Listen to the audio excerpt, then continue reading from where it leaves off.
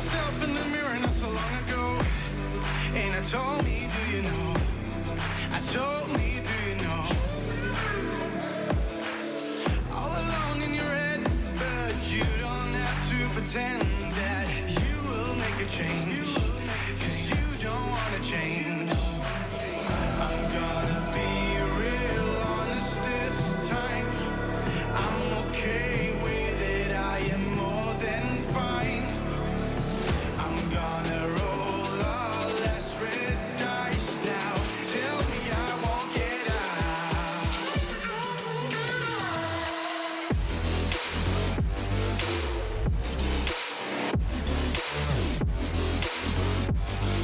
Tell me I won't get out.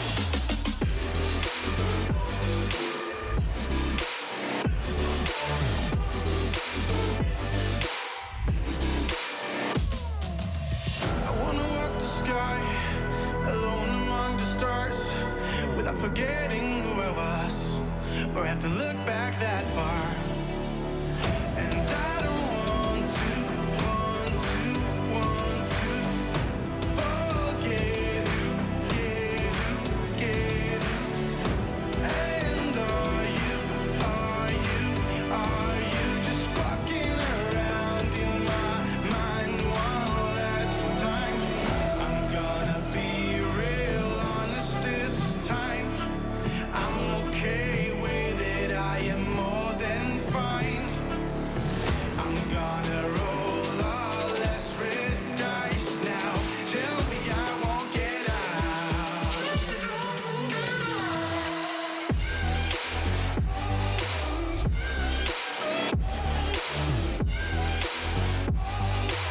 me I won't get out.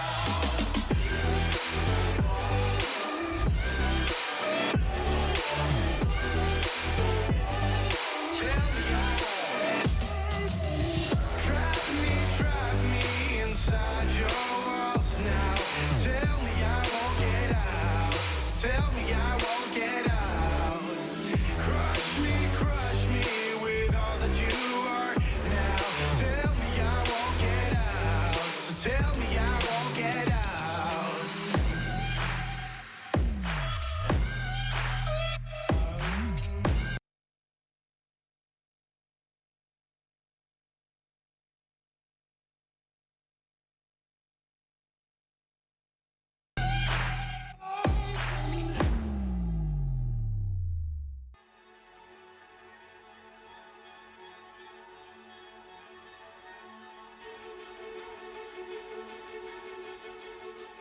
Intel Extreme Masters Katowice is brought to you by Intel, Acer Predator, 1xBet, DHL, Coinbase, US Air Force, and CSGO Hub, powered by Coil.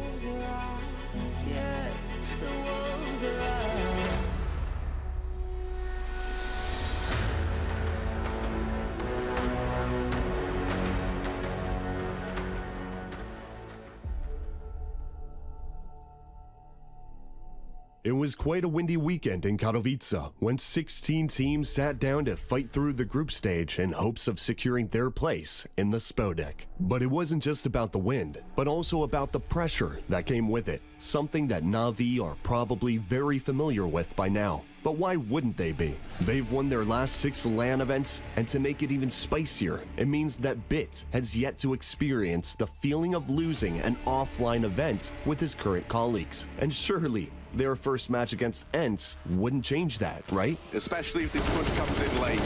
Knives are out and Spinks with the spray down. The apartments are closed, Na'Vi. Didn't you get the memo? Spinks sends them packing. Right? Still don't know. What? Oh, okay. What? Planting for toilets. It's very, very interesting, we'll say. Bit's going to go ahead and try to get it down on truck, but Madden's in with another. No one's looking at him. Oh, no one notices when the invisible man comes into the retake, and Simple, last man alive, is dead. Incredible retake for Madden. Fortunately, though, for Na'Vi, the 2019 scenario didn't repeat itself, with Boomage keeping the spirit of fair competition alive. GG, boys. GG. GG. GG. GG. To later lead his team to firmly secure a spot in the playoffs. And since we're looking at FaZe, they too had to withstand the wind blowing into their eyes. Last year they failed to secure the playoffs, and now their first match had to be played with a stand-in. But long story short, JKS definitely delivered. Now the bomb plant, but no smoke. No one even considered the second lane, and JKS with 2 making a third as he capitalizes on the M4. And sparked a flame that in the end gave them a place in the next stage. Now, speaking of sparking a flame, let's talk about the Danes. The Danes who, despite all odds and with roadblocks constantly in their way, silenced all doubters and first dealt with OG, only to later throw Vitality into the lower bracket, until finally, they dotted their I with a clean victory over Virtus Pro. Rogue all ready to swing. The anti-clutch is here to play here today, and the second the step is made, everyone's going to get involved. It's an AWP from a range, and that is it, folks. Heroic, hyped up. They do put a stop to the VP comeback. They don't let it get uncomfortable again. Being not only the first team in the IEM Katowice semifinals, but also making Cadian very excited. It's one of the most legendary arenas, if not the most legendary arena in Counter-Strike. So you ask me if I'm thrilled, you ask me if the boys are thrilled. I can promise you we are very, very excited to meet the fans in Spodek. But have you noticed a pattern here? Yup, the CIS teams really keep on delivering. But let's not forget that next to VP and Na'Vi stands a roster that especially the latter is well acquainted with. I think we're second best team in the world right now, just because we have some trophies, some achievements. Gambit might have landed in the lower bracket of Group A, but such circumstances only made them more eager to prove themselves. And what's a better way to secure a spot in the Spodek than knocking out the team that you lost against in your initial match? And how does Shiro get anything done at this point in time? A ball in his hand, that's one way. Don't go for the play, go for the kills. Clear the site, that's how he does it. Straight assassination, 3 kills now in the round. Bomb to be planted. He works up now with his crosshair firmly fixed upon that lane. He may have just seen the backside as Shiro is inside of the corner. His gun will show first. No, Rez looked away. Thinks he's rotated all the way around. Thinks he's missed his chance. Now they each know where the other is. And Shiro, a lovely, lovely way to end the half. Could it be that history will repeat itself? We don't know yet, but history is always being written. And a new star is rising. A star that not only rocked some pretty high numbers versus Liquid on Vertigo, but also later helped G2 once more enter the big stage. Green position, the top of the bags. He gets config through it. He's going to rotate. He's going to try and change this up on Blame F. No, he's not. 1 HP to try and take down Blame F, who's sneaking out, knowing the angle spotted up, and he's absolutely nailed it. So much damage on the scout. He might have been better off with the AWP, but why not 10 shots instead of 5 to win the round? And thus, the group stage has concluded, with both Group A and Group B giving us some brilliant plays. But now it's time for the true feast to begin. The Spodek awaits.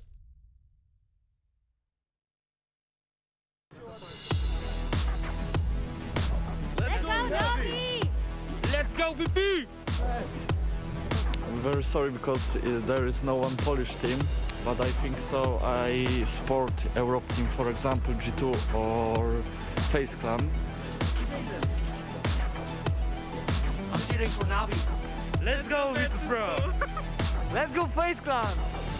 I'm just come for the good Counter-Strike.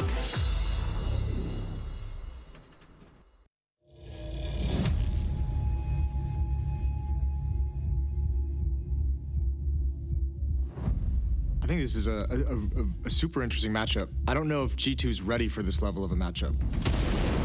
We know the skill's there, but I don't know if the team cohesion is quite ready for VP. They're good, but I don't think they're experienced enough. Like, when it comes to the arena crowd, I think we have a good chance of winning versus them. This with the FAMAS. There's no way he gets more than 2. Oh my god, Jax! He's done it all. 4 kills for Jax. And he's got to keep his attention on it. Goes to the CZ, perhaps from a call on his teammate. That'll get it close. Sees the second. As well, and James gonna pull it back.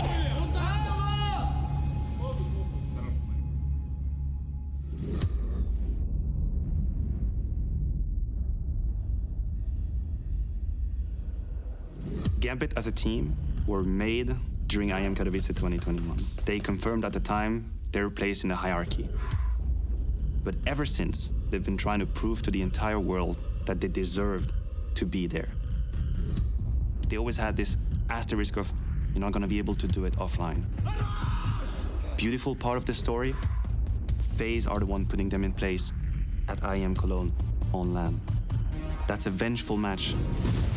There is a grudge in here, and they get to prove to everyone how they have changed. Consistency, 20 banana play. Is meant to go for there, but no exile. Coming over top, it's his chance to shine. The damage, double from Twist. He loses Carrick in the third and fourth. The magician. Holy shit, man.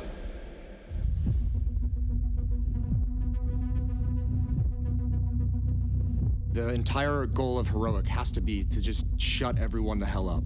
I think they're still very much considered onliners, and I think that's kind of warranted. But I think what's most scary about it is that everyone kind of knows that it's only a matter of time before they shake that off. I think everyone can see how well they're playing and how good they are on LAN. Like, there was 2 stadium events last year, and we made top 4 in both of them, and now we made top 4 at the third one. So, I mean, what more can you do?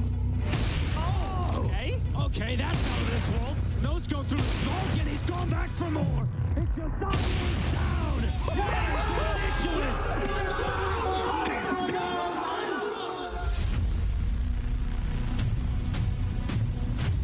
I think with the way Navi's been playing, it's looked shaky, and I mean they have a tendency to start slow in tournaments and then build into it. So they have that going for them. And I think it's the classic case of, you know, it's easier to get to the top of the mountain than it is to stay on the top of the mountain. But we have to remember, like, these guys haven't lost a LAN, Navi, since the 2020 IEM Katowice. They've won every single LAN. Now, that's through the online era, but they're beasts. They're incredible. Electronic, what is that spray from Palace to jungle? Now this time, Rain commits. The way, the peak, the double kill. Oh my God, what a move from Perfecto. Every single one of these teams had to go through some shit in 2021. And now they finally have a chance to prove that they deserve to lift the trophy.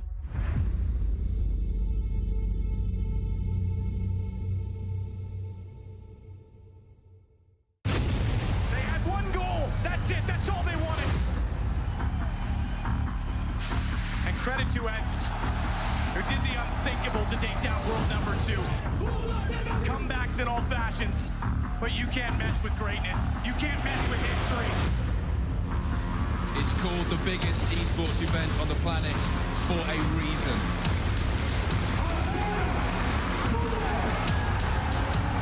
The pounding heart of esports beats louder here in Katowice. If you're hoping to see a wonderful event, had a great time at Spodek, especially for the first time, then all I can do is apologize. We'll do everything in our power to make sure that, you know, we do our best for you. But for now, please watch the event on Twitch, watch it online. Spodek's closed. The real first whispers that something could happen with the event, we've got it probably 1 week before the event, maybe 10 days, and they were just whispers. We knew in the days leading up to the event that there were all sorts of meetings happening at city level, and every single time we were getting an unofficial green light. You shouldn't worry, everything should be okay. When the news hit, it was expected to some degree, but it was a major shock to everybody. It was an eerie silence when we found out. The quietest it ever gets in Spodek, when it's, you know, on competition days when it's full, is that whispered hush of thousands of people. But some of the games were played in real silence, and it was a very odd experience. It took us a full 24 hours to probably shake it off and refocus on what we needed to do, which was to reach out to all the people that traveled to the event and make sure that they were aware that we think of them and that they were aware that we want to do something for them, even though we can't let them inside. None of them were angry with us. None of them were resentful. None of them seemed pissed off. All of them positive, all of them... I genuinely think most of them went home with completely different memories that they thought they would make, but good memories nonetheless, and ultimately that's a good thing.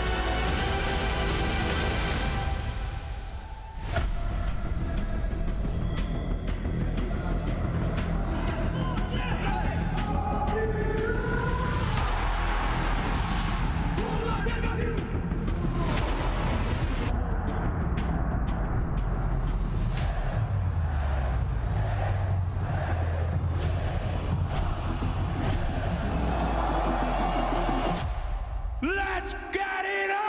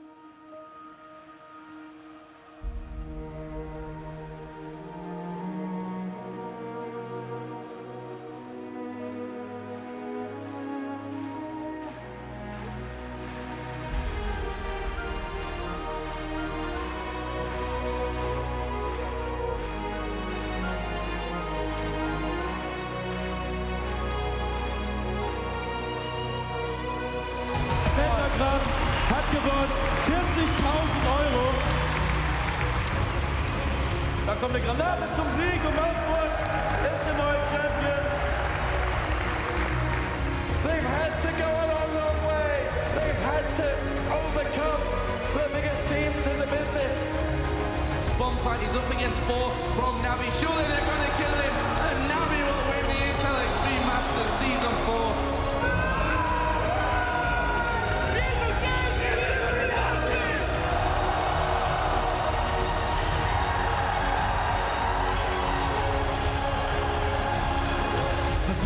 Here, they all know that this stadium makes legends.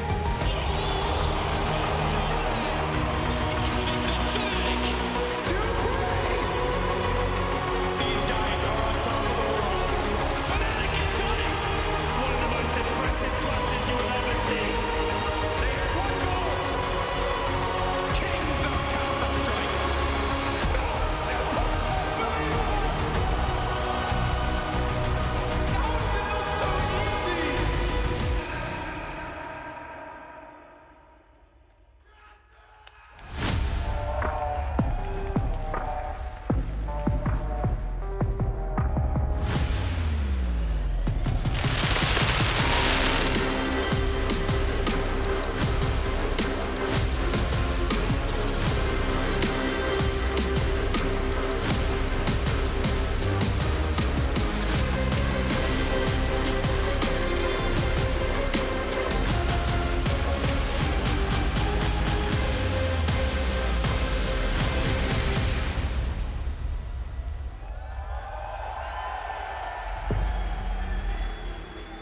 Katowice! We are back! Yes, we are! We are back here again. It's been what? 1,000 days or more?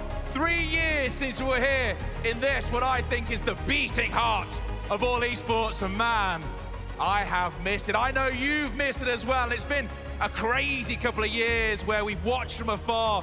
We've missed the lands, we missed being here in this building that has seen so many champions over the years, seen so many legends. And do you know what? I mean, maybe I'm just saying this, but I think this is the greatest of all esports tournaments. I think this is one of the greatest sports tournaments of all. Why? Because of you. And we have missed you here. We have missed you in this building. So thank you. Thank you for coming back. Thank you for being here today. What I think is going to be emotional, yes. Exciting, yes. It's going to be great. And we have 3 days of tournaments for you. We've got quarterfinals, semi-finals, and then a big final to see who will be crowned this year's Intel Extreme Masters champion, because this is where we need to be right now. I'm going to ask you soon if you're ready, but I know you are. Are you ready?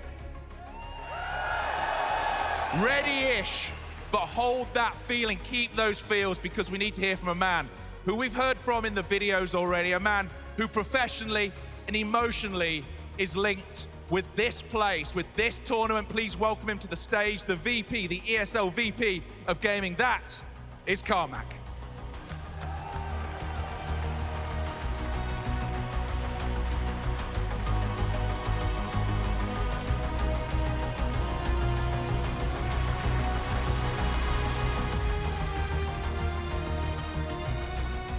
Hello, everyone.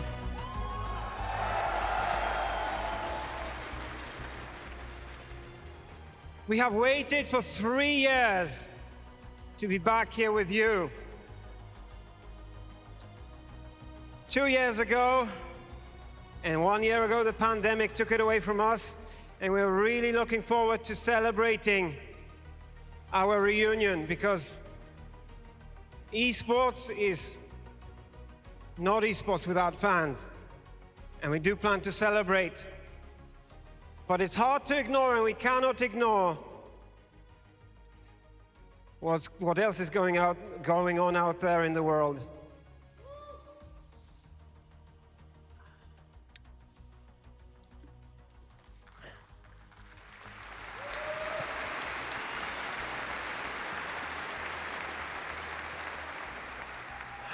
When you read about people getting wounded, losing lives, losing their homes, human tragedy,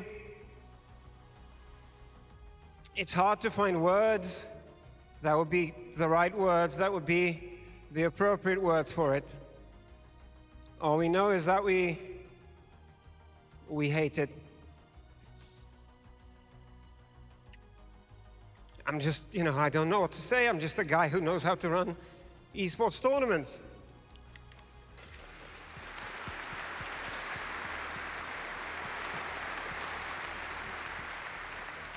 But what I do know is that thanks to esports, I have friends in almost every country in the world. And thanks to esports, most of you have friends in other countries. You've played with people from abroad. You've made friends. Maybe you've been toxic to some of them. Maybe they've been toxic to you. Not about toxicity, I'm sorry. We have an international community with dozens of different nationalities coming here to compete in Katowice. Multiple teams with mixed nationalities, where there are teammates from different countries. And 180 countries usually watch this event around the world and tune in. And all that connects us, all that binds us is esports. And that is magical, really, that's magical. Think about it. If you go and play a video game online, the very first thing you find out about the other person is that they actually love the same game as you. So that's the first thing you have in common with them. And then as you go on, as you play, you find out more. And you find out who they are. More so, hey, how he reacts in pressure, or how she reacts to pressure. Do they panic? Do they run away? Do they have good aim? Do they make great decisions? That is who they are. Not what they look like, not which church they pray in, not which country they are from. That's not who they are.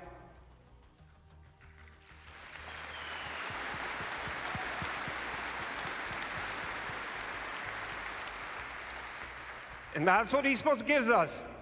It equalizes us, and it gives us a universal language that we can all use to connect.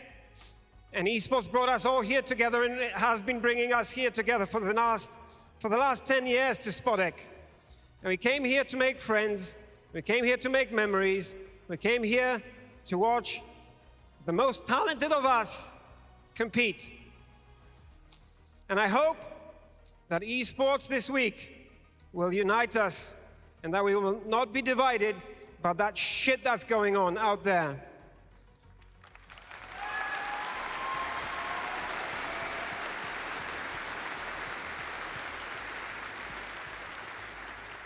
So, when the players are here, and rest assured, I have no idea what I'm doing here on this stage, no idea what I'm doing. I can't imagine the pressure that those guys are playing with. All of them. Not just some of them, all of them. I don't think there's an esports player that chose to come here and play with this kind of pressure. So what I'm asking you to do, here in Spodek and online, to use your energy wisely. Because there are some players here that need your support more than ever. So conserve your energy. Give all the players love and respect. And if you have extra energy, you know who to give it to. Give them more support than you've ever given anyone before. But the other players, love and respect, because that is the value of esports. That is the lesson of esports that we've learned. So I hope we stay true to it this weekend. Thank you. Thank you very much. Absolutely that. Carmack, ladies and gentlemen. Fine words to get us going, to get us started on this journey through the big stage here, because winning online is one thing. Winning here, winning on LAN, winning at these desks you see behind me with you in front of them, that is another matter. But what are they playing for? Yes, the prestige, but there needs to be a token of that prestige, and that is the trophy, the Intel Extreme Masters trophy, inscribed with the names, legends over the years. So let's bring it out right now. A man who knows this stage. He was a 1.6 legend. He is an alumni of this building. Please welcome Edward.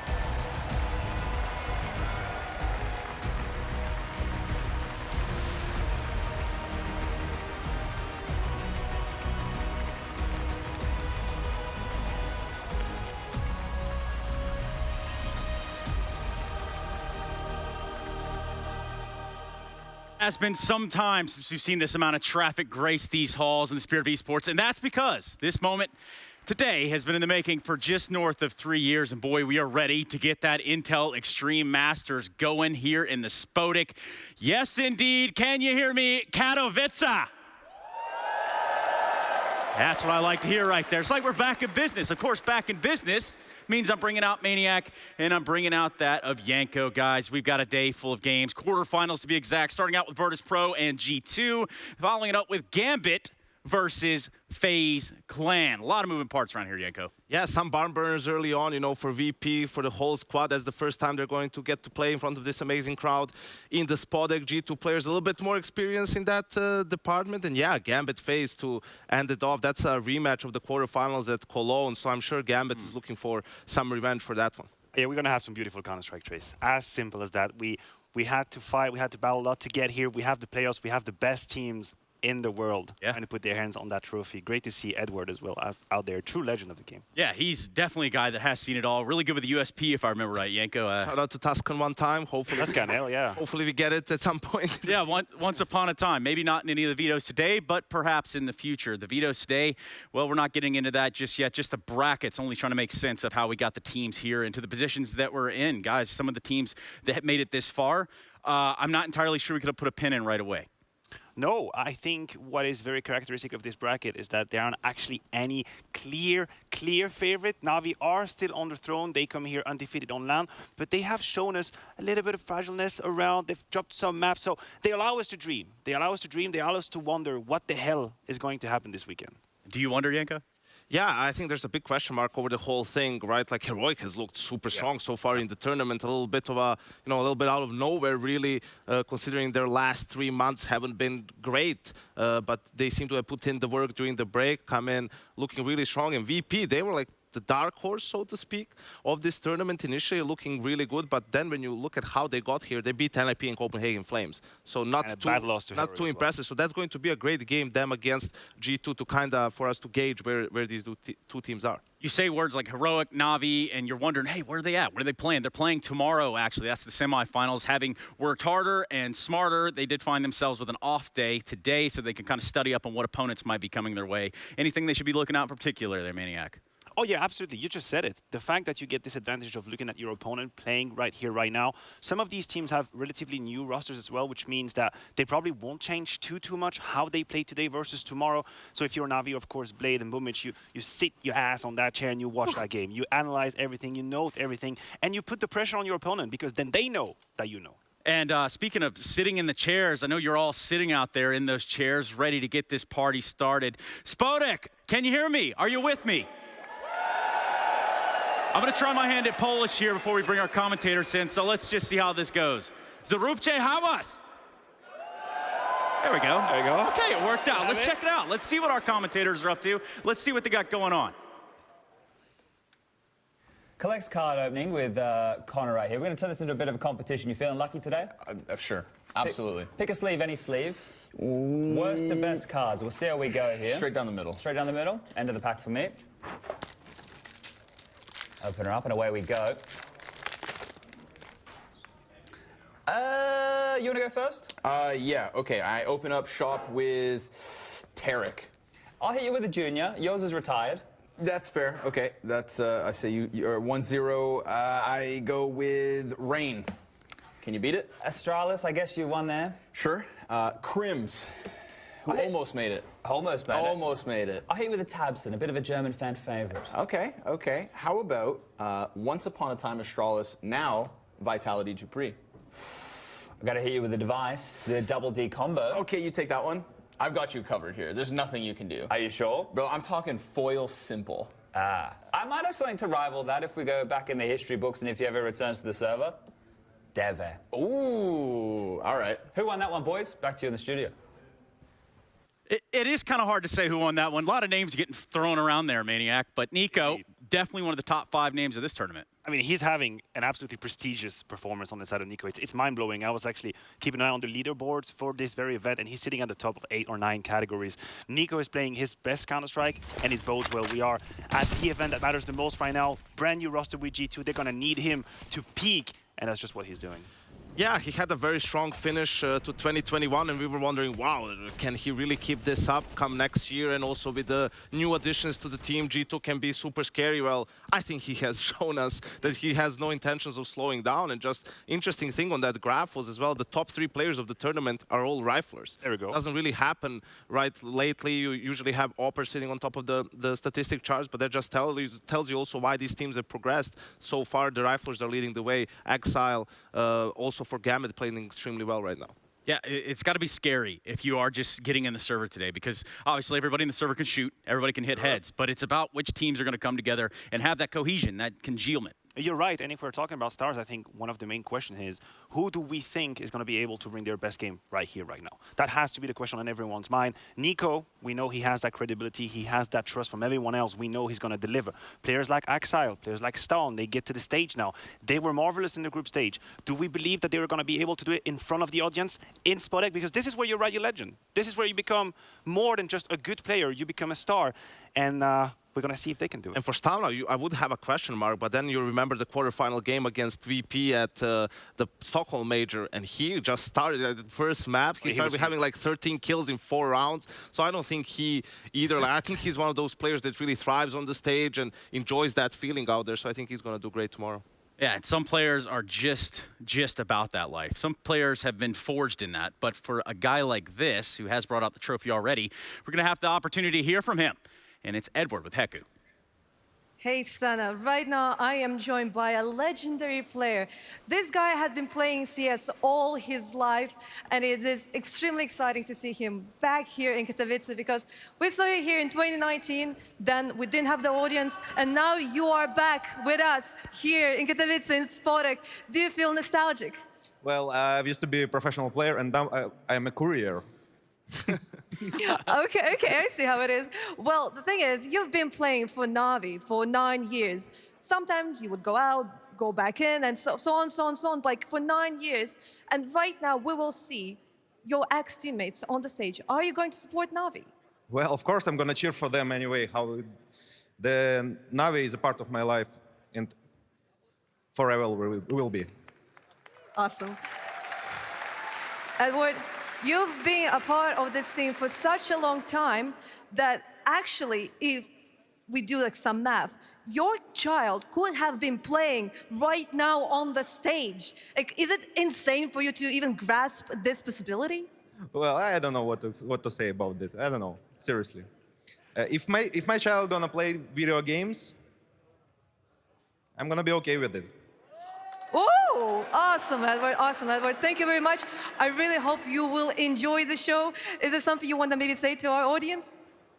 Yeah, I want to shout out to my home country, which is really tough situation right now. I just want everyone to be safe, stay at home, and wait. Make peace, no war.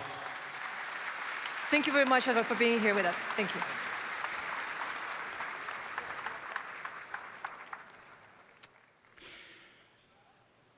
And that's Edward and company. We're ready to get this party started almost. Guys, we are just moments away from getting in the nitty-gritty. I say moments. Maybe I've churched that up a little bit. A few extra minutes there on top. But Edward knows what he's talking about. He's seen this before. Oh, he's been around the place. He's been around the place. Yeah. He's been around in esports. He's obviously part of the legendary Na'Vi household. Also a household that's lifted the trophy a filthy amount of time here in Katowice. So Janko, tell me about that feeling he's describing where Na'Vi is with him forever. Yeah, I mean, that's been such a great part of his life throughout 1.6, then CSGO as well, right? He just left a tremendous legacy with that lineup. And, you know, once he hung it up, that's definitely a team that's going to stick with him forever. And, you know, memories I'm sure he'll cherish for the rest of his life. And for this Na'Vi, we're talking about guys that have just about, you know, stacked it pretty high to the ceiling at this point. For Na'Vi, they are the pinnacle of what we look at in Counter-Strike teams right now, Maniac. They absolutely are, and they are the absolutely undefeated LAN champions ever since Counter-Strike has got back to where it belongs, where it's supposed to be. We can even go back to IEM Katowice 2020. Na'Vi has been lifting trophies. They have been the final bosses of Counter-Strike in general, and they come here with the same stature. Everyone is going after them. Everyone is trying to get them, but can't actually do that. Yeah, I think they've had the target on their back for a while now, especially since they have won that Intel Grand Slam. We're going to be jumping into that in just a moment. And when I say just a moment, we cut to a quick break so that you guys can all get your popcorn out and get ready for the party that's about to begin. The Intel Extreme Masters Katowice quarterfinals is today.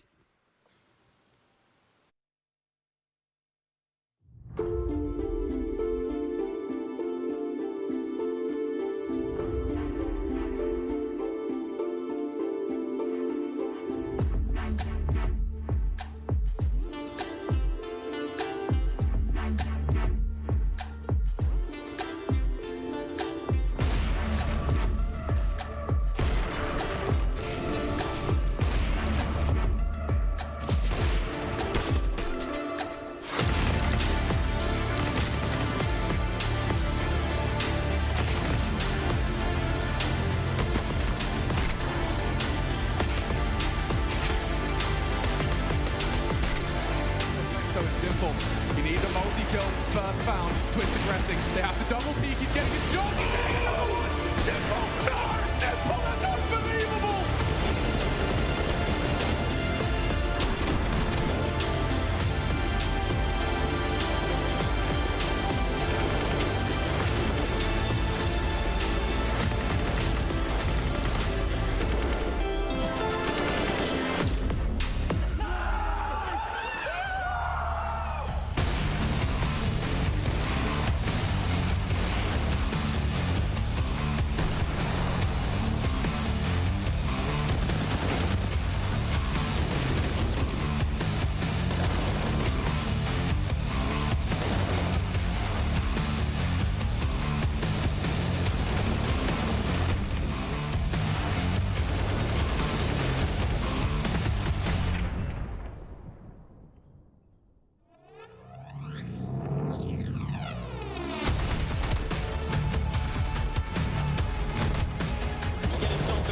First down play from that molly. Here's it coming in. He peeks out and gets it into the 1v1.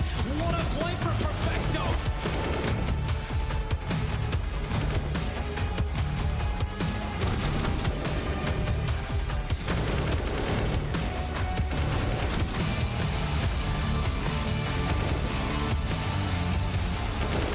First frag foul.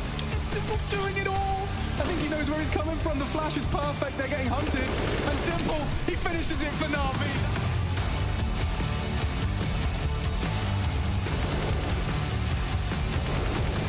Defusing and defusing now. The smoke is there. They're on it.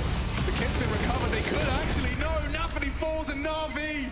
That's exactly what they wanted. They'll take it 3-0.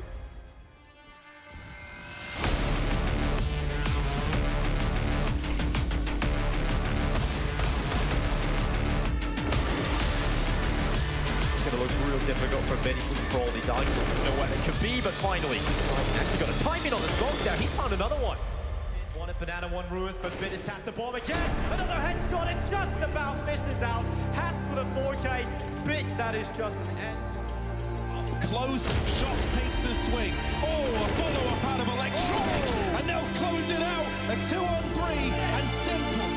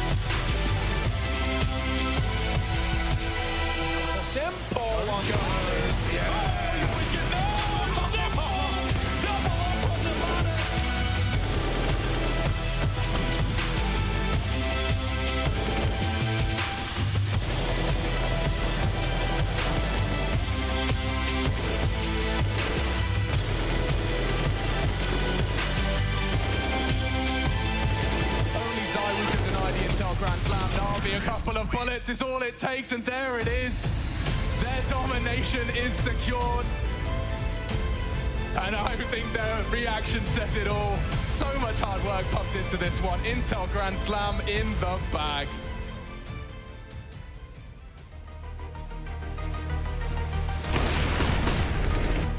Welcome back to the Spodek. Welcome back to where we are, back here on LAN, here with fans again. And I think it's fairly obvious to say that to win anything in esports, that is hard. It takes dedication, it takes a grind.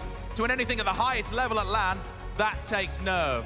To win an Intel Grand Slam, well, that is something completely different. To win one, like Na'Vi just have, well, that takes something unbelievably special. To do it over the time they did it, yes, people have won it before, there's been 2 before, but this one, my word, was it different. The story of how they won their Intel Grand Slam, of how they got to the gold bars, well, Stunner has that for us.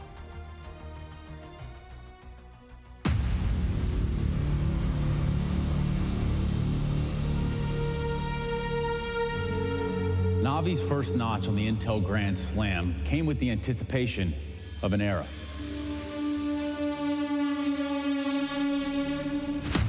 For me, IEM Katowice was the first big LAN event what I win, and it was feeling like it was my dream.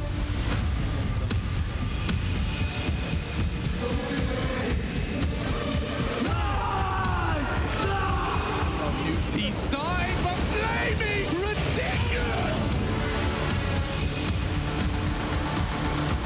It's the quad, and Flamey's got another race. He keeps rushing them up.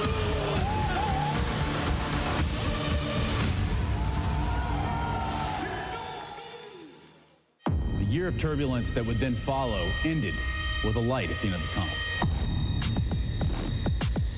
The utility bit will be under pressure. He does not crack. Instead, he gets 3 kills. He cracks open VP. Alone in a 1v2. He's looking for the second. Simple is a vessel of violence. The last 2 years, Counter-Strike found itself in a pretty strange place. I don't think we had a necessary favorite, a necessary top dog. Na'Vi changed the tune of that. They'll take it 3-0. A new Na'Vi, no doubt. DreamHack Masters champions. As IEM Cologne approached and the return to LAN along with it, the black and yellow behemoth bulldozed all of those in its path to glory.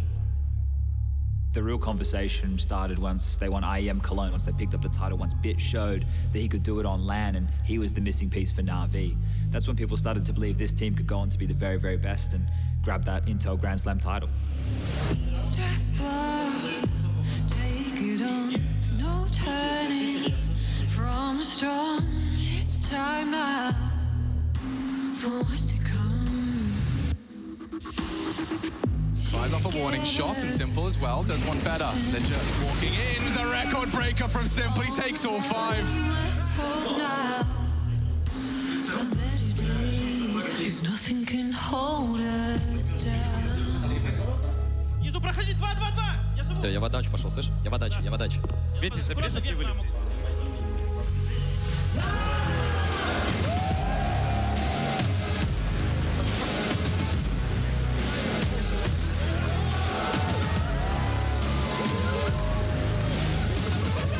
We can be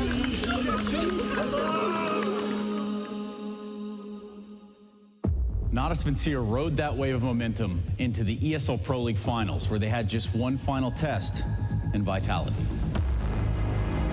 I think we was thinking about the win the Intel Grand Slam, then it was its last tournament and it was the final. Surging towards the smoke. He's not going to be expected here. And oh my god, they all run into him. Loves these walks, out monster. Jesus, Simple. Come on now.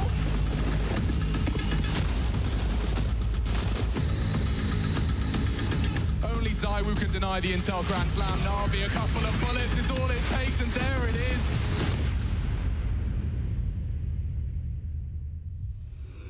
Now standing with the storied lineups that came before them, they are the 3rd champions of the Intel Grand Slam.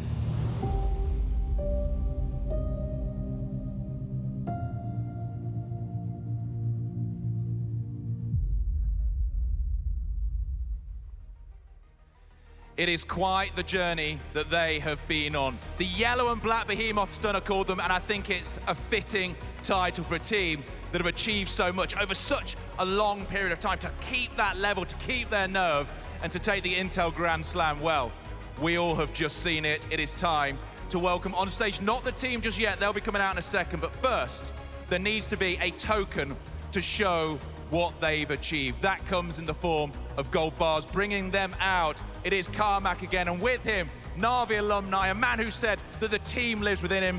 It is Edwards.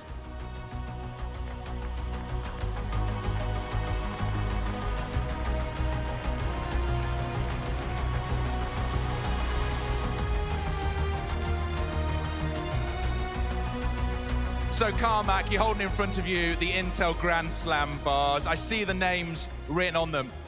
In your mind, what sort of Grand Slam was this? Well, first of all, the first thing I'll say is let's remember Flamey, who won in Katowice here in 2020, because he was also part of this. He's not going to be on stage with us today. Let's remember Flamey as well. What kind of Grand Slam, what kind of Intel Grand Slam was this? Please, round of applause for Flamey, please. What kind of Intel Grand Slam was this? I think you could say this is the third one. The very first one was Astralis. It was the first one. Then it was Team Liquid. It was the quickest one. And this one, Na'Vi won. Nobody's ever done it, winning Intel Extreme Masters Katowice and Intel Extreme Masters Cologne. So I think this is the big one. How hard was it? I think as far as what ESL provides, this is the hardest thing to do in the ESL universe. So these guys are true titans. True titans, he says. Well, let's welcome on stage Katowice, Spodek. This is where we start ramping that noise up. They are the third Intel Grand Slam champions. Please welcome to the stage, Na'Vi!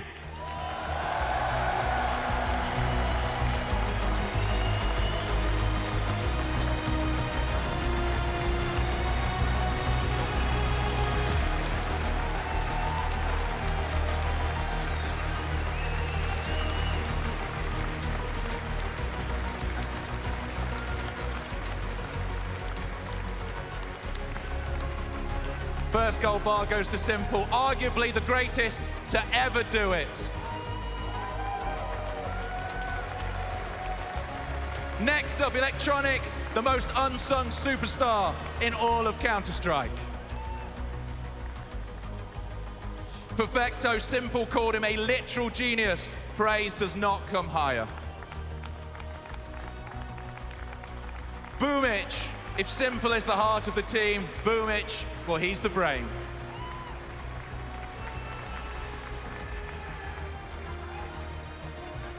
So there we go, the gold bars are handed out. Let me chat to Simple.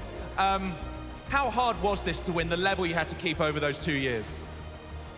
It was pretty tough, but it was online, so better to do it at LAN next time. And holding this gold bar, what does it mean to you? What does it mean to the team?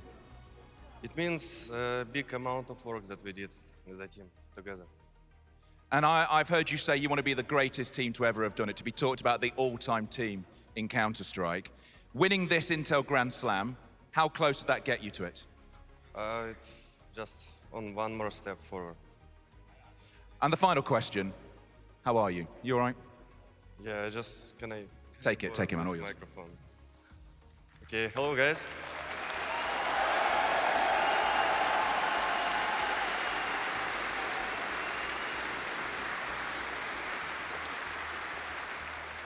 First of all, I don't have a lot of words to say, but I want you to know that esport is out of politics, and all our players, all players from different teams, and all of you have nothing to do with government decisions.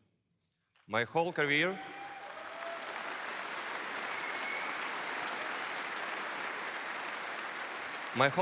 I played with Ukrainian players, I played with Russian players, and I played with American players. And all of them great guys. And right now I stay with my friends, with my real friends. We win together and we lose together. And all of us want peace for Ukraine and for whole world. All of us scared. And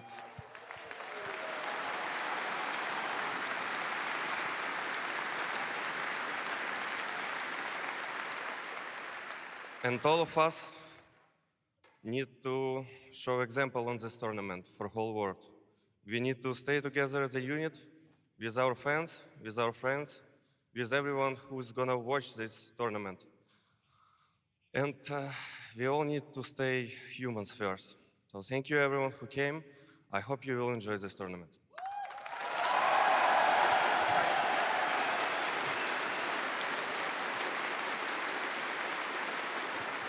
Once again, put your hands together for your Intel Grand Slam champions. What a team, what a speech as well. It is Na'Vi. One more time! We're going to take a short break. Next up, it is our first quarterfinal. Virtus Pro versus G2 on this stage.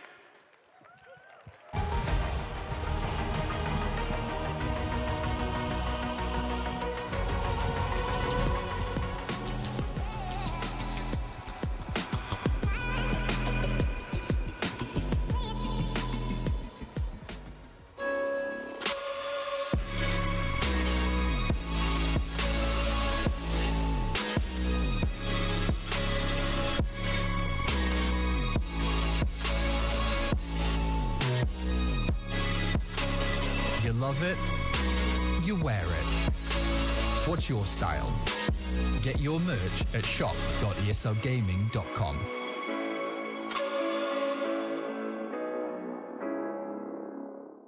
Choose nades, choose a smoke, choose a flashbang. Choose team badges to support your favourite CSGO team. Choose an ESEA Premium membership. Choose routes you know bring in wins. Choose pro video tips. Choose the fan club wars. Choose behind the scenes content.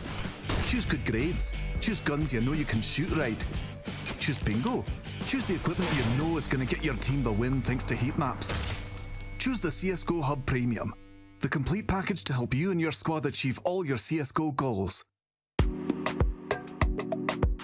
Welcome back, everybody. We have a 1xBet tier list. It's going to be one of those days where, yes, we've done this before. We've already seen some hurt feelings and hurt faces, emotions running rampant, but now we get to do it again. But this time, it's different. For the playoffs, we obviously only have 6 teams, and joining me will be Sadakis, Kassad, and a little bit of Maniac. Not joining us is the Copenhagen Flames. So there's that right out of the gate. Guys, let's start the conversation not around Na'Vi, but perhaps FaZe Clan down there. And Kassad, I want to look at you with this one. When I think of FaZe Clan, what they've shown here, are they going to make this deep run? And which one do you think they fall under? Oof, I think they showed enough. Let me. Just give a second to the man. Keep your hands off it, Still, like, Trace. take See, he gave you about 7 seconds to make a choice.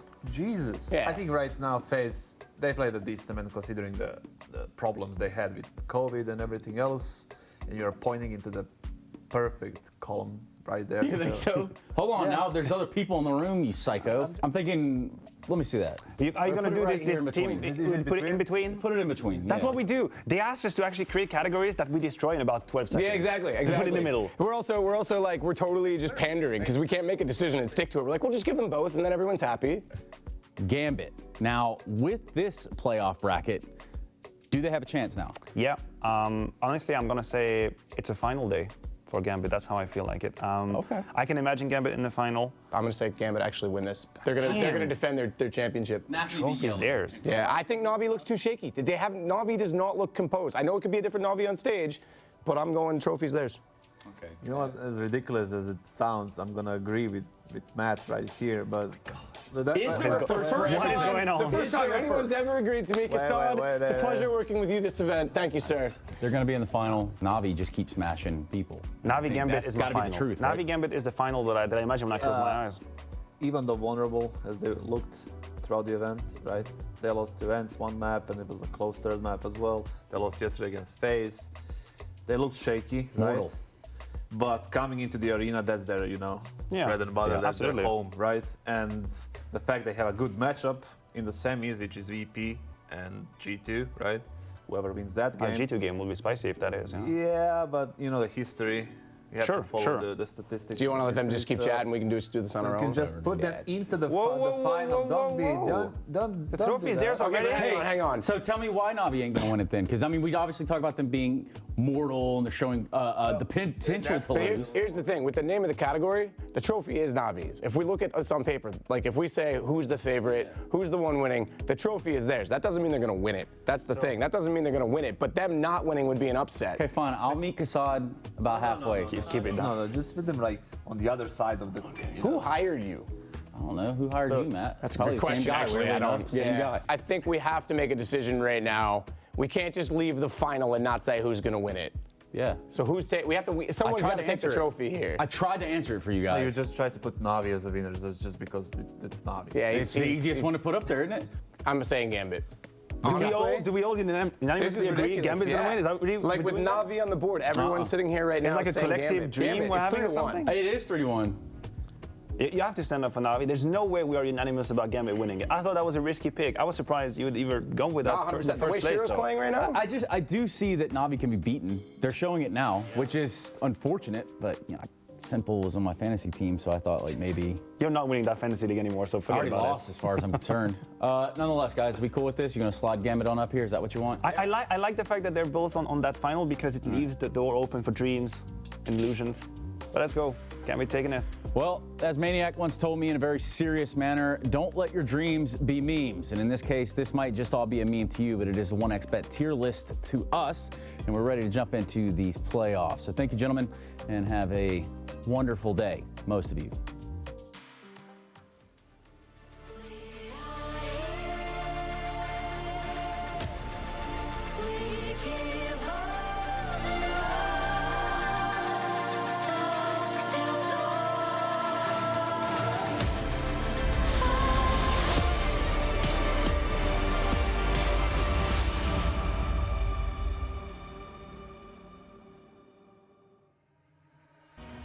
What's going on, guys? I'm here in the crowd with, I think, a G2 fan. Sir, how are you doing? Very well, thank you very much.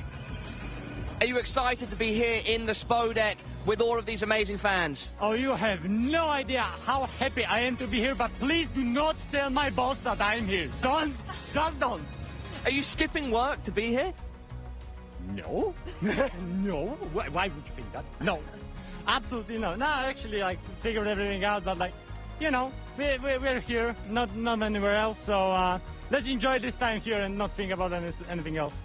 So yeah, best to just omit the topic, you know. Absolutely. Thank you so much for your time. Thank you so much and have fun.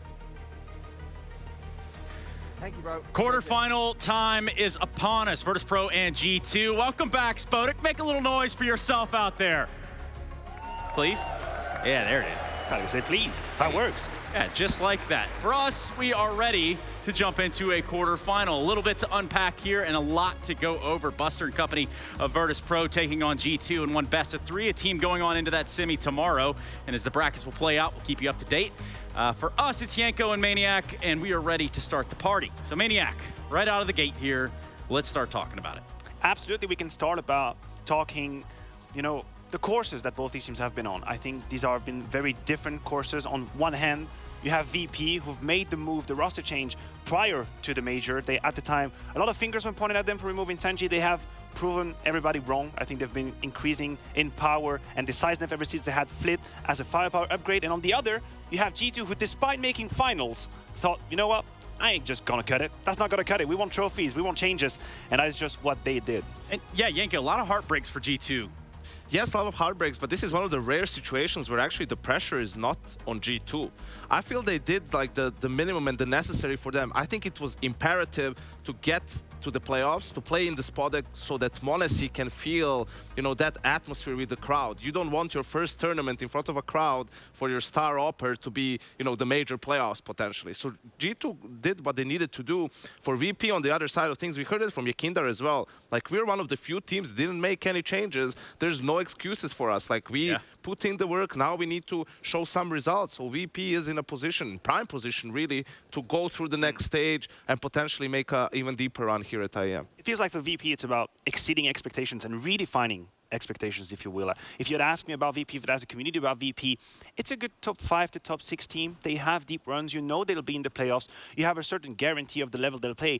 But can you imagine them lift a trophy? Can you actually imagine them being out there with that prize trophy?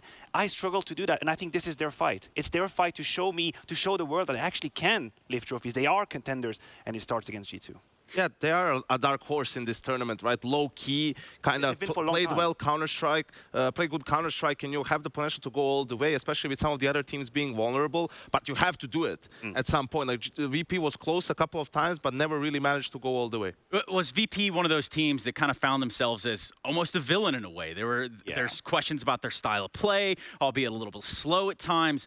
Is this part of that face they're trying to shake? Yeah, you're absolutely correct, Trace. I think as a team, it's very important that fans can identify with the Counter-Strike you play and they can be excited about you. For the longest time, we didn't really get that vibe from VP. I think Yekindar changed that. Yekindar brought a lot of fire, but this man is under our radar. And there is something very specific I want you to look at.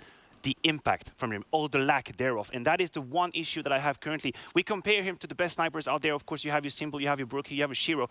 But look how their rating is close to their impact. The kills they have an impact on the game. Jame, at time, a little bit too backwards on the conversation. And that needs to change. That needs to change right here, right now, in the playoffs. Because that's just going to fly. That's not going to fly. Yeah, you're absolutely correct. And also, on top of that, he just had a little bit of a slower tournament this time around, right? So then it gets even more emphasized in that sort of a situation. Luckily for them, you know, Yekindar has been playing well. And I think with their change for VP, the main thing is there's no weak link anymore. That was like the big change with Sanjay. Like any of the players can hold their own. Buster, who also flies a little bit under the radar, in big games, he's one of their best players. Yeah, I mean, you talk about Yekindar, and I don't know if you're satisfied. I exactly haven't been satisfied with what Yekindar has done so far in the tournament. I mean, we have to keep him accountable. He's the 8th best player in the world, according to latest yearly ranking. He's at 1.08 right now during this event. So you talk about Rifle and how the impact they have. Yekindar hasn't exactly shown us that quite yet. I think he has to be a difference maker. He has to be an X factor for EVP. That Yekindar, I don't think he's going to cut it. Especially if you play against G2 and on the other side, you have the most impactful rifle in the game in EVE. Yeah. What about a guy like Flit over there on the VP side? What's he providing? What's he bringing to the table, Yenko? More firepower, like more than anything else, right? Like with Sanjay, it was always like, you know, he's the definition of a support player, dropping guys and this and that. But, you know, you want to win tournaments, you can't have a player who's just a liability, right? You even look at the support players in teams like Na'Vi, Gambit, Inters, Perfecto, right? They're pulling their own weight. They have their own qualities, which they bring to the team. And I think it was a change that was going to happen sooner or later. And I think the strongest comparison we can draw is with Heroic. I think Heroic is also a roster that has these 5 players capable of making a difference, capable of getting stuck in and truly have an impact on the scoreboard. Flit obviously is that upgrade. Flit is the difference maker, and he kind of had to prove himself. He replaced Sanjay, who had a huge sympathy resources from the crowd. Flit has to prove that he was the right decision, and he's on track for just that. So just shy of like not defusing a bomb or something, you know, no funny business here. For G2, there's been a slew of second places. When you look at them coming into this arena right now, we talk about a player like m0NESY, what he's bringing to the table is just a young gun, but this is the place to show up, Yenko. Yes, it is. And, you know, we heard from Nico in the interview, if we can catch fire, then we can just beat anyone and we can run away with the game. And our goal is to make him really comfortable coming into this game so he can just relax and do his own thing. I mean, we've seen the kid is talented. Like, he's fast as anyone really that we have right now. It's just about learning how to play against tier 1 teams, learning how to play in stage in big games, right? Like, he's 16 years old. That's just something that no matter what you do is going to take some time and reps more than anything else. Yeah, it's a stress test. Yeah, Maniac, a guy like m0NESY being 16, being that young gun. I know. It's just wild, right? So we could talk about ceilings and, you know, where does it stop? But, I mean, is it fair to say we haven't got close? No, I don't think we are anywhere close. m0NESY's ceiling, obviously, you talk about the circumstances, the context. It's going to be his first LAN event audience in front of such a huge crowd. And I say it's a stress test because everyone's going to be looking at him. And we're going to try and see, does he actually prevail under that pressure, or does he turtle in the shell? And that's 2 routes he could take. And that's the gamble that G2 made with this move. G2 is in win now mode. Like, their players are at their prime. You know, Nico, Hunter, Alexi, they're at their primes. Jax past his prime, arguably. No, I'm kidding. Like, he's having a good time out there. Awesome, right? So you bring this kid, like, right, because of that ceiling, because of that talent, and you're hoping that he will reach it sooner rather than later, and also that his floor is high enough that he just needs to outdo Amanek in a way, right? Because they were right up there, and you will be in that position to lift some trophy. And you hope he's taking the bit road, which is whenever the pressure is high, whenever everyone is looking at you, everyone is dissecting your play, but that's where you play your best Counter-Strike. That is the gamble. And he was groomed for success. I mean, in Navi Academy, right? Working personally individually with Blade, amongst other things. Well, for G2, it hasn't necessarily been success here until they found themselves into the playoff, until they found themselves in the arena. We're talking about a team that had to battle through the lower brackets, and that's never going to be easy nor fun for anyone.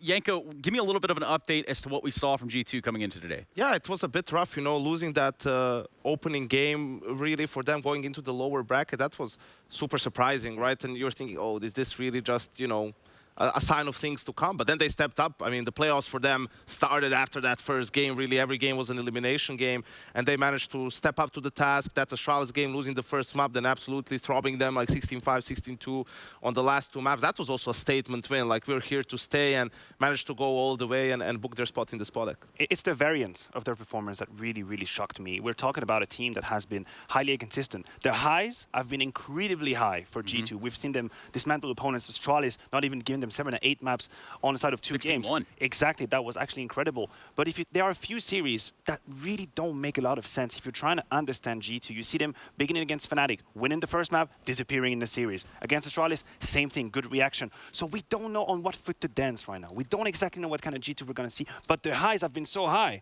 that they've convinced a lot of believers out there. G2 has had a lot of dances over the past couple of years now with different lineups, different looks. They've had second places, dare I say, more than first places. Does that sound about appropriate, Yanko? Yeah, it does. You know, that's also the consequence of being in the same era as the Navi that we've seen last year, right? I mean, they've mostly been losing to Navi in these grand finals, and they've been also pretty close. I mean, right? Like some of the ones that we've had. So that's why G2 made the change that they did. They feel that they need that extra like 5%, right, to be able to really compete with Navi and now some of these other teams to lift some of those trophies. And talk about the pressure that's behind that, Trace. If you're Alexibi, if you're m0NESY, you've been brought into this G2 lineup who actually made finals of some of the most prestigious sought-after event, and then you were deemed insufficient. That was not enough for G2. So now you're being brilliant. You know where the bar is. It's basically at the highest it can be. There's no compromise. For a guy like Alexi, you bring up a great point. This is a guy that got all the way into those major finals against Astralis, you know, albeit donning ints at the time, but that alone started to separate a player like Alexi from the pack, Yanko. Yes, it did. And also, I mean, for Alexi, this is kind of his chance to prove where he's at as the in-game leader. I mean, yeah, he had a great run with Ents. That was an all-finish lineup. Goes to OG, to an international team. Has a decent team. Not mind-blowing, but not a bad team either. And they didn't win anything. They made a couple of grand finals where they weren't really competitive, right? Some deep runs here and there, but there was no big result to write home about. So now, you know, he has a guy like Nico on his team. He has Hunter there as well. m0NESY, a great talent, right? Like, he has everything he needs to make a team work, and now he has to prove that he can make it work and be the in-game leader of the best team in the world. That is why it's so fantasizing, so thrilling to look at Alexibi right now and how he behaves and how he controls that team, because you're absolutely correct. Would G2 be a failure in the next few months? That would be a statement of his insufficiency. We'd had no other routes to go through. You have all the cards you need. You have all the jacks and the trades and all the tools. If you don't win with that, one thing that they don't have, unfortunately, is going to be their coach for this game. He tested positive, right? And I think that's going to be a huge loss with the m0NESY on stage, with this team with different emotions, right? Like, you need someone to calm them down, so we'll see how that goes. And speaking of names we haven't even got to yet, just because of the sheer amount of talent that G2 have, Hunter has a few words for us. Hey everybody, I have Hunter here for a short pre-game interview. Hunter, this is a special interview with you because, I mean, you're actually like one of the first players that I got to talk when it comes to Tier 1, like last year. So like, I'm really excited to see you here in Katowice, and you're going to play on the big stage. We already had the media day with you and Alexibi, and we asked like how exactly you are going to prepare for the series, and your IGL didn't want to share any secrets, but one thing that we noticed is that you had some problems in voice comms. Did you manage to fix that in the 4 days? Yeah, I think we had 2 days of practice, and we were talking, of course, about our mistakes in the group stage, and we tried to fix all of them. Of course, it's impossible to fix everything, but we fixed as much as we could. As you know, today we play without our coach. It will be really tough for us, and I'm so sorry for him that he will not have a chance to play in front of this amazing crowd, but this is how it is. We'll try our best today to beat VP and to play against Navi tomorrow. Well, you jokingly said that you're so tired of losing at the grand finals. Does it actually mean that like you'd prefer to lose today than like lose like at the last series? No, it was a joke, of course. It's better to be second than fourth or fifth, of course. I mean, we try to win our all games we can, but of course sometimes you lose. So we lost almost every time against Navi online events, especially in front of the crowd. But yeah, tomorrow we'll play against them in semifinals if we beat VP today. So yeah, it's good to change as well. Yeah, well, your brother, I mean, like you're more like your cousin, is like just. He's doing some impressive stuff right now, like 1.5 when it comes to his kitty. Is he trying to prove that it is possible to be the top player even without carrying an OP? Yeah, of course. I mean, he's trying just to prove that we are good as a team. He's trying his best, and of course, he did really good in group stage, and I'm really happy for him because, in my opinion, he's the best player in the world with OP or without OP. And yeah, if we want to go into semi-finals, we need to all step up today, and we need to help him as well if we want to win the trophy, of course. Well, as you mentioned, your upcoming series is going to be against VP, and you played against them last year only twice. What should we expect from the series? I mean, we played only twice against them, but we are watching each other's games. They are watching us, we are watching them. Nothing to hide, no secrets. Honestly, we just watch ourselves. When we were preparing the game, we didn't watch that much into them. And yeah, I think it will be a really good game, and I just want to say good luck to VP guys, and yeah, let's play. May the best team win. Yes, exactly. The best team will win. Okay, thank you very much, Hunter. Good luck. Thank you. Nah, I don't believe in Yanko. I hate to say it. We don't wish our opponents good luck. I think that's kind of counterintuitive in a way, but... You just want them to have fun, right? Yeah, just enjoy this. Have fun while we're beating you. Yes. HF, no GLs. Now, what did you take from this, Maniac? Well, we have to talk about Nico just a little bit. Of course we do. Mention him. Somehow he wasn't part of our pre-show quite yet. The performance he's been having at this event is nothing short of fabulous. It is actually mind-blowing. 1.5 rating, it was mentioned. He's having a simple-esque type performance, and I think his fight, I think his desire, his dream is that we don't actually characterize it as a simple-esque, but as a Nico-esque performance. And that's why he's trying to fight. He's trying to be his own superstar, not being in the shadow of Simple anymore. And with performances like these, he's on that track. He's on that road to, having the conversation. Is he the actual best? The Counter-Strike he's playing is mental. Maniac, you've got me thinking about superstars. We're actually surrounded by them at pretty much every turn of the event around here. So we're not going to stop with that. Katowice, Spodek, can you hear me? No, a little bit louder for yourselves. Come on, make some noise. Hawas. Okay, that'll work. How about this? Commentators are situated. They're ready to talk, and here they are. Look at them over there, looking beautiful as ever, Chad. Oh, man. Isn't he a sweetheart? You just said me, though. Yeah. You're looking fantastic, too. Oh, why, thank you, Chad. Yeah, look, are we going with Scrunch or Spawny? I like Spawny. A little bit more Counter-Strike-esque. Okay, it's not bad. We're mixing things up for the first quarterfinal, but here we are, actually in the Spodek, unlike those analysts. We got to keep them in their cage. Oh, you know what I'm saying? Throwing jabs early. Well, he didn't compliment you, or both of us, rather. So we got to keep it even, man. But here we are, guys. It's the first quarterfinal. I think it's safe to say that everybody wants to ever be inside of the Katowice arena, right? Everybody wants to be in the Spodek. It's a very special place for Counter-Strike, and I'm feeling it already today. We've got the crowd trickling in still, and a special shout out to those of you guys who are here already, because you're here early, right? And the early fans, those are the important fans. They're the ones who get the video on screen right here, but this is the thing. A couple of years ago, we had this empty. It's great to have all the bums back in the seats, and I think we are honored right now to be able to kick this one off, the first one back in quite some time. So you guys can see the video right there. You ready to get this one underway? I am. All right. Very much so. Well, let's check out the plan of attack, because the first map is going to be Mirage. Hello and welcome back. I'm going to go over the key tendencies and strategies that can be found preparing against Virtus.pro's Mirage. Starting off on the T side, we first want to look at the key positions and who plays them. We should be looking out for Buster to be towards A, Yakinder contesting middle, and Flit to be the one defaulting towards the B underpass. The first tile to look out for is this particular cat smoke at the start of the round. When this is thrown, there's a good chance that Yakinder will be heading up fast cat solo, while the rest of the team groups up to hit B. This is a pinch at B and something the CT should look out for at least once a half. The second tendency to look out for is this particular top connector smoke thrown in the mid round. Whenever Yakinder throws the smoke, he always falls back to A, leaving Flit to work up the connector to do a pinch on the A site through ramp and connector.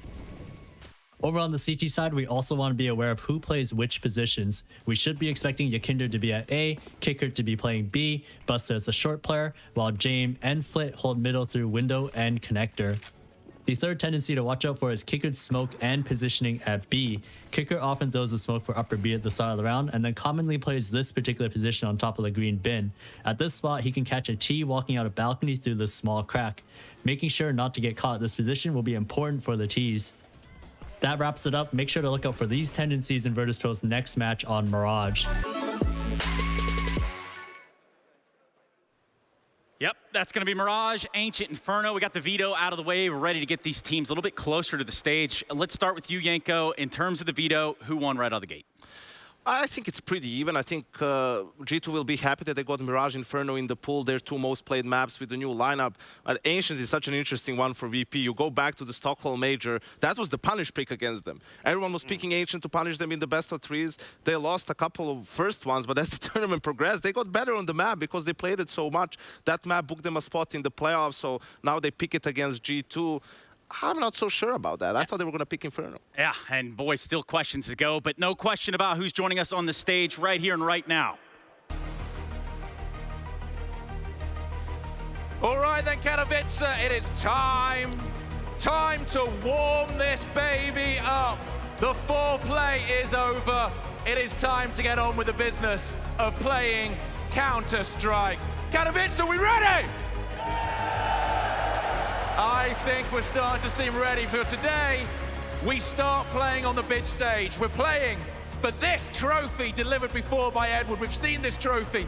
What name is going to be scratched on this by the time we get to Sunday? Well, that journey, my friends, that journey starts now with a quarterfinal. Who's ready for a quarterfinal? Okay. This noise, let's show people what they have missed for the past 3 years. When we introduce our first team, our first quarterfinalists, they are Polish homeboys. They want to turn the Spodek into their stomping ground. The problem is not one of their players has ever played here before. In their ranks, they have a 16-year-old who is talked about as one of the greatest snipers around already, but this is the biggest stage he has ever been on. Little quiet, please, Spodek. Let us raise the roof. Let's show people where we've been for the last 3 years. Please welcome your first quarterfinalists, ladies and gentlemen. It's Virtus.pro!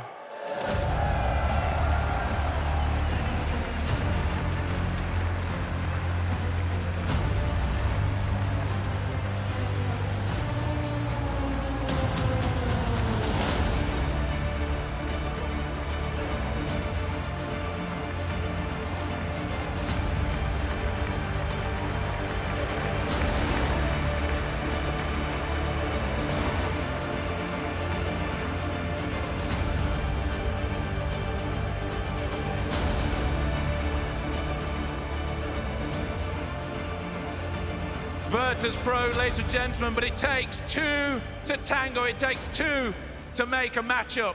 And our second team is a team put together solely to win trophies, solely to win things like that in front of me. In Nico, they have one of the greatest players of all time, playing the best Counter-Strike we've ever seen in his career.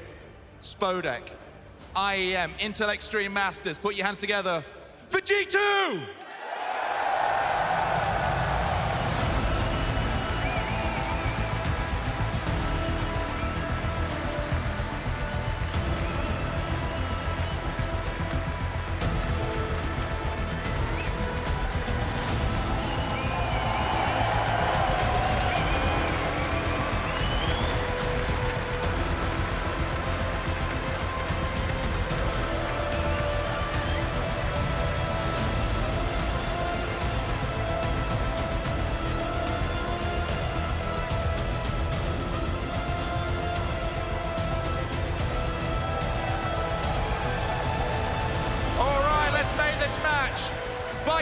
By a show of noise, who's winning this? Is it VP? Is it G2? All right, one last time, let's get it underway. Spodek, are you ready? Let's get it on, baby!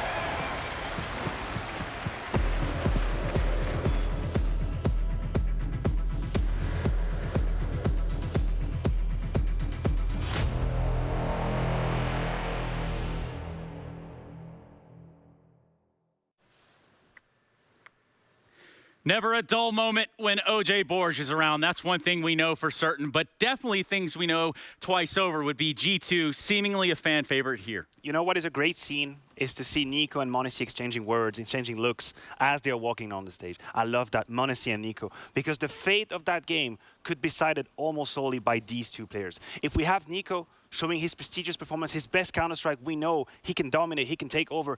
And what if m0NESY was to take all by surprise? What if he actually had it in himself to turn into a beast on that stage? These two players that we were looking at, that is going to be the story of the game.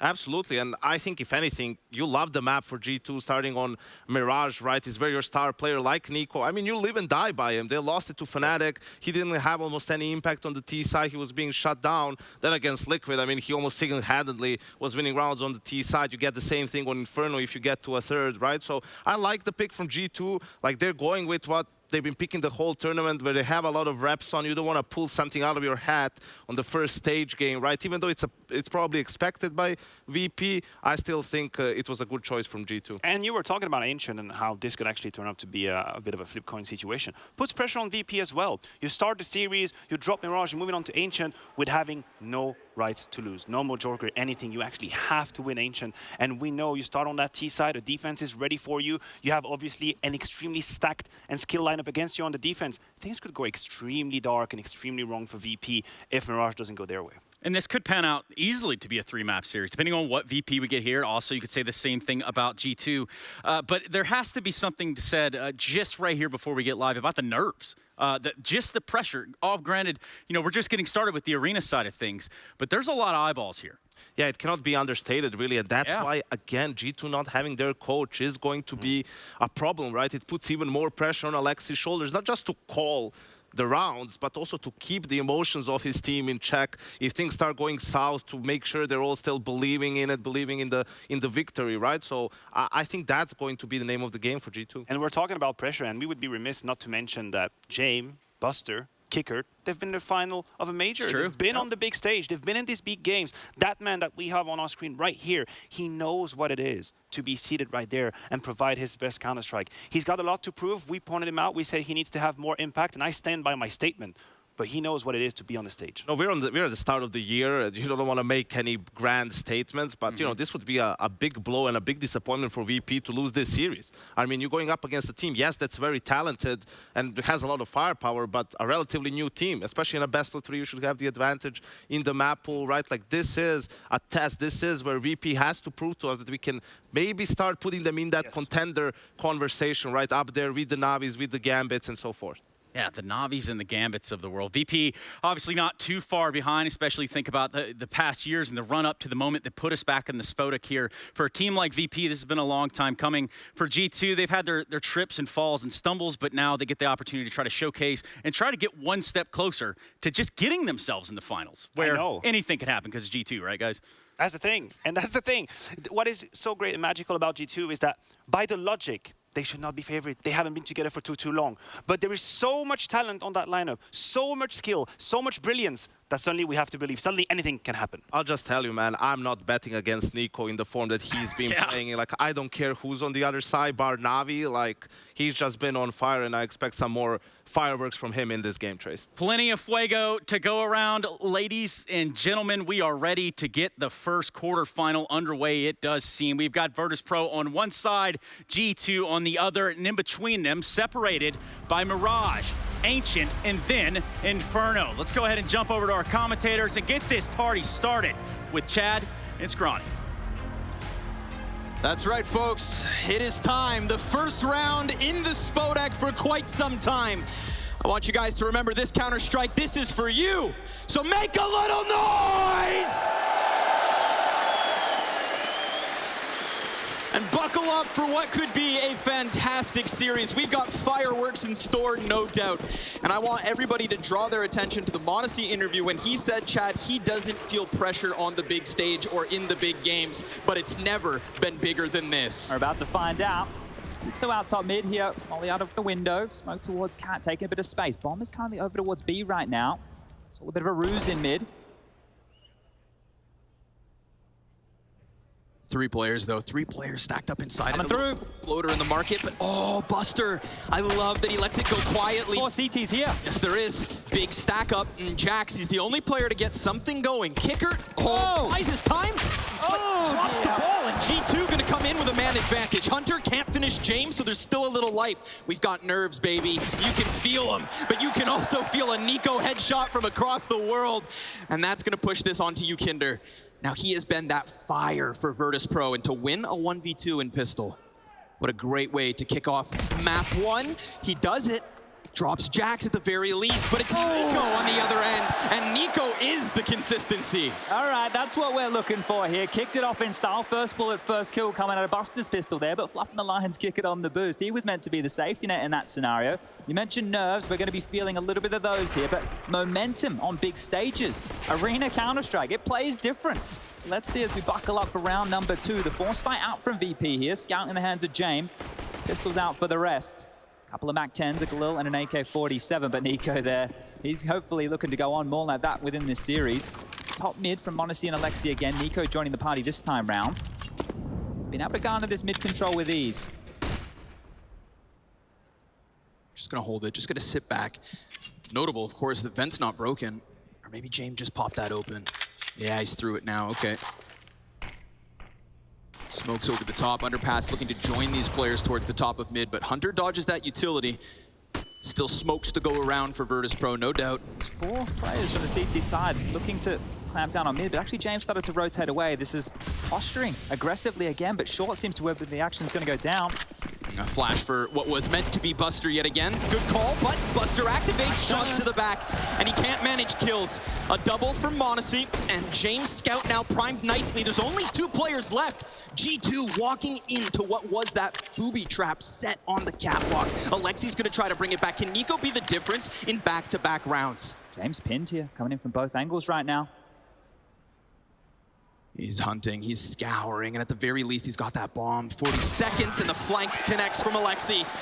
Looks like Nico's got a right-hand man. Yeah, well handled there. Right, this is the impact that you want to see from Nico, closing down these pressure situations early. If he's able to convert more like that when they're trading quite efficiently on what was a scrappy-looking force spy, going to battle them out of big situations. That should be 3 now, right? At this point, we will see the pistol just come out for VP, take a bit of a breath, and slow this one through. It's a round where G2 are hoping to build a buffer as well, investing into a couple more AK-47s off the break. And so far, just the 2 rounds, it's been similar scenes, right? Monacy and that of Alexi towards top mid, grabbing the control. This time round, it will just be the young gun. This kid is quick, and well, apparently doesn't have smokes either. Monacy there onto Kicker, opening up the account around number 3. Yeah, that's when you just feel the game. Oh, and another quick headshot. Now, we mentioned pressure. I think we mentioned pressure. I know it's against the ecos, but that is going to help with any of those worries. Gets the chip off the shoulder. Wait till he gets the AWP out. Oh man, I can't wait. Because, I mean, we have already this, like, proven entity in Bit, right? Think of his first LAN event. We said that was supposed to be the pressure that would crack him because it's always been the narrative that the young players, the unproven LAN players, are supposed to show weakness under pressure. But now we get the other end of that. These kids, Chad, they're not made of what we were. A different breed, definitely so. 3 players here, just on the other side of the connector smoke. We'll start to dissipate momentarily. Hunter, it'd be good to take a couple here. And just the one. Monacy gonna rack up a 3rd kill here with his AK. Why not make it a 4th? Start padding those stats early on. That's great for him, right? That is fantastic news for the kid out the break here. If he can just pad like that early, it's gonna build his confidence. Yeah. Nico saying if they catch fire, nobody can stop them here. So this is a great way to kick off their map choice. But we're getting into the buy round now. The big guns are coming out. Big green for James on one side. The same into the hands of Monacy for the attack. Jax looks like he's going to be holding on to this MAC-10 here. Keep an eye if they want to have this one a little bit quicker, a little bit spicier. Top mid util window, smoke landing as expected. Molly from James lined up to dissuade any early space taken. Looking a bit like a default spread here. Standard play from G2.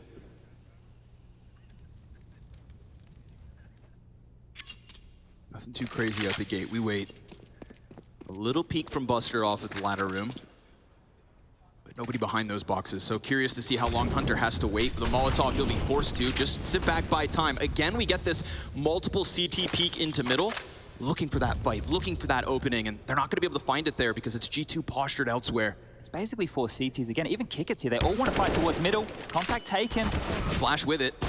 An attempt there to set up Hunter for his first. Oh, m0NESY, that is a sign of things to come, but he does take damage. So we've got to remember that the CT is looking favored at the minute mark.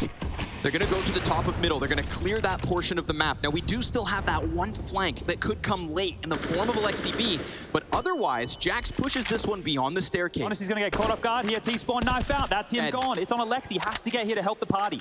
And Jax with the Mac 10, I mean, that's such a limitation. The time isn't, at the very least, so you're dead on.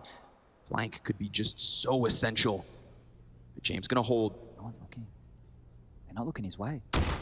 Oh, wow, he picks that up with just the SMG, but there's James, activates and knows that mid is under pressure, so sure enough, Window's gotta be hot in his mind, and Alexi just buys time, confirming that he's here. He can barely take any more damage though, Alexi, and he can barely take any more time. Down to the final 10 seconds at this point. Jamie's got his number, really.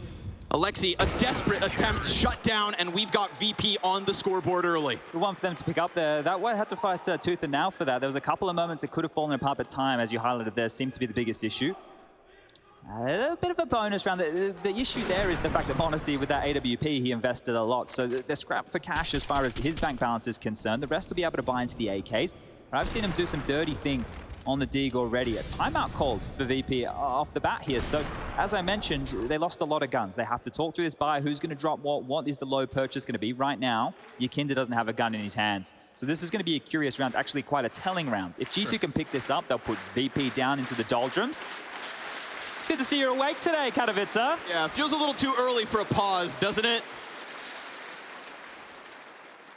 Well, here we go. m0NESY will get into this deagle. And it's going to be a MP9 as the emission in the hands of Kickit. So, oh, he's actually handing that over to Yakinda. Let's wait and see how aggressive this gets. It might want to take some space with this. We know that Yakinda loves to get stuck into the business.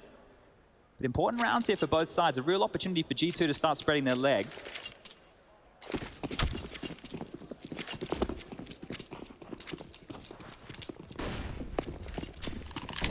Incendiary to slow this. Nico still looking for the fight though. Yakinda, oh, he's gonna want to take it. Oh, I love that little drive-by MP9, a double up with bomb and a third. That is an instantaneous shutdown of the A site from VP. This is how Alexi likes to call, right? Early he does the defaults and he does these contact plays, and well, they've just been stifled straight away here. This round, we still have a minute 30 remaining on the clock, and it's a 2-on-5 situation. Damage has to be name of the game for Jax and Alexi now. Gotta recover something. And we saw that little bit of spice from these exact two players just in the previous round. A 2v4 turned 2v2 for only just the moment.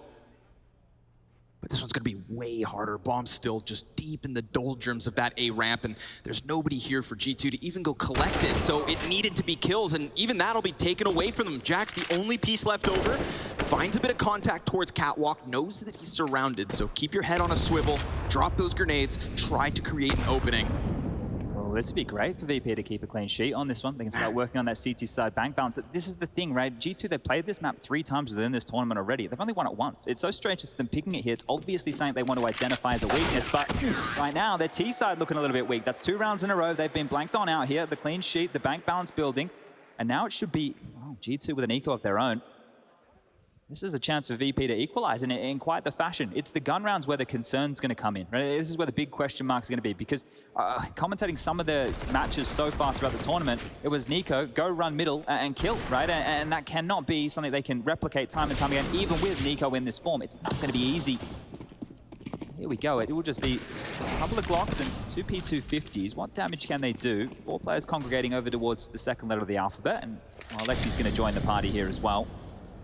Now on these type of rounds, they can be a little bit slow, but baiting out that utility, right? Making sure that the CTs stay honest as far as their expenditure into the next. Still haven't come up with a catchy name for that. I'm sure you and Maunders have probably got something nice for that term. Yeah, sorry, me and who? Oh. Grenades to the bottom of mid. They're gonna get caught, man. They are just stuck in the meat grinder that is underpass. This is where it's like back and forth, right? You go test one area, you maybe take a bit of contact, they drop some extra nades. Oh, actually, never mind. They want to be thrust forward. Buster, you're going to be loving your life, I think. Yeah, nice comfortable perch here for him. 3 players just down beneath. Gonna confirm it with bomb, so this one just pretty quick, but Nice and easy. Buster racking them up. 2 consecutive rounds now without a death, right? In terms of great rounds, that is better than you'll see, right? So this is really good stuff. They've been able to start building a bit of a bank balance here. Buster with over 5K. The same can be said for quite a few members. James could get the residual orbs. He might not have to save as much now in the next few. We love a bit of James time. The buys are coming out, and m0NESY does not have enough to afford an AWP, so they cannot trust his big green to find them an opening. How they want to operate this time around. NiKo over towards A. Same look again. Very default spread. Hunter and Jax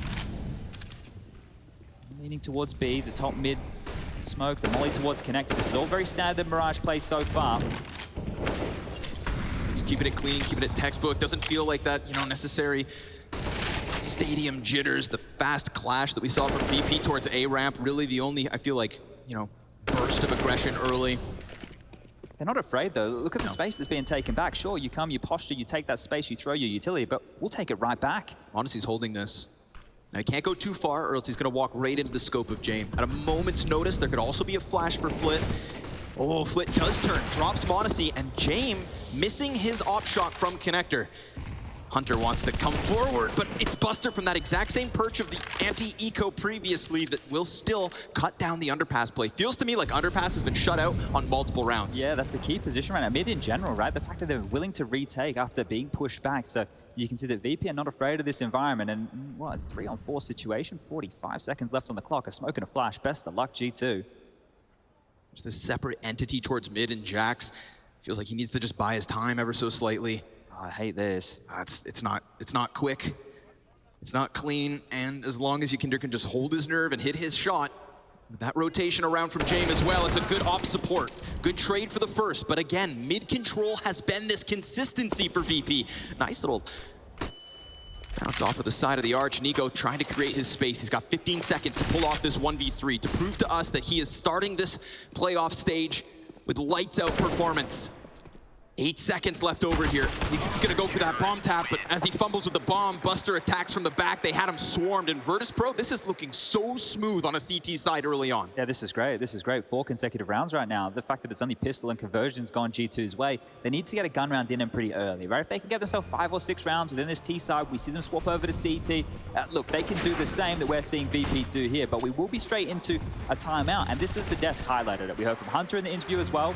X-Taz, he ain't here, right? He ain't here. He's not able to be behind the squad right now and offer some ideas to Alexi and Co. So they're going to have to do this with Council. They're going to have to do this with NiKo, Alexi chipping in, see what kind of ideas they can come up with. The cash, not great. A half buy, definitely possible. Max loss bonus into the next round of play. So this should be another lighter scenario here. Another likely conversion for VP. m0NESY's lining up this insta-window smoke.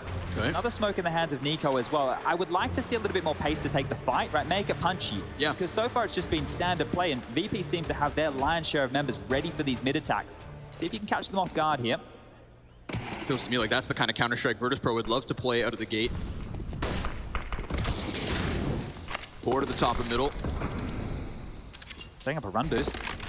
All right, see if we can offset crosshairs. Jame wastes no time excavating information from underpass. So it's gonna be Hunter catapulted to the other side of mid. Buster's gonna come back at him for second servings, drops him.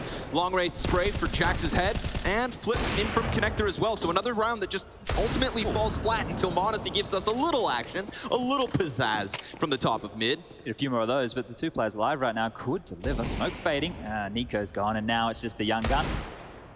Good damage, but just confirming that he's here.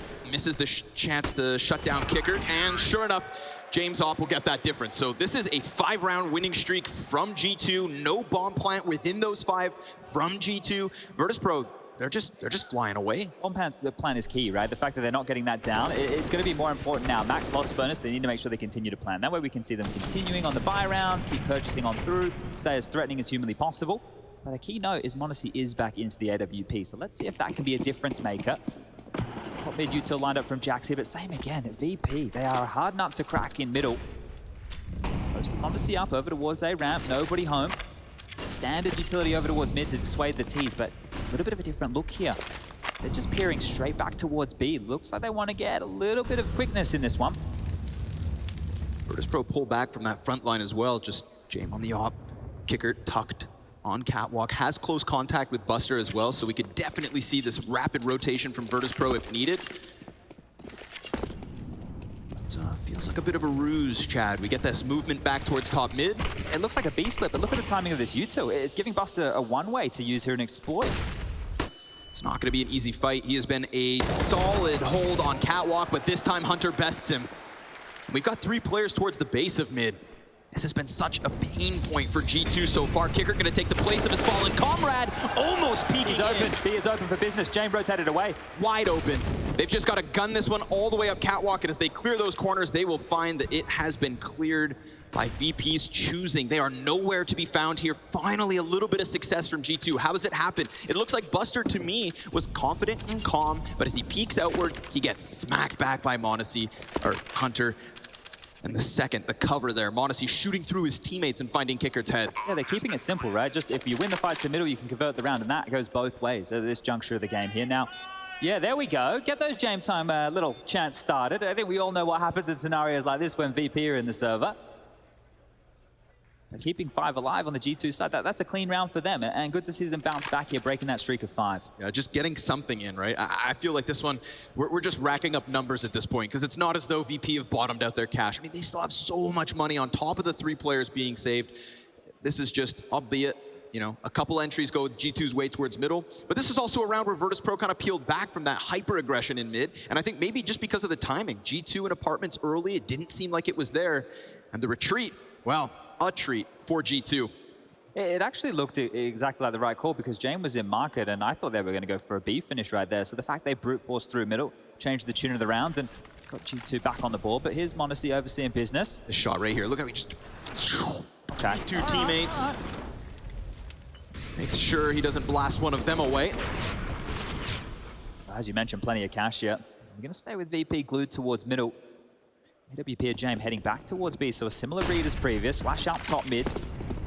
That smoke in play, very heavy B lean from the T's right now. Nobody over towards the A side of things whatsoever. This is fast from Hunter, very fast, noisy about this.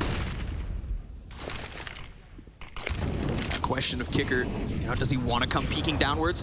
Ooh, James, he shaves Alexi off the execute. Lots of bodies trying to pressure James on this B site.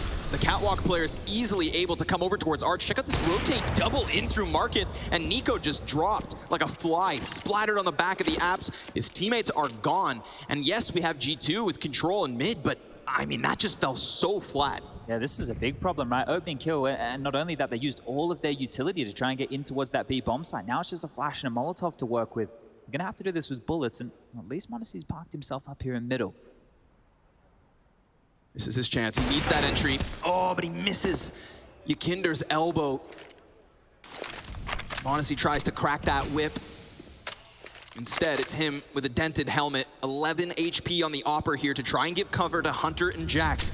But I mean, every step that they move forward, they are just being pressured by players and utility. And if only now G2 had tried their hand at B. We've got VP with the appropriate lean. Yakinder going to be standing in the open. That's pressure applied, but still Jax dead. Yakinder, beauty of a 3-piece.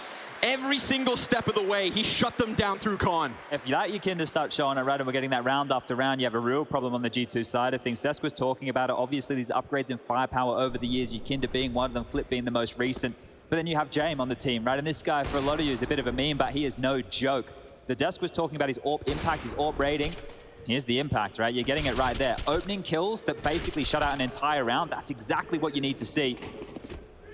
Well, the buys are back, and one more time again. This lean towards mid, shot through. See you later, James. Beautiful opening again. Oh, dude, and then they double up on top of it. Held triple kill towards middle. Being brutalized. I mean, G2 can't even find footing. They can't even find space to breathe. Every time they try to go for this mid play, barring that one moment, that one time Buster tries to use the one-way smoke. If Virtus.pro are in middle, then G2 are dead. That has been the consistency so far across this first 10 rounds. Yeah, these gun rounds have been extremely flat. Just 1 to their name so far, G2, and now it is just the cousins.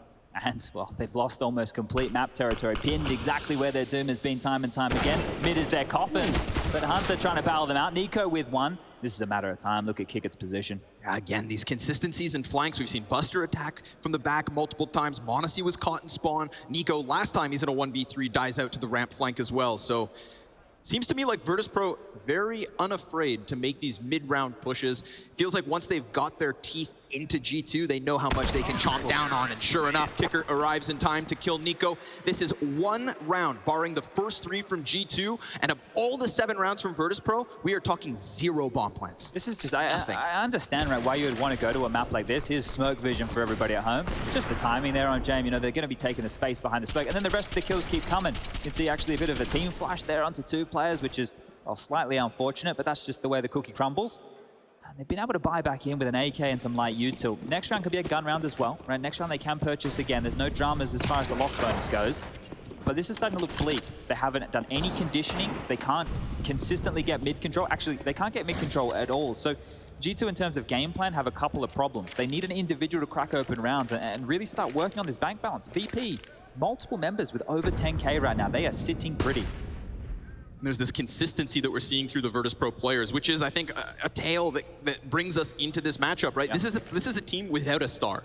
This is a team without a ridiculously high rating, in contrast to Nico coming into this series, 1.50 rating. Just ridiculousness.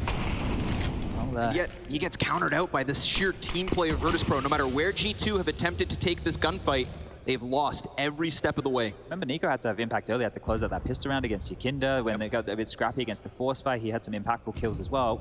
They've lost another opening here. Yeah, this is not going their way in opening duels whatsoever. Oh, they're just dominoes right now. Gets turned on. Jame, he's going to snap Jax back from the push through apps and look for an additional one. Nico just toying with the doorway. It's him and Monacy, all that's left over. And again, CT's just not missing shots on an individual level. VP are sharp, but Monacy gonna give us a little taste of something. However, way too little, way too late. The glimmers of hope right now. VP, when they played against Heroic in that matchup to either get them into the semifinal or the quarterfinal where we can't see them, they got absolutely destroyed by Heroic, 16-5. Right, they only managed 5 rounds on their CT half. Well, they've already done better than that here early, so this is a great little start for them. But we're talking about opening kills, 9-3 in favor of VP, and multi-kills, 13-5 in favor of VP. So they are currently just mopping the floor with G2. Sometimes the stats don't lie. Right now, everything's skewered to the Virtus.pro side, but again, they're gonna try their hand towards middle. I mean, how many times are you just gonna bash your head against this brick wall that is the VP defense? At the very least, Alexi's able to get some posturing towards chair, but at a member down already, again, G2 have given us no reason to believe that these mid-round moments will be turned upside down to their favor. Look at this, they have space, but it doesn't count for anything here. Flip's not afraid to re-aggress. Yukinda's here bodyguarding, making sure nothing's in the smoke. Alexi's basically on his lonesome. Yeah, Monacy can come and help, but they're worried about a B push. So there's so many problems. Flanks, they can't get mid control. They're being bullied. Flit's gonna activate mid. That's at least something here for Alexi. A little patience as we're now nearing that minute mark. Honestly, maybe gonna try to get him out of here because we do still have this challenge in from Catwalk. Nice grenade to at least get something back from Alexi B and not offer up another CT death. But now what? You've left yourself 45 seconds to work with. Minimal utility as well for G2. Double molly, double flash. And Alexi B still so committed to this cubby. In fact, Hunter, he's gonna give up the control towards that B site, and it's gonna be this all-in through mid with an attempted split. Feels like VP are reading it. Buster trying to find his timing, does so alongside Kicker.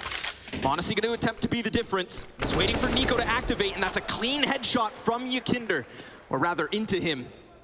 Monacy trying to run inwards, and yes, he's got it. A little bit of life here from Monacy. 13th kill on the scoreboard. James still in a position to shut this down, to keep VP with the commanding lead. He saw that cross. Shoots a bullet through it, peeks out wide, finishes Monacy, and there's Nico to clean up.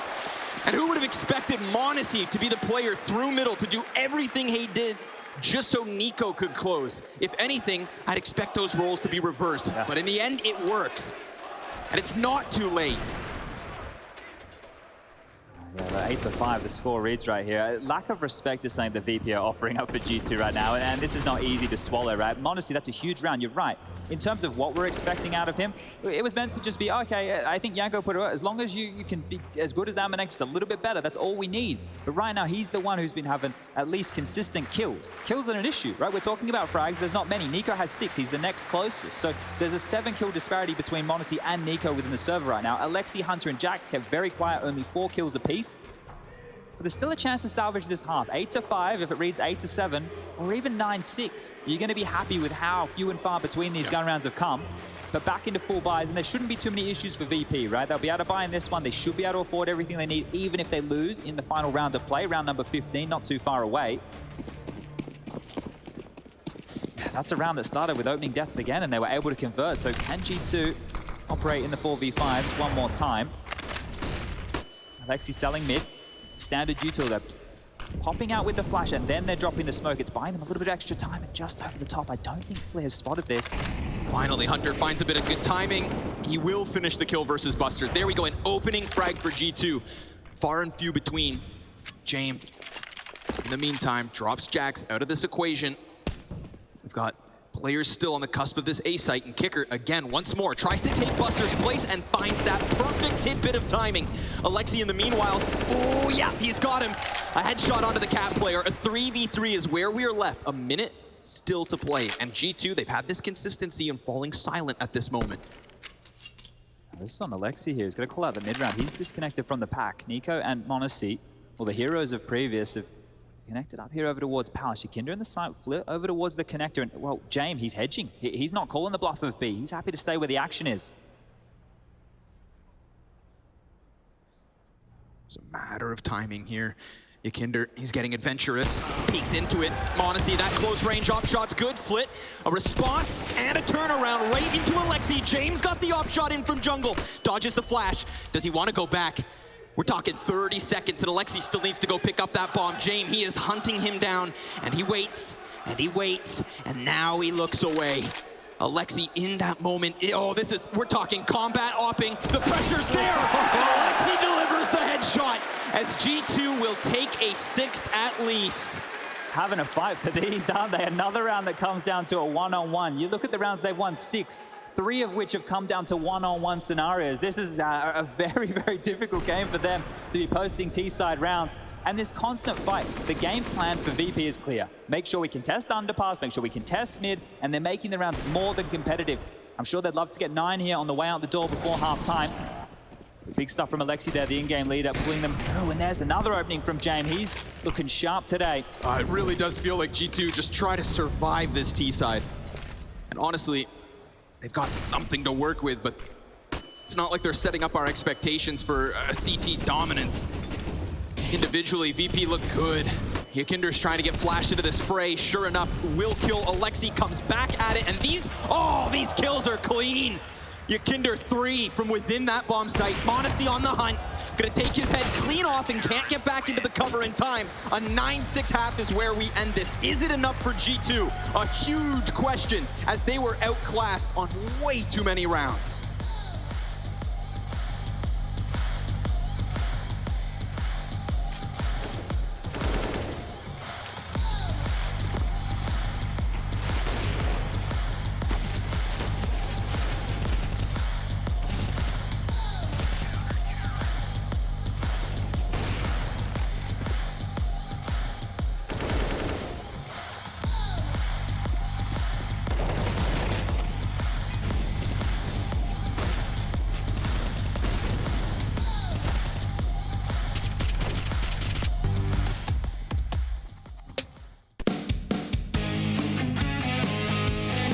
Hey Future Pros, we have another execute for you and your friends to learn.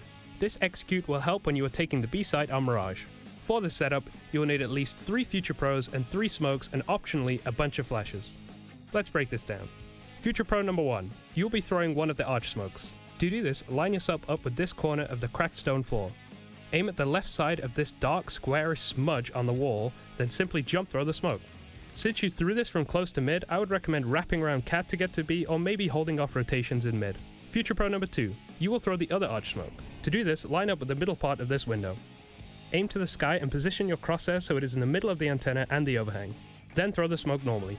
Future pro number 3, you'll be smoking off the window leading into the B side. To throw the smoke, get yourself into this corner.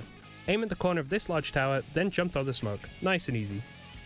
With all 3 of these smokes thrown, taking the B side should be much easier than it would be without them.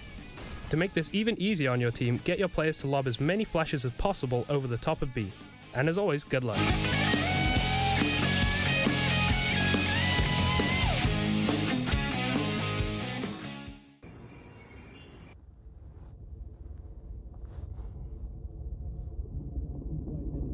Early and Olaf at the ready. He's known for his movement, the old man. We'll see how he gets this one done. Bump mine forward. Here he is, launching himself into the site. 1 for Olaf and 2 down.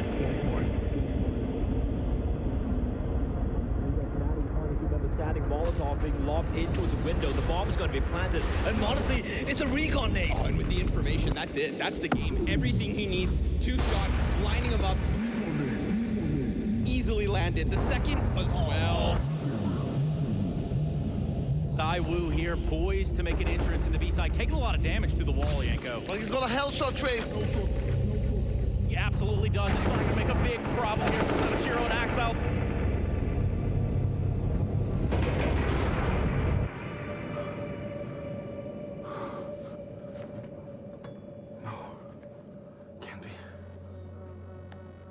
What have they done? To my game? There's no way! No way! No, what did they do?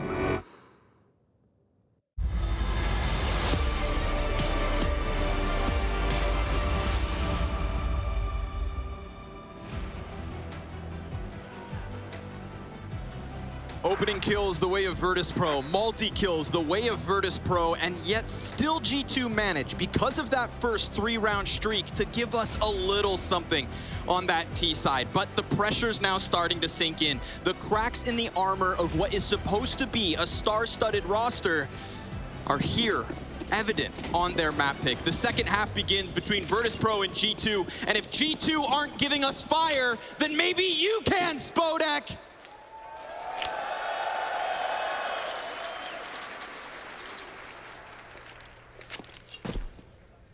He played retake from Jax here. Gonna give them the space. Jax spots multiple. That's a big kill. One hits the deck, Modesty onto another. They're peeling this one apart. Fadeaway headshot, you take those. James able to get up close. Think about how crucial a CT pistol win could be for G2. This position from Hunter, he's still perched in middle right now. I'm gonna convert that one. 2-on-5. Good luck, VP. Got the bomb plant at the very least. A quick kill from Buster would have been perfect, but he's swarmed, he's surrounded, and he's got G2 annihilating that hold as they come in with their retake. It is the 7th for G2 at the least. Now, pistol rounds, look, that doesn't seem to be a problem so far, does it, right? We see them picking it up on the T side. Now on the CT side, they've done the exact same here. Once we get into the gun rounds, that's where we get into the thicker things, and that's where they had their biggest worries and their biggest woes within that T half. But that's a great way to do it, right? You think about the players who didn't take any damage, they have the Kevlar, they can buy into the head armor, it's gonna give them a little bit of extra cash to splash. And if VP go for a full eco right here, that's a dream, because these rifles, they don't have to worry about going down. Oh, hold up a second. Last second, James, who's having a banger of a game. 17 kills for him in the first half. He's gonna pick up this hero AK-47. Buster's even equipped a little bit late out of spawn as well. So we need to keep our eyes on James. He's had a lot of impact throughout. Let's see how much more this big man can do. He's going for Alexi. Fire forces it forward. Definitely spotted out. Alexi's gonna go back at it with a smoke in front of him. This could still have gone the other way, but instead Alexi, I like that he's not too afraid to take that fight. He saw something, he went back for a second look, and he even got away with an opening kill. Something G2 have been fighting so desperately for. Yeah, Flit's the contingency plan here, right? He had Kevlar. Kevlar, so he's been able to pick up the AK. Look, you'd love for it to be head armor, but it's still better than nothing. Now they get a double dip, a chance to reuse this. Buster's Deagle, Yukinda, and Kick It. Well, they can strike too. Oh, shooting the wrong team. Yeah, look, this one, after Jane went down, was probably not going their way anyway, so would have been a worse situation, but Kick It going to be hampered in this one. Oh, this is classic. They love this boost. Nico's barrel, full display. I mean, this is an easy pickup for that. And that's a second rifle also handed over. Now there's nobody else with Kevlar. And m0NESY's able to shave one off. Hunter even able to connect another frag towards the catwalk. Great grenade. Good assist here from Jax. Flit stuck as he tries to jump back over, and that one AK buy does fall flat. 3 up for G2, and suddenly that lead starting to be shaved away. This is one of the things that in the past with VP, even with Sanji on the roster, you question some of their buys, right? Especially on T-sides, because they put themselves in a position where a few of their members are going to have emissions this time around, namely Buster, right? Buying that AK, they got a couple of kills, okay, you can justify it there. But if they don't get the AWP into the hand of James, who is the in-game leader, as soon as you possibly can with the impact he's having, they might find themselves in a bit of a hole. This is a chance for G2 to tie things up 9-9 and make a statement in this second half. Coming at middle in a very different way than VP did. Oh, and on the fallback, m0NESY's gonna pick up the fight. He's been great, 19 kills. Without m0NESY, it feels like VP are just dominating this one, and yet somehow we're still in this realm of possibility that G2 CT side holds on. 19 kills, like yes. How is it a quiet 19 from a rookie on debut on a big stage? This is insane.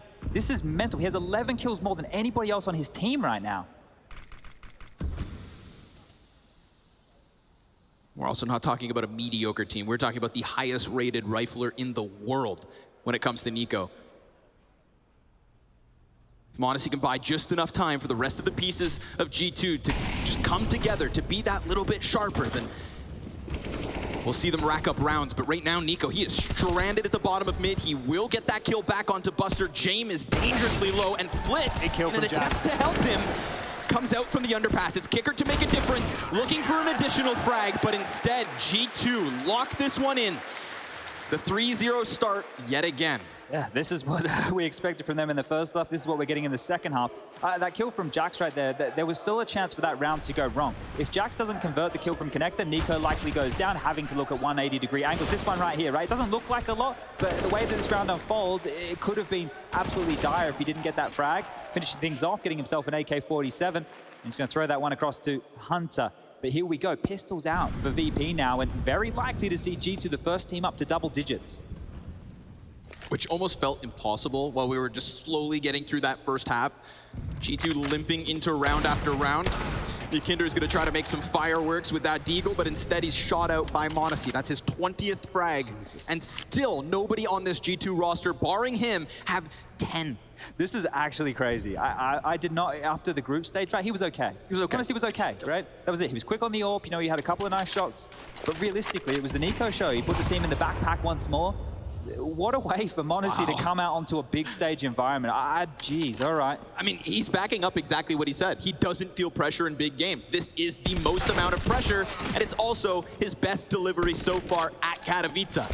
The pistols inside of the apartment pulled apart as they tried to push that bomb into the B site, looking desperate for something. Still a couple of deagles alive and kicking. Oh, but m0NESY keeps it clean. A headshot with the AWP, and the final 45 seconds for Kicker to try and peel a player off of this to just minimize the CT's success. But at last, it's cut down right then and there. They find their 10th, and they do it with 4 players alive off of the back of holding 3. This is the kind of start that Virtus.pro also had on their defensive half, and it looks good for G2. Wow, okay, opening kills are king within this game. Conversion to round wins, right? Once you've got an opening kill, VP have converted 9 of 11 total, and G2 with opening kills have converted 8 out of 8, right? So let's keep our eyes on who gets the opening kill this time round, because seems to be one of the key factors in this matchup on Mirage. Jame into his AWP. This is the first full buy round in the second half of play. Out mid, Nico drops his own smoke, extinguishes the molly, wants to stand and fight. Ooh.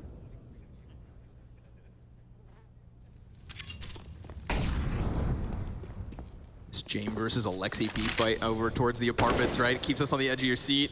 It's clear that they have a game plan on the T side as well. On the CT side, it was stifling underpass, controlling middle. Here, they want to bully Alexi over towards B with a couple of picks, right? If he gets lazy on those jump picks, he's a free kill there for James. Now they can do this slow, methodical crawl, right? They're bullying back, and wow, Flick copping a bit of a nade there, down to 50. But it's not the same game plan from G2. They're not gravitating towards mid and mid-round. They're happy to respect the space that VP want, play a little bit safer, drop back, and root themselves within the sights here to stifle this attack when it comes on through. A minute on the clock, and VP, no clear indication where they're finishing just yet. Still very comfortably with mid. smoke to the window and one top con, but the B players start pushing up close. Over this.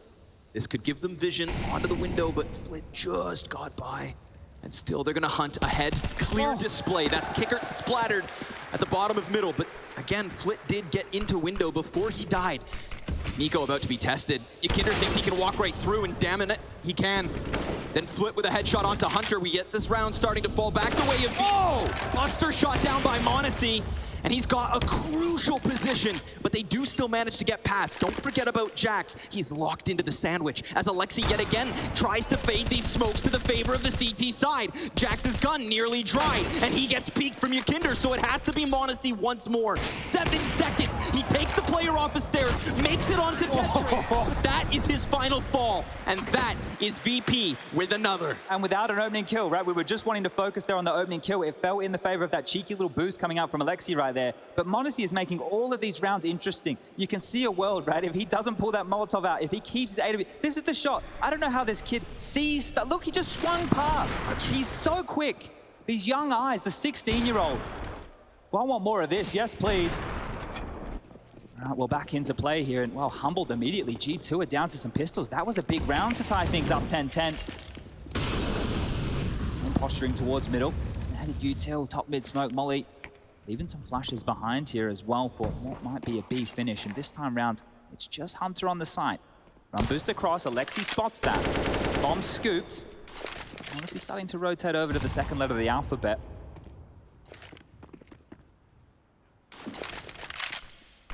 Great's coming in with it. Kicker, the scout, his teammate's not far behind him. Monacy just looking to rip somebody's head clean off. And if he can do that, then maybe, just maybe, Hunter will be primed in his position. He's gonna find one jumping outwards, and a half bar of health taken away from Flit. We still have Nico alive with a deagle. That's supposed to mean something. Yet in this entire map, we haven't seen those flashes of success from him. There's so little to lose, and yet Virtus.pro's still just gonna play this with just a tidbit of timidness. Making sure that they're not gonna fall in a round they have no business losing.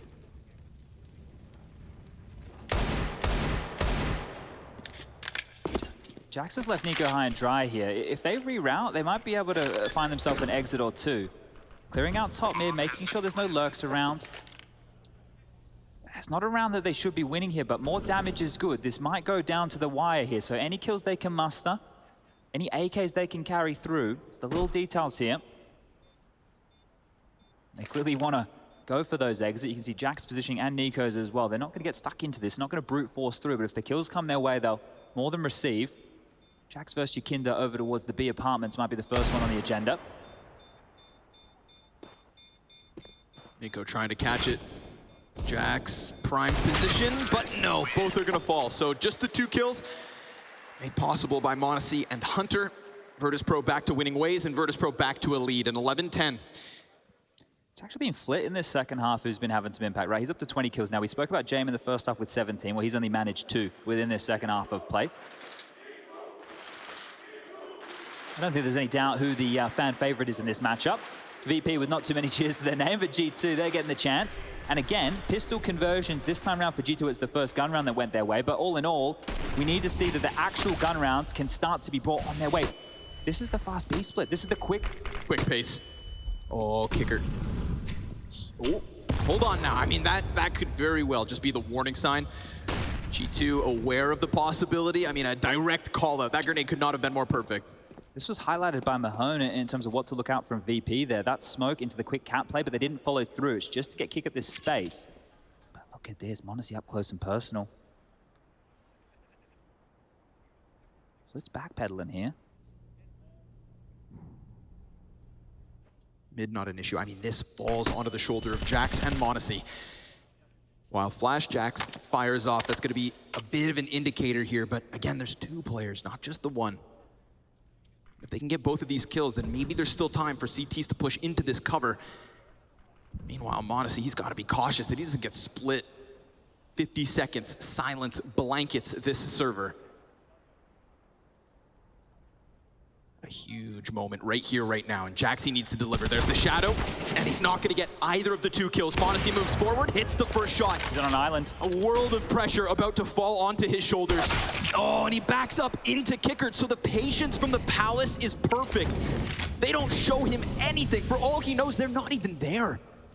And yet now at 20 seconds, the rest of the CT is set to scramble over. They've got to be contemplating a save at this point. There's no clear route into this unless Alexi B can deliver something from the CT spawn.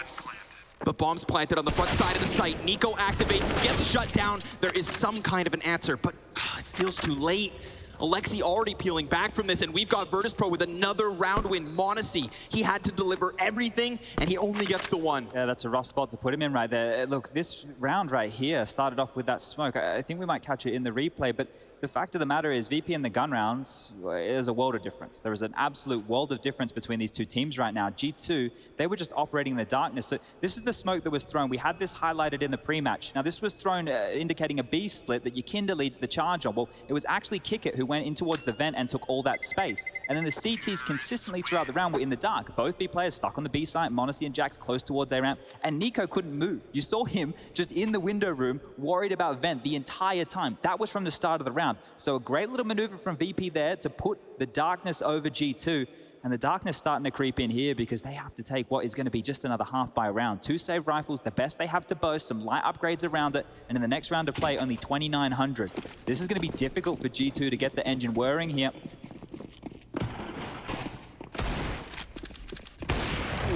Quick shot, down goes Nico. That's what Jame wants. An immediate bit of success. And as we are on the 12-10 score, we've also got 12-10 opening kills. Virtus.pro to G2. It has literally cemented itself, that stat line, onto the scoreboard. Nico is having a rough go of things here. Yeah. He's been the first to die 3 times, and never has he opened up with the kill. m0NESY's Deagle trying to find something towards this A site, but it is Virtus.pro through this kill feed time and time again. These 2 rifles offer us nothing as all of the smaller pieces of this G2 puzzle fall to the wayside, and rounds accumulate yet again to Virtus.pro's favor. I'm loving what I'm seeing, right? It's clean. They're just handling business right now. You get in, they're not rushing anything, they're not taking any risks. And this is the thing, VP are risk adverse, right? They're a team who's going to make sure that they wait out the utility. They don't take too many risks. The conversation with them, with the more firepower, well, that's where they will be getting a little bit more in your face, but still, they've stayed true to some of these slower plays. Hunter needs to be careful here. They would love to take all these rifles to the grave with them. Nice clean one. But Flit's not the only threat for Hunter to deal with. He's so pinned. Buster has jungle. Jame watching over towards the vent room, and there you go, as expected. Maybe Alexi hangs on, but as we just saw 2 Ts take down the first rifle, there's another couple coming in, and every player sent packing for G2. Virtus.pro, this is so meticulously successful. Every decision, every move, every play, they're having their way with G2. Look, this is the truth here. G2 are not going to win this map right now without Nico. They're not. He needs to start performing right here, right now. This is not a map that they can win without him, right? This is not a map that they're going to be able to get across the line. As I mentioned during the group stage, it was him putting the team in his backpack and carrying them to get them here to the playoffs. Right now, really needs to activate for his team. They could use him right here, right now. Back into play, m0NESY, AWP, and Jame with another opening. Nico dead first again. Again. Every step of the way, he's finding struggles. m0NESY not able to pluck one from the air. G2 back foot after back foot.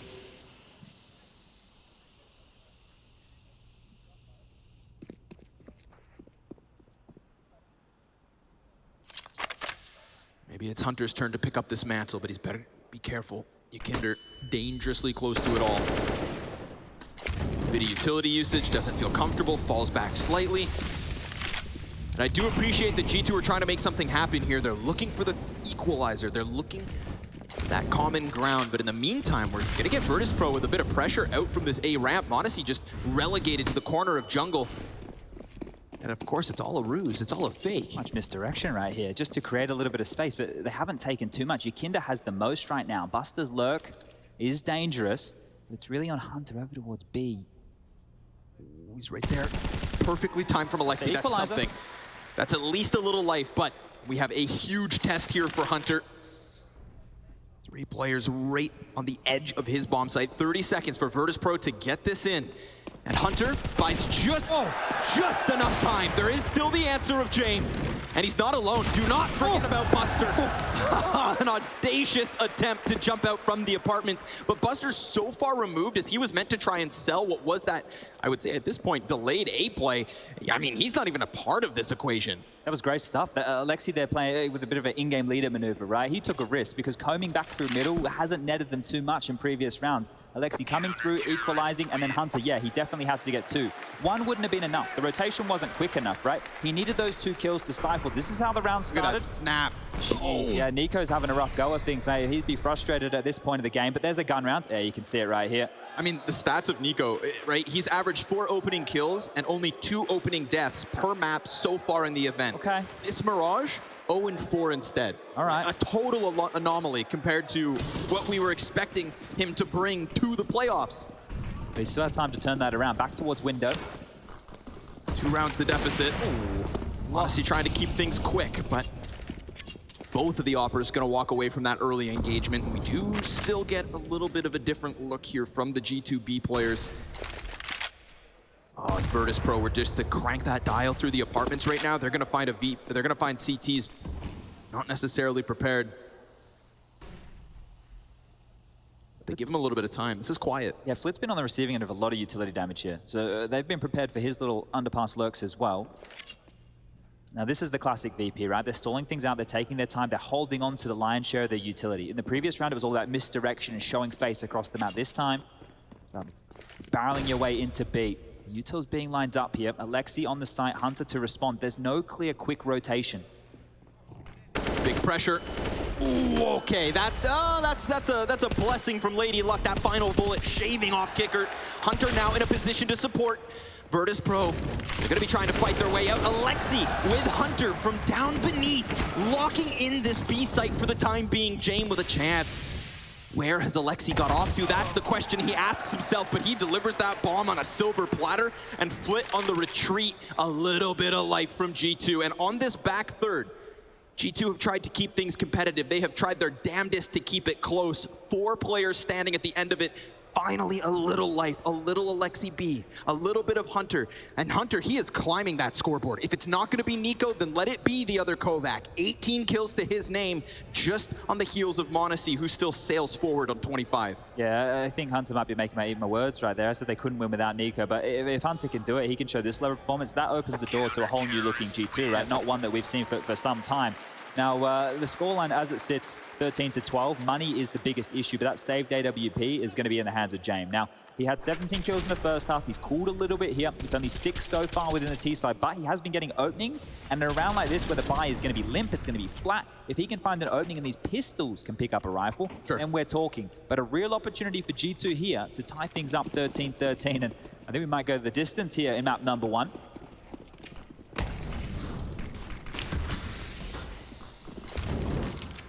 Line up for the pistol players. Monacy. Oh, he hit that. He actually lands that shot. I don't even know which of the 2 he landed that on, Chad. I don't know who he hit. It's just so quick. The kid is nuts in terms of his reaction speed here. They've parked the bus of Flit top mid here. So if G2 want to go walkabout and take some space, they will have to get through Flit. Kick it on the low HP, just babysitting any pushes towards B. And I don't think Hunter's going to clear this, you know? That could be a lethal mistake at this point, but oh, he's right on the cusp. Flit, line it up. The flash makes it awkward. Oh, he gets the dink and the kill. Goes back for even more, and Jax in the meantime gonna shut down that front runner on the A site. Now James is still alive. And James meant to be the biggest issue, but the biggest issue I see is the fact that Kickert's about to find himself in this B bomb site, you'd think. Remember, he got hit by Monacy, so he could make Alexi's job all the easier. And Alexi, he understands that this B site is compromised.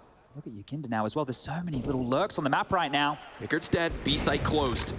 James still trying to find that contact, but look at this. Yukinda attacks Nico from behind. That's suddenly going to scramble the CT's minds. They've got Monacy back on ticket. They've got Jax within this site, and their other player is trying to get into this equation. Alexi did a great job of killing Kickert. Imagine if he was still alive doing that 1v1 dance on the B site. Jax is up close. Oh! No scope to the forehead of Jax. And suddenly this one feels alive. m0NESY, you've got to shut it down, but now he's damaged and he hits that! There is nobody faster than the Flash! Jame in the clutch though. The moneymaker, and his moment!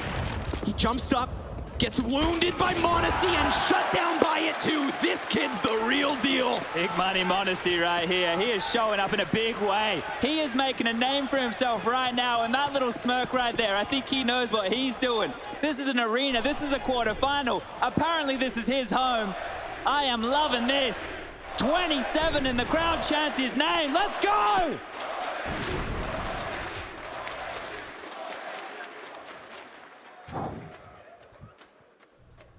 Well, VP, they made almost something out of nothing right there. One saved AWP, and back underway we go. This one is an arm wrestle. This is a tug of war, 13-13, looking like we're going to go the distance. All back out, Bayer's in the mix, and these teams are starting to light up the server.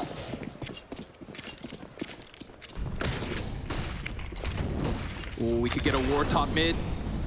Yeah, G2 starting to feel a bit of that confidence. They peek in, and Yakinder shuts them down a good keep coming. But those AK headshots just took all of the wind out of the sails of G2. From a moment of success and celebration to a kick in the gut yet again. They have been playing catch-up round after round, and it feels like they'll have to do it for 14. Unless who else than Hunter, Alexi, and m0NESY to win another 3vx. They can just hit the brakes right now, VP. This is what they do best. Wait for the fight to come their way, and it is. Look at the space. m0NESY looking for a kill. Needing to find Slate, needing to draw it back. Is he serious? Yeah, he wants this. And I'm not talking just this kill, he wants this win. That's at least something. And despite those two CTs pushing to the top mid and being killed by it, Yakinder was wounded. Ooh, rotation. Get that rotate quick. Meanwhile, we also have two players over towards the B site, so I mean, VP maybe overcomplicating things. Just that one lurk in Yakinder, but oh no, a Molotov on Alexi. He activates, and he takes one with him. Oh, a second even! Alexi from the middle ground. Buster still in the palace, no bomb in his control, and this calls Yakinder back into the action. m0NESY under pressure. He gets pinched upon. Great utility usage there from Buster, but Alexi, it's his turn to deliver, and he is cranking that dial. But Buster, he is the big name in the big games for Virtus Pro. He's the one that they look to deliver. 15 seconds, and he knows where Alexi's at. Alexi toying with him, showing a little skin as that bomb's picked up. The peek comes through, but it's not a frag just yet. A desperate spam, and down he goes. It's G2 14 first. That started with 2 opening kills in the favor of VP. G2 just ran up mid and got absolutely decimated, and they claw this back, and it starts with the kid again. Send him out, find a kill, turn it on its head. This from Alexi as well. I mean, not only does he catch Kicker off, but that repeat from Jame popped. Alexi sets up shop within the jungle, and G2 claw a lead. Not done yet, though. Not done yet, though. The pistols are back here. They're keeping this one close. The one thing by VP, look, we joke, paid by the round. This team, they never give up. Mentally, this team is one of the strongest in the world. Timeout called. Chance here to talk things through. Dustin, the coach of VP, going to get on the mic. Purchases coming on through the loss bonus maxed on out in the next round of play. VP, if they get the bomb down, they'll be threatening again, but this is for 15. This is a chance for G2 on their map pick to secure number 15 and just one round away.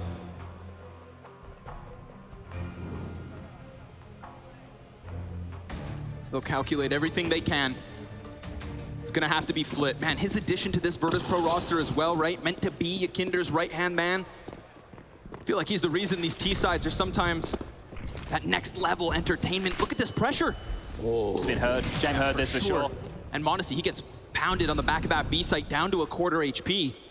They are on high alert because of that flash. It's a 2v2. Nico, quick headshot. Hunter's there to cover. The Kovacs control the apartments.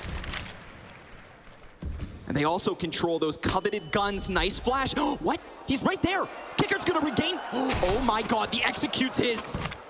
Now he's got a gun.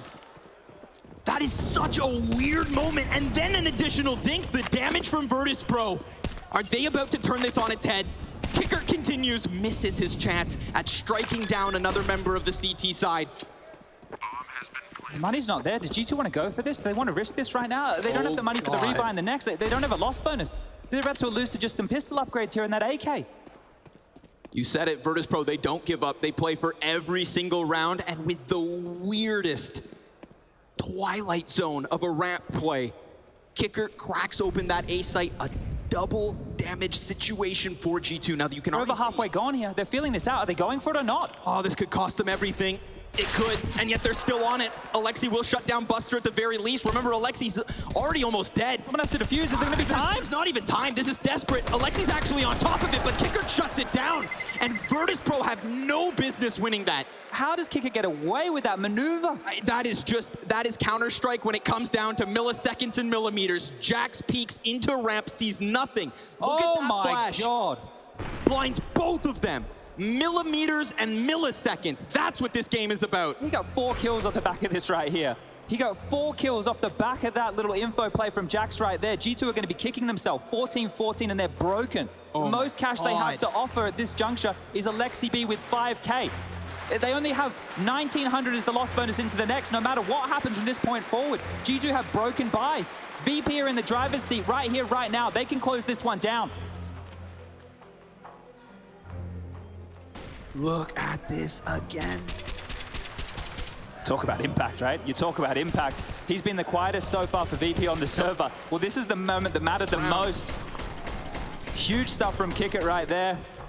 That's got them back in this game. Flit knows what it means, and they force sport. They have given the AWP over to m0NESY. It's this kid's time to shine. It's now or never. This is the pressure. Go big or go home.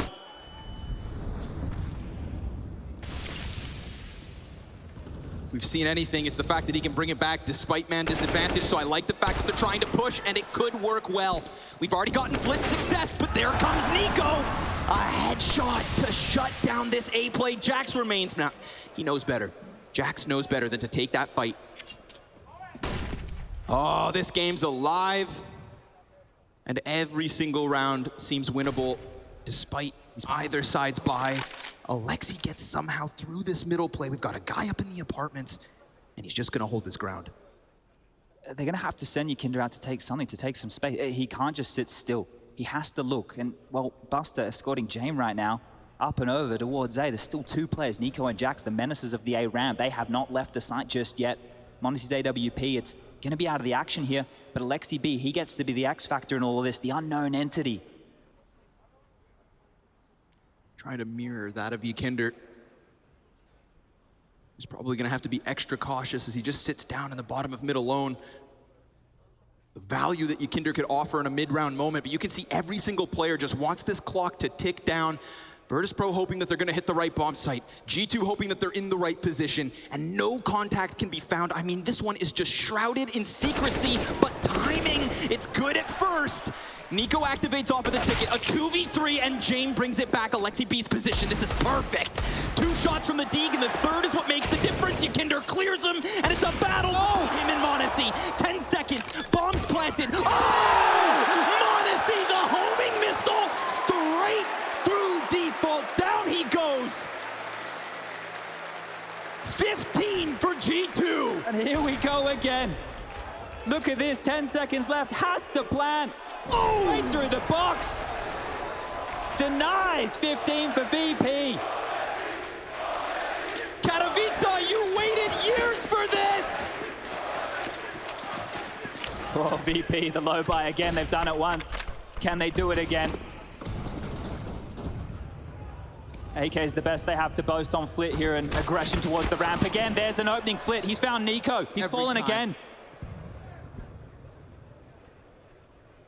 Unbelievable that Nico has been so countered in this first map. But who needs Nico when you've got a m0NESY playing like this? One more for 30. There's 2 players bottom mid. Alexi hasn't seen it. Oh my God, a blindside. Plus, we're already talking about a compromised jungle.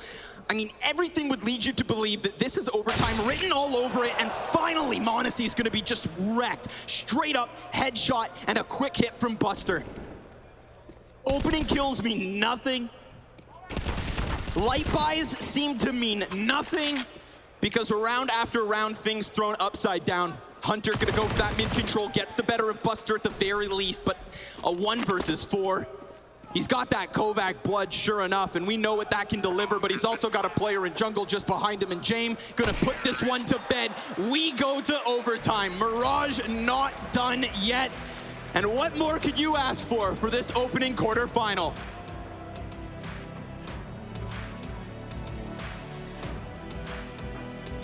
Let's do default. Let's do default. Come with me up somehow. You want the flash for boiler? No, well, maybe you can. Yeah, you can.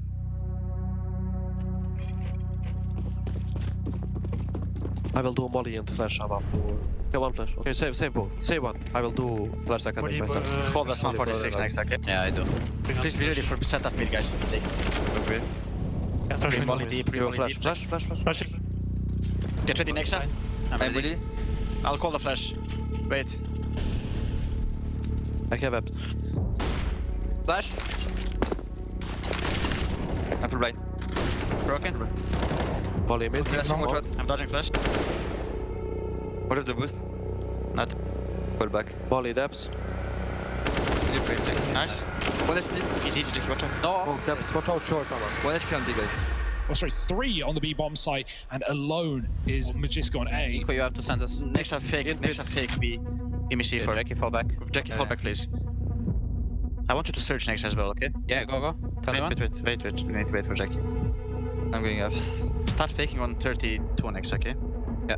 I flash for you, cheminée, okay? Enter and Amar. Don't just jump, Jackie. Get ready, Don't guys. flash for us? I'll flash. Jackie, go down with Amar. Flat pit. I smoke small pit. 2B. Short. Nice. They're 2B. One more short.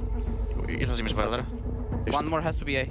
Nico and it's Hunter. It's the two cousins left alive for G2. Touch smoke. Touch smoke. Spike came on flash. Now he's got to keep the hopes and dreams of G2 alive with the man in question. Mam flash za kratko, daću ako vidim nešto. Okej, tal flash. Kuća možda. Kratko. I poći dugo uskoro. Kratko i kuća. Daj tu. Nice. That's why they've got these guys in G2. That's why they want to be. This is pro-ups. Guys.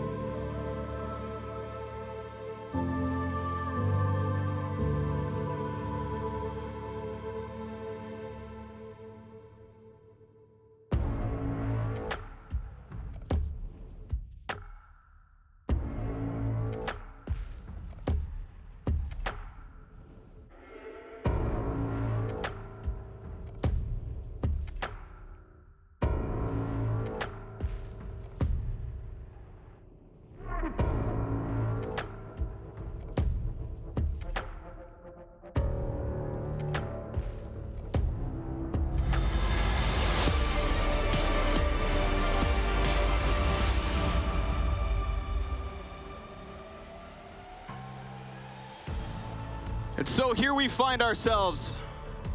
Took you guys a little while to get back in this arena. This is a special moment because this is day one in the Spodek. I want your attention because, ladies and gentlemen, I don't just want to see you on your feet. I don't want to just feel you shake this floor. I want to hear you make some noise!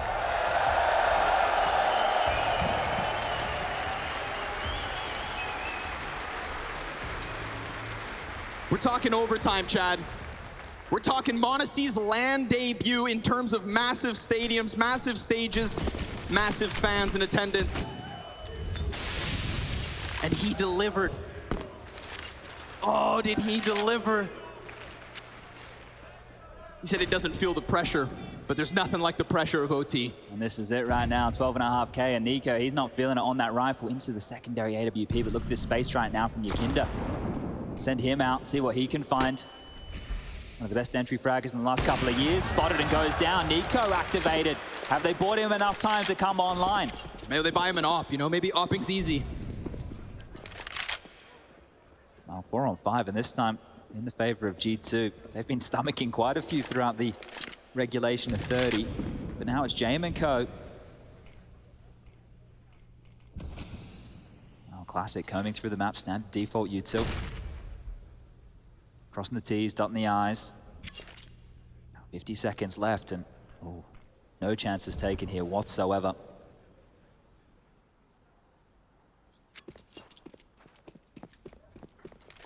This is back to VP shenanigans. Off the back foot, moving it. On the timing here. Oh, dude, Hunt. Oh, no. Okay. That was a chance. That was a huge chance. And we've got 25 seconds left. Hunter gets back at it. What goes around comes around. This time he finds Jame off guard. Nico jumps up, confirms the presence. It is flawless from G2 to open OT. That's one way to do it, and if this double AWP seems to be the secret to get Nico back online, sure, why the hell not? Give it to him. Yeah, there was a period of time where he wanted to do this role. It didn't work in their favor, but look, if he can find an opening like that again onto Yakinda, this is the way they need to kick this off. VP, as I mentioned, strong mental. They're not going to be out of things immediately here. The buy back in, the AWP for Jame again, and the AKs alongside. What's weird, we say again, Jame actually didn't have an AWP in that last one. Maybe that's the economy playing into this, right? 12.5, it's not the 16K, so... Oh, Nico blind under pressure. Monacy right there with him. We got a double AWP inside connector and an opening for Yakinder. This is the space, that same smoke, they used it again. Last time they got Kicker to this position and it kept G2 extremely passive. This time around it's Yakinder who's been able to do exactly that. But they know he's here and they're harassing. He still seems okay, and what a nuisance this is for them to deal. Look at the attention. 3 players. I mean, everybody wants to deal with this. And if they can't do it from inside of jungle, then they're gonna throw a player over towards the depths of that B site. Maybe audio playing? I don't know. They're getting pulled around the map here, though. Right now, VP are in the advantage as far as the rotation goes, right? They seem to have a better read of the situation. And remember the position of Yakinda here, because we've turned our attention elsewhere. Starting to drop utility. Jax, he's got to find that right timing, but he hits... Oh, half his health gone as he jumped up top, and then he loses Nico. So this A site offered us nothing in terms of a hold. Bomb planted in a comfortable 5v4. Sure, you've got Yakinder and Kicker wounded, but you've still got Yakinder in the ladder room where he's been this entire round. They can risk this retake, but Util's a problem now. Smoke and a flash, that's all they have. Alexi obviously still cut off. You better be on high alert as he comes around these bricks.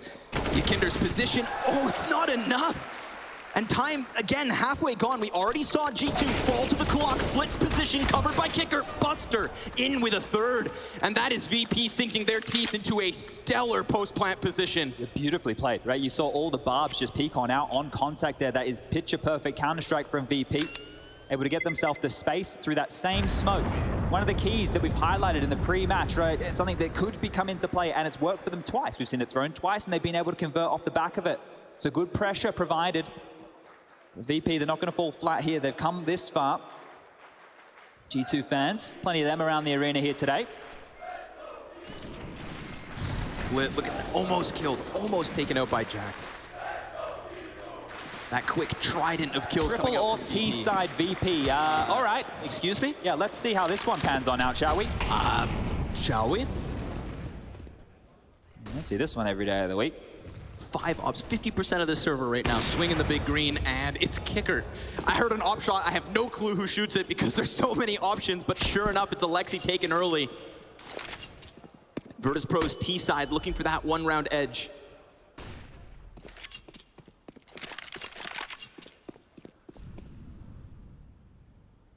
Jax has had a rougher go of things this game.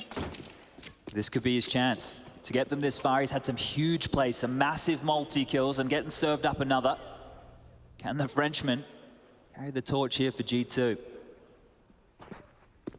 God, he has no support. He lays down his own utility for the meantime. Modesty gonna try to get into action. Look at all of these grenades. I mean, Jax, you need to offer us something. Or maybe Modesty just lends that valuable... Oh, through the smoke! That's something, at least. And with utility at their feet, they decide to double back. Apparently that's enough. That one shot right there. Or do they? Yeah, back and forth we go. Indecision now. Still plenty of time on the clock, and util to boot. Real chance for VP in this as we are on a 4v4. 35 seconds remain. G2 starting to feel that maybe that was the pullback because the internal timing, it has to be messed with at this moment. We even have Monacy's attention turned towards mid, but another volley of grenades over top with only 20 seconds on this clock. A crucial, critical moment here and now. Jax, he's got to hold them off. 2 backs turned and a double. Hell of a time to come alive. James next as Jax delivers 3. And all the while, Buster locked inside the palace, but G2's the king of this A site. A 17th round at the end of their CT side in OT. That's what you needed from Jax right there. We call his name and he steps on up. All the pressure was on him. Sure, m0NESY made it a little bit easier, but he still had to have huge impact. So Jax earning his paycheck here today. This was the opener. Look at the slither gap held right here from Kick It. What a shot to open things up, but it was the AWPs with impact to draw things into 4-on-4. You gotta wonder what he can see, can't you? But Jax just with that silent stem for the time, a bit of a problem. VP leaving things late. We swapped sides. G2, their T-side gun rounds were few and far between. So Lexi be able to work on now. It's not gonna be easy. We've already seen just how VP want to glue themselves towards middle.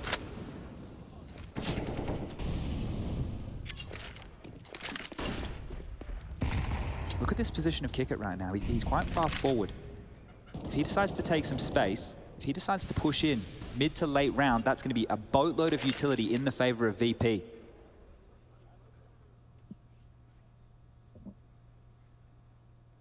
All the while, Jax is kind of moving around a little haphazardly here. Jumping down into the tunnels, coming back at the very least. Utility to the mid window. They're going to finish here, you know. Oh, Kicker, he could be the playmaker, and he's going to activate. Finds Jax and shuts him down. Now, Kicker doesn't confirm if there's anything else behind this, though. Buster's going to go looking again from Catwalk so many times. They have to go. Within regulation, he is the key piece to that mid play. And now suddenly, Kicker able to lock in beyond that bench. We saw 3v5s on the CT side, but what about on the offense? Nico falls down into his death as Kicker continues to deliver. m0NESY's able to get outwards. James off, jumps across, 30 seconds. And Alexi's walking wounded. He's trying to shave some kind of pressure off of this. There is an eventuality with that apartment's flank, and now m0NESY, he is all that's left over, and he's down for the count as well. 4 strong, standing for VP at the end of their first CT round. Well played by Kick It there. The fact he gets one and gets out, right, that's huge. It was so dangerous him to try and fall in this situation, but we spoke about him pushing for information. Well, this is massive, right? This is a massive kill to find. As you said, he didn't find any more information, but he had done the job. And at that point, as soon as Hunter dies, there's no space, there's no room for G2 to operate. They have to run into that B-bomb site, into the blender, and just get absolutely poked apart. But this is a problem round right now, T-side rounds. What can the call be? They had such a difficult time establishing mid control, and if you can't hit the B site, if you can't execute A, well, that's the whole map.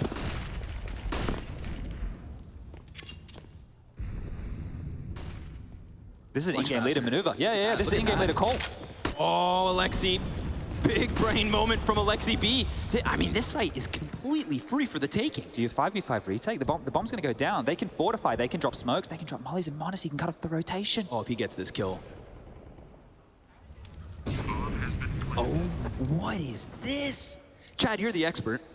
Look, I don't know, but let's see how many more he can hit, because he's spotted now. Now he's still locked in top mid. This could be a real nuisance. Nade from downtown. Buster, the bunker buster, blasts that top mid play wide open, and all of a sudden, I feel like this utility barrage into the B site makes G2 somewhat uncomfortable. They're working with a flash that Jax just threw. Alexi pops off the back of it. We get Nico with 1 kill, but the CT's leading into Nico. Now it needs to be Hunter. He's got another 1v1. Buster taps the bomb to peek the kill. It is everything for Hunter, and a crucial moment. One more round right now for G2 to pick this one up. Take it in first overtime. We go 18-18. We do it all again. G2, they've been here before. Just one more round required to close, but VP, they don't give up. You can see the gambles that they're taking here in overtime. The fact that they left that B bomb site completely open. How many times is Alexi going to be able to make that call into a free bomb site? That is a gift from the gods. I can't believe it. Correct me if I'm wrong, I feel like B site was also so underplayed in regulation, he just slips it through. The B stands for brain. Oh, and it just got splattered at the base of connector. And then they walk into James. Don't tell me we do double OT.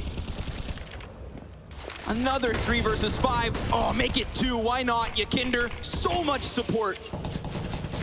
These early clashes go swimmingly for VP. We've got Hunter and m0NESY still alive and kicking, and you know they don't go down without a fight. He's committed with the bomb here. He can get the kill. Clean. Yakinder, there's a chance now. And easy. Smoke goes deep towards jungle. Monacy's going to be relegated from the palace pressure, and maybe Hunter can offer us something in the meantime, but the more time that's here, the more CTs can rotate around towards Ticket. We've got 3 of them just outside of Connector, but with that bomb, they could leave. They could get out right here, right now. He had a chance and now it's gone. James gonna get that angle, lock him into this. Monacy could come and counter Picket. If Flit dies top stairs, that'd be massive. Oh! He snaps it down upon him. We're talking 2v5 turn 2v3 with still 30 seconds left. Molotov deep towards jungle. They seem so focused on this stairs player, but what about Kicker just behind him? Buster comes out, and there it is from VP. They shut down the hopes of G2, and we run it back for a second overtime. All right, well, we go again, and the difference maker has to be this T-side. Who is the first team who's going to be able to put multiple T-side rounds together? It feels that both are being blanked, both are having a hard time with the calls. Alexi B able to get into the B site in the previous. That can't happen again, right? That's not going to happen again. That shot. Felt like his bottom was well and truly open there, but here we go, back into things. Lexi top middle again, has the bomb on his back, doesn't want to over-peak this right here. Only has Monacy behind him. Hunter and Jax up to their usual antics, and Nico the same. Where's the impact going to come from this time round? Because the mid-hold, it's been fantastic for VP throughout this game.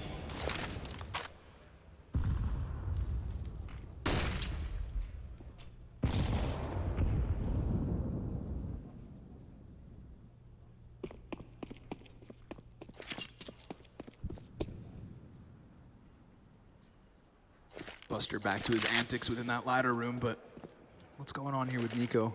He's going to smoke off window here. It's going to look like they're going to clamp down on mid. Can they test VP this time round? Because so far, they haven't whimpered.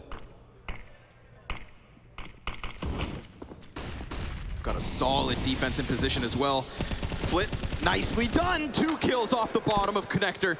Perfectly timed as that utility trickles in. And maybe even more.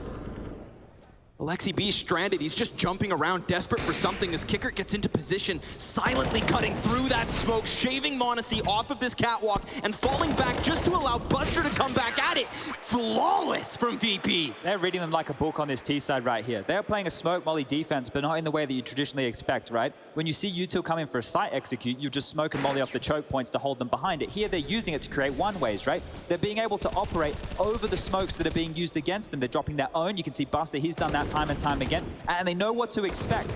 This book of G2 of the T side, it's being read. This is a children's book right now of VP. They're loving it.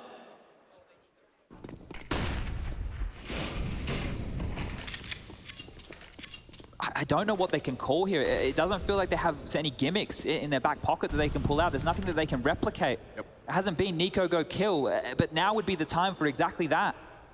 How much more time can you give him? The runway's been there. There he is. At least one, but Flit, oh, that's so sharp. The moment Nico feels a tidbit of success, he gets smashed back at the top of middle. At the very least, he did his job. We're talking 3v3. And if there was anything, any kind of a gimmick call, any type of play that seemed to work for G2, it was that Alexi B play towards the opposite end. Monacy falls off. What a recovery.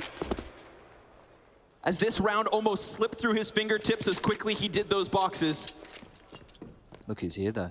One defender in James. Yeah, and the big green in his hand. He's going to be ahead of this utility. Look at all the nades that have been dropped for Monacy. He is going to be that supportive element for Alexi and Hunter to try and crack open this B site. Not blind. He's fine. Oh, but running out of time, he goes back at it. Alexi on the closer corner. He knows he's being swarmed in Jane. That's such a killer flick. But all the while, Alexi gets dangerously close, and that even lands. Jane, oh, he almost does it all, but here comes Yakinder in from Catwalk, another 1v1, and he gets away from the first shot. He stands out into the open. Bomb's gonna be planted. Monacy comes off of it. We've got utility going both directions, but who's gonna be that much sharper? Who's gonna be that much faster? Who's gonna be that much smarter? Yakinder makes his move. Honestly, he's figuring it out. Yes, he is. He's got this. He just needs Yakinder to walk in, and he just needs to land it, but he looks away because this game comes down to timing. Both of them trying to beat. Oh! But Monacy does it again. The kid's been called onto clutch time and time again, and look at him, cool as a cucumber. The impact here in double OT, on stage, quarterfinal, 16 years of age. It's unbelievable. It's unbelievable that he holds his nerve like this, that he performs like this. Look at James as well. The shots that he's hitting under pressure, combat, all being close in the sight, both of them. It's a masterclass here today on the big green.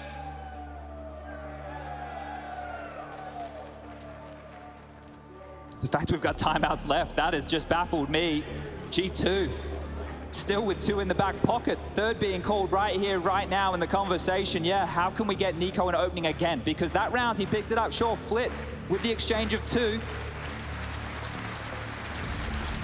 But they're able to close right here.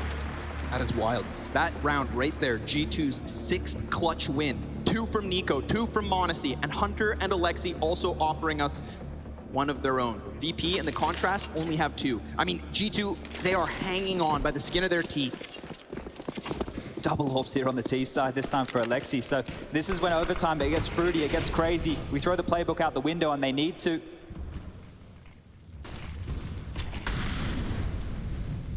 Most certainly do, Chad, because in terms of playbook, I mean, VP have had G2's number, especially here towards middle, but maybe m0NESY's just feeling that extra bit of electricity.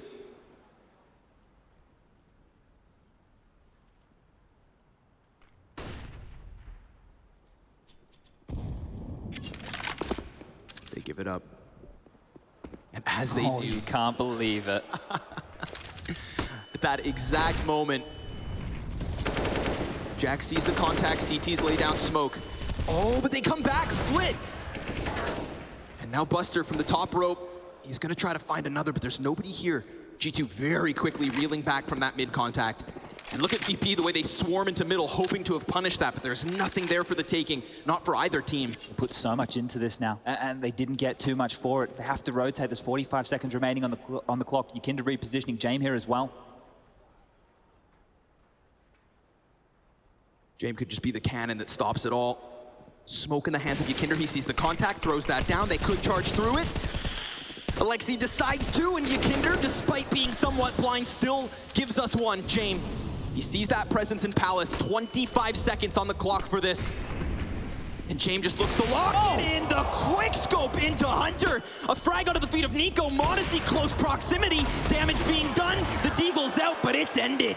And Virtus Pro hold on to that A site. James is looking nuts right now. We're at the desk again. I highlighted it earlier, but they wanted his impact to match his rating so far, and I think we're getting it in this game. Opening kills, that right there, a massive 3-piece from James, and that's going to give them that 1 round going into the second half of OT number 2 here. 22 is what we need to get across the line to get this one done. We go double OT, we go triple OT, we do it all again. But James looking hot to trot right now. He's got himself up to that 30 mark. He's joined the club. Flit, James, m0NESY, 30 kills to their name or more. Holy hell. Another timeout called. VP's chance to discuss things through here for their T-half, because equally so, they've had a rough go of things. What's the difference maker going to be here? I don't know. It feels, I mean, it's just going to boil down to some crazy individual. And we've had it back and forth. Final timeout as well from Virtus Pro. 1 left on G2 for the record. This is very telling that Nico has bought into an AWP on the CT side again. He's not feeling himself right now. He's not feeling himself at all here. The fact that he's gone into this one more time. This is the map that G2 chose. This is map number 1. Tension feels like map number 3. Big fake utility here. That's that same smoke, but they didn't take the space. m0NESY is isolated here. It's going to be A. He's stuck in it. By the looks of things, going to be fast. Nico, Op not helping in terms of getting that opening kill. Jax will be burned out of his position, commits to the spray and dies within it. Yukinder trying to buy that perfect moment. m0NESY's right there. Oh my God, there's players on top of each other, and m0NESY blinded, kills Yukinder, saves his other CTs. And this looks like maybe G2 take that 20th. Maybe, just maybe, because the pressure's still here. James, up close and personal, falls down into the sandwich. The flashbangs blinding everybody. Utility over top. Oh, and Alexi with the nade dunks it onto Buster. But this T side still alive and kicking. James has delivered more than one flashy shot. m0NESY right there deep in the connector box. Flit almost has his number. 45 seconds the time. The time will decide. With the deep utility, that's gonna be Flit's activation. And m0NESY's down. Hunter peeks. There's the trade. That's big. Remember, James, he's only on 44 health. There is a slow flank around the T-spawn, but for now, if he pushes forward, he could maybe shave off these 2 separate duels. The longer he waits, the less likely it feels like he can win this. They're just hiding. They're just playing for info right now. They don't want to fight Jame whatsoever. I mean, that CT swing. Oh my God! Alexi just gave it to him! And now we've got this bomb plant. Jame, he's pinned into the cover, but he got that kill fast enough that the flank didn't come around. Nico is on his heels. Jame is in the sight, and Nico's gonna end it with that USP, but holy hell. A golden ticket from Alexi B to a bomb plant at the very least. Wow, we're getting close on this one here. Like Flick getting a kill. You can see it well where he gets to. This is it. The flash just has come in right into the face of m0NESY there and still gets the kill. James looking hot. Flit is looking great as well. 2020, we're all tied up. And they just held up at the line there. The util, the constant flashes, they couldn't push forward. They couldn't take any space. Here it is on the jump. Oh my God. God, it's like he predicted that. Okay, well. Like James caressed his crystal ball and just knew that jump was coming. That round, they threw that deep cat smoke that we've seen, and they didn't take the space off of it. It did exactly what they wanted in terms of herding the CTs into position, but unable to convert the rounds here. Back into playing more of a default spread. 5 fingers of this fist almost sent out on their own to find any damage they can. And the damage is coming in Nico's way, starting to activate late. Look, if he shows up now and they win the game, and that's all that matters.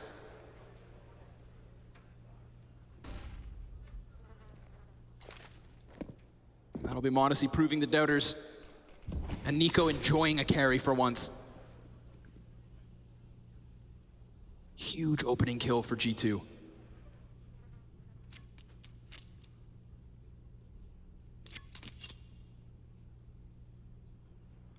Flit. He has been the jackknife of this game. But he gets past that frag. A minute here to play. He is within all of these CTs, and that's an easy pickup for the likes of Nico. 3v5 and pressure only on this A site. It's all they have! And now Nico decides to deliver. A trio of frags already on this op. And a frag grenade as a warning sign to Buster. Come get some. Flash bounces off the stairs. Yakinder and Buster, they're gonna have to bring it all back, but there's Jackson attack. Oh, and a second through that smoke. They read them like a book. And G2 CT side, at least that's where they seem to succeed. 21 rounds for the G2 team. It's the 3rd time they've been here. Just one more round required. The 3rd time they've been here. And VP, they're hard to put away. They have to be one of the hardest teams in all of Counter-Strike to put away. They're never giving up right here. And well, remember Kickit? Remember what he did with that Tech-9 to get us into this madness? Let's see what they have to offer right here. Backs against the wall. VP could push us to triple overtime in the first map in the arena in the Sputnik in 2 years. Oh, and Jame, of course. There it is, opening kill for him, m0NESY down. But m0NESY has been that key piece this entire freaking game. And we finally got a flash in the pan from Nico. So if he's the first man out, like Nico was all the while that m0NESY was succeeding, then this is their chance to prove that 4v5s don't mean anything. But Nico also just gets cracked back by Kickert.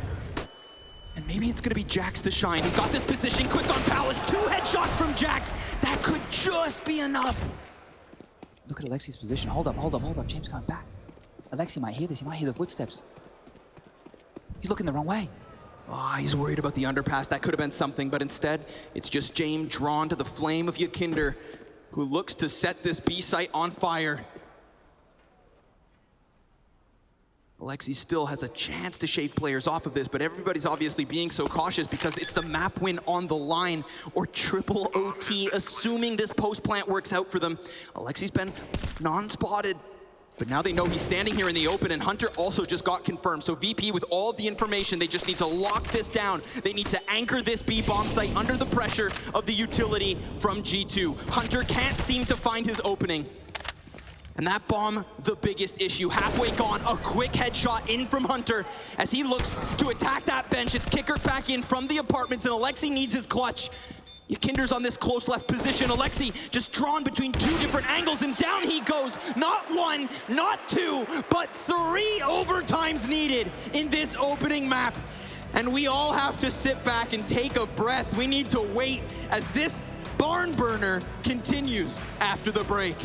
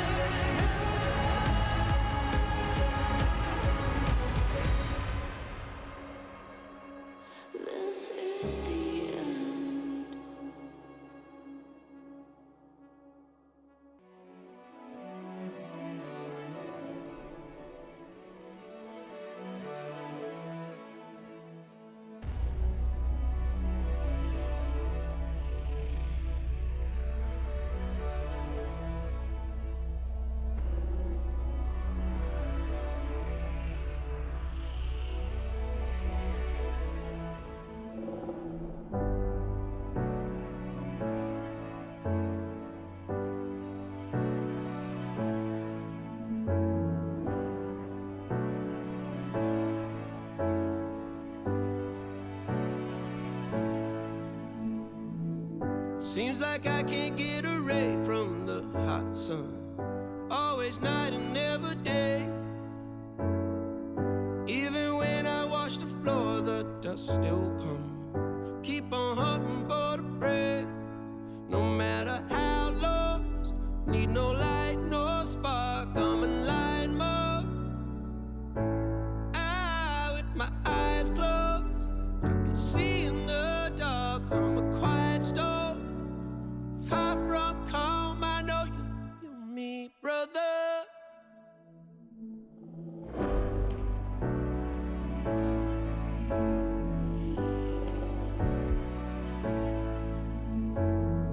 Seems like I can't get away from the hot sun. Always night, it's never day.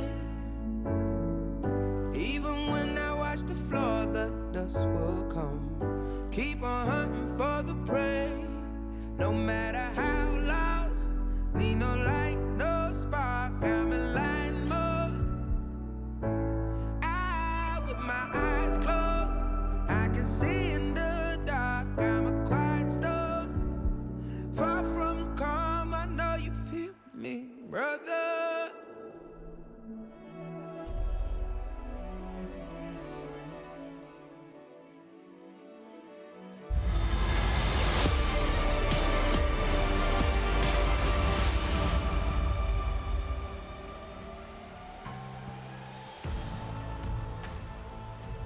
Feels like a little bit of deja vu. Not once, not twice, 3 OTs needed, and you know, at this point, maybe 4. It just feels like Virtus Pro are unkillable. G2 cannot put an end to this. Yeah, they're fighting tooth and nail. They're fighting tooth and nail for this one. They're not relenting, they're not giving up. But is 3 the magic number? Let's find out. And what's the playbook gonna have in store? You know, if this entire event was just meant to get m0NESY some big stage experience, well, I mean, he's barely, or rather almost played 2 entire games of Mirage at this point. Favorite map, I think. Yeah, we'll continue on. But the big question is obviously still going to be G2's T side. Well, they have brought at least Nico back onto the rifle. The AWP's been left at the wayside. We'll see if it rears its ugly head as we move forward within around, I don't know what we're up to at this point. 43? Yeah, maths is simple. We can take a bit of a breather because VP, they're not out the gates hot here. Whereas G2 used a lot of utility over towards mid to grab that space, and you can see how they're deciding to operate now. Radar top left of your screen. They're in the darkness as far as middle avenue goes, hedging their bets, and we've seen them try this time and time again to mix success.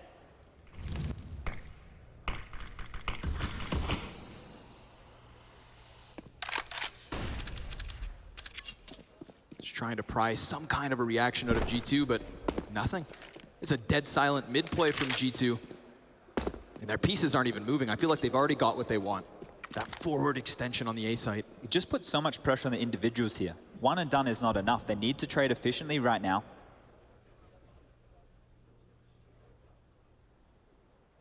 Nico with 50 ADR, 42 rounds deep. Not what anybody would have expected coming into this map. m0NESY gonna deliver though, as he has every step of the way. He's gonna miss that third one, but he's already sent a shiver down the spine of VP. They will still take Nico over his shoulder, but they don't know about Jax. Oh, and James gonna lose that fight up close. m0NESY though, he died in the meantime. Alexis rotates good, and Yakinder, well, can he be better?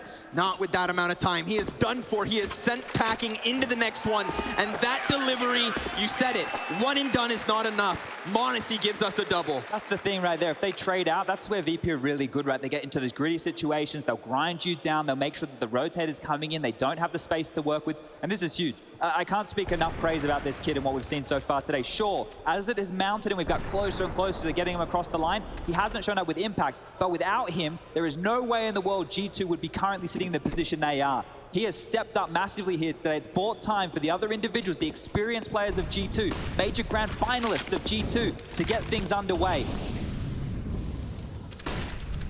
Double AWP back out here. Nico's had some impact with it.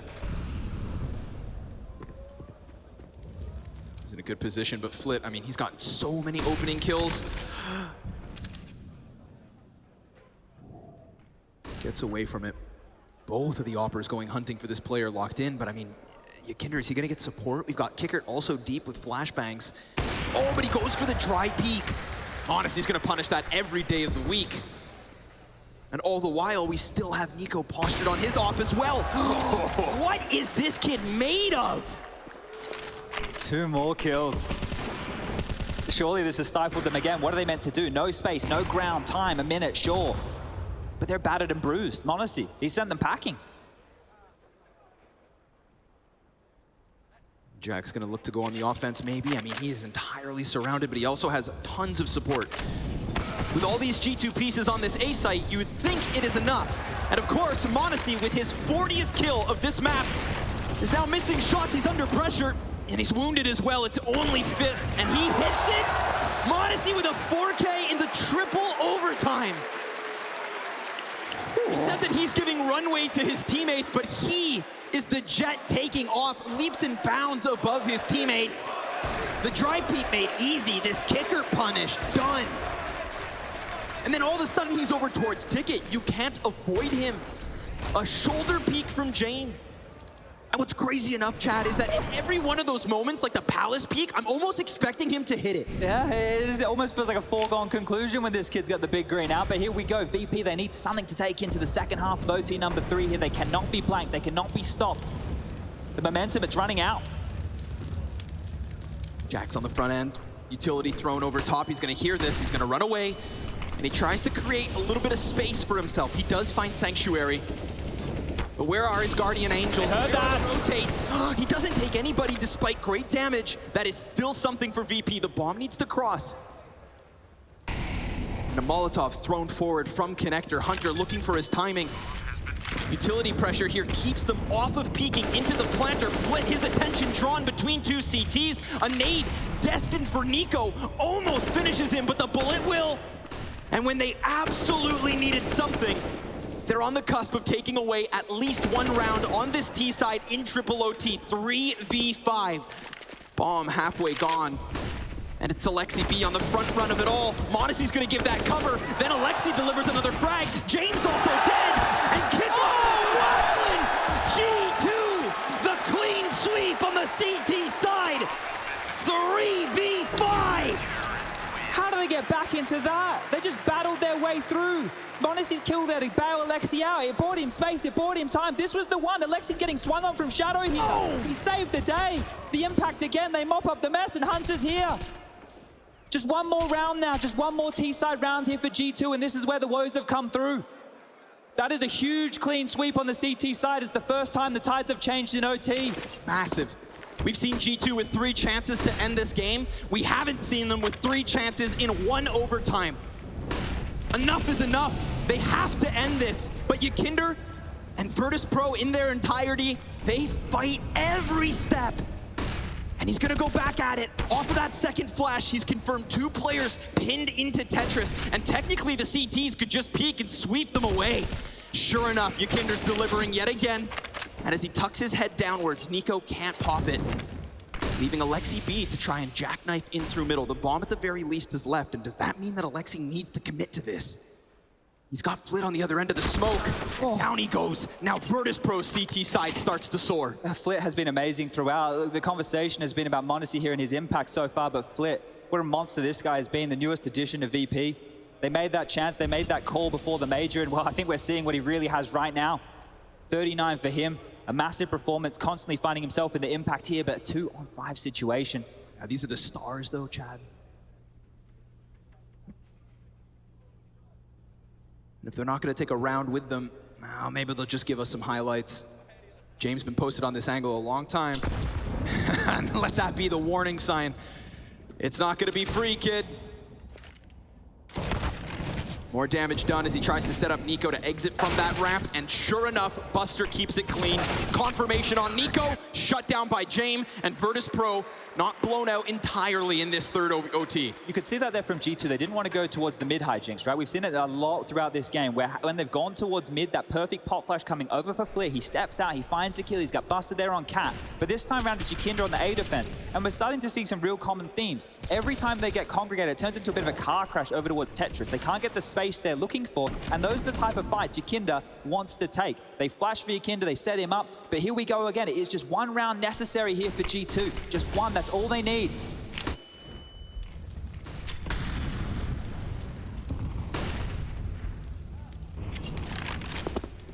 Look at Flit's awareness, just the way he plays around this connector position through the smokes, dodging, weaving, bobbing. He's never giving himself up in a position where he can go down.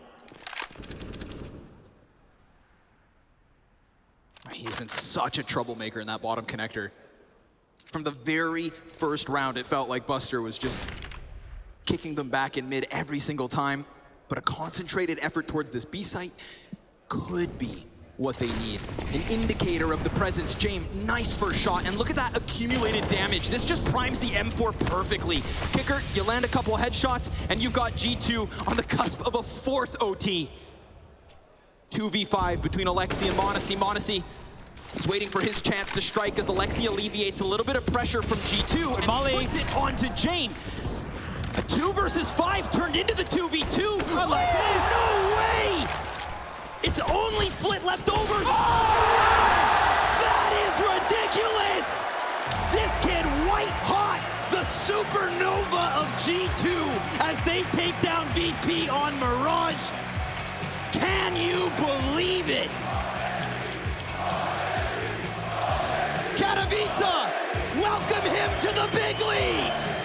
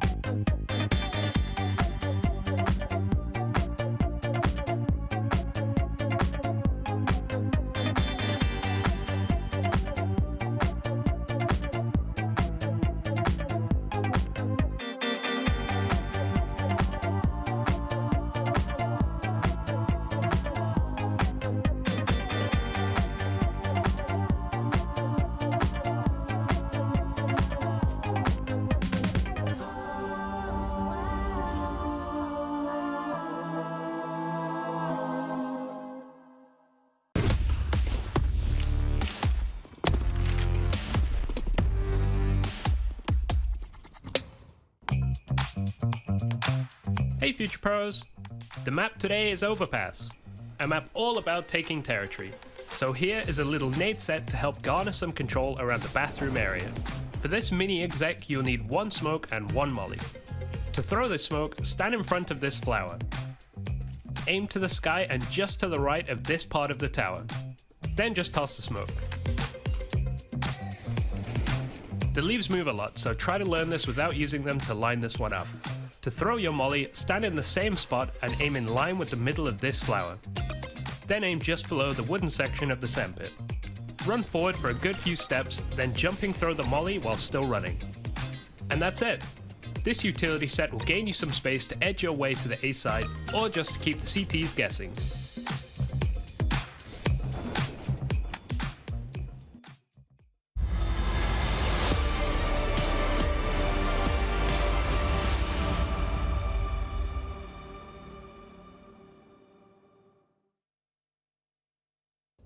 Edward. One more backside, bro. Short, tranquille. One more short. Nice, Alexi. Short, maybe. Let me hold it. Nice. Short. I'm picking short. Watch the apps. Nice. 2v1, boys. Fuck me, Dokish. Short. Be no.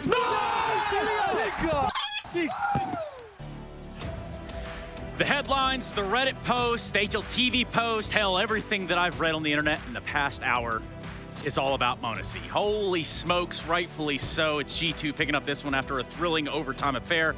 Basically had 2 maps over the course of 1 map. Action-packed all the way through. I've got Maniac and Yanko here with me on the desk, and I welcome you back to the Intel Extreme Masters Katowice 2022, guys. Quarterfinals. Holy wow. I'm still trying to wrap my head around what m0NESY has been able to display in this first map. It is actually mind-blowing. It's mind-bending. His first big stage, his first audience, and he goes on and drops 45 kills, takes Nico on his shoulder, on his back, carries him to the win. We were asking questions. We were wondering what kind of m0NESY we were going to see. We said he just has to be a little bit better than Amanek. Screw all of that. He came in and he blew everyone out of the water. I have no words for how he's played that first map. Yeah, just like we predicted it, right? You know, the veteran m0NESY helping the rookies, Nico and Alexi. It's crazy. Manage their, you know, emotions on the big stage and deliver a good game. But yeah, it felt like, to be honest, like VP was the better team in that series, on that map. But just some situations like 5v2 to lose the map. There was a 5v3 on 13-13 that they lost. Like they just had a couple of rounds with advantages that they couldn't convert. They gave a lifeline to G2, which they took. I mean, we talk about m0NESY, we have his highlights here, obviously. I think at the very beginning of the game, when VP was in cruise control, there was a period of time where they were completely in control of what was happening. m0NESY was always punishing the slight mistakes coming out of VP. He was the one keeping G2 alive in this game and finally breaking VP's back. Yeah, for VP, you have to, you know, a little bit of a heartbreak right there, a heartbreak scenario. For VP, they showed us a lot of face here. You got a matchup on Mirage that was pretty even kilter all the way through until it wasn't, until it was G2 closing out weird 1vx or 2vx, 3vx scenarios and capitalizing. I'll tell you, G2 couldn't have picked a better time to win and convert both pistols. Yeah, like without winning that first pistol on T side and being 3-0 up, that's like a 12-3 half for VP, really. Yeah, it really is. Yanko, let's cook up something in the kitchen here. Yeah, let's do it. And I'll show you why VP had such a great CT side trace was because they had a good game plan. Like they were really well prepared for this matchup, right? They had a clear plan of how they're going to fight. G2 plays a lot of defaults and some like explosions, pops right out of that with Alexi going mid. So what they did basically is, you can see in the first gun round, they're just focused really heavily on that mid area of the map, right? So the plan is just in the mid round, let's all converge on mid, let's try to clear that area of the map, and then we'll take care of the hit that comes on the side, right? Just get rid of any lurkers. They know Hunter loves to go underpass in their default, right? G2's trying to take it slow, but you can see there on the minimap right now, basically 5 players, all the players from VP have converged right there on mid, right? Like you can see that here If we zoom in, Yakinder is going to move from his position in shadow. He goes there towards mid, and basically you're going to see everyone is here trying to clear that area of the map, right? We go into the following round, the reset round, 4 VP, 4 G2. What happens? They go for a more heavy A approach this time around, but VP with the setup clear to fight ramp early. Yakinder and Flit, they just go straight into the G2 players. They get 2 entry kills. They get 1 kill on the guy in apps as well. James gets a kill on Monesi, I believe it was. And that's just it. Round over, and G2 has to equal. And that gave VP a lot of momentum early on, Trace. And they had a great job. They did a great job of actually also changing setups to go like 4A, 3B. Whenever they stopped them on B, they would start 4A the next round. And it did come back to bite them in that one OT round where G2 just walked into an MTB bomb site. But yeah, good preparation from VP. Good preparation all around, albeit just a little shy of where they wanted to be in terms of grabbing the map. That's fine, though. This is a series, and it is a best of 3. So what that does is set us up for Ancient. Before we do that, we are going to hear from Alexa B. Hey everybody, right now I have Alexa B for a short interview. Alexa B, right now, I mean, it was an insane, such an intense map. 3 overtimes. We know that VP gets paid by the amount of rounds they play, but like, you showed us some like really nice show. Right now, unfortunately, you are leading your team on your own. You don't have your coach behind you. Is it all up to you, or is the team actually helping you out? No, there is still a lot of talking based on individuals. It's not like I'm here alone. I'm glad we can do like webcam calls with the coach before the game and in between games now, so he can always chime in with his ideas. But I mean, it was amazing to play this many rounds on the first map on the stage as well. The crowd was cheering for us. It feels great. And I'm sure it was amazing for Monesi because like, he managed to get like so many impactful kills. Upcoming map is going to be Ancient, a map that teams kept on picking against VP, and then eventually they learned how to play it. They right now managed to win 5 maps on Ancient. Do you think that ends today? I mean, yeah, for sure. I think it's the best start to a series you can have where you win the first map with 3 overtimes. So I think it gives us a slight edge. But then again, we just won our map pick. It's their map pick now, and then it's Decider. So we will bring our all on this Ancient and hope our preparation works. Okay, then I'll not delay you any longer because you're probably looking forward to join your team. Everybody, this was Alexa B. Make sure you are supporting G2, but we'll check out a short video that is called Plan of Attack with Mahoney. Hello and welcome back. I'm going to go over the key tendencies and strategies that can be found when preparing for a match against Virtus Pro on Ancient. Starting off on the T side, we want to look at the key positions and who plays them. We should be expecting Flit to be contesting middle, Kicker as the edge player towards A, Busta as the edge player towards B, and lastly, Yakinder as the one mainly contesting the cave position. The first thing to look out for is the donut utility at the start of the round, and that's because this combination of the Molotov and smoke is only ever thrown if both Flit and Yakinder are coming out middle. It'll be important for the CTs to recognize this so that they're ready for the push. The second thing to watch out for is this missed cave smoke that ends up landing at middle. Virtus Pro don't normally throw cave smokes at the start of the round, which could be the reason why it misses in the first place, but regardless, whenever it has been thrown, intentional or not, the team has always gone for an A hit. Now over on the CT side, we also want to be aware of who plays which positions. We should be expecting Kicker to be at A, Flit to be keeping a watch at middle, Buster as the B player, Yakinder as the cave player, and James floating with his AWP. One thing to watch out for on the CT side is when Virtus Pro throw this Molotov towards Bucket. This Molotov is a tell that Yakinder is going to push out a cave, so it'll be important to pay attention to whether or not this Molotov is here.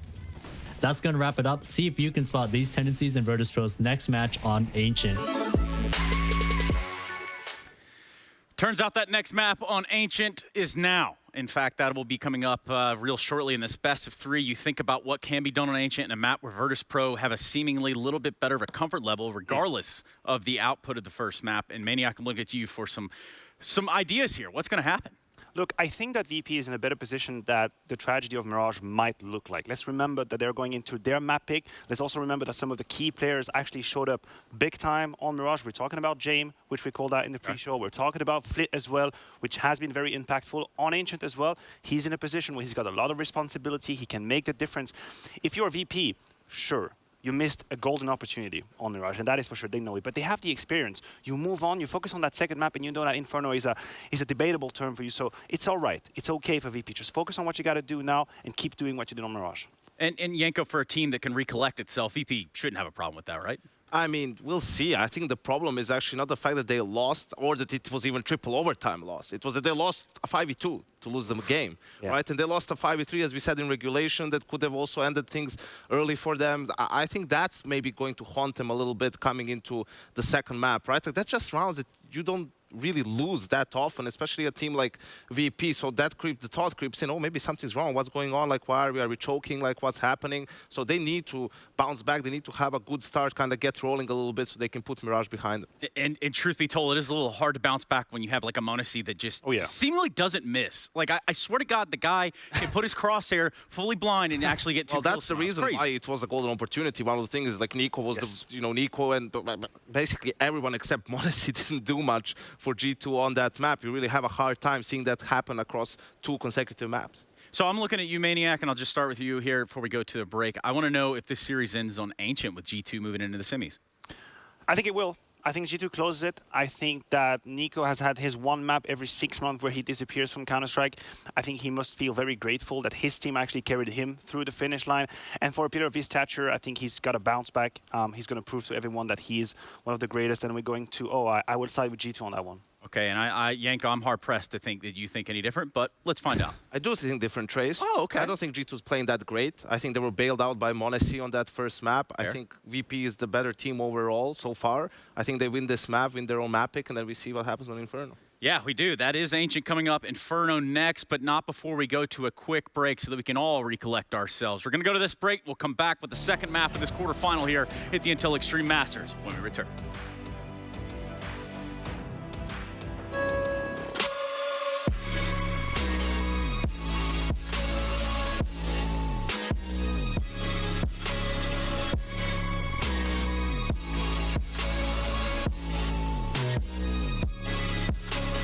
You love it, you wear it. What's your style? Get your merch at shop.eslgaming.com.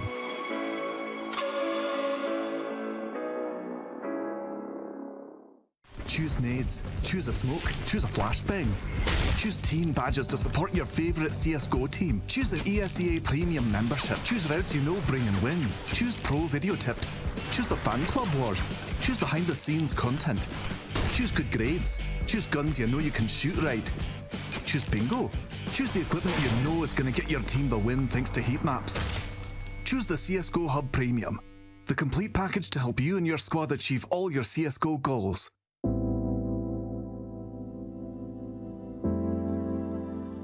I want to talk about Flit a little bit. What does he unlock for you guys, say, on T side that you didn't have before him?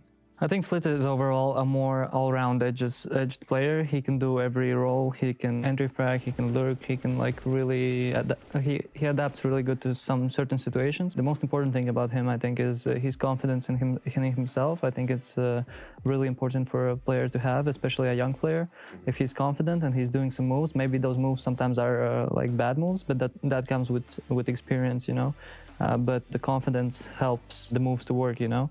He opens up a lot of space with his aggression. He's a quite aggressive player as me. How about in terms of, what does Flit bring? Does he bring anything outside of the server? We've seen some of his impact in it, but is he giving calling ideas, strategies from what he had on Forza with Jerry, or is he more just doing his role? That's a bit of confidential information, but I'm going to share a little bit of insights. Okay, I appreciate that. Basically, everyone from our team are involved in making our style of the game, some less, some more, depending on positions on the maps and etc., etc. And basically, since Flit is playing a lot of map roles that are involved in the center, like in the center of the map, basically, where he needs to communicate, needs to call things, and needs to think about what we need to do and see the macro of the enemy team.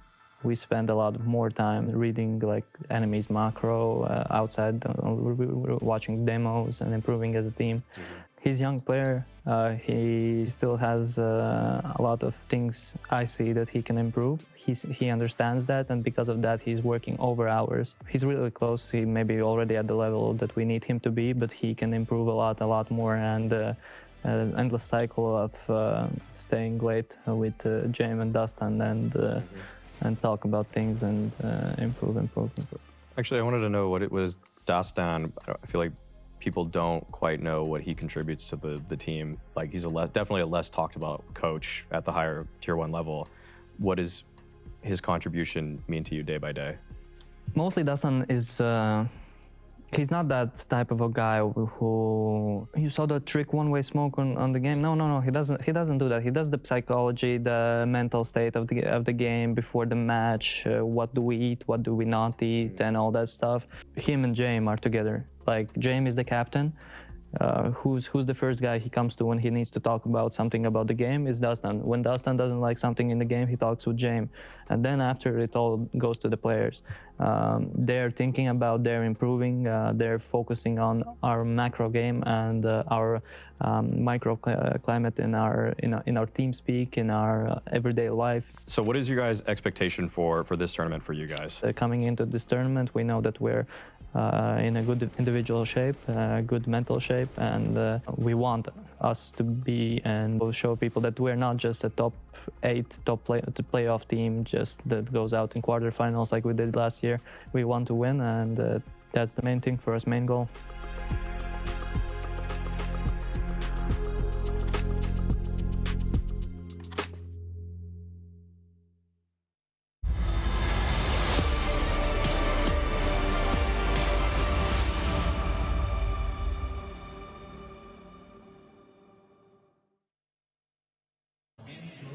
What's up, gamers? I'm back on the floor in the crowd with some wonderful fans. Can I get your names? D.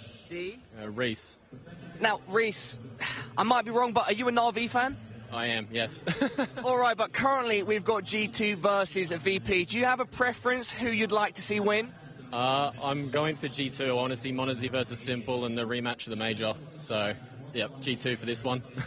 D, do you have any favorites at all? Just Simple and Sponge.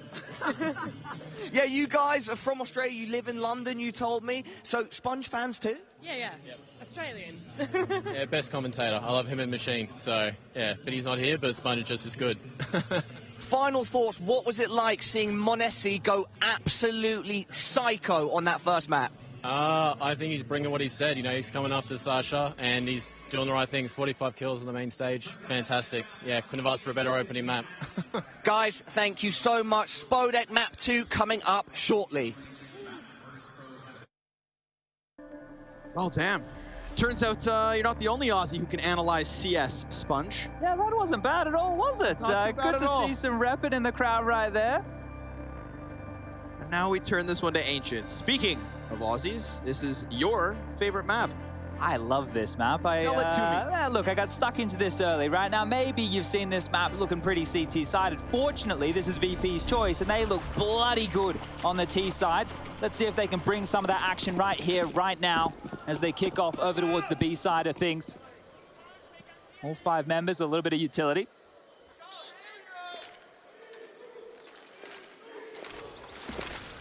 Utility over the top. Here it is, you know, Virtus Pro, one of the best when it comes to the T side of Ancient. We talk about Ancient as being so CT-sided. Well, Virtus Pro, they can make it look easy. Monacy, you've had enough. He's gonna have to sit this pistol out. Pistol conversions for G2, very strong on Mirage, but this one is a bomb planted for Virtus Pro. Dual Berettas within the cave. We've got still some utility for the retake for G2, so let's hope for their sake that the picture is clear. Deep smoke over towards ramp. That could deal with Buster. Now look at the attention drawn away from Pins. Hunter, he needs to deliver, and he will that first. And James gonna bring it back. Oh, it's labored. And he's not gonna find his kill. We've got a defuse coming through, and that smoke grenade worth its weight in gold. G2 start this CT side with a pistol round win. Another pistol right there, and that utility is absolutely key. They were intending to give up the B site the entire time. The only piece of real estate they wanted to keep was cave. So they might have had to have just, oh, okay, Jax. They might have had to have adjusted a little bit on the fly there with the cave smoke and the B long smoke, but they were playing retake out the gate. That was the whole game plan right there for G2, and a massive way to pick things up. VP looked great with the opening. Oh, that's my favorite little water bug. You know, all right, we'll get on the emails to Valve. We'll see if we can get that one fixed. Is that the long door smoke lands, the extinguish on the molly, and Nico wants to get stuck in early. He wants this fight, but maybe getting a little bit more than he would hope for. Famas chewed up, spat out. And pressure pushed upon the shoulders of m0NESY, who, for the moment, is doing quite well. With Hunter coming into this bomb site, the A1S ablaze. He shoots down 2. James cut off. Alexi B kind of pinched between these 2 Ts, but fast enough to shut down the one on ramp. James time. Oh, Jax brings it back. That's the 2-0 start. Looking good for G2, but all things considered, you know, pressure from Virtus.pro right out of the gate in back-to-back rounds. Do they play that typical, like, slower T side? Like, why do they win so many rounds? Some of the keys here, right? I think when you have Yakinder as the player going out for that cave control, pointed out in the plan of attack by Mahone, right? He's difficult to deal with, right? So I want to turn my attention towards Yakinder and if he's able to patrol that part of the map, because for me, it's the most important piece. Now, we also spoke about the mid utility here. They haven't thrown the smoke with it, so an indication if G2 have done their homework that it's not the mid play. Back towards B we go one more time, and 3 defenders on the site. Alexi, Nico, and Jax all close here. Ready to deal with this. On the forefront. I am very curious to see if Nico can get the game started a bit faster than he did on Mirage. The Thomas from Jax looks good. Ooh, Yakinder team kill. Definitely not going to help Virtus.pro in this situation, and if they had come through off the back of that flash, they would have found 2 CTs blind, but instead they hold. They wait. And they've got more than enough time. Yeah, a bit of a problem. They didn't get a huge amount of real estate here. You can see Cave, they could grab it if they like and be long. Still some questions to be asked, but Alexi up close and personal with the MP9. Not an easy fight for Kickit to win. Well, Nico, he's not shying away. Has had a rough go of things here today so far, but happy to take the fights. Yakinder walking in, see if he can make up for that TK. Another smoke drop, perfectly timed. Yakinder will be held at bay, but at least they're limping and buying through this utility. Just 1 smoke remaining on this CT side, and it resides with Hunter, who's currently out of the picture. Cave control taken. A little bit of util if they want to finish towards B. Oh, the timing there, Alexi, he just looked away. Now suddenly, I mean, there's no way Alexi expects this kind of pressure this close. So Kicker, his timing? Oh, his timing looked good, but the shot off the mark. Yakinder looking to bring it back as James trades. A 1v3 with 2 players still up. Hunter gonna swing out wide, and I love that pressure. G2 know what they want, and they stop it right then, right there. No space offered to the T side of VP early. Now here's the thing, right? We know that this can be quite a CT-sided map. We've already built it up to say VP have a good T side. We're only 3 rounds in. Now, if you were here for Mirage, you would have understood this is how it started for G2 over there in both halves.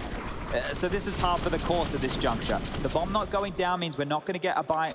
Maybe we will coming on through. The money isn't there for a full buy. We saw James do similar scenes earlier, getting that hero AK out, and a smile on Alexi's face. So they're enjoying themselves here, G2, on the big stage.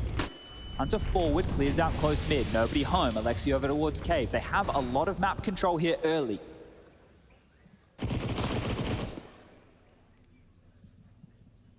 These poor T's. Unless they just wait. Why not? You know, he's trying to set up James to succeed.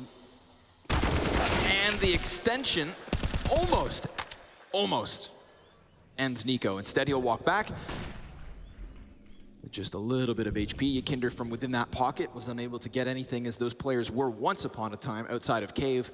G2 recede. They're inviting them in. They want them to push on up. Look at this position from Nico here. Good for 2. Beautiful. Poor Yakinder never saw it coming. Flit the next to fall. Those unarmored heads popped as they walked in to that B bomb site yet again. The consistency in the targeting from Virtus.pro, B side of the map, but also a consistency in pressure has been Nico at the forefront. This is key, right? If they're able to get that mid control every time on the CT side, there's so many options on this map at the moment. You can play aggro as a CT. I want maybe some of our older viewers to go back to Cash or Cage, depending on where you're from. The aggressive mid plays. You're able to get up close, you're able to get in the vent rooms. Think about this map similar, right? You get up towards the B lane, you jump up Tetris. You also have a lot of options to play extremely passive. So VP, they need to get some real estate. It's the same mid utility that was highlighted, right? That no smoke means we're not so worried about mid. Back towards B lane, through the flames, Yakinder goes. So again, oh, he wants this. Every single round he's fighting for this. He's got a fight versus Buster that he loses. Ooh, the jump back from Jax almost costs him his life, but he still has a chance. Huge. And he takes it. That is massive. He's got James on the other end, who sure enough is able to keep this trade train rolling forward. Steam being gained by VP towards B. But we do still have one locked into the caves. Don't forget about it. That's going to be Alexi, MP9, relegated to the lesser weaponry. And you talked about the passiveness and that possibility for the CTs to sit back. This is a prime example of it. They completely forfeit that A site, though. There's a lot to address here for G2, right? They can respond from CT spawn, so Hunter doesn't have to go too far. m0NESY, now that he is over towards the B bomb site, can call this clear, and that activates Alexi B to go for an in-game leader info play if he likes. If he times it properly, then maybe m0NESY's able to sprint over to the A site, but for now it's going to be Hunter under pressure. Oh, that's a clean headshot. That is exactly what he would hope for, because now the other two players feel that extra bit of pressure. He's got them scrambled. Doing it on his own. And he drops the bomb in the middle of it all. Flit's going to try to chase. Locked down by Hunter. Oh, wanted to see him catch fire. Nico said if they do, maybe this is it, right? That first map, maybe they're believing right here, right now. Right now, Flit, 0-5. He was such a huge factor in map number 1, and a timeout will be called. Dustin, the coach, a chance for him to get in on the mic. Now look, you're not going to count VP out when the scoreline's 5-0. I'm not going to count him out if the scoreline's 8-0, right? This is the type of team that is going to bounce and battle back into things. But you want to see them get activated early. We had such a great map number 1, right? The back and forth nature, the clutches, the one-on-ones. Yes, you want to see them being able to cause a bit of a weak point here. Now this, I believe, is a 5-map winning streak for VP on Ancient. The desk would be talking about it. However, at the major, it was one of their weaknesses that they turned it into one of their strengths. And then since, it's been one of the maps that they've been looking quite dominant on. Here in Katowice, they won over NIP 16-8. ESL Challenger just a short time ago, they won over the Movistar Riders 16-3. So it's a map that they are extremely competent at.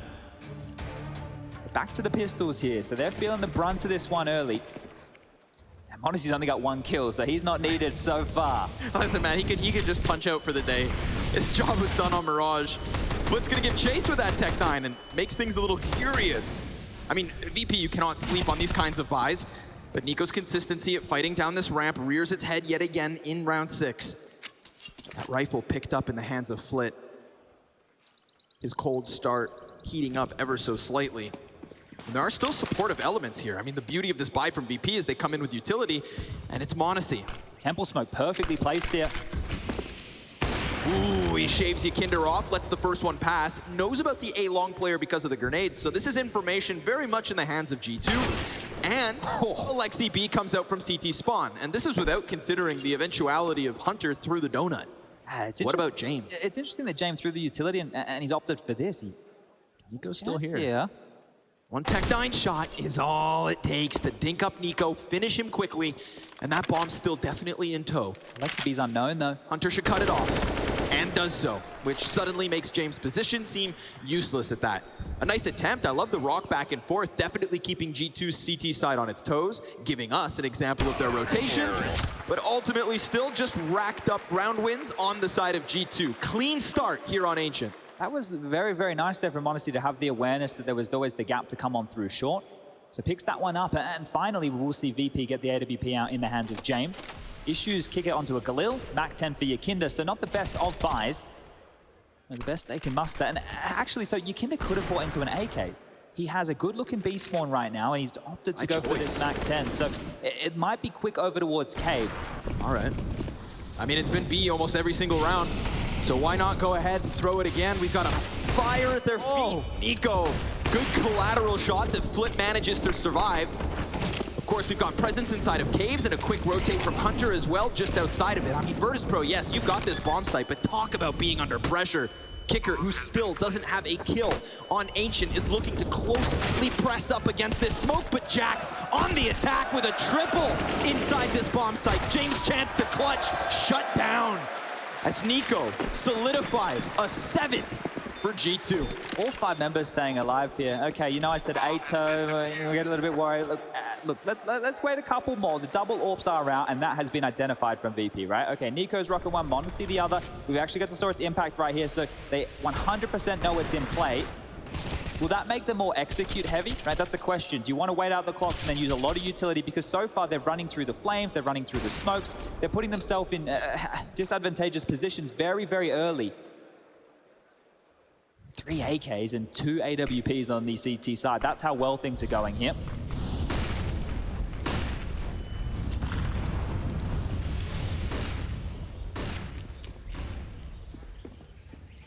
Hunter's mid-control goes unchecked yet again.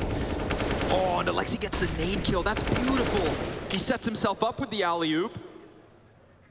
But now Buster's on the front end of this smoke. Oh, but just as he turns away, we got shots hitting him in the back. He does not feel comfortable. He's expecting maybe Nico to push down ramp. Obviously, Alexi is literally being a nuisance. And all the while, we still have VP sitting with bomb outside of mid. An exploration party sent towards A main. We've got m0NESY on the other end of this. And James gonna be boosted here, trying to hunt him backside, but a much more passive angle being held bodes well for G2.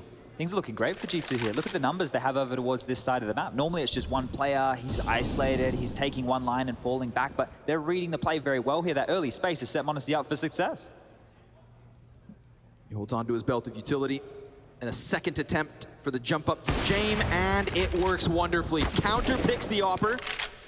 Jack's gonna give a little bit of space here, but again, we've got a bomb that's still down outside of middle. And for the time being, Buster's completely cut off from this. So they send a player back and leave James alone for now. He's got Hunter and Jax to maybe deal with, but do they need to go for the peak, or can they just play reactive? They decide to try and take a chance. James piecing together the picture here and doing everything that his team needs on this A site. 15 seconds as bomb finally gets into position, but with so many players now, Jax, he knows he's being held. That is all James to be able to get them into this bomb site. Very slow, very meticulous, but he visualized this image, this defense, and he just unraveled it piece by piece. Very nicely done for VP to get onto the scoreboard. It's not flashy, it's not explosive, but it works. I think patience is a virtue in this type of situation, right? Because if we look through just the amount of utility that G2 are throwing at the start of these rounds, right, that right there is what's stifling them over towards B and middle. You can have so many early responders. This is great, right, James? Understanding the lines, you saw multiple little towers set up to look for those type of peaks. This is a great shot from him as well there. And you're right, it was methodical play, right? They were making sure that they didn't take any risks, and that was one of the keys as well for them over in Mirage to make such a competitive affair. But if you're VP and you understand that they're getting the double molly defense mid, meaning to run through that, it's not going to be any easy feat. And then over towards B, you're being harassed by the wallbang. They have the mid control. They're picking up from ledge. Nico has no dramas pushing down long as well. They want to harass that side of the map. If you are VP at this point, you can feign that control, right? You can feign the pressure over there, and you can turn your attention elsewhere. Because with that utility, you can make a good assumption. There's two players B and there's two players mid, right? There's a clear weakness here, which could be that A bomb site.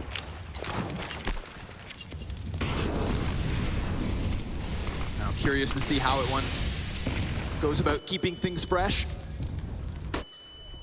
Flashes outside of middle.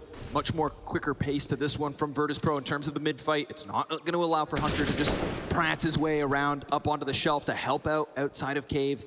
But Connor, look at this. They've had to use all of their smokes just to get this space. They try to go top mid, and that's where Hunter's going to meet them. So from this aggressive push to the bottom of middle every single round to suddenly the passiveness of reside. Oh, being inside the red room, Yakinder's got an answer. Just going to remind them, the individual level on VP, there's no star on this team necessarily, statistically, but everybody delivers. They're in a nice little line right now. So two players in mid, two over towards B lane. That Utah will become an issue. So they want to send the headhunter out of Yakinder looking for a little bit more. Do they want to try and play the numbers? Because, well, cutting noise, no audibles here is forcing G2 to ask some questions. A warning by form of flashbang. Alexi gonna tuck into the corner blind. Ooh, he's been spotted, that's a problem. It's gonna draw the Opper up in Nico, and he snaps down Buster at the very least. But then the counter pick from James. Jax comes in with a kill elsewhere, and Alexi's just trying to buy time as they attack him in the corner. Kicker gets him. James though, oh, knife out, bomb down, and Kicker nowhere to be found as he has to double back down ramp through a smoke of all things. That mid push, the frag versus Yakinder. Even though that B site falls, everything else was going the way of G2. Kicker's gonna take this back. It's him versus Jax, 10 seconds left. He just needs the kill, and Jax locks it down. Standing in the open, ready to fight. He kicks him back down the ramp and says, go next. 8-1 for G2. Really brave from Jax. 7 seconds left and he's going to stand in the middle of the site. All he had to do was deny the plant right there. So it works on out, and a massive shot from him and a massive shot from Yakinder here. That made it interesting. Great stuff onto Hunter right there. Look, the survivability of Alexi, it doesn't look flashy. He doesn't get a lot done as far as the stat lines, but it bought enough time for Nico to get there, and that's so mental. 9 seconds. Oh, Lord. Okay. Well, back in the winning ways. G2 up 8-1. Oh, again? I mean, we saw this from the... Oh, but Buster, what goes around comes around. Alexi spams him right back. And that tethering there from Alexi, that is perfect. That is perfect. Because if not, we're talking Nico dead, and yes, you've got a player inside this B site, but Yakinder could have been inside of Cave by then. It would have joined nicely with a mid play that is coming from Flit. Yakinder tries to continue this fight, and Alexi's gonna scale it back.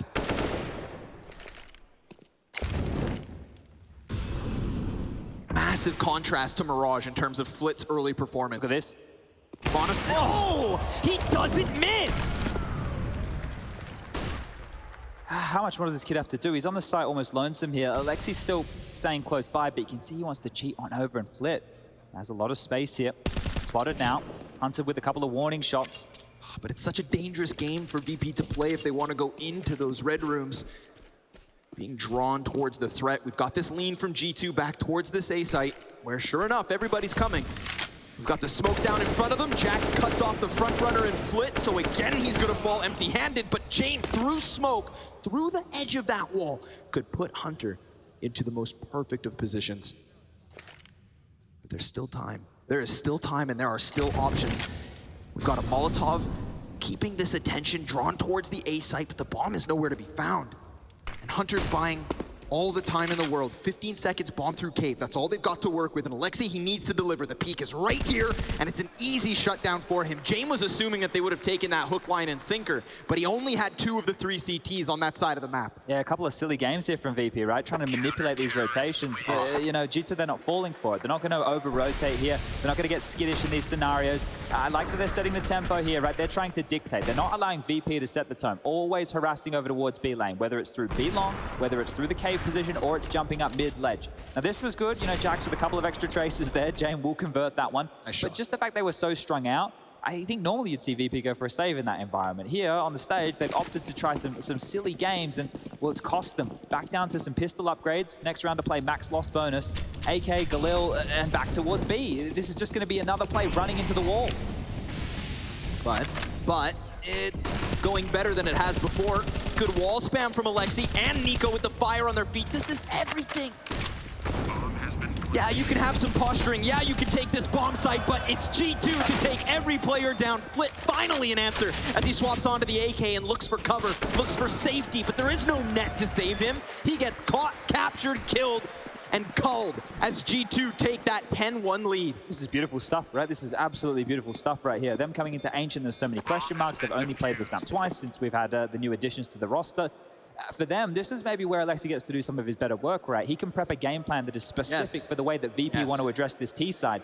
Now, up until this point, I spoke about a 5-map winning streak for them, the last 2 more easy than the ones that came before. They have to dig deep now, right? A 10-5 half, even an 11-4 half on a map like this, they aren't done, right? This is looking extremely one-sided because it is, but there's a chance that they can turn things around and put up a CT side of their own. It needs to start now. Like Flit, after that, a massive performance. He's quiet, 2 kills, 3 for Yakinder, 2 for Kicker. Where's the impact going to come from? Oh, Yakinder's burnt down again. Virtus.pro playing this one on hard mode. Mentioned it once, we'll say it again, though. This is a team that fights tooth and nail, and a side of Ancient that can kind of skewer expectations. Well, they all had a fight.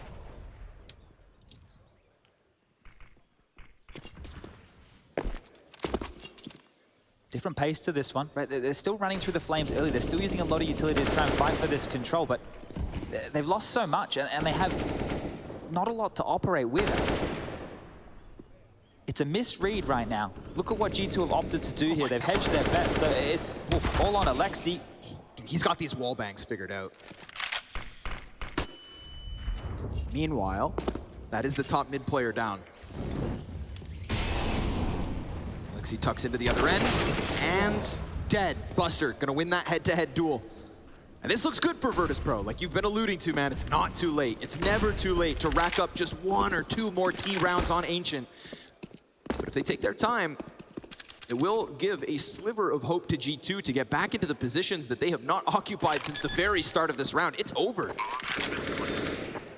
It's over. Yeah, massive misread here. I don't know what Alexi was... Look, I guess because the play has been constantly B, B, B, B, B. You're eventually assuming that they are going to hit that A bomb site. That's where their only round has come from, right? So that's a read from Alexi there that's gone wrong. There was so much damage done, they weren't able to convert any of it.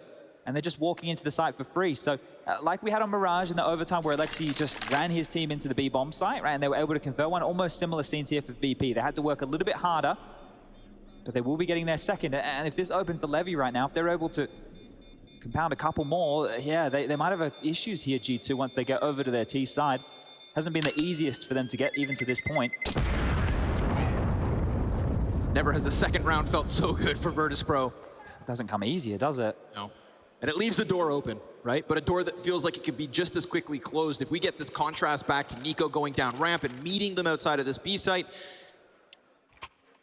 don't count out G2 in terms of finishing off this half strong. That save may have bought them one extra gun round here if they continue to lose. So that might really come into play for G2 as we stare down the barrel here of the last 3 rounds. Mid-util in the air. One of the smokes is missed here, I think.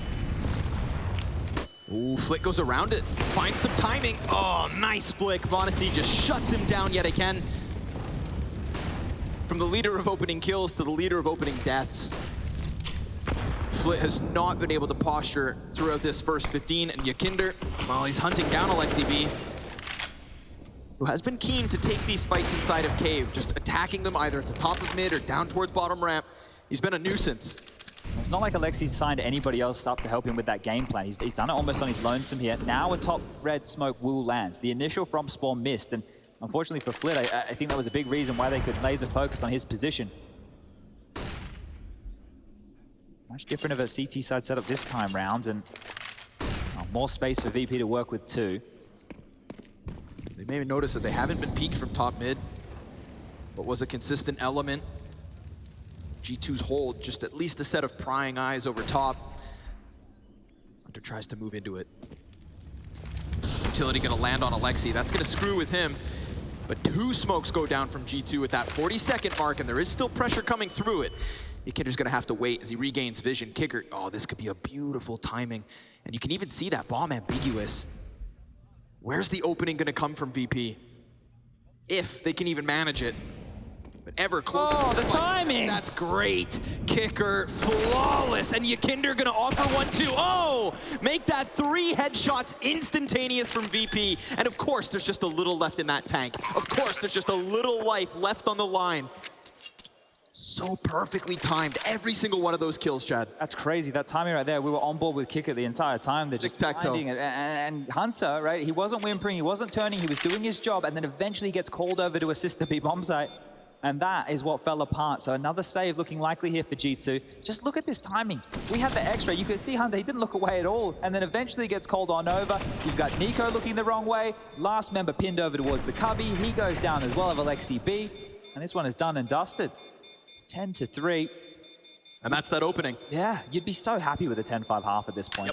Look, with the way this one started, a 10-5 half on the way out the door, starting to believe again, VP, they're in a really good position now to do exactly that. And the cash is here by virtue of these saves for one last buy for G2. And if they lose a site early again, it's going to be more of the same. Look, it hasn't been the most exciting Counter-Strike for the last couple of rounds. Does that mean that G2 now thrust themselves into the fight? They've seen them so aggressive towards middle, aggressive towards B lane. There's a lot of different options they could go for here. If they want to try going aggro A main and have like a flank coming through, it's something that VP might not account for. Maybe a couple more rounds for G2 to give us something on this defensive half. Smokes deep, more mid control. This is more like what we had at the start of the half from Hunter. Now, is it expected? That's the question. Looking for it. He's not alone here whatsoever. Oh, peeks on both sides, but Nico picks up the op frag, and then they immediately fall back. It doesn't look like they're trying to end this here and now. It looks like they're just trying to pick up that little bit of an edge, a sliver, a sharper blade perhaps. Alexi, oh, the wide swing. Sprays right into what was the keen push of Yakinder and Flit. The peek back from Kicker will shut down Hunter at the very least. It wouldn't be the first 2v5 tonight. But it's Nico inside of caves. On the retreat. A little bit of more map control here for VP. What about timing? Oh, gets another headshot. And slowly but surely, they are opening this wound until Nico, he puts an end to it. A lot of time here for James. does he give this round a crack? He can have a look in with the AWP. No utility to make this one easier, and you can see the passive stance that's been assumed. No easy kills to find here, and if they force him to start planting the bomb, they can just run him down. Ooh. He's not going to get drawn too close to that one. Fumbling with the bomb, he doubles back, but now he's got a problem. There's two CTs to the left, deals with one, does get back around the corner, fake plant yet again. Now it's a pistol versus Nico. Oh no, Jane. To plan, he's got time. Oh, whoa, whoa. Oh, it's gonna come so close. Oh, time. Talk about Jane time. Jeez, that was so close, and he gets the final kill there. He's able to take down m0NESY. The final frag of the round did fall his way, but only just. Oh. It felt good, didn't it? He pushes, he forces this fight. If he just was on the mark, he could have got that bomb down. Pulls out the P250, runs down Nico, understanding the situation. Look at this, just shy. Oh. He's on it. Ah. Well, another clutch for m0NESY there, huh? Yeah. Keeps racking him up, another one-on-one. Looking good for the stats, but the cash has been shattered over there for G2, even with the round win. Enough money to get the AWP out for one last ride. Round number 15, M4 for Nico. The rest are strapped for cash. Might be a couple of MP9s, maybe a FAMAS or two. Util going to be a bit of a drama. Defuse kits, yet to see one purchased up. And no one can afford, so they'll be rocking into round number 15 with some emissions.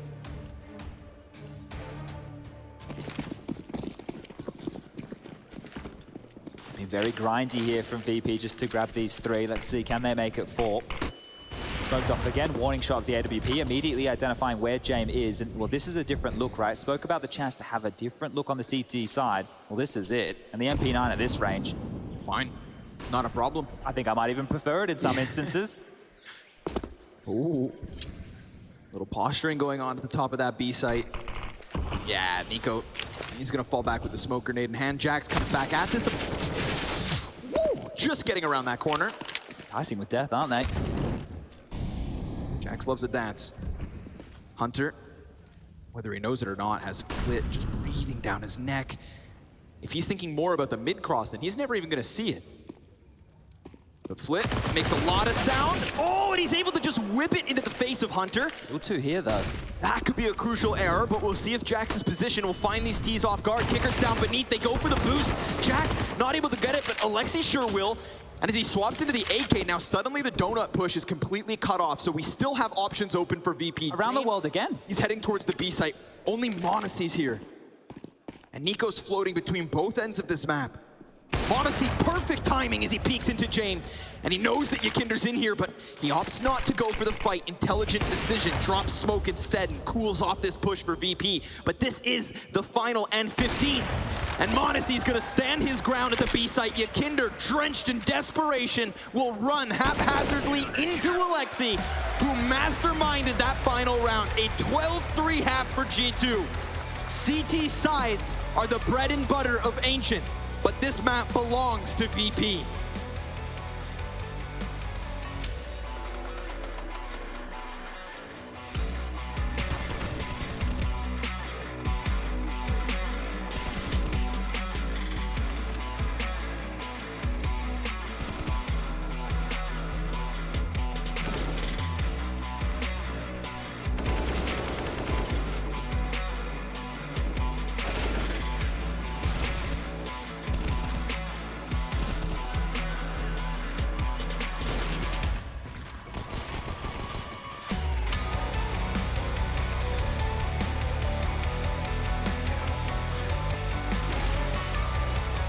With this smoke page, we need to be ready. Come, we'll take the feed here. Go, Jari. I will go 60. Hold my tempo. I'm making step, Julian. Window is open now. Now I like. Nice, close. Too close. I rotate. Yeah. Cave close. Dead cave. Nice. Two banana. Two. One more. Nice, Alexi. I'm with you. Planting dildo. No, planting here. Pepperoni. Pepperoni. Flick, Alexi, flick, let's go now. Okay, flashing the smoke. Yeah, they smoke one. Wait. Flash. Let's hit long together, Jackie. Planting. Let's hit long. Flash. Wait. I flash.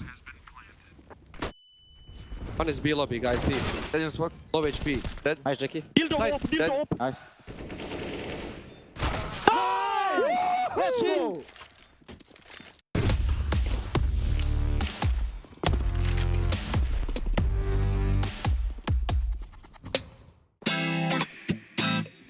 Hey Future Pros, during a game I was observing, I saw Astralis pull off a really sick run boost in mid.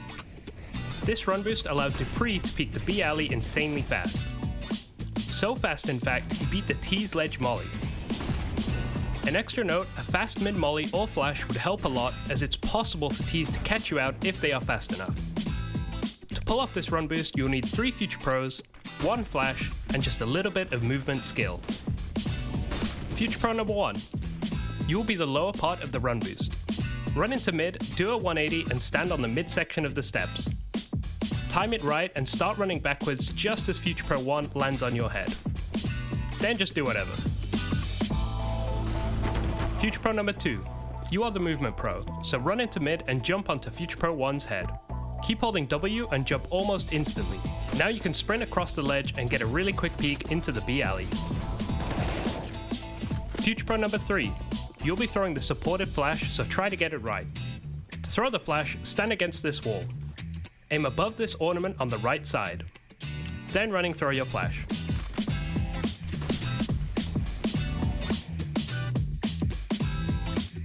If you all did everything right, you can get a really quick peek into the B alley and hopefully catch a T fully flashed.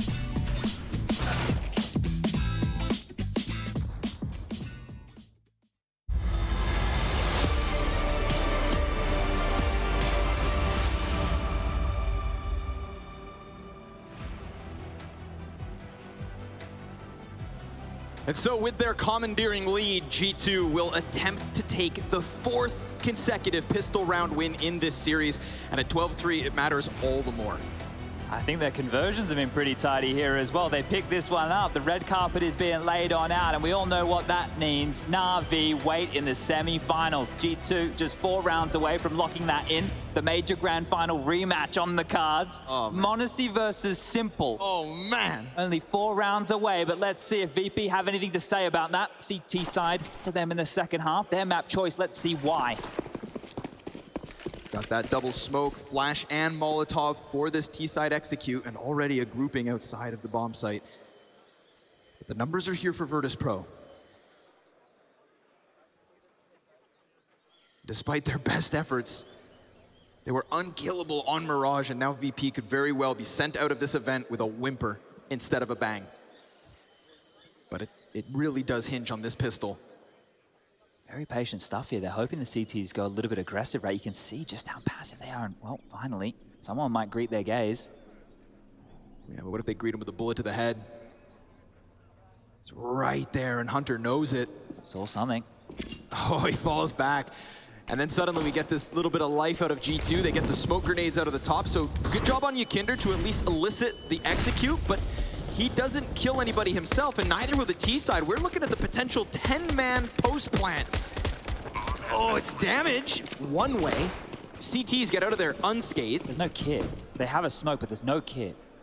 They're anticipating some kind of a wrap. We've got all 5 players on this back line for the CT spawn, and that smoke cuts off 3 of the Ts from G2. Now the boost over top could give an angle to Hunter, a valuable angle at that. Jax gets a kill through smoke. Monacy also able to tap. Yakinder and James, they bring it back to the even 3v3. Bomb, it's already ticking so quickly, and Flit, well, him and James, they're scrambling to get on top. We're talking 10-second defuse. Great cover here from Flit. Jax, he still has time to stop it, but he doesn't think they're committing, and it comes down to the wire. They got it. A 5v5 retake is what keeps VP in this. You gotta got some massive balls to go for something like that. The fact there's no kit in play, they wait out the smokes, they retake it in that variety right there. That could have gone wrong in so many different ways. Damn. But finally VP get a pistol, and that could be the beginning of something. That could be the beginning right now of VP starting to surge into this game. Now that plant, we all know what that means. A bit of extra cash to splash. I can't believe it. James just trusted in his boys right here, hoping the bodyguards can get it done, and they do. But this is a force fight coming out here. Some Galils, some MAC-10s. Trying to take down VP before they really get their CT ball rolling. Well, this is the best chance to do so. You don't want them to start fortifying the defense here. The AWPs come out, the rifles come out. They have all that utility they need. G2, if they want to crack this one, if they want to get it done with ease, that could have been perfect. Tags either way. Jamelo, Hunter too. Flash is perfect. Buster caught, but we've still got Yakinder backside. He fires off. Oh my god, Nico turns his back as if Jax has him covered, and he lands it. They're gonna save. No way. They've got them on the back foot. G2 puncture through this B bomb site with just a couple of perfectly timed flashbangs. Was Nico running in first there with the Mac 10 in hand? Yeah. He just set up Jax. Nico is normally the one, you know, he's having other players going first. It's normally Jackie Boy the one going in first to open up the space. The trust right there, Jax with 2 massive kills. And that's all it took, that's all it takes.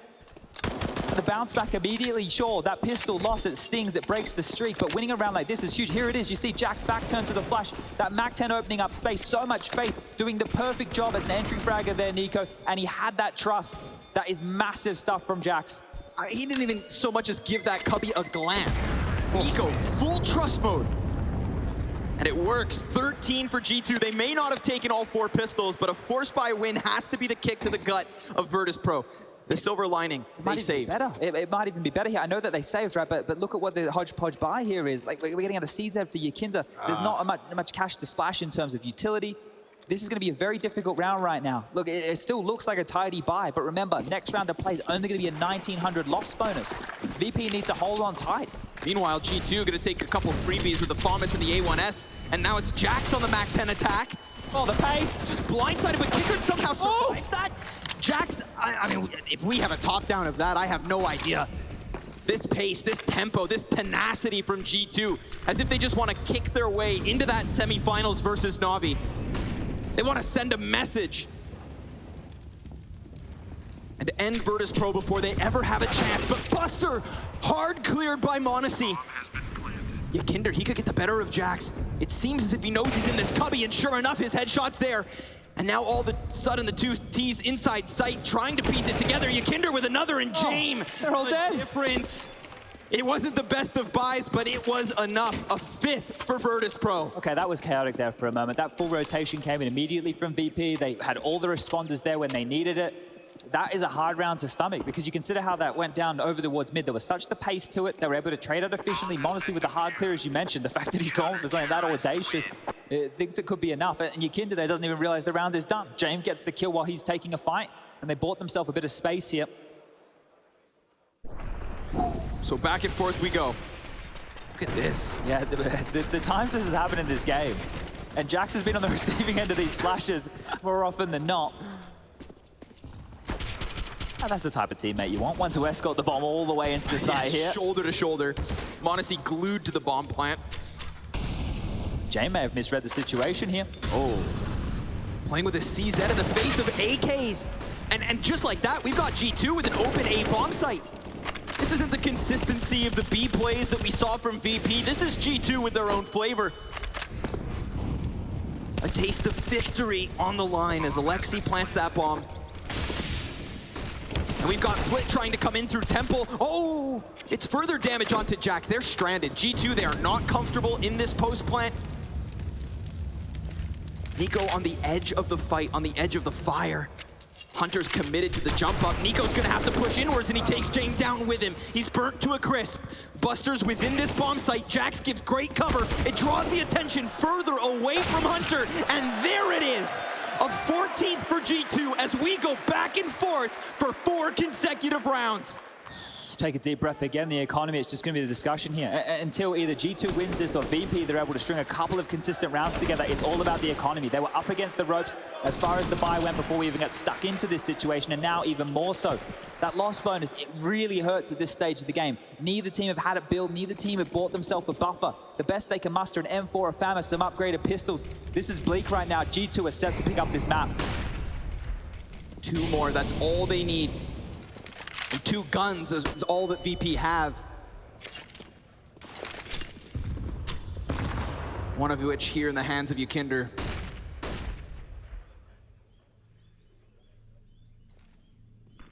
Can Virtus Pro afford to play back, or do they need to make an early move? Do they need to shave off a man from this G2 roster? Looked like they wanted to posture through the caves, but instead they will bring it back. No chance to relax as Hunter applies a bit more pressure towards mid. Oh, but this, oh no! Jame, he dies out, and Hunter also picks up Flit. A 5 versus 3 and the smoke goes too deep. We've already got G2 beyond it. And now Nico is not missing shots. He is honed in. Sharp as he needs to be, but remember, Yakinder, he pushed deep down that ramp. And while the T's trickle into this B site, the bomb decides to go backwards. Jax gets the opening and G2 get this round. We are talking 10 map and match points. This has to be it.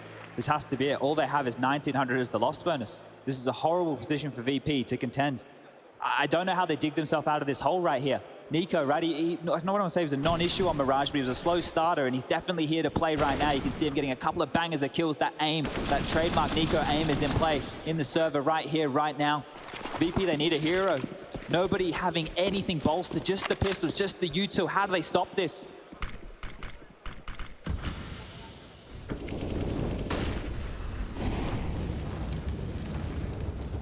Going through the paces. G2 just have to sit and wait. Someone will overstep, someone will take a risk. Ooh, Nico gets wind of it. Kinder has a smoke. That could maybe keep Nico back for a little bit longer, but he already shaves off half of Buster. That's a wounded B site and a 5th player moving over. Look at this space.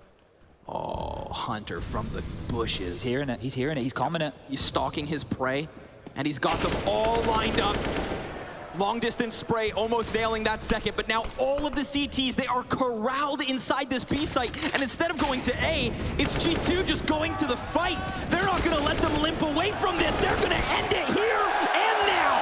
And G2 in Katowice, with m0NESY's debut, defeat VP to lock in a rematch versus Na'Vi. But this rematch, oh, this rematch, Sponge, they've brought a secret weapon. We've seen that secret weapon on display here today. Map number 1, Mirage. What a fight that was. m0NESY, he's made a name for himself here today. Absolute beautiful Counter-Strike here from G2. Moving on to that home turf and VP. They've been blanked. They have just been absolutely dismantled and destroyed. G2, beautiful stuff. And VP, a team that has already started to kind of stray with difficulties on Vertigo. This is supposed to be their bread and butter. Ancient's supposed to be their map. This is a team that unfortunately is going to be getting away from Katowice with a lot of questions. Ranked 4th in the world, but now it struggles. Have to give props to Alexi in the game plan here on the CT side. Looks like they've done their homework. They did their prep for Ancient. Played right into the hands here, and great stuff out of G2. If this is the team we get going into that semi against a Na'Vi, Simple versus m0NESY, it's going to be talk of the town. Speaking of talking to this town, it looks like we've got an interview with Nico primed and on the line. Give it up for G2, Nico, and OJ Borg. Well, thank you very much. Our first quarterfinal is done. What is it like to be back on the stage, back with a crowd here in Katowice? It's fucking nice. Yeah, we didn't feel this for a long time. I mean, we had one appearance at the PGL Major, but it's always nice to be back in the arena in front of such a crowd, and just very excited and very joyful to be here again, and thank you all guys for coming in these times. And you know some of the people who are here as well right now, don't you? Do you know where they are? I know they're there, but I'm not really sure where exactly. I mean, what we're talking about here, he has family members here. Where are you? I see them over there.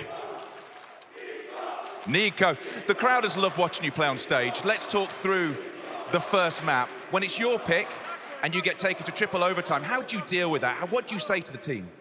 We just kept fighting throughout the whole first map, basically, and that's the only reason why we won versus them. m0NESY helped us big time with some crazy clutches as well. Alexi coming in with some good calls in the end as well.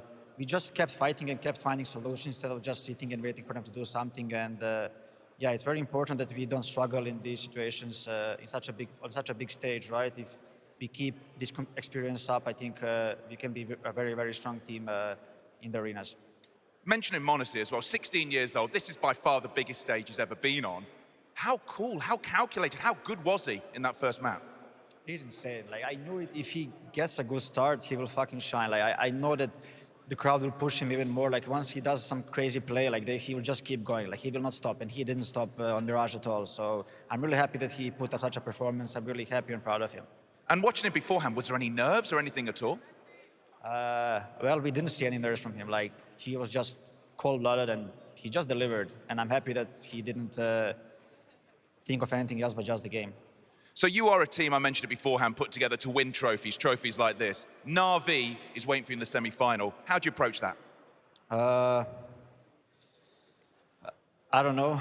I'm not really sure if you're like, they're obviously the best team in the world, but not in the best shape as they have shown at this event. I think we have a chance of winning versus them, but still, we are a new team, and I hope we will not have this like back in our heads that we lose often against them in these games. So I think those new guys will help us get over the edge this time.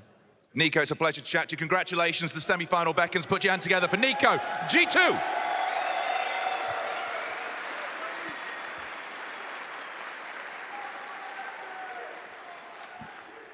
So there we have it, Nico, just with, I think deserved tempered expectations. It was not the best map from him on Mirage, but it is still a series victory. And I think the beauty of this one, this formula, is the fact that m0NESY delivered on Mirage. The question's now, can they get that revenge immediately off of the back of Na'Vi's shaky start here in Katowice? A question that can only be answered tomorrow in the semifinals versus Na'Vi, the rematch of the major. I can't wait. We'll see you guys after the break with the analyst desk.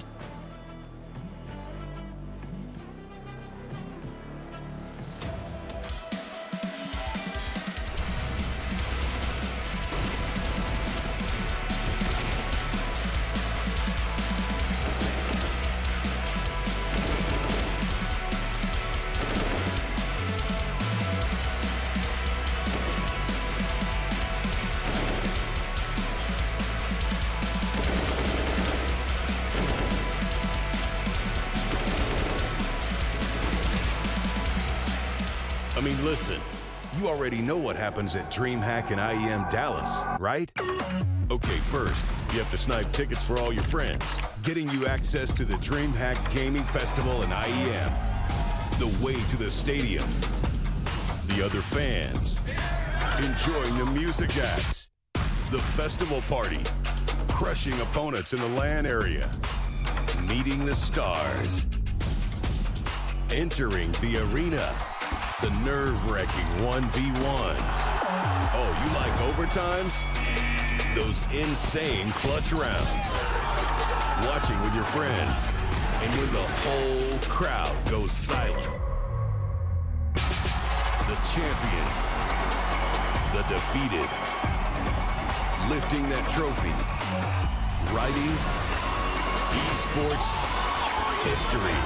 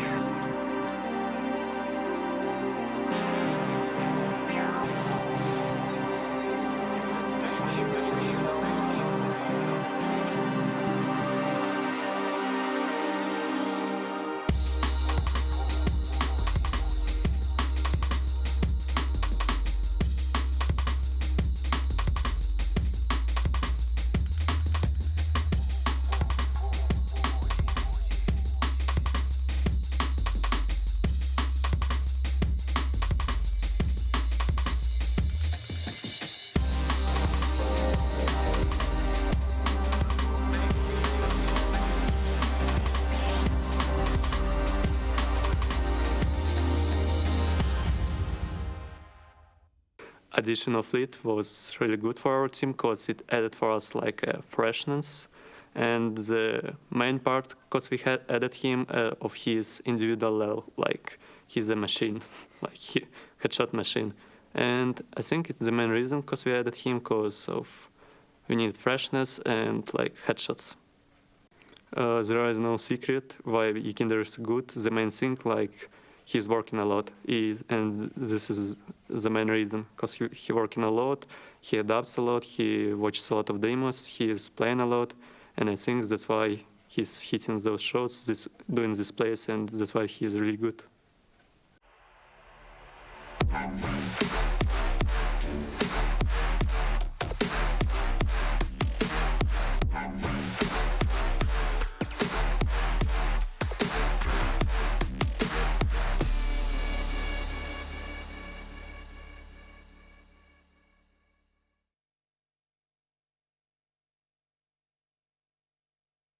Well, there we go.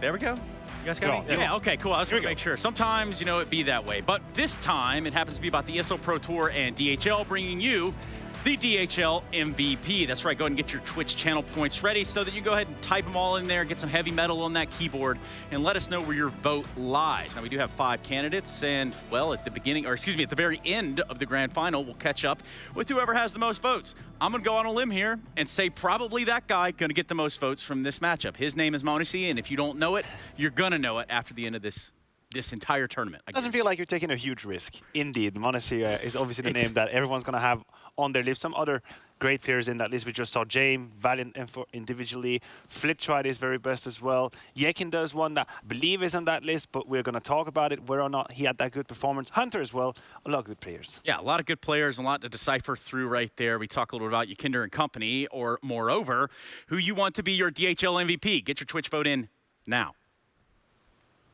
Watch out, I have timing.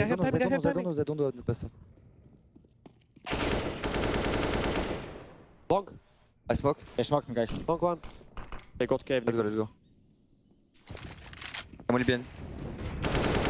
Nice. Close to me, cave. 1 HP. In short. Nice! So, as if you needed any more news, it is G2 that have won this matchup. They now secure their way into the semis. We got a Na'Vi standing on the other side of it for VP. This is the end of the road in Katowice. Can they hold their heads high, at least for what we've had here, Janko? I'm not sure, Trace. You know, I mean, it's a good sign that they made the playoffs, but they didn't really beat any amazing teams to get there. They beat Copenhagen Flames and NIP, right? I believe those are the 2 teams that they beat. So you come here, the manner in which they lost the first map, we already talked about the 5v2 to end the map, the 5v3 in regulation. There were some rounds with advantages there being lost, which is what you don't want to see from a team that's been together for quite a while now, didn't make any changes during the player break, and then fall completely flat on their own map pick. Yeah, and it is actually that time. I've gotten word right now. We're going to have the opportunity to have an exit interview from the side of VP.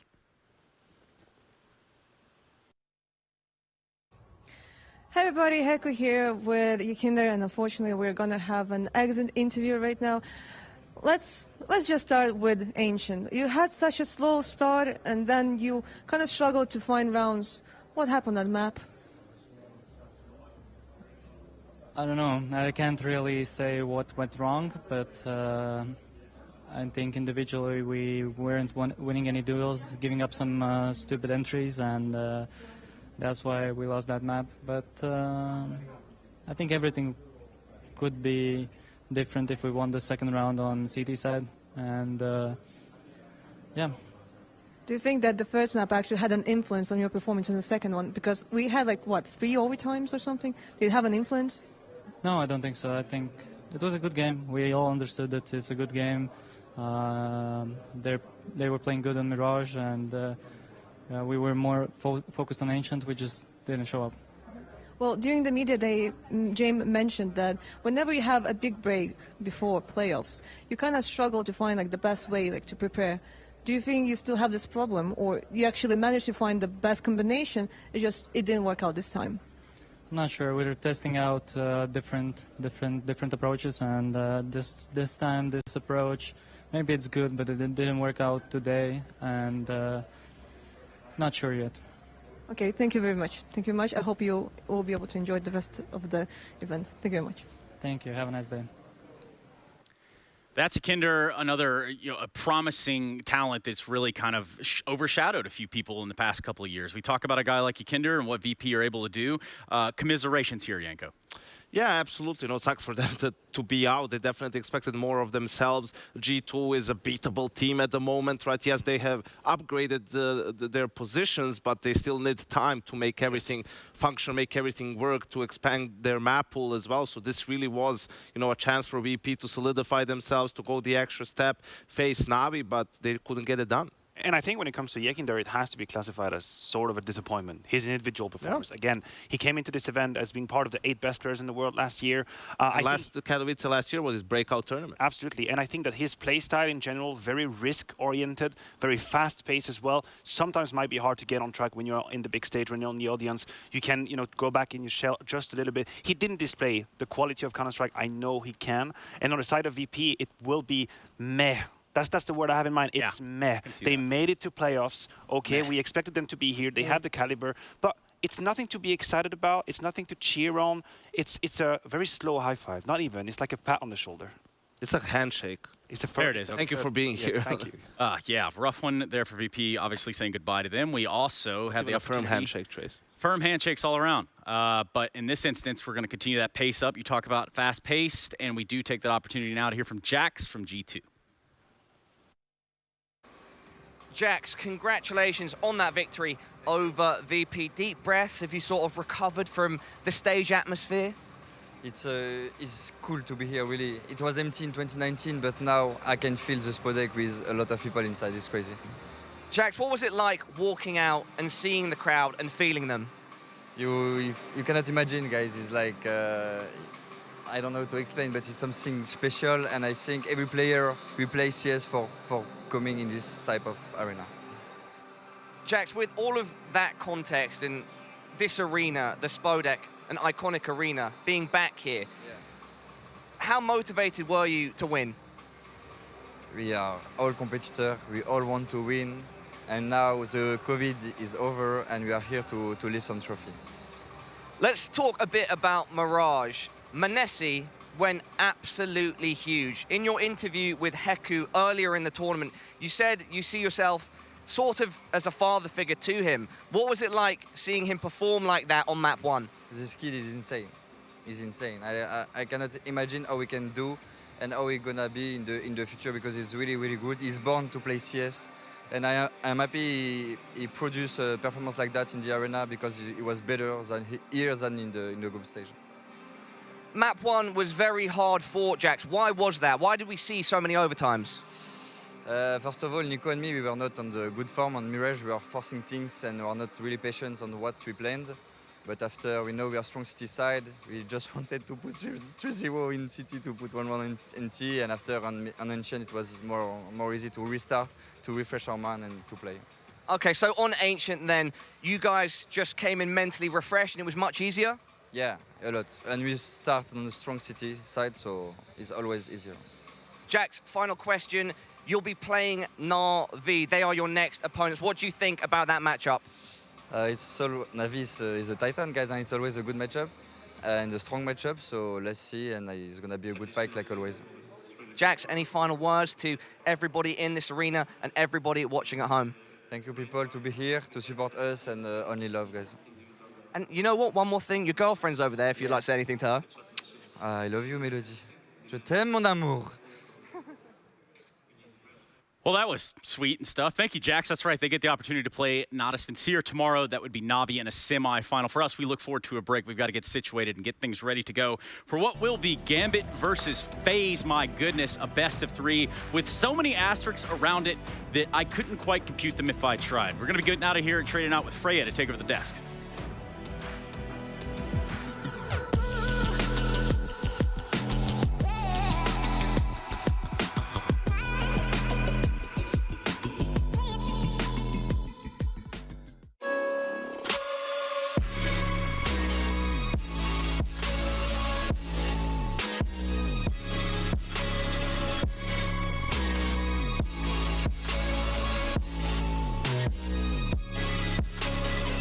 love it, you wear it. What's your style? Get your merch at shop.eslgaming.com.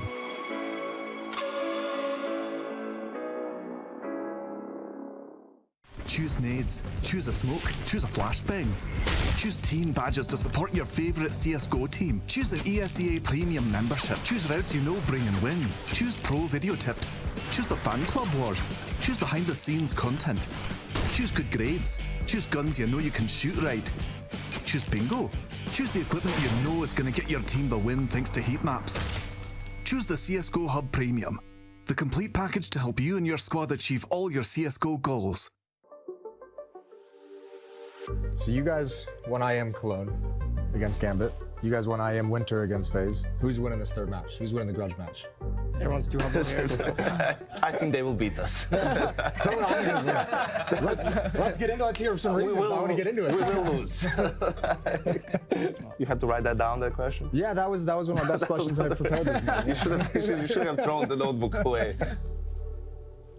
Wow. What a toss. All right. No, but I mean, honestly, though, here, I mean, you know, you guys having played against each other a couple different times, you guys played both the same 3 maps in both of those different series. Like, what is the change? What are you guys thinking of? Like, how are you guys preparing for this since you kind of know each other very well? Like, is there some angle that you guys can grab a hold on that you think is going to give you the advantage in this next series?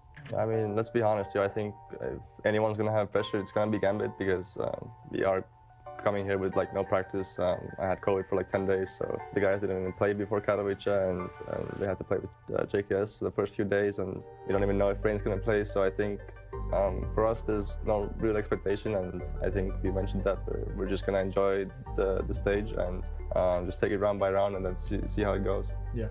For you guys, what's the angle you guys take coming into this? Do you feel a little bit more pressure probably in the matchup specifically, or just overall? No? I had a dream like to play on Spodek Arena. I think I'm gonna just watch on the arena. I'm not gonna play. Well, I'm not sure your teammates would like that, but yeah. I was like, I'm spectating this one, guys. Sorry.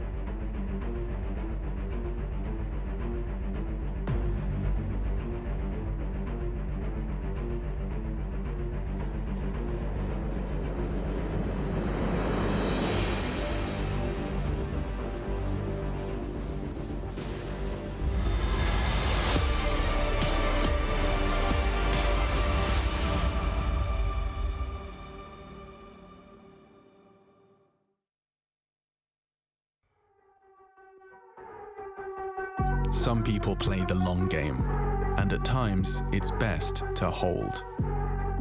Chasing the dizzying heights they have already touched, Gambit's young guns are hungrier than ever.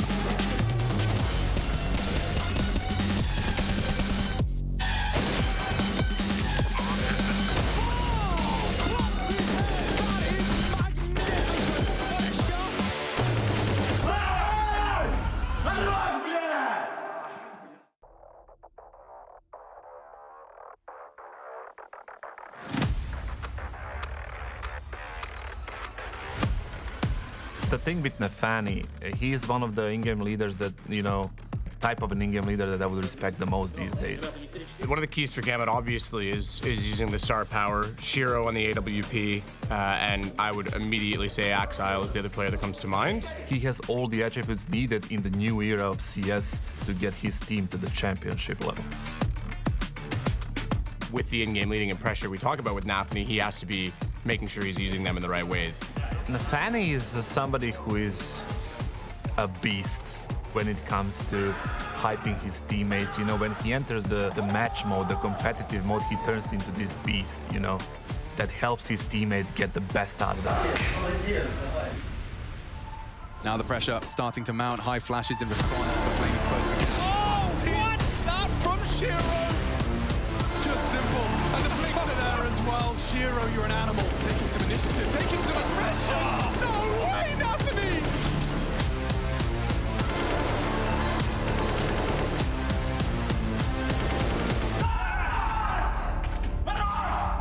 So Gambit last year played the best CS over all teams. It was a surprise, but not really a surprise for many, right? The young Gambit youngsters team is delivering like that, you know, it was crazy, but they did play the best CS. But what changed from then to now is the fact that they're no longer underdogs, right? They're the favorites, they're the contenders. I think that they like that teams think of them as the underdog. I think they like that's what they have you where they want you. If that's the way teams are thinking about them, because you know they want Simple to disrespect them. Go ahead, try and peek me, bro. I'll hit that shot.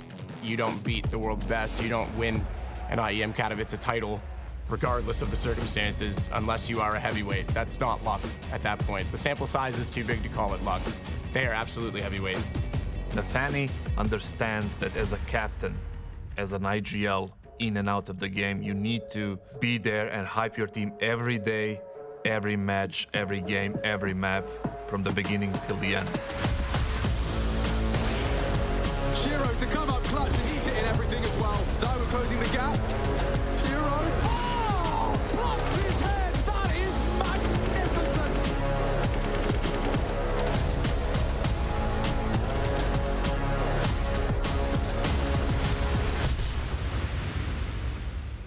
I think this lends a huge proving ground for him to get on this stage. Spodek Arena, guys like Navi going against him. If he can win those battles, I think Gambit's absolutely a championship-winning team.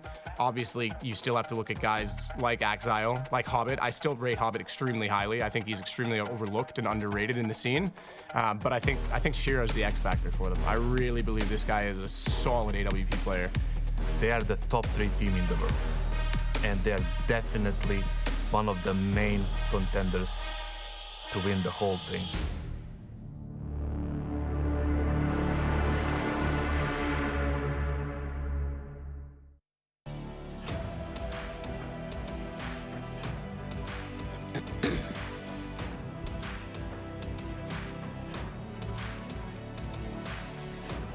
Quarterfinal number 2 on the cards here at IEM Katowice. We are live from the spectacular Spodek and ready for more action to be ensuing. We see on our screens FaZe entering the arena, making their stage debut for the first time here and taking on the likes of Gambit. Of course, the champions looking at last year, 2021, but under very different circumstances, Blair. We say about the stage, the pressure of LAN, the pressure of the crowd as well. They're really going to have to be stepping it up if they hope to be taking the title yet again here. Of course, do have Kassad as well joining me up here on the desk. Gentlemen, excited to get into this one? Well, I saw Justin right now walking in, and my day is already better.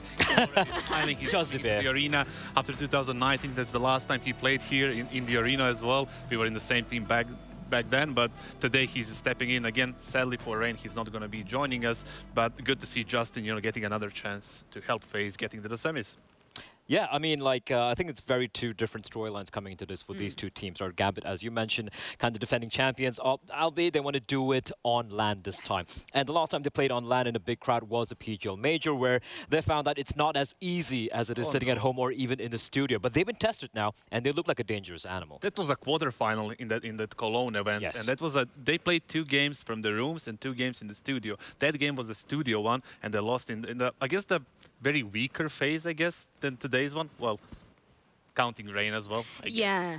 But you know, Gambit was a better team back then than it was today. I think they're in a better form. Absolutely. So it's kind of even things out a little bit, considering all the facts included in the today's game. Yeah, I do want to talk about the storylines a little bit, just kind of looking back upon fonder days when we were back in Cologne, obviously. Not under the same circumstances here, of course. Now they have the crowd to contend with. But just some of the differences that we've seen between these two teams. Obviously, some roster changes on the side of FaZe. Not so much for Gambit, though. Of course, Kasad, you were saying you feel like they're one of the best performers of that online era.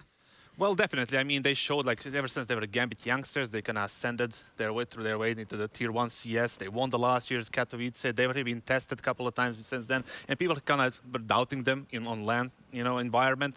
They kind of are like on and off, but I think overall for me, they proved they can compete with the best they can. Like, the major was top 4. They won the V4 event. They were playing all right in the IEM Winter. That was the end of the season.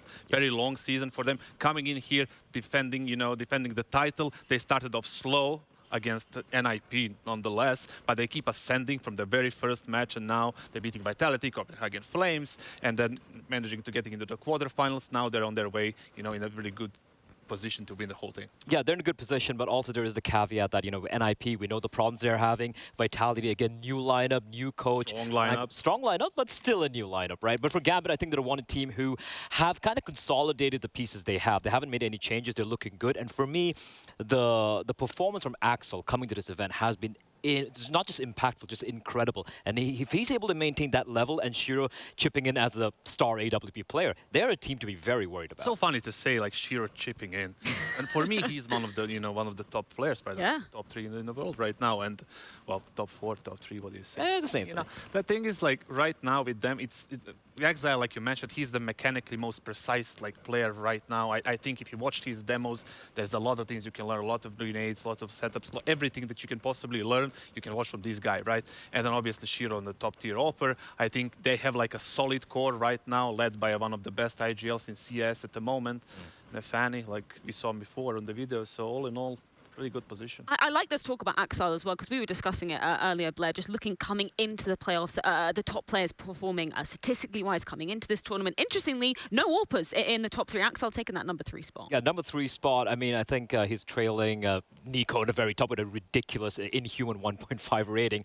But yeah, Axel has been incredible, because whenever we've seen this Gambit team play and win events, win tournaments, win big matches, it's been Shiro stepping up, and Axel, I feel he's been hit or miss. When he delivers, he's insane, right? But I wanted to see him deliver at a high level with the sort of consistency we want to see from him. And he's done it this time. 1.34 over the course of 10 maps. It's nothing to scoff at. This is still his first LAN year, you can consider. Like, he has been in that old Gambit lineup, if you remember, when like the things were ending for the major champions there, but then he was transferred to Gambit youngsters, and then he fought his way back into the main roster, and he's just proving himself as one of the best players right now. But it's still his first LAN year. The LANs are coming back. LAN events like this are coming back, and he needs to prove himself a lot. But so far, he's been doing a great job. And I think that's the really interesting question, and something that we had a chance to discuss before coming on air, Kasad, and with you as well, Blair. The fact that I feel like Gambit is still sort of hungry to prove that they can do it on LAN. We were saying, you know, one of the best performers in the online era, undoubtedly. But coming into the stage at the major as well, not the same super solid Gambit that we know and love. So I feel like this year's kind of the proving ground for them. Oh, yeah, absolutely. Look, if anyone's still calling them onliners, you don't know anything about Counter-Strike. They know how to play CS. You look at the way they're approaching it, it's great. And I'm kind of happy for them that they had the first taste of actual arena Counter-Strike at the major. They felt it's not the same, you know, as playing in the studio. They know the nerves can be a factor. I remember famously, I think it was Nafani who mentioned in interviews, like, I don't feel any nerves. And Hobbit's like, I don't agree with that, right? But they're ready right now. They've tasted how it can be nervous. It can be high-pressure situation in front of a crowd who may not necessarily be supporting you. I feel they're ready this time. Also, we speak about their form right now. You know, the competition is much tougher these days, right? You have G2, rejuvenated G2 right now with m0NESY performing like this. We have Navi, obviously, Vitality, okay, never mind. Never mind there. All right. They're not even here. I mean, we have to take a shot at here. All right. The thing is, like, the competition is much stronger these days, and, you know, you have to keep a high form in order to compete with all these teams and stay on the top.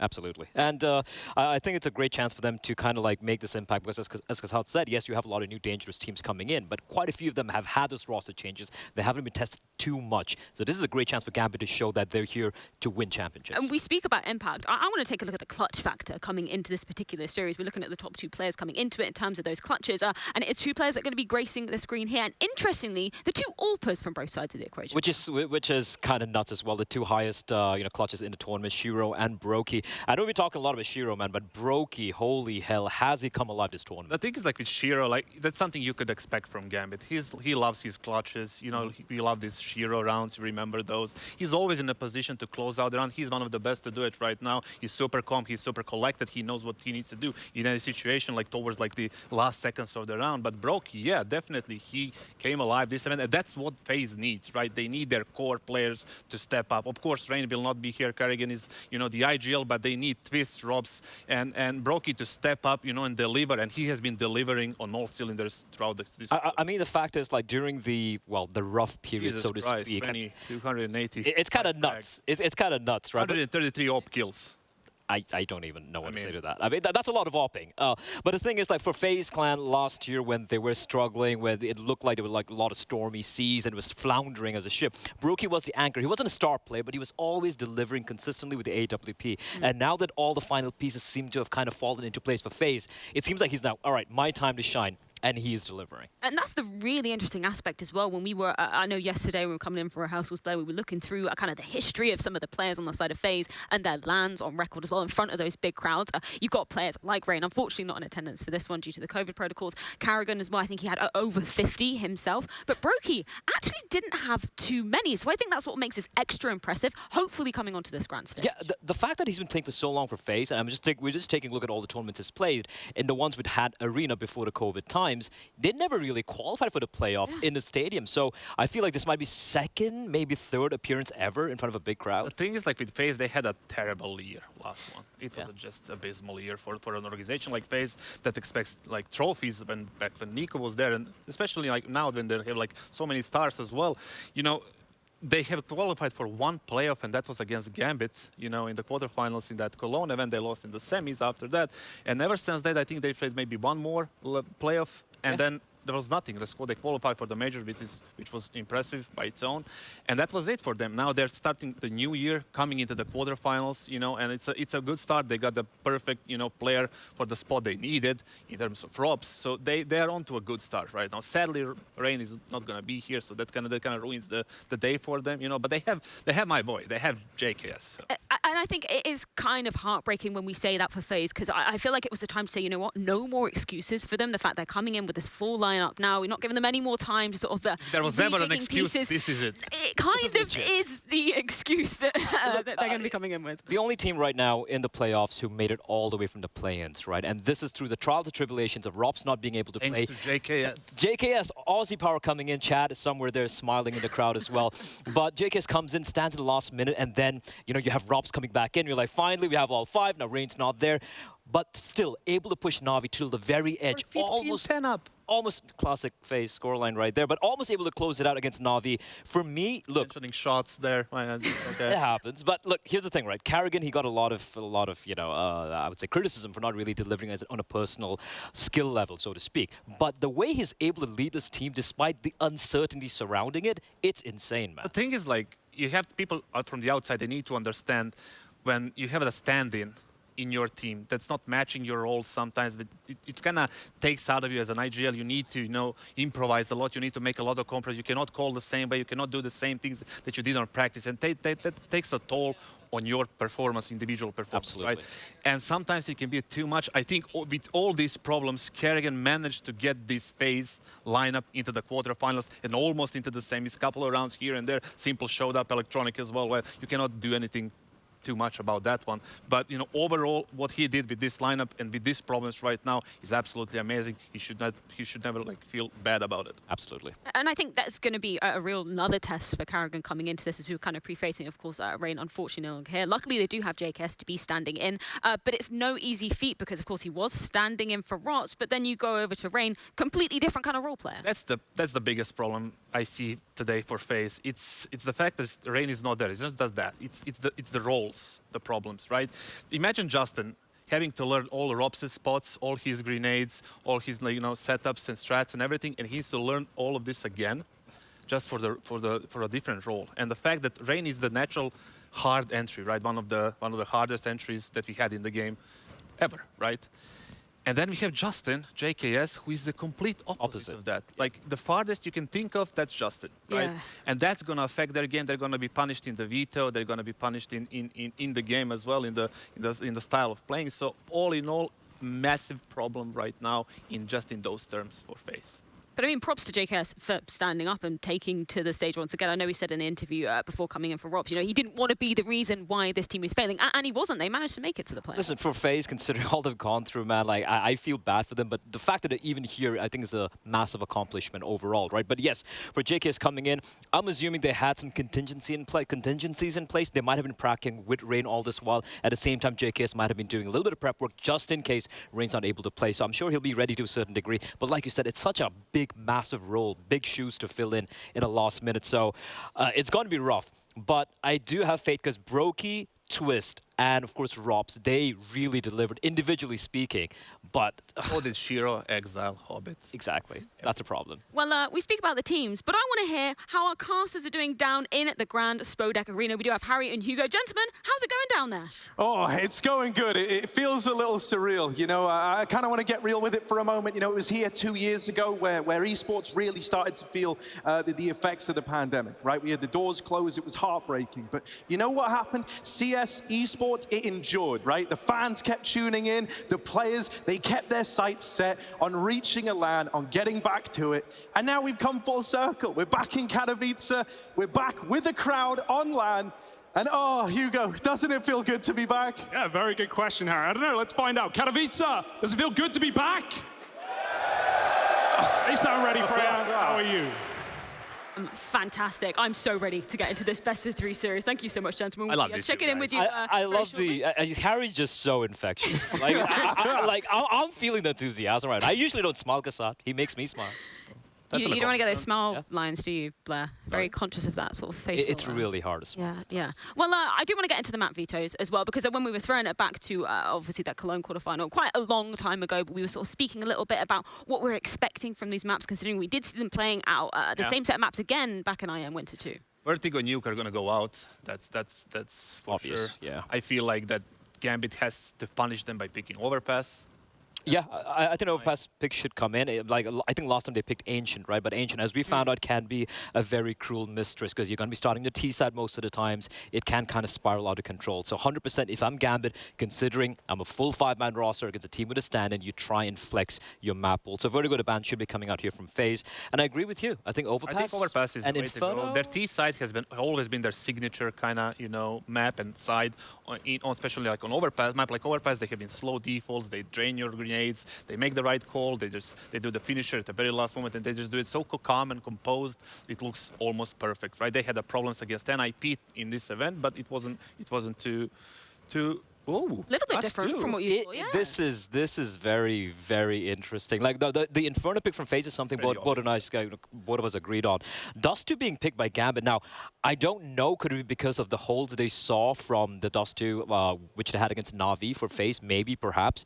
But I'm a bit surprised with the fact that it just let Overpass through, with obviously meaning FaZe are going to be banning it out. And we might see an Ancient Decider coming out. No. Oh, no. Mirage, and I really didn't expect Dust2, especially from Gambit. Gambit in the last 4 months, they had massive problems with Dust2. Yeah. I remember back in November when they played a V4 event, they lost in Budapest. They lost to teams like Enterprise and Bulgarian teams. This was on LAN, by the way. It was LAN events, and they had a lot of problems on Dust2. And picking it right now, it can be... It is surprising. The thing that I'm kind of agreeing with is the fact that Rain is a rotation player on CT side, and Justin is, by definition and by his nature, is not that type of player. So that can be a gap in their defense out of the gate that I can see. So Inferno pick was pretty obvious from FaZe, and coming into the last map, it was Mirage. I was expecting Gambit to remove that because it's the easiest map to play when you have a stand-in. It's pretty basic, but they let it through. So surely they have a plan. I hope they have a plan. Listen, coming into this game, I really felt like Gambit would be obviously the firm favorites when you have you have your main player like Ray not being in the lineup there. But yeah, I have to agree with these maps coming in, Dust2 and Mirage. Yeah, I think it's gonna get dicey. Yeah. It's really surprising. I keep thinking about that position of Rain. He's the rotator. He's playing that position very, very good. I spoke with Janko multiple times back when he was in FaZe. They played a good Dust2 all the time, and Rain was the rotator, and he was the key guy there, you know. And right now he's not there, so Justin is going to be playing that most likely. So is that something that Gambit can, you know, exploit? Exploit maybe. If I'm Brokey, I'm very, very happy. Dust2, Mirage. I mean, it could be one of those things that they, you know, kind of predicted they're going to be, you know, picking overpass. And they kind of wanted to do the little bit of mining games with them. So we'll see, I guess, after the game. Well, Gambit do have the big brains, but I like your point about kind of Orpa's Paradise coming into this one as well, particularly when we're looking at likes of Shiro, the likes of Brokey as well. And I liked an interview that I was reading with Nafani, and he was talking a little bit about Shiro and kind of his impact and how he's kind of changing up his style a little bit. He was talking about the aggressive style of play, but coming into this, I don't know, he's kind of experimenting. That's the problem with Dust2 and Gambit, right? I've been speaking about this for the last 4 months, I think.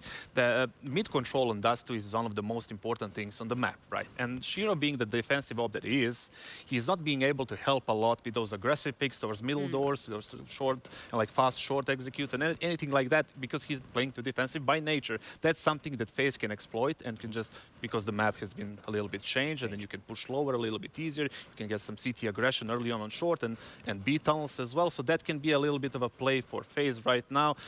Overall, I'm not really a big fan of Gambit on Dust2 simply because Shiro is not designed for that map. Like, but his nature and his style of playing is not designed for that map. And also got to notice, like, one thing we saw on the T and the CD side has been Karrigan sometimes just, you know, going for some of these YOLO plays, or he's just going to go for info plays. And if it works, it works. But many times it does quite fall flat on its face. YOLO plays, I mean, it's Karrigan. What can go wrong, right? It's Karrigan, right? He does go for these plays. But the thing is, he does have the backup of all that firepower to help him out, you know, to get the information. So that could potentially catch Gambit off guard. I don't know. Yeah, I mean, they've already had a million curveballs thrown at them on the side of FaZe. So, you know, why not throw out one more yourself? Nothing to lose. I do want to ask you, Kasad, we're sort of talking about the Orpas coming into this ground. Are those the particular favourites that you're going to be looking at, or any other names you want to throw into the ring for this first map? Well, I want to see Brokey performing, and I want to see Twists. Definitely, I want him to pop up and show that he's, you know, the main star of the team right now. Robs is going to get his frags. I believe so. Like, he always does. He will never, you know, underperform. He's always going to get his lurks. He's always going to get his closers, you know, everything. I just want to see Twists pop off and take over this map and just try to push FaZe into the semis. Dust2, you know what's going to be exciting, Kasad? Rob's secondary AWP on the B mid area. We saw him do it against Na'Vi as well, and I saw him do it during the latter stages when he was playing with Mouse with Dexter coming in, and he was almost playing like a primary op. And I think it's really exciting as well to see Gambit taking to the stage in front of a crowd. Well, once again, I like that you brought up the point, Blair, that earlier. We heard Nafani saying back at the major, you know, we've made it to playoffs. That's now stress-free. Like, man, we're plain sailing going into this. Hobbit, when interviewed on the stage, saying, no, it's not quite like, you know, playing at your boot camp, playing in your bedroom, completely different beast coming into it. Yeah, absolutely. Look, if you look at the experience on these two teams, even though they are the underdogs, as you touched upon earlier, Freya, look at amount of experience, stage, grand final experience on this team. You look at Karrigan, you look at Twist, you look at even someone like Robs, right? Overall, they do have the experience. And for the side of Gambit, pressure's on them. Will it affect them? That's the question. A lot of questions coming into this series. We can see the teams lining up to raring to get going into the Spodek Arena. So let's throw it back down onto the stage for the walk-ins with Gambit and FaZe.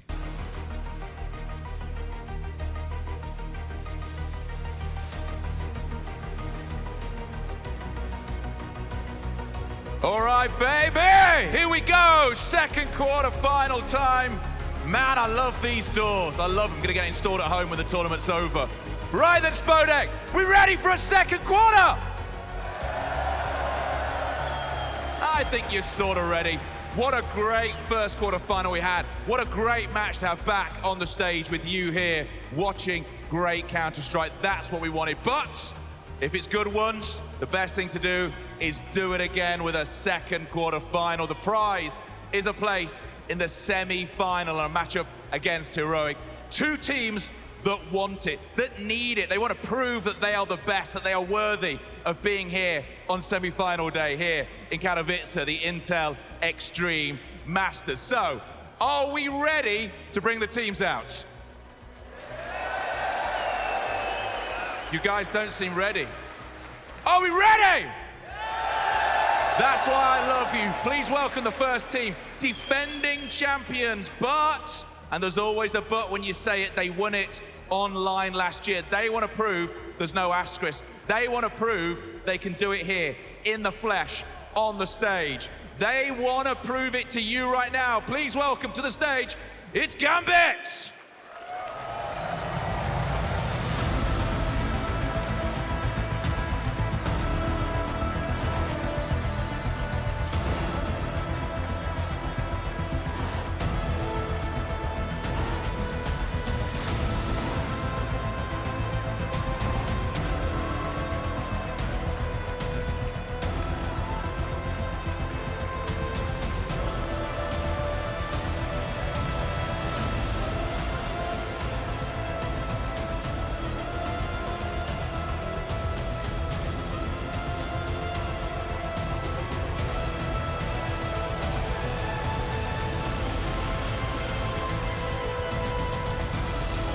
But it takes two teams to make a match, and we know that, you know that. Taking on Gambit here, down here in the Spodek, is a team that were once an aging super team. Now they are refreshed with this youthful core that's making them do amazing things. But the time we're living means that it's not all been plain sailing. The team is not the one they thought would be playing here. Can they still do it?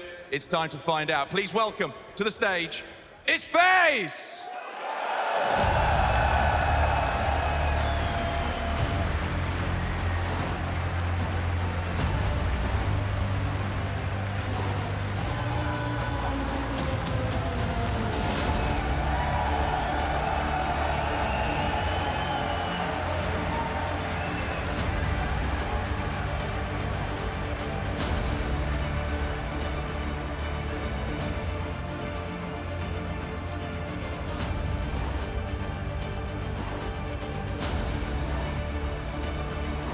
Well, when Karrigan comes out a big hat, you know they mean business.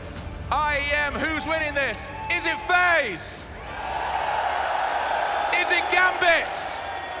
Oh, okay, well, let's see. IEM, are you ready? Let's get it on.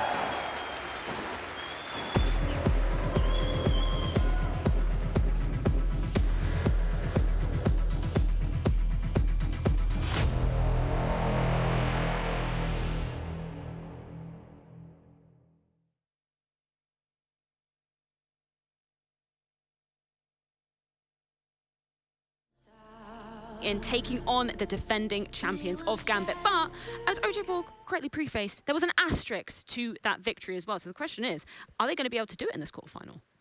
I mean, it depends on the mentality, right? Like, you can clearly see the crowd. They do seem to have a particular favorite, even though they might have been favorites if you look at the numbers and all those storylines coming to this particular matchup.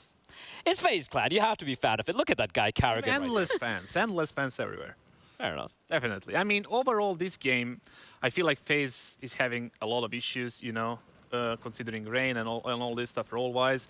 I feel like Gambit is in a prime position right here, considering all the facts that we have to put in together. So I don't see much chance other than individually, like people like Twists and Robs popping off, like we mentioned. I even think like the advantage for FaZe was the the experience gap. But that's even smaller right now, 1 year later, after Cologne and Major and all these LAN events they attended, even IEM Winter, they finished 5th and 5th or 6th there.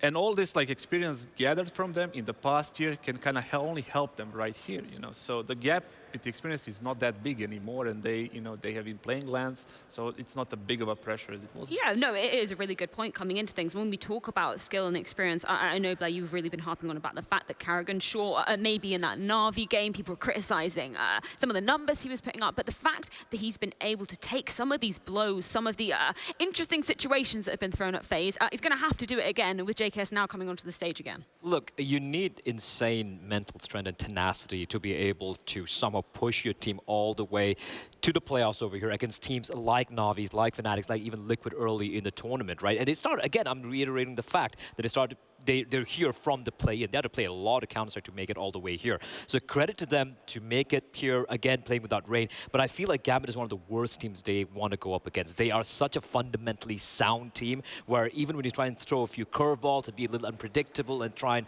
maybe throw caution to the winds, Gambit always seem to be ready for these sort of plays. The thing is, like, if you want to say, like, who is the complete team, next to Na'Vi. It's Gambit. It's Gambit. It's only Gambit right now. The things like with Kerrigan, I'm not so worried about him that much because the guy has been here for a while, even back in 1.6. That's like over 10 to 15 years, you know, experience leading the teams and being on the high tier of CS. So blows like that against, you know, like Na'Vi, I don't think that's going to affect him all that much. Surely he's going to be thinking about it that night or the very next day, but other than that, he's going to be focusing on the very next game, which is this one. Yeah, and when we're talking about cool, calm, collected as well, I think it's right to say that, you know, Gambit are up there with that in terms of that sort of mental fortitude and the tenacity coming into things. You were saying, Blair, you know, they're one of the teams that is really still hugely prep heavy, so maybe it's not too much of a surprise to see some slightly curveball picks we weren't expecting to see in the vetoes. Yeah, the only worry I have for Gambit is if they get a little too much into their own heads, right? Like Kasad said, they maybe picked us too because they thought FaZe were expecting Overpass to come out. But if you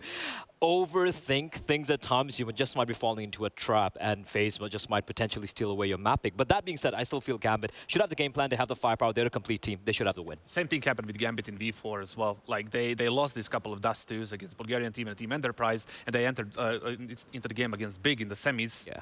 It was Dust 2, it was 16-5 to Gambit. You know, so I think they're ready. They can play it. Yeah, I know, Kasad, you're putting Twist under the spotlight, but anybody else that you want to throw under the microscope for this one, Blair? Listen, I mean, it has to be a Shiro Axel show, and for me, it's got to be Robs. He's back, he's ready to play, he's on the stage, he's got to deliver. Well, we are ready, we have got the map cemented, our teams are raring to go on the stage. The one thing left to do is throw it over to our casters to get this quarterfinal number 2 underway here at IEM Katowice. Thank you, Freya. It is an honor and a privilege here to be in the Spodek, bringing this game to you all right now. It's a moment everyone has been waiting for today. From quarantine to quarterfinals, it's FaZe Clan taking on Gambit. Yeah, right into this one, Mike. Let's not waste any time. FaZe with a CT side start.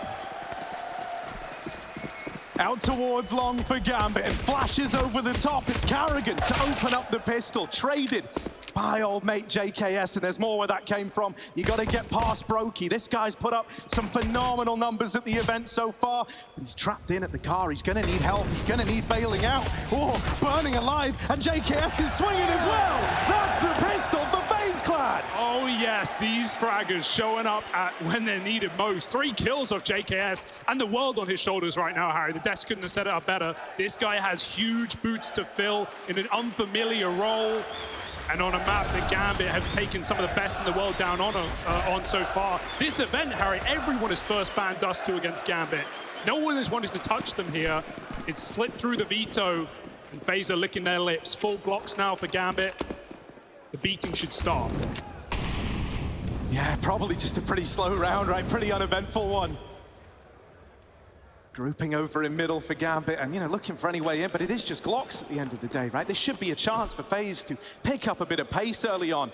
I think if you are going to beat this Gambit squad, you need to put them under pressure. You need to make, you know, the lights of the Spodek really weigh down upon them. Some familiar territory, right? Previous victors at Katowice online. A huge question mark for a young team.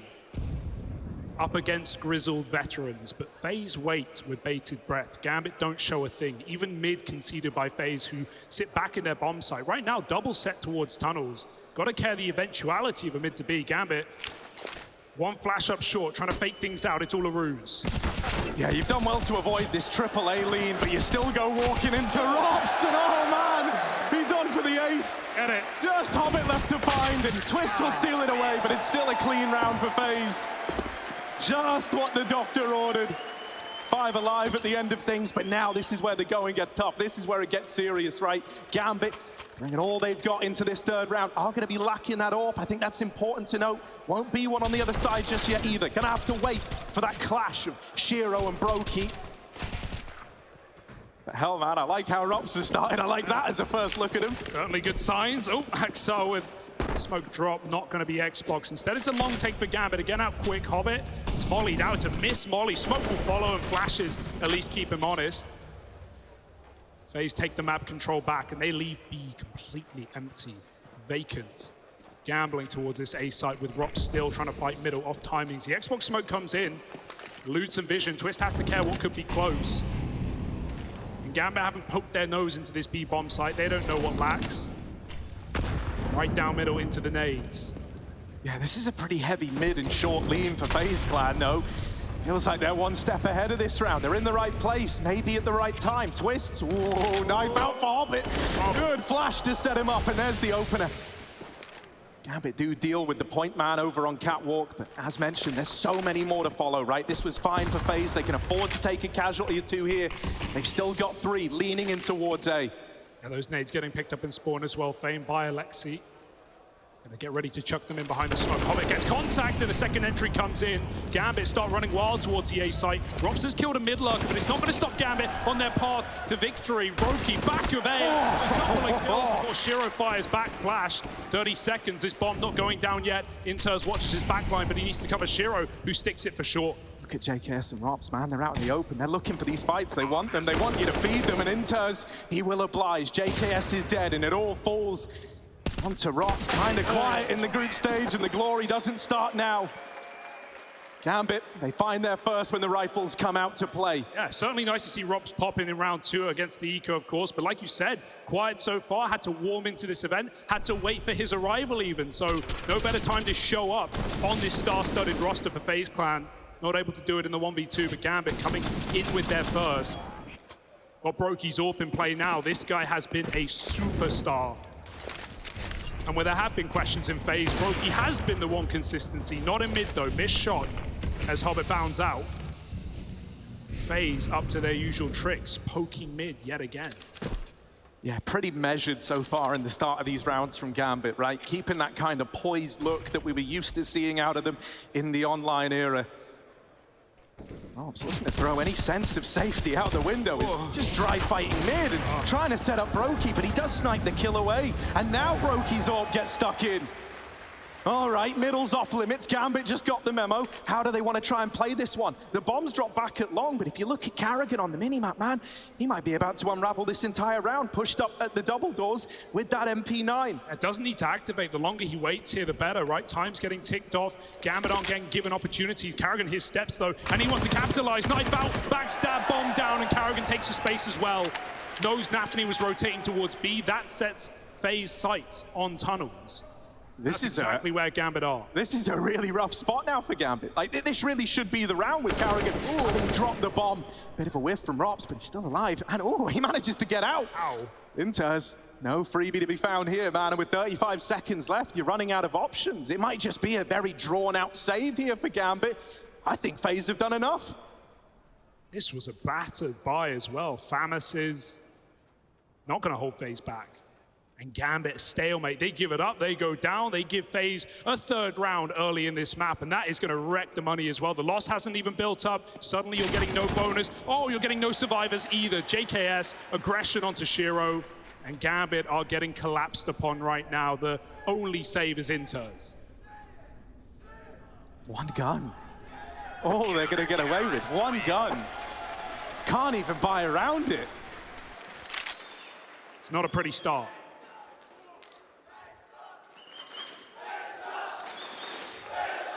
Oh, I think it's clear who the crowd are behind. You've got that to contend with if you're Gambit as well. I mean, look at this. It's details like that where you wonder if Gambit get in their head. We've already talked about their lack of stage experience at the major, getting slammed, of course, by the world's best, but no contest was that matchup. A quarterfinal as well. Will Gambit make it further when all the pressure is on their shoulders, when the crowd is against them? Yeah, you know, I think you kind of have a very tale of two sides in this one, right? You've got FaZe that were desperate to get back to land. This is where guys like Carrigan do his best work. You know, he's a crowd pleaser through and through. For Gambit, online, that was where they hit the ground running. That was where they kind of cemented their legacy in the Counter-Strike history books. Now we're waiting to see if they can prove it on land. Well, no time for distractions. Get out of your head. Because we've got Gambit force buying back here. One gun on Inters. Everyone else piecing together what they can. Scouts, Galils. It's not pretty, but Gambit have to make do. Yeah, beggars can't be choosers here. Shiro with the scout. Not to be underestimated, right? His scout does hit different. It's the info that Brokey's over here in middle, but Brokey's out like a light, mate. He's leaving. Rerouting to help Carrigan out over at long. A bit of a slow default here for Gambit as they spread out, take this tunnels control. Look to work middle now as well. All across the map, they're taking space. FaZe are letting them have it.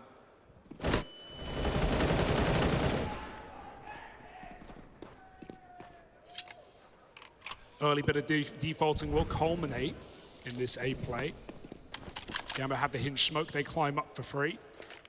And FaZe again, they've had different starts to every one of these rounds, right? Fighting for long control, aggressive down mid, giving up B. Now they turtle, they tuck in, they know Gambit's money is bad. And their options are limited, so A split. They wait for a pick that will never appear. And re-smoke at 50, FaZe are using this utility perfectly. Yeah, they're slow on pulling it, right? They're trying to milk every bit of util for all it's worth. Nafany forced out of middle, looking like a short commit here. This is where you would love Axel, someone who is such an integral piece of the Gambit squad, to try and create a bit of room. He's got to go blow for blow with Karrigan over at long. Back in the A site, you've got Brokey, you've got JKS to worry about, and that utility again, it's all just burning more time off the clock. Yeah, but this is a final second push. This is a hope and a prayer that they can find the openers to get them in. Hobbit leading the charge, hasn't been given a peek yet, and there's Brokey, blinded off the angle. JKS tries to help out. But one by one, this A site is overrun. Just enough time for that plant. Gambit playing to the final buzzer will come in with the 4-on-2 post, and FaZe, they're gonna left running for the hills, saving inside of this B site. So meticulous, it's so calculated. FaZe feel like they have the round in the palm of their hand. They know exactly what's going on. Delayed till 20 seconds. Gambit still slip the knife in. You know it's coming, you just can't stop it. And that is not a round Gambit should be winning, especially not with 4 alive. Gonna get the free AWP out of Brokey's hands as well. Pride from his cold fingers, and 3 AKs dragged forward. Gambit already giving FaZe a reality check. Yeah, there really wasn't a lot in that round, right? And we were crediting the FaZe util at slowing Gambit down, but none of that deterred them. Doesn't matter that they've only got Galils and that 1 AK that was saved forward. That's as close as you can get to a clean round, and considering the circumstances, Gambit are more than happy with it. FaZe aren't ready to let their foot off the gas yet, though. Investing around those save guns, they've still got fight in them, Hugo. Yeah, this game's all about momentum in those early 10 rounds, right? Who can control the money? That's why you're always going to see constant force buys back and forth. So even if it doesn't feel justified at times, you want to be that team going on streaks. You want to be that team putting your opponent on pistols. And right now, neither one is wanting to give it up. Another rebuy, another chance for FaZe. But not as pretty as the last. Gambit back to lower control. Got to be so cautious here with that mid-change. Could always be a player lurking down in the dark. Won't be for now, but we have seen FaZe lean into it in the past with Rops pushing middle. This time it's a retake on long. FaZe, they do it silently without flashbangs. Gambit don't know this control has been taken. And double pit side setup.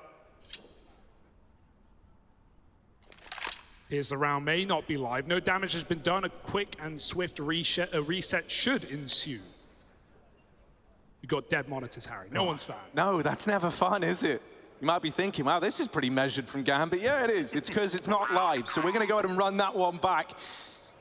Oh, dude, now, I mean, even that throws up some uncertainty, right? Like, there were little elements of the round, little fights that could have come in sooner. Guys like Shiro scoped up on mid, gonna have a second chance at redemption of finding crossing players. So let's see if Gambit can somehow work this to their advantage. Yeah, for FaZe, you ought to give a lot of props to these guys, right? They're not really supposed to be here. They're the only team remaining in the playoffs who came from the play-ins, fighting through BO1s, fighting through teams below their limit, you would feel, and fighting through, you know, internal problems as well, with multiple rosters being fielded for this event. But they're still here on the stage, and our eye test so far, JKS has looked pretty good, so no complaints at the moment. Yeah, I mean, dude, let's look at JKS a little bit, right? Like, you think about this guy, we all remember him in Complexity. He kind of looked like a shadow of his former self, but this was his chance to put his name back on the big stages, to get people talking about Justin Savage again. And you can't argue with how well he's kind of fit the bill of slotting in here, getting them all the way to the quarterfinals. Yeah, I mean, for me, my big worry is T-sides, right? I'm sure we'll see that, especially on a map like Dust 2, where we compare them with Gambit with their, you know, experience on this map. Well, on CT, you can slot into different roles, different spots a lot easier, and everyone knows what they're doing on Dust 2. But going in that second half, I think JKS is going to have problems. Where do we see Rops? Where do we see JKS? Is he in those range spots? And is he ready to be the guy at the front of the pack? That was never his role in previous teams. A little scary. Yes, I mean, you know, to build off that, that's where I kind of look to someone like Karrigan, right? He is used to leading from the front, and he's someone who can try to fill that void if he feels he needs to. So I am very excited to see what the T side looks like, see how that feels.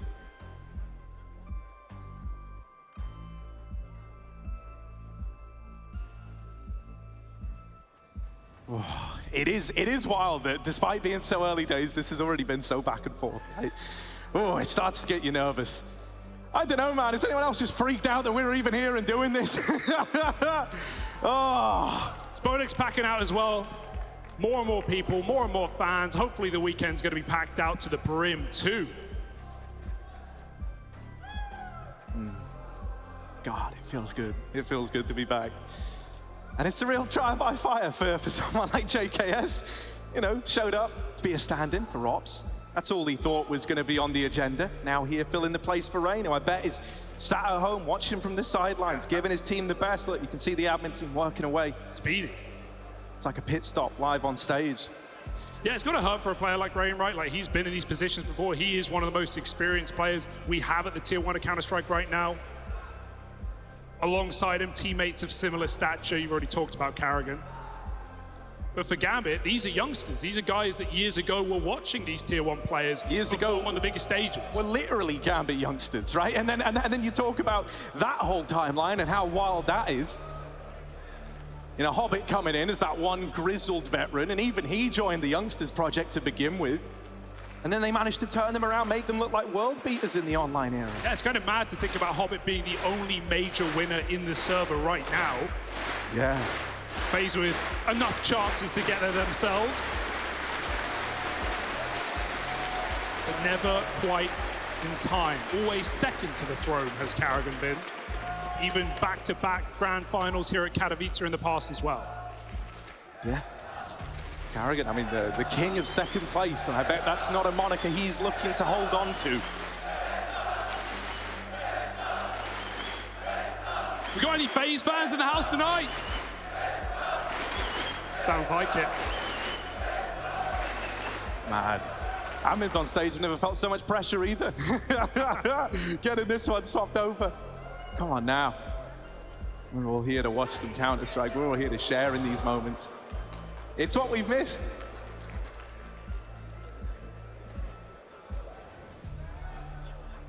Cool, calm, and killer looks from Karrigan. Nothing new here. The Batman mask is off.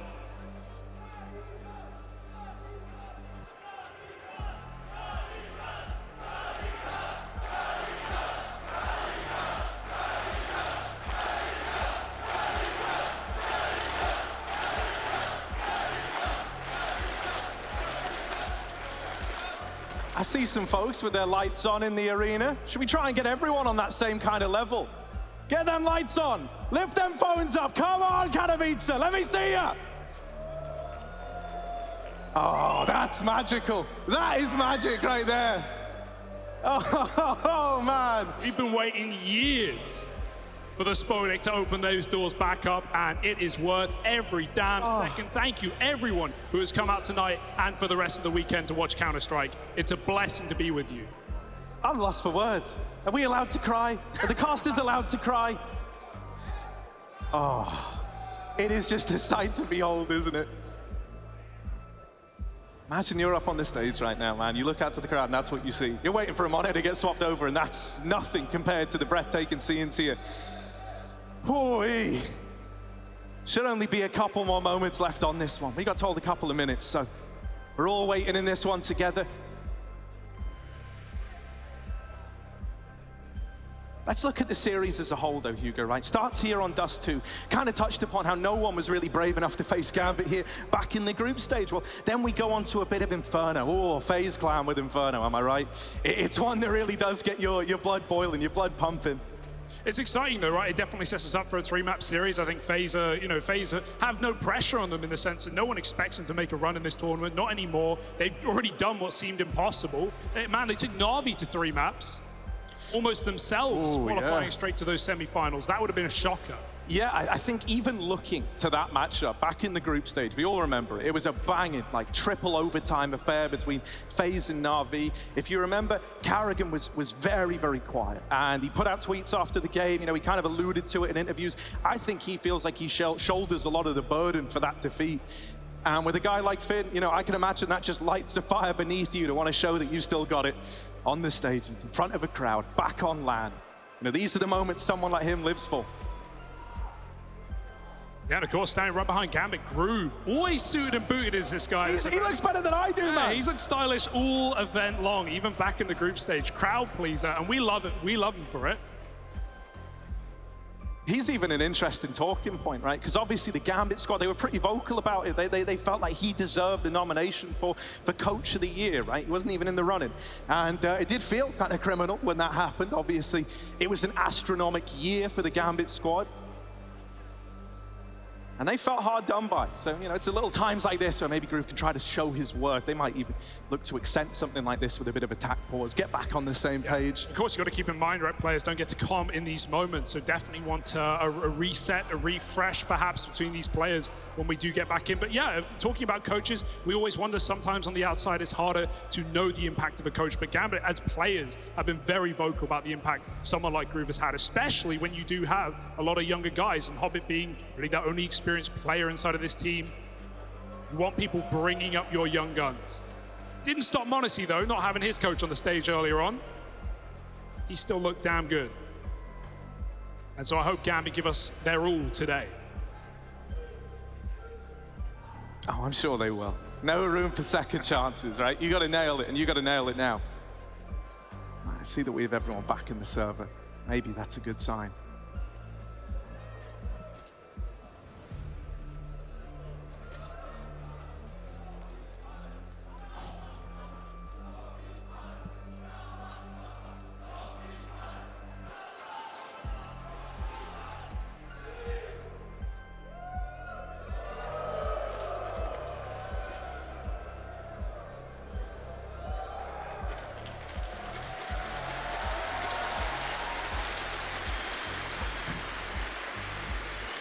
Always a character is Carrigan. Even in the most subtle ways, able to get a cheer out of the crowd. Love it.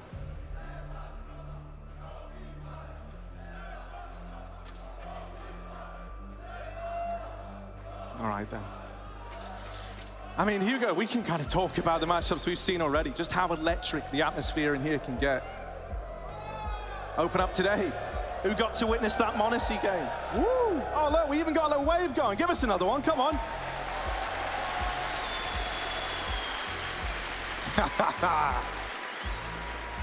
It'll never not be cool. No. I think we all appreciate it on some new level now. Yeah, we appreciate each and every one of you for sticking around. Just a moment now before Inters is back in. And we go again. He's rejoined. He's reset. Monitors in. FaZe Clan fans making some noise.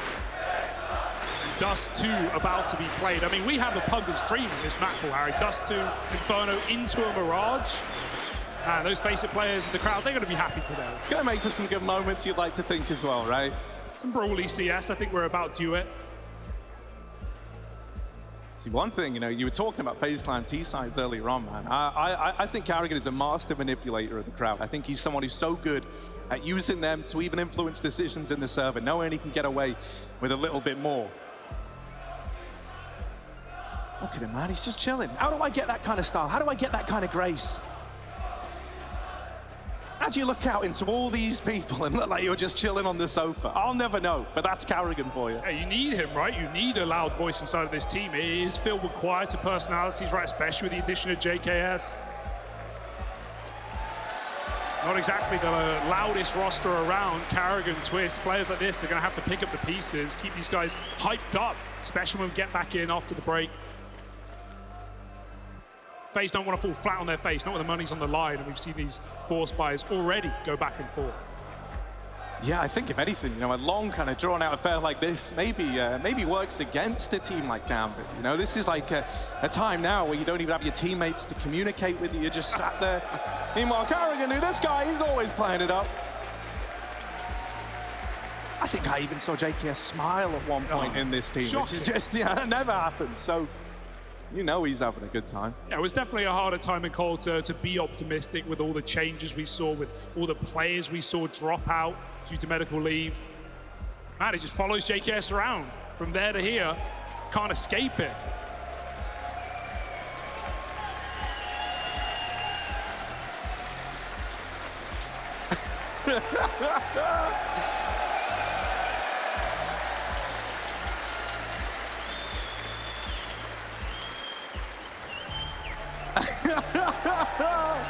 Oh, Finn. I know he's got that Batman mask under his desk somewhere. He does. I mean, he's got the hat. I don't know where the hat's gone. I don't know what they did with that. Got to check it.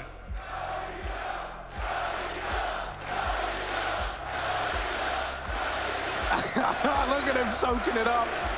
They all love him.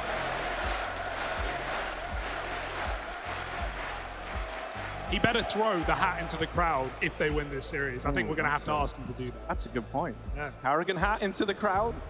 Whoever catches it gets to become the new IGL FaZe. Oh.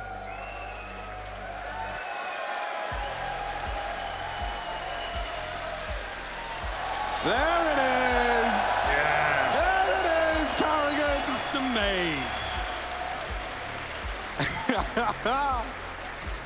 Oh, this is nice. I feel like he's also part of the entertainment. He's helping us fill this void.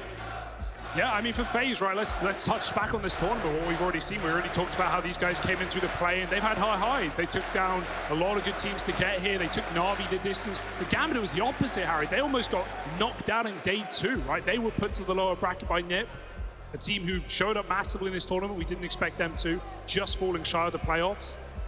Gambit made that lower bracket run of dreams, but no other roster can quite do it like these guys. Through the flames into Vitality and then their vengeance on NIP. That must have certainly felt good for Gambit, who were just at all times one BO3 loss, 2 maps away from elimination.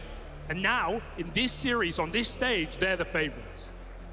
Yeah, you know, I mean, even looking, I know we've only seen a couple of rounds, so I can't jump to too many conclusions just yet, but even looking at how they're poising themselves here on the big stages suggests that they're not under the kind of pressure that maybe we thought they would be, right? They've stayed very, very true to the Gambit formula, very, very true to this kind of methodical pacing, these slower rounds, feeling comfortable playing in the final 20, 30 seconds, right? It's not like they've deviated away from that entirely. I don't think they're crumbling. It don't look like they're crumbling. Well, they've been grinders, right? These guys have just been so focused on the game for the past 3 years. That's all they've been obsessed with. So you got to put away the outside factors, put away the question marks, especially in a game like this.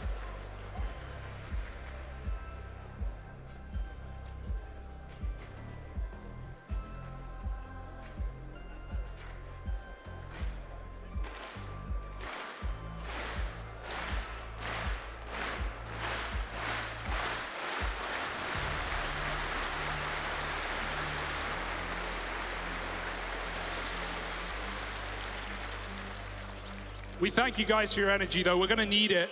PC swapped out now. And hopefully just 2 or 3 minutes out from the matchup at hand. There's always something. There's always something that goes wrong. You know, you got to give some benefit of the doubt. I mean, on top of that, hell, we've waited years for this moment. What's a few more minutes, right, in the grand scheme of things? Certainly doesn't sound like it's affecting anyone out there. You know, the crowd still sounds as rowdy as ever. Yeah, we're just giving more time to people get set up. Climb up the stairs to the back. You're going to have to. I mean, this is packed out. This is packed out. There's not a lot of room.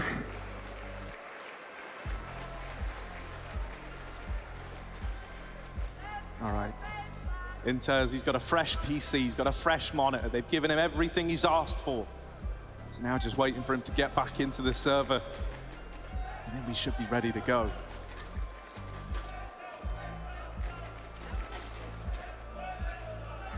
Seeing as we should be getting back in soon. Let's just run a little recap over what we've seen so far, right? We're only 6 rounds in. It's FaZe Clan winning themselves the pistol, finding that conversion, right? And they come in swinging on the side of Gambit. The rifles come out to play, and despite it being a pretty close round, it still falls in their favor. Since then, it's gone back and forth. FaZe able to win that flawless round to time. Right, didn't have a lot to brag about in terms of the buy. And that's a theory that's looking to stay true here, right? They don't have a lot in the round that's about to be played out. So they need to do it again with less on the side of FaZe. Yeah, and this Vito's a massive shakeup as well, right? In the past, when we've seen these guys take each other on, back at Winter, for example, even at Cologne last year, they've been competitive games. They've gone the distance. You know, that's with previous rosters, without Robs, of course. But we've never really seen Dust 2s. We've never really seen the Mirages, the looser maps. We're looking good, though. Players are back in. Reset's happening. I think it's happening. I think it's happening, Hugo. All right. Everyone's been waiting, but now we need that energy to pick back up again. We're getting back into this one. FaZe Clan, take it on Gambit. Are you guys ready?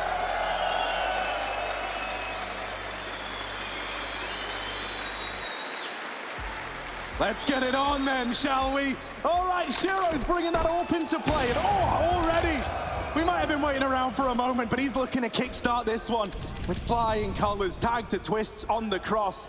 Couldn't ask for more. Rops is going to somehow get out of there. Was thrown to the Wolves over in middle, but now is in a position to do damage. Rops will just concede, elect to play the man, you know, get out of there in the 5-on-5. Gambit respond by playing it slow. Like they always do, and they do it best. There is no hurry. Oh, Rob's trying to make little moves happen in middle, but they've heard the footsteps on the wood, and Robs doesn't care. Eviscerates Nafany from middle. One-man peek, all alone, no utility. Gambit have to switch that up. Mid to B smokes will come in.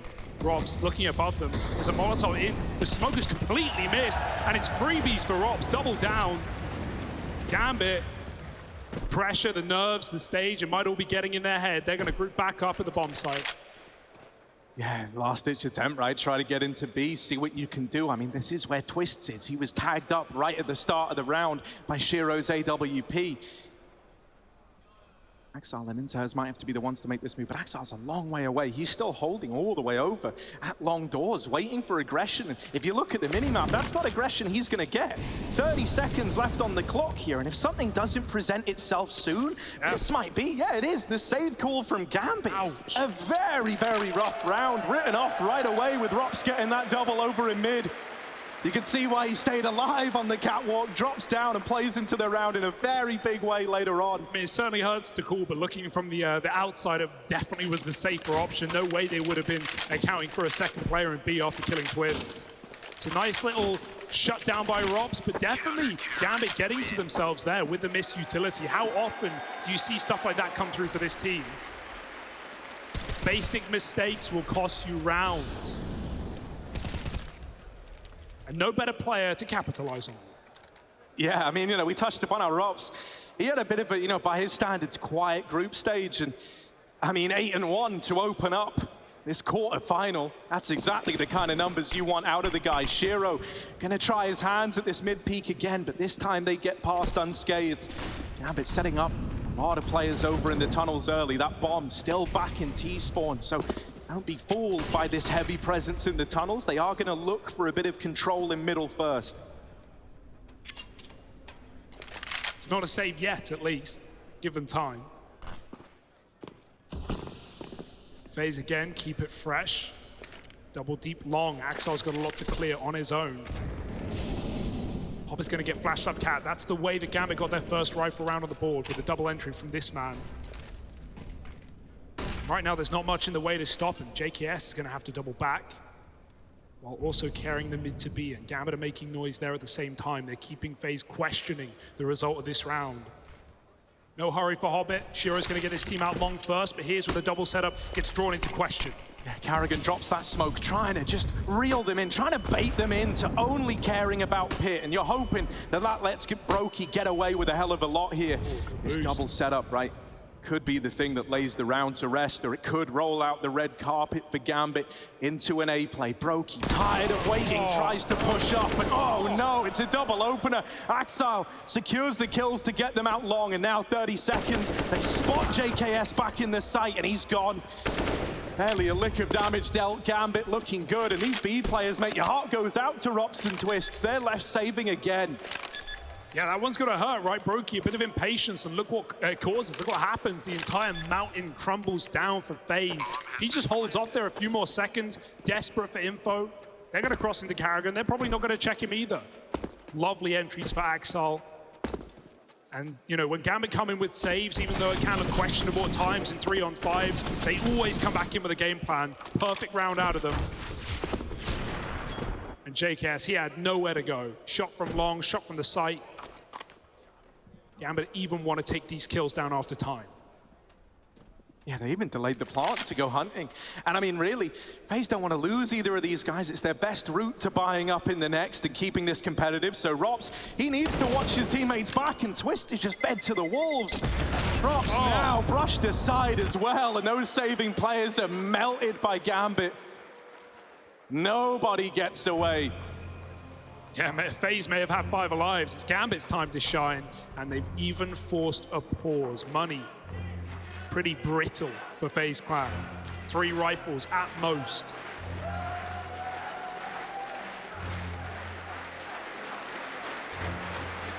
So they might take the backseat for now, give Gambit the respect they demand. It's not an easy choice, right? It never is, but they might, yeah, like you say, just have to kind of play within their means right now. They don't have the money to throw guns at the problem, and so they're going to come out with Deagles, P250s, couple of nades. That's all they've got. Gambit looking for that equalizer, looking for a 4th round. Yeah, as far as Ecos goes, these are pretty bad. No loss yet. A couple of nades at least. What do FaZe have in store for us? Fast out long. Brokey gets his first hit, but Inters will hop in front of it, and I like the pace change for Gambit as well. They know the money is weak from FaZe. They know utility isn't there. They take long instantly. FaZe want to poke their head out into the ever-waiting Gambit default, but right now it's just Hobbit lurking upper while Carrigan takes a bit of a flank, but Gambit will go back. What do we make of this then? What do we make of Carrigan's push over into top middle? Is it going to be a round winner, a day saver? Or is he going to be that first man to fall for FaZe Clan? Right now he's hearing footsteps. He might not like what he hears. Inters taking that bomb all the way back over towards the tunnels, trying to outmaneuver FaZe Clan as they set up smokes now on the side of Gambit. Push up and feign a bit of an A play. This is likely going to draw heavy rotations. I mean, you don't really have a lot to work with here if you're FaZe. You're playing around this first contact, and so likelihood is they fall for it hook, line, and sinker. Axel's even crossed as well. They're not even being loud about it, but it still worked wonders. Carrigan's forced on the flank. Axel flash into the bomb site. He sees ahead. JKS somehow almost gets away, but Shiro's killed the flank, and now the bomb can just waltz into that B bomb site. FaZe don't even realize they might die before it matters, and Rops is late on the lurk as Gambit secure a 4th. What a rough round for FaZe, man. Like, you know, when Rops dies at the end, he's going to see, oh, they planted B as well. Like, really? Can't catch a break. Shiro holding for this wrap, and Rob's probably a dead man on the swing. Shiro knows he doesn't have to stay around, risk giving this AWP away. Feels more than comfortable to play this one by the numbers. And so Gambit, they are going to find that 4th. They get themselves the equalizer well and truly back into the swing of things now. This is ideally where we see a response out of FaZe Clan. Put a stop to that momentum. You already highlighted its importance earlier on, Hugo. Rob solo boosted into the boxes. I don't even know how he did that, Harry. Get back on that demo.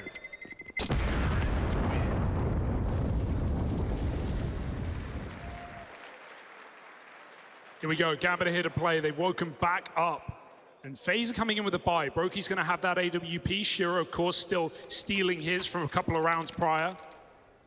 And even Rops joining the party. You got more than enough AWP potential on this FaZe Clan roster, right? Carrigan, he's been in that wheelhouse before. Twist, no stranger to the sniper, but it's Rops for this round. It's interesting because Rops has oftentimes looked to have a bit of a fight over in middle. He is here with that AWP, and if he looks to go walking in for a peek, well, Shiro's here to tell him something about that. Setting up outside of long. Gambit, taking all this real estate again. Just one of these standard defaults, looking to lock out middle, looking to take the tunnels away, hold on to these long doors. You know, guys like Carrigan like to get aggressive here. That second AWP on Rops is still in middle, still waiting for its chance to prove itself. He's holding a flash for the peak on JKS right now. Smoke is always scary. Never know if you're going to get spammed through. And JKS does try his hand, but won't hang around. Silencers just give you that little bit more freedom to be standing in the danger zone and run boost up Cat. Broky's missed the shot, he's got to drop off. No way in hell he can hit that with only a pixel gap. And back they go into the second sniper. Dropping into mid, could be their demise, but Robs, oh, he just escapes. Shiro was on his angle. Robs bounds out back into B, and FaZe start 5-on-4. Gambit needs solutions. Gonna look to throw a bit of a mid to B into the mix. This is the true test of this secondary AWP on Mr. Cool. Up in the window, Rob scoped up, ready for a mid peek, and Broky's gonna steal it away. The AWPs are winning this round for FaZe Clan right now, and Rob's now given ample time to reposition. Back of the site, he couldn't save here last time, but can he save the round this time? The first kill, there's more where that came from, and Shiro gets impatient. Really wants this shot, and he's not being given it. Flash to set up Robs. That molly's really going to heat things up for him. And oh man, he's the devil incarnate. Only now burning alive. Robs up and over. Shut out by Shiro, but there simply isn't time. And FaZe Clan, they will walk away with their heads held high. A fifth under their belt. Every little trick in the book, Robs has got it, man. He knows how to line up smokes. He knows how to stop getting headshot behind the box, just staring at the ground. And that is perfection for Robs. Should have been dead here on the trade for Shiro. Don't know how he even got out. And Brokey, just a banger through the smoke. Gambit. But the going's good, it's real good. But if they're not getting that opening kill, we are seeing real problems. FaZe locking them out of rounds in the opening seconds, and Shiro saving once again. We hoped he'd be more aggressive. We hoped he'd be more at the front line, this guy, right? Because even coming into this year at FunSpark, the previous events, Gambit were winning back at V4 to close last year. Shiro, he looked different, man. He looked pumped up. Yeah, I think the penny kind of dropped, right? That like, if we're going to take down a Titan like Simple, we're going to try and beat someone like m0NESY. You know, we need our AWP to get involved on a continuous basis. And we saw Shiro looking to kind of reinvent himself somewhat. Him and Brokey, two of the players that lead the way in terms of clutches at this event, but we are getting a more tamed Shiro out of this one to open up this quarterfinal. Let's see if that's set to change. This AWP pushing up the short side, Axel working the long control again. Him and Carrigan having a kind of battle of their own over here on the long side. Brokey might look to help him out, smoking off those long doors, gonna buy even more time for FaZe. And that will send Axel away. He doesn't want to commit to the long peak anymore. Rejoining his teammates over here on short. FaZe's util's been perfect this map already. They know the Gambit aren't running these pacey rounds. They know they can buy their time. The final 20 seconds, nade in. Here comes Gambit, looking like to commit. Lovely bit of util damage. Brokey on the cross, gonna miss this shot. Flash is coming in, and he can't afford to follow up. Oh dear, they're out wide. Slow down and savagery on the site as he follows up with a fourth. It's Axel trapped in middle, and FaZe a one-way ticket to a 6th round.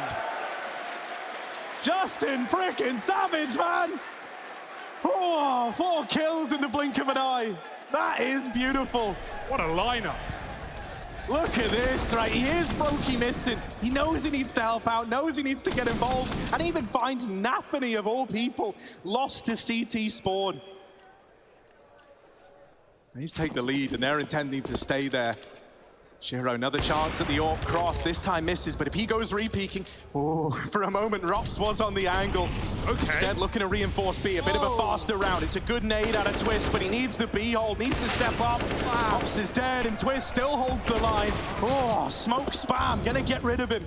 That bomb now makes it across. We're left in a 3-on-3 retake. FaZe Clan finally have to play one of these rounds through to completion, all grouping out. The other side of these mid doors, util to hold them back for now. Gambit are on a timer. Eventually, FaZe are going to look to come through, going to look to blaze their way into this retake, back into the site. Shiro waiting at the tunnels. Inters and Nafany bearing the bulk of the pressure, and here's that push. Carrigan, the man to open. Inters, oh, dead! JKS and Carrigan, they want that B site. My God, Gambit, you know, you have to admire the pace change, the quicker B pop, but FaZe, that's the danger. You give them a fast round, they're gonna have all the util in the world to pummel you on that retake. Lovely smoke, mollies to push Gambit out of position. And right now, JKS is looking crispy. Maybe his best game yet, 10-4, him and Carrigan pieced together that round.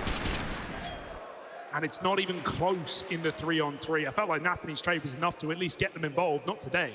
At least with how that retake looked as well, like we were kind of talking about, you know, what's going to happen with the roles with JKS coming in this quarterfinal. They waited till Carrigan was that man to go in first, JKS being the second player in. I wonder if that's how they're going to look to use him in this second half. It looked very convincing just then, didn't it? FaZe Clan up 7 of 4.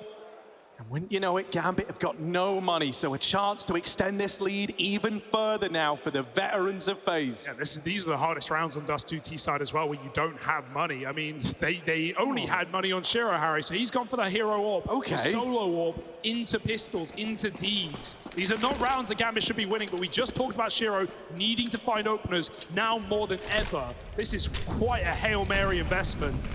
Probably going to get flashed out along, going for blind shots, pushed back by Carrigan and FaZe. When they want long, they've had it for free every time. Shiro now at the forefront of our minds, boosted up for a mid pick, and again FaZe Turtle. The difficulty of getting an AWP going on this T-half is already showing. So Shiro's got to be the space creator. Oh, but JKS over here in middle. You don't want to go toe-to-toe with this guy, not with the days having double swing. That's nice. JKS knocked out of the round after only one, and now they regroup over at the catwalk, looking to make this an A split. Brokey, with his AWP, he's had a lot of misses, a lot of swings and misses on this A-hole. This can't afford to be one of those rounds. And so there is Brokey, chiming in with 2. All on Shiro now, and he's dead to those B rotations. There was a hold, there was a chance, hit that shot, and suddenly Shiro, he's got an ace on the cards. Not today, though. Not to be. I admire the confidence either way. He knows he's being set up with an AWP in the next go round by his in-game leader anyway. But damn, for a moment, Gambit were all you could think about. Lovely shots for Brokey. He had to pop off here. Sole A player. FaZe up 8 to 4, double that of Gambit. And Rops, he has continually run this second door. No stranger to it now. Gambit, they want to burst through long, through the smoke, on top of the molly, traded and doubled down for Axel. Good for the opening kills yet again. Brokey once more in the firing line. Gambit, do they want to hurry? Twist has got a flash. He could look to set up these AWP peaks. Instead, looks like they want to try and boost the second AWP into this site. And now you've got both AWP players here ready to hold the line. Gambit, they pump the brakes. They know that they're not the ones under the pressure right now. They're sat pretty in this 4-on-3, and FaZe are looking for solutions. If they do follow through on the A play, they are walking into this stack. Rob's looking to be that first point of contact, but even if you get past him, oh, there's so much more where that came from. Little info flash, no shots fired. FaZe don't know numbers. They don't know what's happening at long, and now it's going to start to become clear. The smokes go down. Gambit pushing up behind it. Held back by the molly, but only for a moment. It's a few seconds of respite, a couple of seconds to hold your breath and prepare for what's coming your way. These AWPs, they need to hold on. Boost up and over. Axel can't find the opener. And now just having to run it. Oh, there's that first AWP. Are they ready for the second? Rob's tucked in over at Gandalf. Hidden away, and right now all their attention is on the short side. They have no idea. Any part they go for is going to be open unless they stick it behind the double boxes. The flash comes in. Robs won't even fight. It's Twist with a He follows up, and forget the man hidden in the back of the site. It is all the support structure for FaZe that cuts out Gambit from that round. Shiro left to save again. And 9 rounds for FaZe Clan. Standing or not, they will stand up. That's got to be pressure getting a Gambit. They play that so scared, so terrified. They're a man up.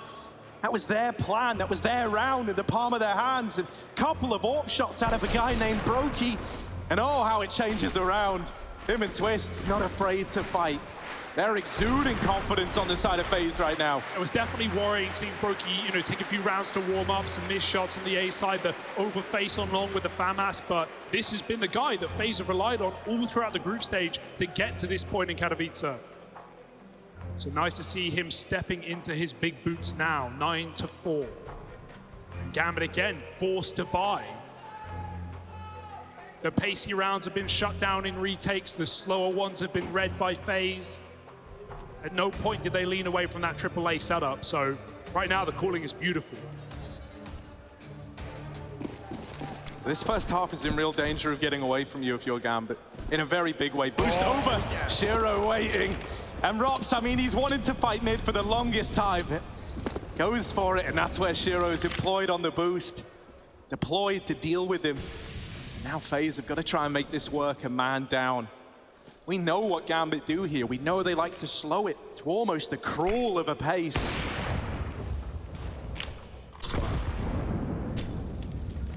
Carrigan turning back. Oh, he's going to get caught with nades out. Hobbit just swings, and it's a whiff. A save by the Bell.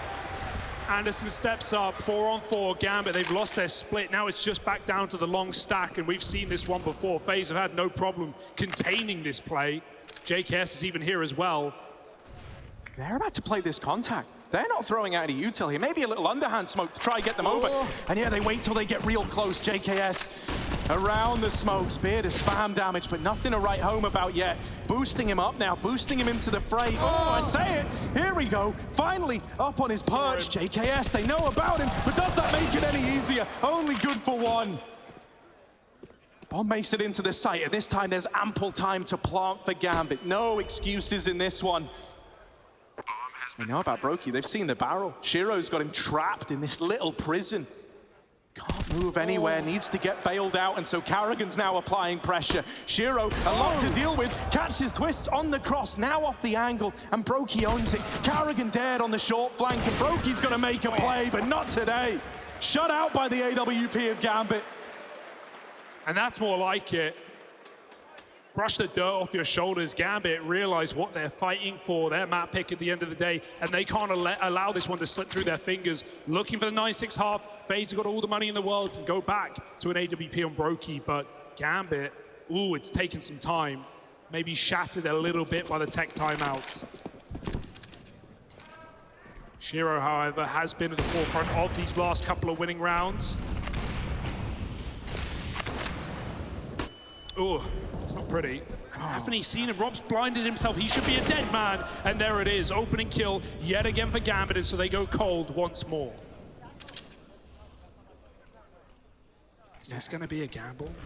I mean, it often has been for FaZe. And oftentimes the gambles have been right. You know, you've got to make moves in positions like this. And no one knows that better than the man at the helm of this FaZe squad. Pushing down the short side. Carrigan backed up by old mate JKS, and side by side they're looking to regain control of middle. They see that smoke come out. They deal with Shiro in top of mid, and as they try to go up to plug this hole, even more kills start to come through. Brokey gets involved. That's the bomb lost in top middle. How on earth do you reclaim this with Brokey on the angle? He's not looking to give this up. He's sticking around, fighting till the very end. Carrigan's even flashed back in on the short side. They just won't let you into mid. They won't let you have the respect, and Brokey's there to put up even more resistance. Only Axel a long way away from winning this round. The bomb loose in mid still, worlds apart, and oh, it's a tag. Dinked up, Brokey's there to close, and it's a 10-5 half for FaZe Clan. Now they get to set the pace. Now we're in FaZe's T-side, baby. How's it gonna look? I can't wait to find out.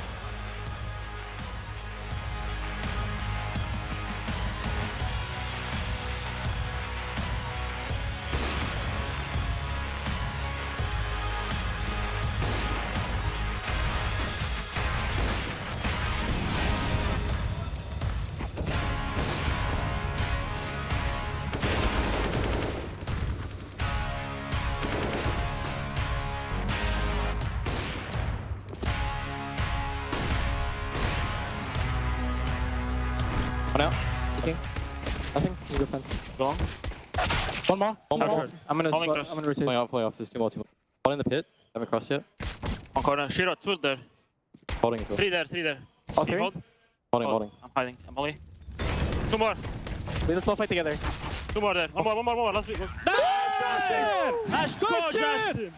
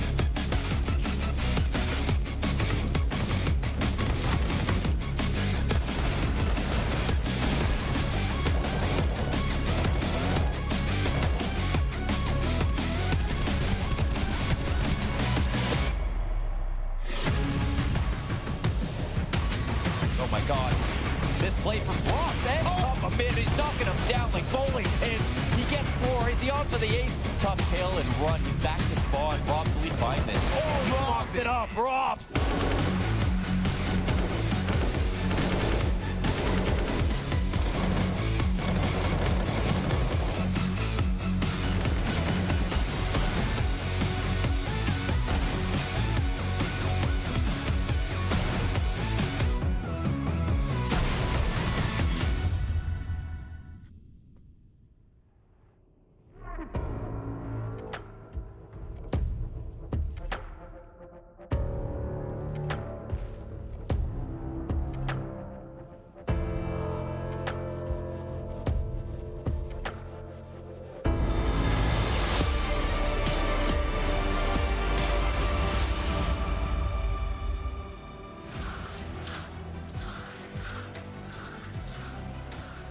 FaZe Clan rain on the parade of Gambit here on Dust 2.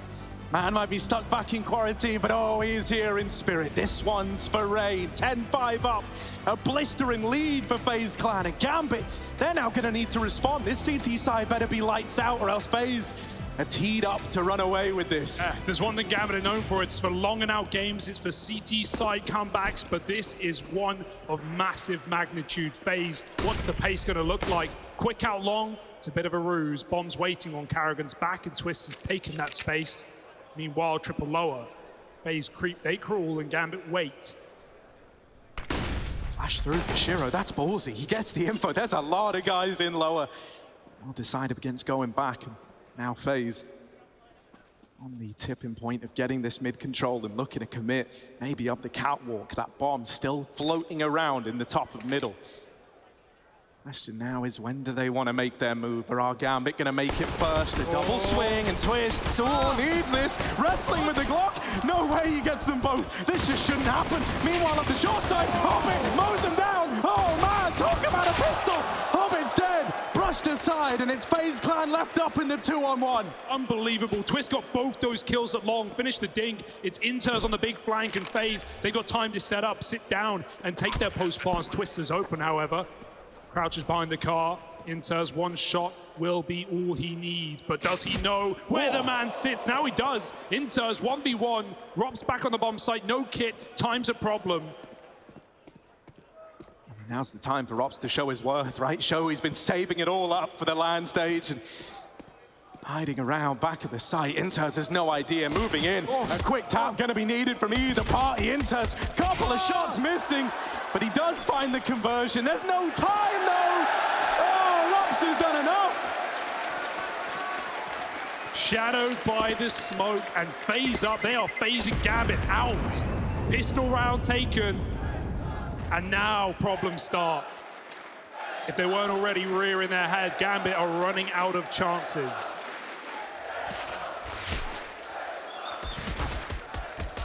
There's almost too much to talk about in that pistol there. From the Hobbit mow down with the dual Berettas, out of time in the clutch scenario. Oh, man.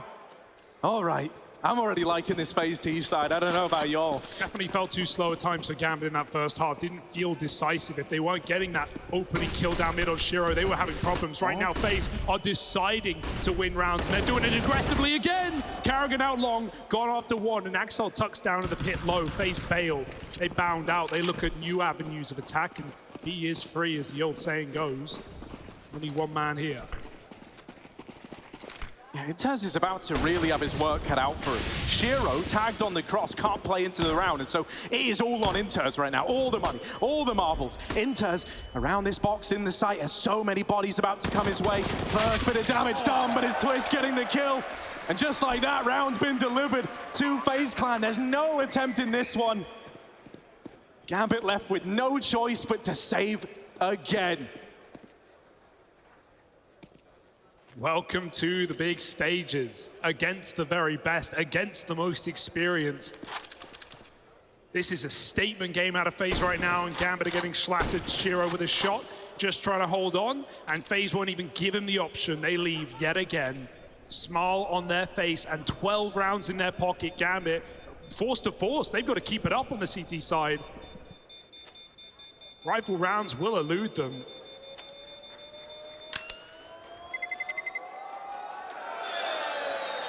And so there it is, 12 on the board. That's FaZe now with both pistols, both conversions. And it's doing them a world of good. Gambit staring down the barrel of an eco round around these saved weapons. And some little highlights from JKS. Couldn't ask for anything better. Yeah, he's just been so good, man. He's 3-1 in opening duels right now. He was locking out rounds on CT side, anchoring down A with that beautiful multi-kill. FaZe very mobile on CT when they needed to be. Just not afraid.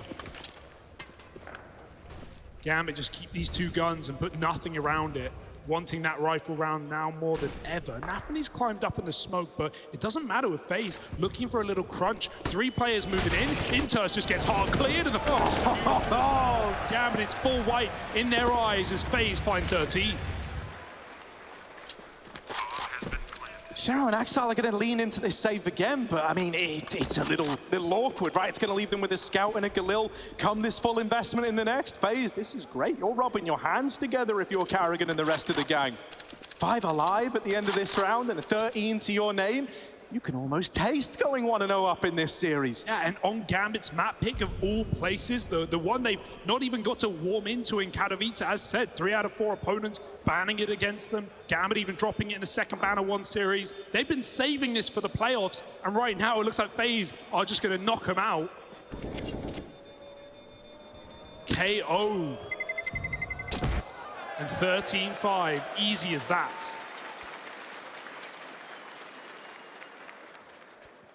All right then, Gambit, this is it. This is the moment you've got to try and keep your dreams of Dust 2 alive. This could be one of the only CT buys that we see them field. Might just end up slipping on by if they don't get this one over the line. There's a hell of a lot riding on it. And so Gambit, if they weren't feeling the pressure before, they certainly are now. You've got the AWP on Shiro, rifles for everybody else.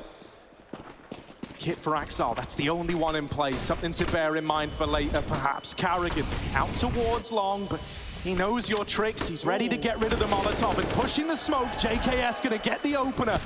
Axal on the receiving end. Mid, dead. Nafany brushed aside.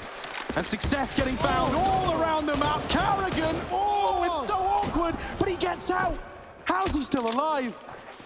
Gambit are under such duress, such disrespect. FaZe won't give them room to breathe. And the flash ends Shiro's round, ends the AWP and forces the save. It's 14-5, and you gotta love the calling out of Karrigan. Compare the halves, the slow T sides, the meticulous time ticking down, the util burning for FaZe in that CT half. And now look at this, just running amok, running through smokes and not giving Gambit the room to breathe. I think FaZe love it. I think they've been waiting to get on this T side. You know, even that's where we were worried for them. I think they've been waiting to be the ones to set the pace in this, and what a pace they've set. Hey, JKS is running out long and getting entry kills onto Axal. Like, what world are we living in right now? We're living in a FaZe clan world, Hugo. Yeah, maybe we are. Just might be the case.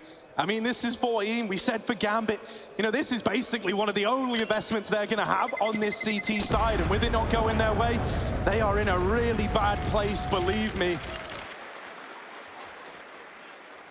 FaZe are right where they want to be. Yeah, necessity is this timeout for Gambit. Groove needs to pipe the boys back up again. Times are tough for Gambit, and FaZe are not looking to relinquish control.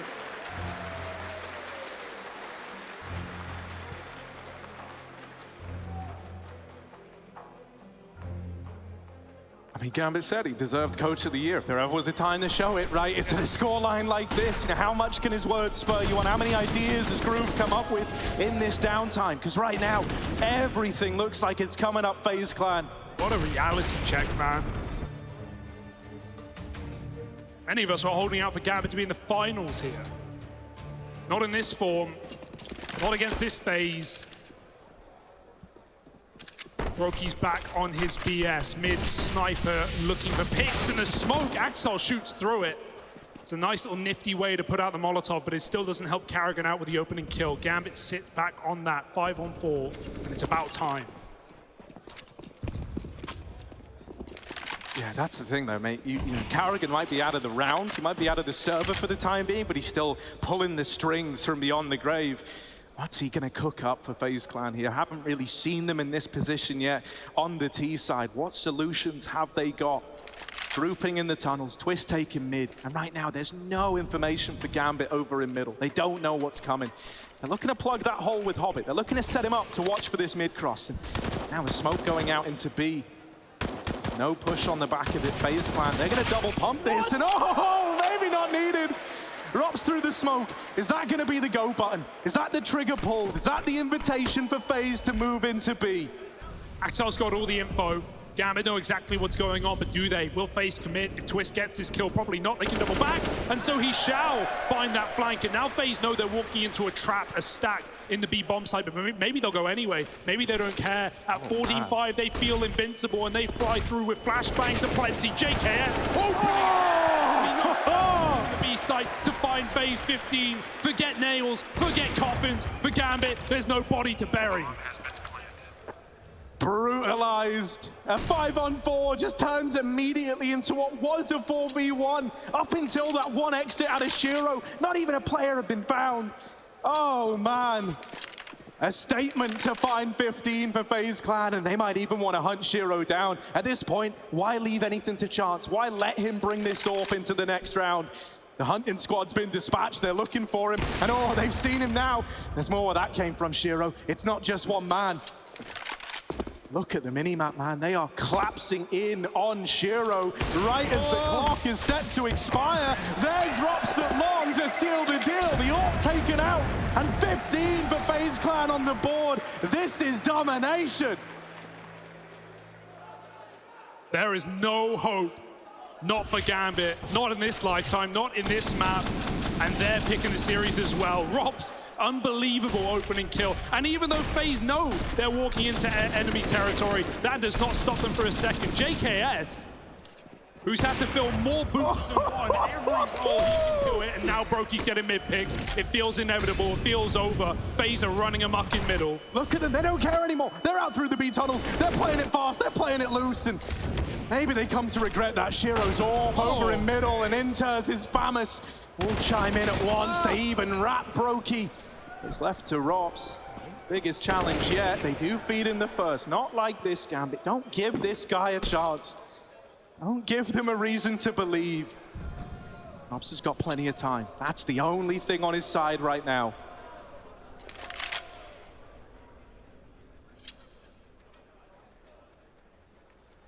Creeping his way, smoke in the way, and Rops does not respect it.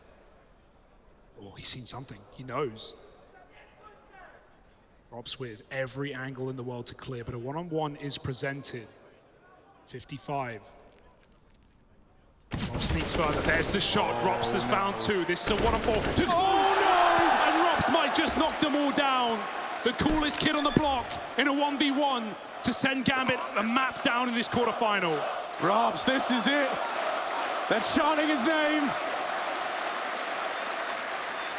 He's sweating right now. He might be about to do it to him. A 1v4 that Rops is looking to get over the line to take this map away from Gambit. Axel up through the window. Rops has heard something. Rops knows. Oh, there's the closer! Rops, what a way to lock in Dust 2. A map up now in the quarterfinals, and Rops ain't playing around.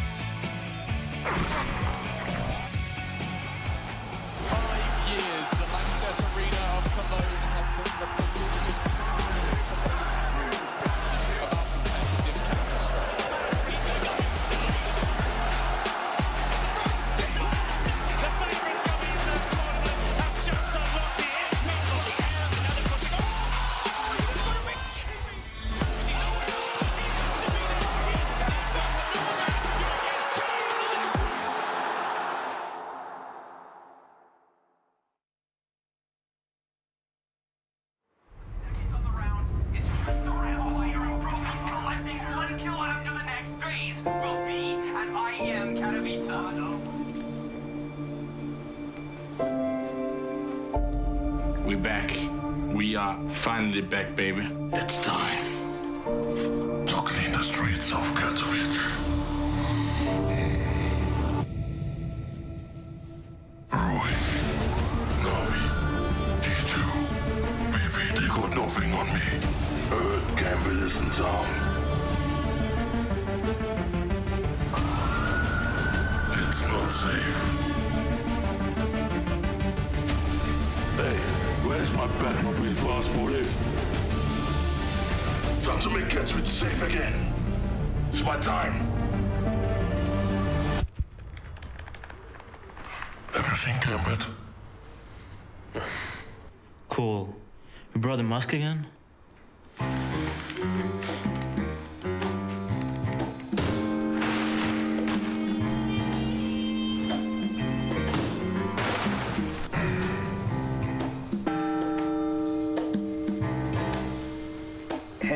Hey, Carrigan, okay, listen, someone's gonna tell you this, but the Batman shtick you got going for you, it was pretty funny a couple of months back, but, you know, it's getting to be a little too much. What do you mean? Yes, I love it.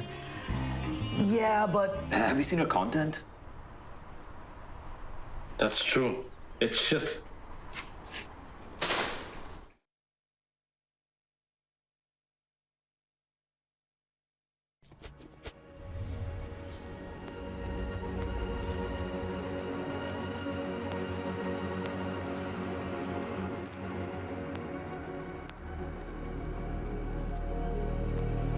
Look up to the stars.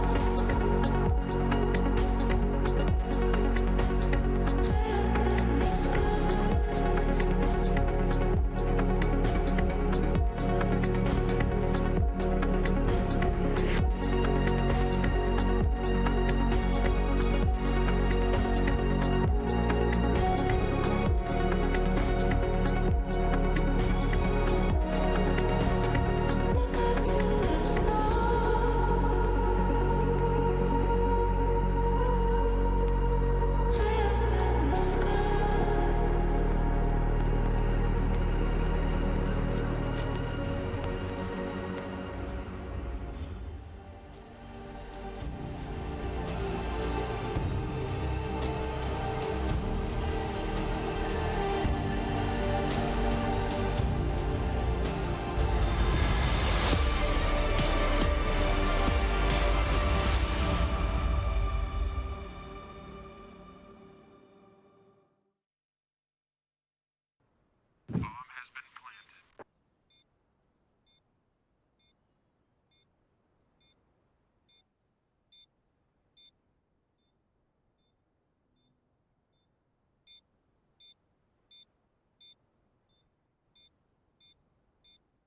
in the Window.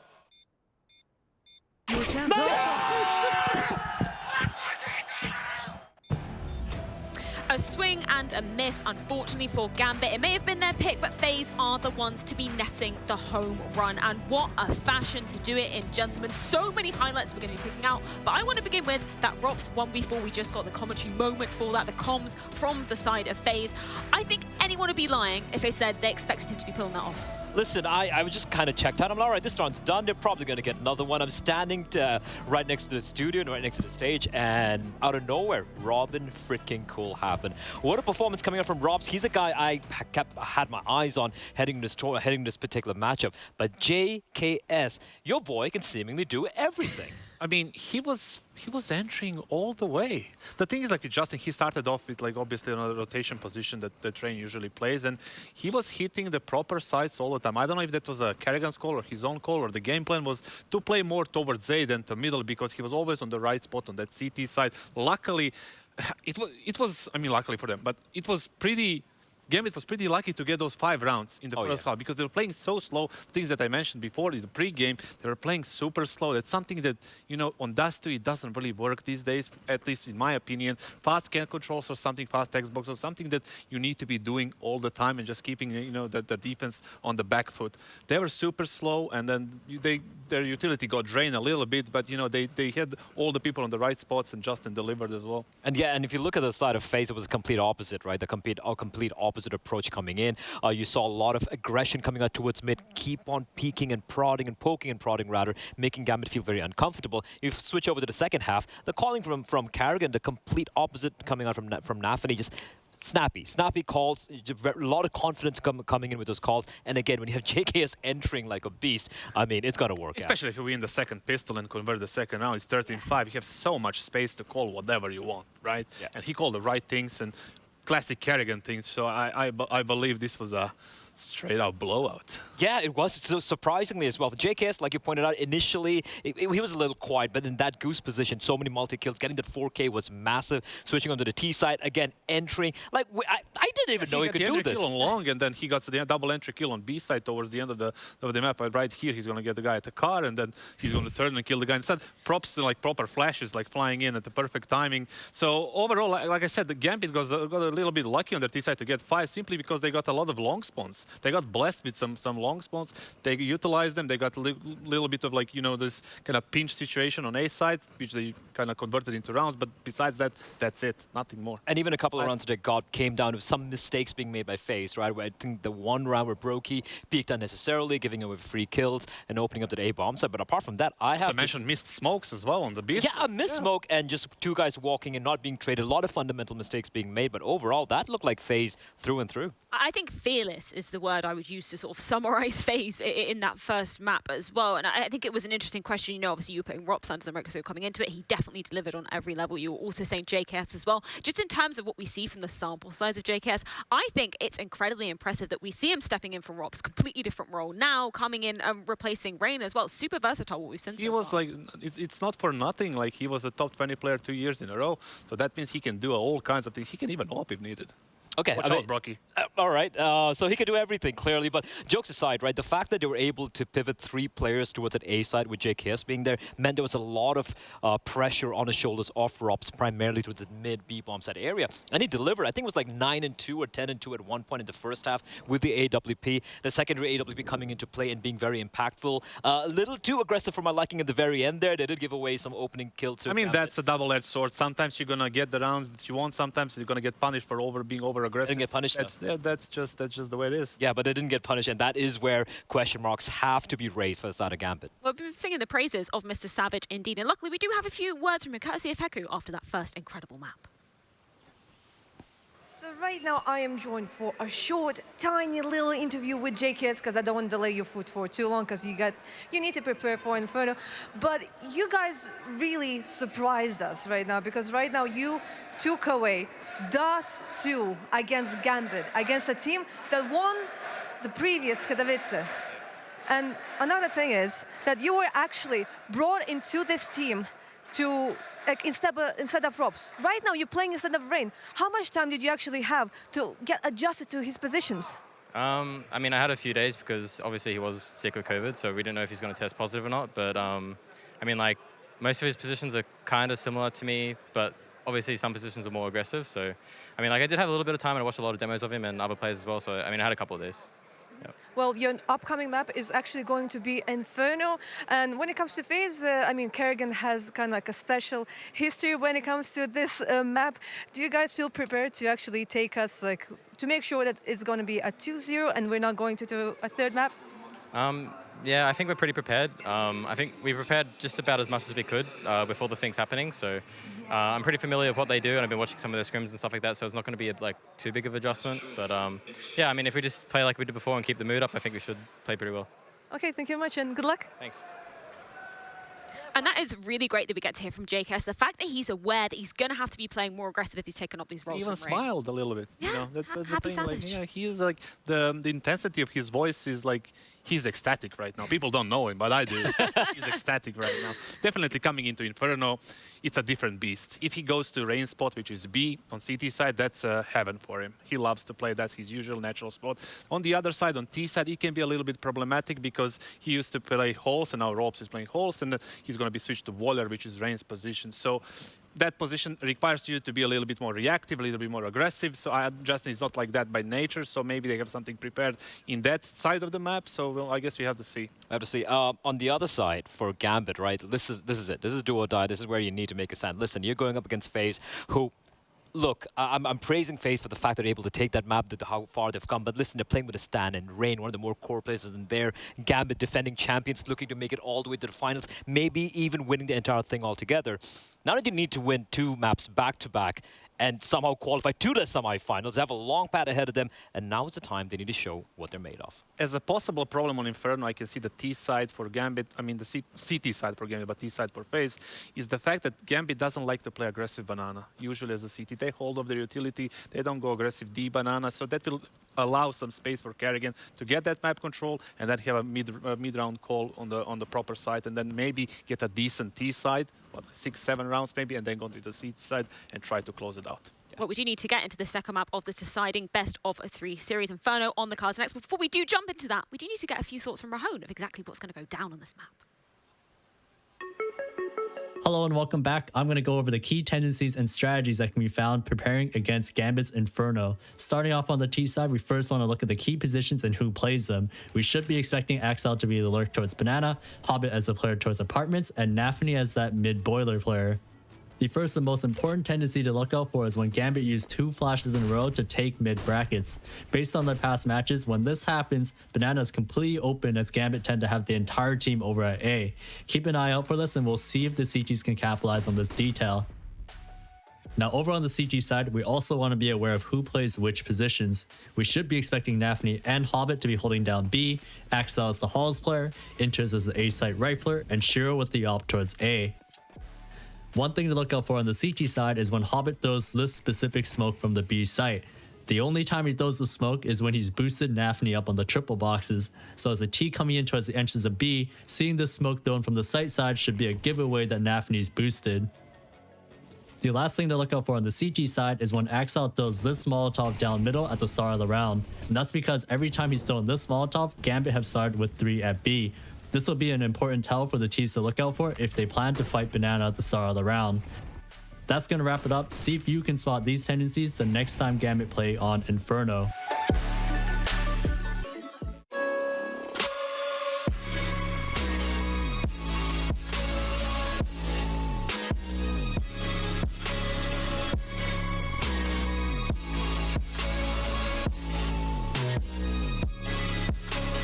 You love it, you wear it.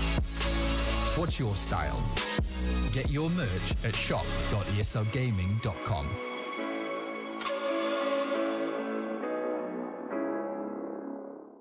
Choose nades, choose a smoke, choose a flashbang. Choose team badges to support your favourite CSGO team. Choose an ESEA Premium membership. Choose routes you know bring in wins. Choose pro video tips. Choose the fan club wars. Choose behind the scenes content. Choose good grades. Choose guns you know you can shoot right. Choose bingo. Choose the equipment you know is going to get your team the win thanks to heat maps. Choose the CSGO Hub Premium, the complete package to help you and your squad achieve all your CSGO goals.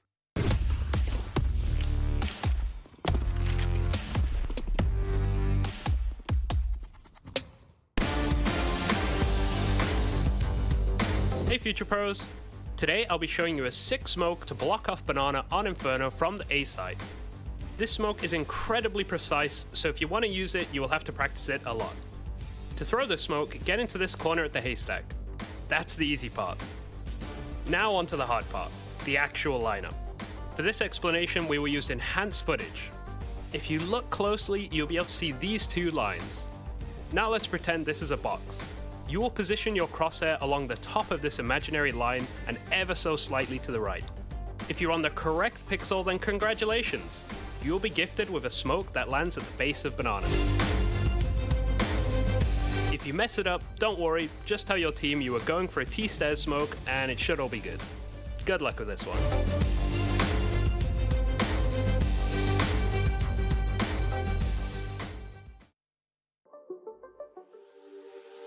So you guys won IEM Cologne against Gambit. You guys won IEM Winter against FaZe. Who's winning this third match? Who's winning the grudge match? Everyone's too humble here. I think they will beat us. So let's get into. Let's hear some reasons. I want to get into it. We will lose. You had to write that down. That question. Yeah, that was one of my best questions I prepared. You should have thrown the notebook away. Wow. What a toss. All right. No, but I mean, honestly, though, here, I mean, you know, you guys having played against each other a couple different times, you guys played both the same 3 maps in both of those different series. Like, what is the change? What are you guys thinking of? Like, how are you guys preparing for this since you kind of know each other very well? Like, is there some angle that you guys can grab a hold on that you think is going to give you the advantage in this next series? I mean, let's be honest here. I think if anyone's going to have pressure, it's going to be Gambit because we are coming here with like no practice. I had COVID for like 10 days, so the guys didn't even play before Katowice, and they had to play with JKS the first few days, and you don't even know if Rain's going to play. So I think for us, there's no real expectation, and I think we mentioned that we're just going to enjoy the stage and just take it round by round and then see how it goes. Yeah. For you guys, what's the angle you guys take coming into this? Do you feel a little bit more pressure probably in the matchup specifically, or just overall? No? I had a dream like to play on Spodek Arena. I think I'm gonna just watch on the arena. I'm not gonna play. Well, I'm not sure your teammates would like that, but yeah. I was like, I'm spectating this one, guys. Sorry.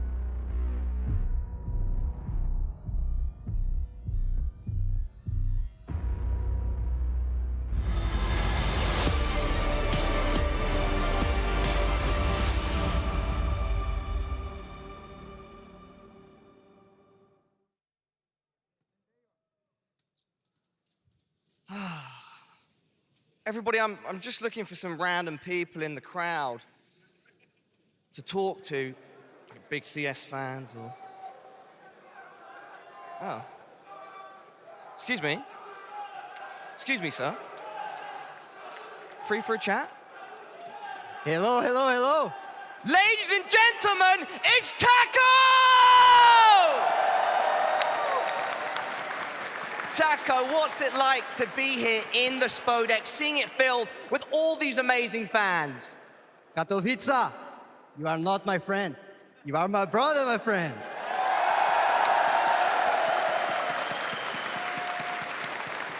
Dziękuję. Now, you and the Godsent boys didn't make it here, but is it still an amazing experience to be in the arena? It's always amazing to be here in Spodek. I have been here a few times already. I played the IEM Katowice Grand Finals in 2016. Also, we played the major here, so it's always magic, and it's always a pleasure to be here with you guys. And now, I'm a spectator. I hope so next year. I'm gonna be here again playing. Seeing the... Hey, come on, give it up! Seeing this arena fill, that was my final question. Does it give you that motivation to want to be here playing next year? I want to be here next year, and I'm gonna do everything I can to be here next year. And I count with you guys to be supporting Godsent in IEM Katowice. Thank you very much. Let's go. Ladies and gentlemen, Taco.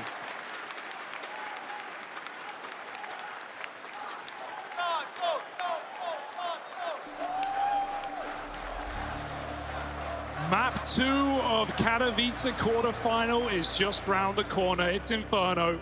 FaZe, a statement victory back on Dust 2. A pick of Gambit, and they fall short. Katowice, whether you're a FaZe Clan fan tonight, maybe you support Gambit Esports, maybe you're just here for the Counter-Strike, I want to ask you, Katowice, let's get rowdy!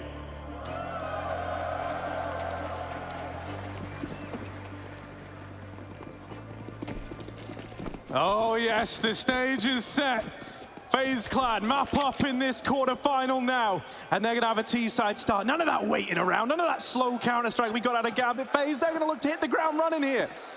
T-side pistol ready to begin. I see a lot of dual Berettas. They're all big dually fans. Let's see if they can get anything done. It's a pretty heavy B lean out of the gate for Gambit. 3 strong on this side of the map, and FaZe, they might dodge that danger completely.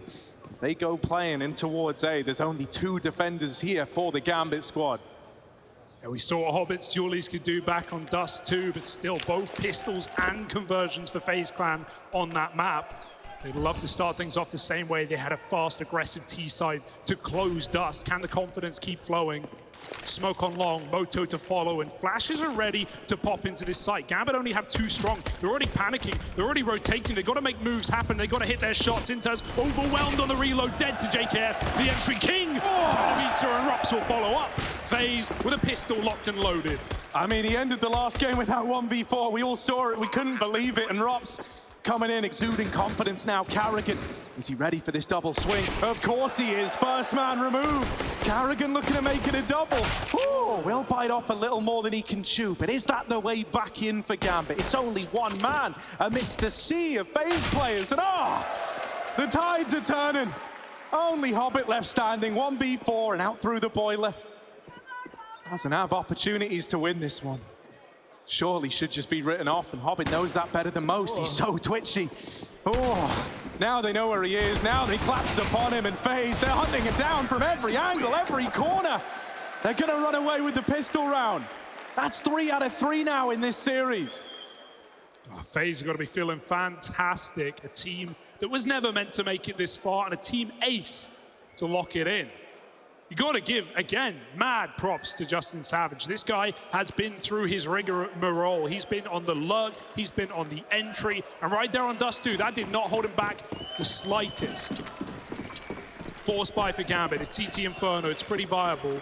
Got smokes to stall things out. We'll see if FaZe will respect them though. Right down Banana and right up for Twist. He'll have to give it up as the flashbangs land. Hobbit takes that control back for now. Right in there with the MP9. Hobbit wants to get stuck in, wants to play into this round. Doesn't want to get relegated to the sidelines. Respectful showing from FaZe. They're worried about this deep banana smoke, and so for the time being, they'll let it sit. They'll let Gambit have this control right until the moment they want to take it away. Now with flashes going over with a molly to clear the logs, they know that no one's deep anymore. Nafany gonna try and play up close to this smoke. And that's kept FaZe out of banana at least. Oh, it's a gamble. It's a read. But is it right? 4 moving over with Nafany in a often clearable position. FaZe go elsewhere. Long smoke down. They would look like they want to pop through. Carrigan's making moves. Making magic happen perhaps, but we'll see if FaZe double back with Twist waiting on the bottom of middle. Smokes up, Nafany pushes through, and that might tempt FaZe to change their mind. Flank activated, FaZe take more space, and as that long smoke clears, they start to wrap. Yeah, that push from Nafany, very, very intentional. They're hoping that getting a kill recommits FaZe back into the B side, but that couldn't be further from the truth. Only Axel here, down in the pit. The Deagle needs to deliver. He's getting given fights one at a time, but can't find anything other than the first. Out of ammo now, he somehow found this MAC-10, but dead to Rops, who goes up and over. Rains death down from above, and that's FaZe converting another one of these pistols. Yet to see these 4 spies stick the landing for Gambit. That's so shocking as well. Often a team pretty viable with pistols, pretty potent at times, but Gambit, slayed in the first map, need to wipe their boots clean. FaZe 2-0 right now. Gambit will save a little bit of this and that. They can go forth with another 4 spy. Nafany and Axel eco around it, but FaZe right now, they've got to be flowing with confidence. They've got their opponent's map pick in their pocket. They've got all their star potential showing through. Right now, nothing's going wrong for FaZe Clan.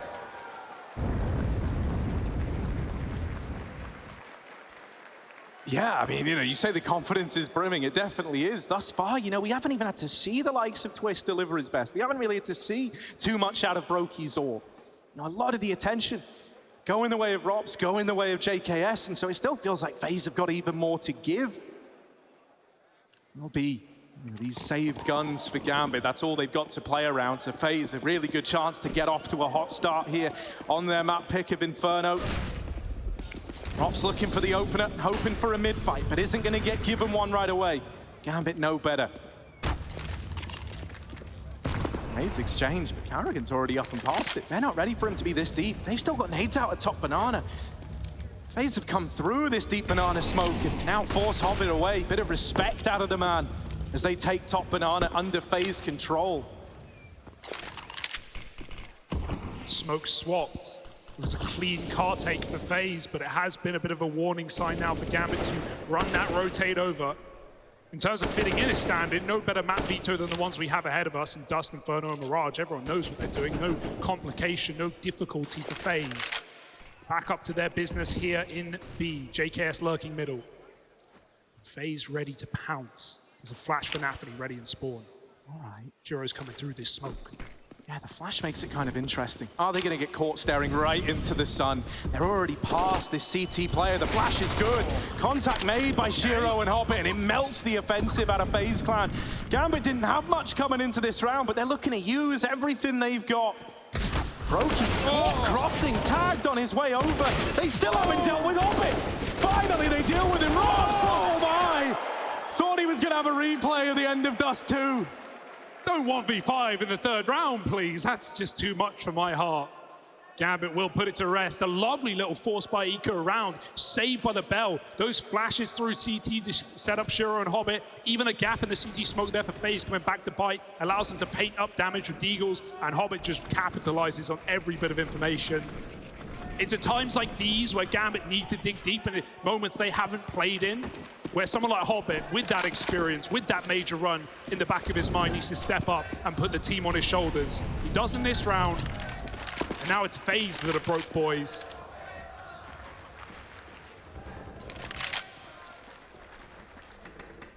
We don't have a lot of data for how these four spies look for FaZe Clan. Very rarely put in this position. Karrigan's always got ideas, always got plans. And this round, he says, JKS, get off the leash, go kill. There is still an angle for Shiro to get involved with this AWP on the long side. Moving back, it's Interns making contact next. Traded after one. Hobbit runs at them, runs them down. And does come in with this backstab. Well timed, the nades doing damage. Brings everybody low for FaZe. JKS, is this his hero moment? Is this where JKS reels it back? On with the first, can't find the other. And Karrigan, it's a bomb plant. That's something to play around, something to aim for. He's still got a 1v2, low on HP. Playing around the smoke, Nafany's on the angle, and there's Gambit stealing that round away. Keep the good times flowing. A second locked in as they break apart that FaZe force by. Yeah, nice decision for JKS to get aggressive, man. Catching that AWP with nades out in hand, knew a play had to be made, but it won't get made today, not by FaZe. Gambit come back in with a kill. 2-2, and now it's FaZe forced up. It will go nowhere. Gonna have to be pistols, gonna have to give Gambit the respect they deserve. And again, Hobbit, he was the hero of the round prior. This time he's just aggressive, runs down that banana, comes in on the quick flank, knows what FaZe are doing before it's even solidified. Round 5, and it's just Deagles for FaZe Clan. Really not a lot to work with. Gambit looking to take the early lead here. I mean, they've needed something to feel good about, something to hold on to. Oh, that's a nice opener. Karrigan on the receiving end of Shiro's AWP. And that's probably the only risk he's going to look to take with it in this round. Spots that it is just the Deagles out for FaZe Clan and now doesn't want to risk giving this AWP away. Look at the short side setup, man. This is a meat grinder. FaZe, there should be no getting past this. There should be no surviving this triple short setup out of Gambit. Missed shot from the AWP. There's still so many fail-safes, so many options for Gambit in this position.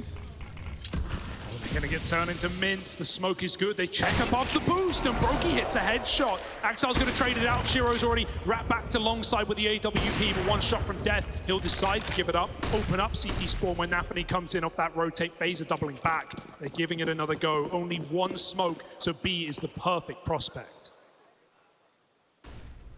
Yeah, it's going to be pretty labored, going to be pretty slow. They had to wait for that smoke to fade, but now they know they've got Banana. Now they know they've got this foothold. Hobbit back in CT, was the hero of the B site last time.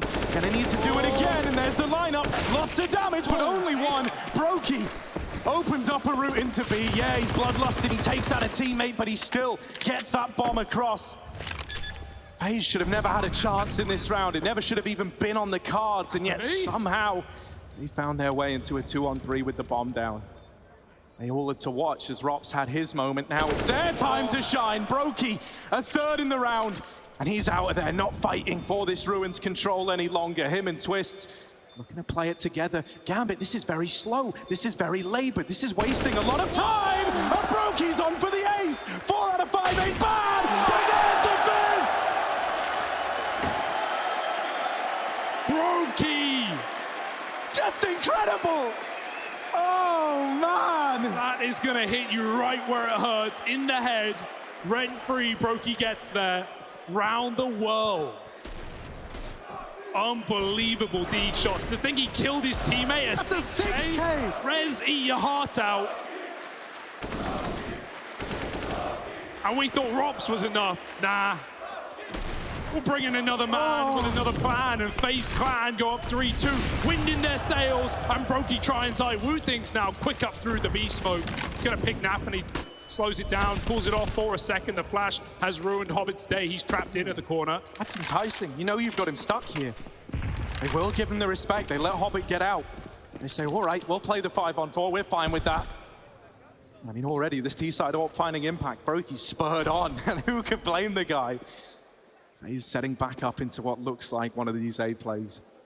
With nothing certain. Not with Carrigan on the other side, right? Not with him calling the shots. You never know until it's too late.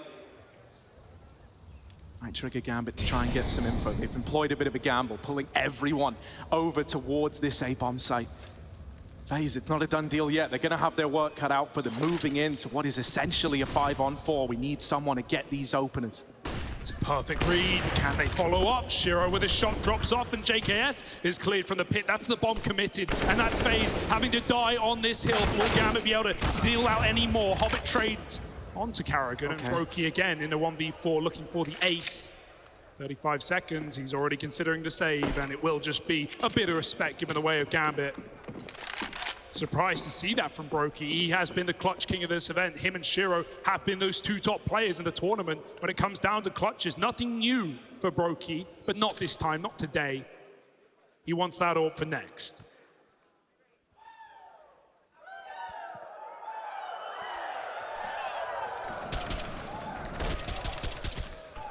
Sick read though, like these are the rounds that Gambit is so good at, man. Like a VP-esque, right? Very CIS, making those gambles, pulling everyone over. If it's not the right call, if it's a bad one, they'll just save. They'll give it up and go next round, but instead, FaZe walk right into the lion's den. And right now, Hobbit is just proving to be that hero. He is one of, if not the best CT anchor players we have in this game right now. I think it's as you get into those crunch moments, you see Hobbit never afraid to try and make a play, knowing that on LAN, right, the kind of rule book that you have goes out the window, right? You can take more risks. We saw that can take flanks. We saw that towards the end of Dust 2 as well, when FaZe was just, 13-5 up and running through smokes, disrespecting. There's a certain level you expect from your opponent, and FaZe weren't giving it. Hobbit tries the same. Boosting up Shiro this time around, just ducking through the smoke is Twists. Kind of devastating that he missed the first jump, right? Twist was right there for the taking. Instead, it's still this stalemate early on. Looking like they do want to go back and take Banana. FaZe now start to work it. Brokey scoped up on the angle. Twist's moving alongside him. It's a pretty terrifying twosome over at that Banana side, I'll tell you that much. Could boost long. It might be their only option to realize that this stack is all wrong. It's the pistols that are being sold down the river. they're giving a lot of respect over here in mid, though. Gambit aren't going to get this info till it's too late in the round, right? Smoke's starting to fade, but still no one's peeking. They don't realize that they've fallen for this ruse. Hook, line, and sinker. Now they only just get the info, so they start to peel Shiro around. And with a re-smoke in at top banana, he should get there in time. JKS going to commit to this fake, perhaps. Lobs all his util in, but will get out of there. Goes to rejoin the rest of the gang. The B pop about to come through. That re-smoke is problematic. If you wait for that, you've got less than 10 seconds, so you've got to go through. You've got to find these openers and hop it. Shiro not missing a beat. Guns now retrieved. JKS moving in and cut down by Hobbit at the back of the site. Still fighting, still going, and it takes Brokey to silence him. Oh, it's a very open plan and not given the respect today. Nafany swings out and seals the deal on a 4th. Yeah, brutal dose of reality there for Brokey. If he gets that stick, suddenly it's a whole different ball game, but nice to see Gambit don't get ahead of themselves, just chase down the final kill. They wait long enough after the plant sound that he might even have it back in his hands anyway. Nice round out of Hobbit, and again, he is that one consistency. Him and Shiro trying to save this series, trying to save Gambit's tournament life in the quarterfinals on a map that has not been comfortable for them in the past, despite their reckoning and their reign in the last year and a half.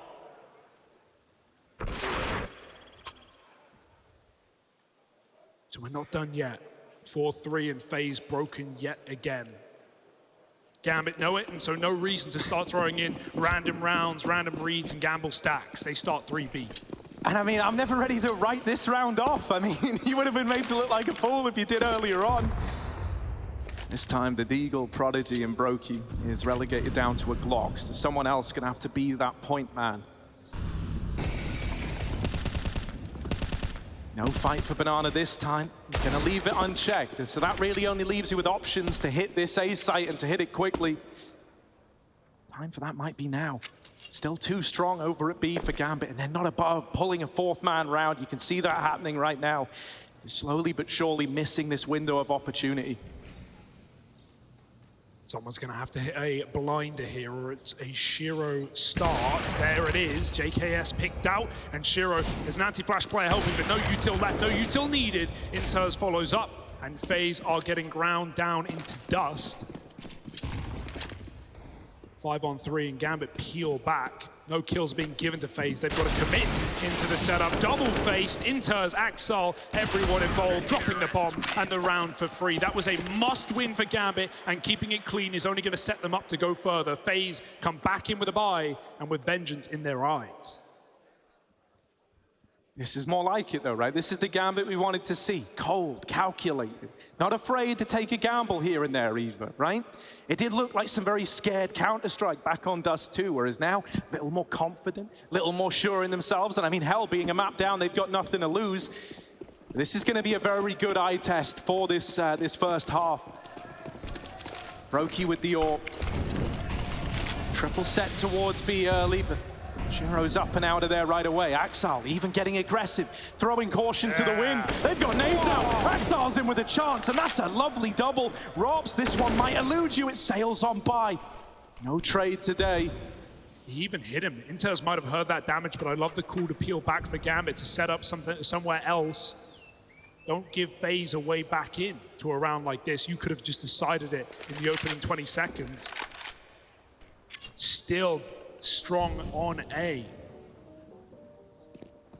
Nafany has that info, that early warning system that will allow Hobbit to rotate back if FaZe show their face, and they shall eventually. 1 minute on the clock and one flash to do it all. Better be the best flash you've ever seen. Nafany is blinded, and this will get them real estate, but that's only the beginning of the fight, right? Yeah, you've got them off of top banana. Now you need to get into B. Easier said than done with Hobbit here in the match he's having right now.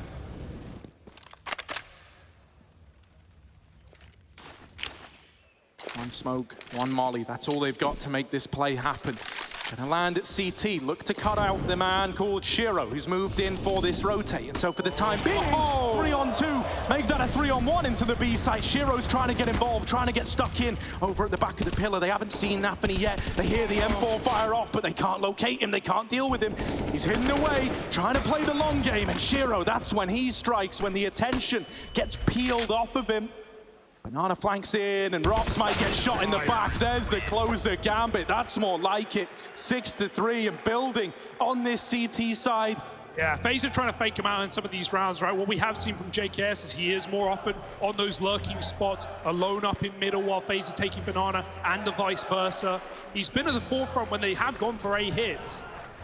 But right now, Gambit are not falling for the fake outs. Even when FaZe have 4 players on the other side, Gambit still get that info in time to rotate, and Shiro's not missing. Hobbit's multi-killing most of these defensive rounds. Getting a lot better of a sign out of Gambit, and like you said, not afraid to get involved. These flanks, down Banana, down mid, they've been well read and well executed. FaZe need to dig deep in what is no longer a shallow series. Yeah, I mean, you know, on Dust 2, man, Gambit looked like a shell of their former selves. They looked like a wounded animal almost, but as it's been backed into the corner now with nothing to lose, that's where the claws come out, right? 6-3 and pistols again for FaZe Clan. We've had that one bit of success from Brokey. Nothing's come close to replicating that since. Last one of these rounds ended flawless for Gambit. That's going to cause you problems in the long run. There's no easy resets to be found here. In a round like this, you at least want to get away with some damage. Creeping up in the top middle. Shiro smoked off right away. They've learned their lesson about this AWP. Displacing him from the A site and now setting up for the hit. Yeah, just pop in. Molly smoke gives FaZe a bit more room. Gambit are fine to concede it, as we've seen all half. Shiro's gonna have to drop his util. He's blind, doesn't know where he's looking. Nafany trying to cover so Shiro doesn't die, and he will peek out to get the second. Now it's just the short pop. FaZe have nothing left. And no chances here. Shiro's in position, Axel anchoring it down, and it's easy said and easy done. Gambit, 4 alive at the end of things, 7-3. It's beautiful right now. FaZe can't crack open these sites. Yeah, whenever they go, you know, it feels like every time they tried to hit this A site, they've run into a 4-man stack. Be that because Gambit are a man down, or they're just one step ahead. It's happened in every single one of these A takes. So this is where Carrigan's going to start to feel that pressure, right? Hasn't really had a feeling that Nafany's been in his head so far, but it's starting to happen now. It's starting to creep in. Yeah, it is nice to see Shiro just getting so involved as well. He even has a banana spawn in this round. He's 3-0 in opening duels. I mean, back last map, Brokey never orbed Shiro, not once. And so while he started strong, and that certainly looked good, he doesn't have it in this round, and it's up to Shiro yet again to be that deciding factor for Gambit. Back in spawn.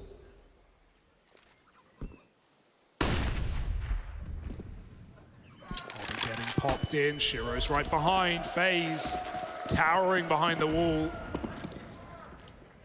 Oh, Shiro saw something, that much is certain. Shot sails on by, and FaZe give him respect for the time being. JKS setting themselves up inside of the boiler, smoke over, thrown in by Robs. Trying to get JKS's lurk to be a little more impactful. They're hoping they can sell this one to Gambit, sell the illusion of an A play and pull that 4th player over. For that to happen, JKS has got to make noise. A lot of attention on this guy right now.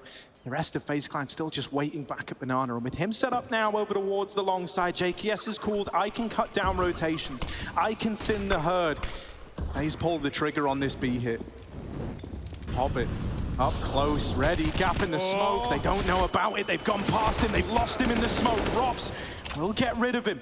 JKS misses the timing for the first, but still has a route into the round as he catches Inters moving over. Nafany, the man who made it past, does deal with Rops, and Brokey, even though he gets that plant, he's run down. JKS, probably too far away.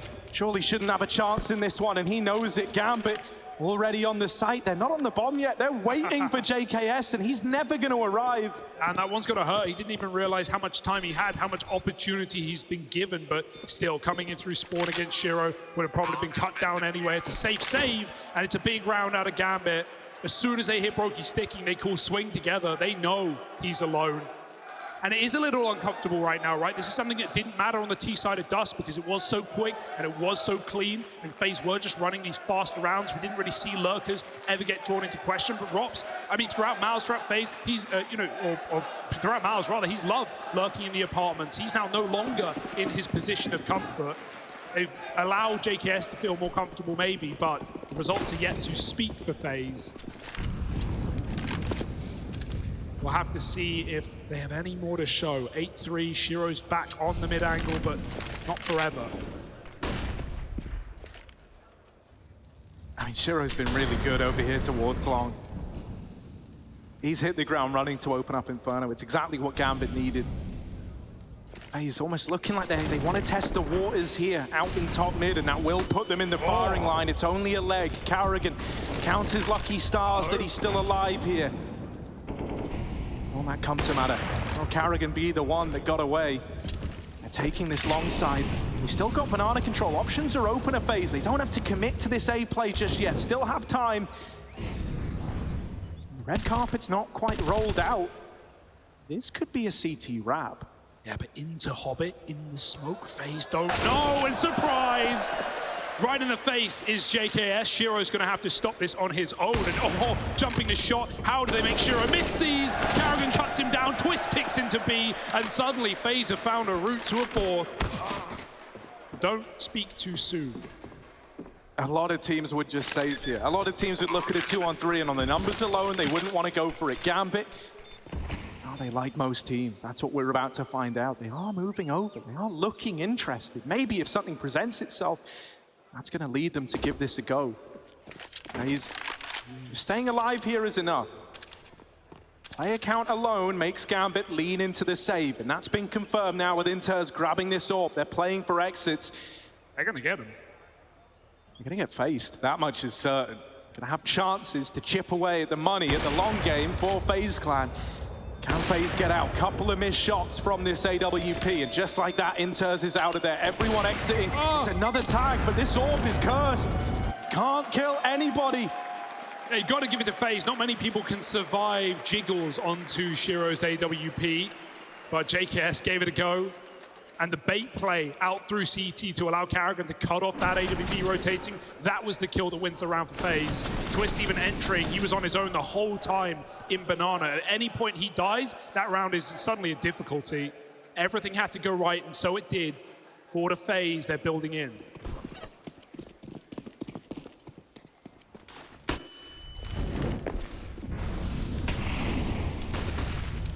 They found a little gap. They found a hole in the armor of this Gambit defense. But is that going to be enough to cling on to? Shiro boosted at Banana, will have to dismantle it as he's blinded off the angle. Once again, FaZe aren't really leaning too heavy towards this banana control in this round. And so this one might be one of these fast A-pops out of FaZe Clan into top mid. They get JKS out. Oh, they coming back. They want to give B a look in after all. Yeah, again, no stranger to the stack up for Gambit. This time it will be tested. Shiro, it's a dry contact play. He's going to have to flick back. Shiro, does he hit these? Surely not. Oh, it's close, but Carrigan with a kill. He had a slow start to this map. He has come alive at right time. B is free, and FaZe look for 5. Gambit might just have to surrender yet again. Yeah, once more, I mean, you need to be given a reason to want to go for this. Hobbit is the man looking to give you reasons. But with everyone else so far away, anything Hobbit does is going to be in vain.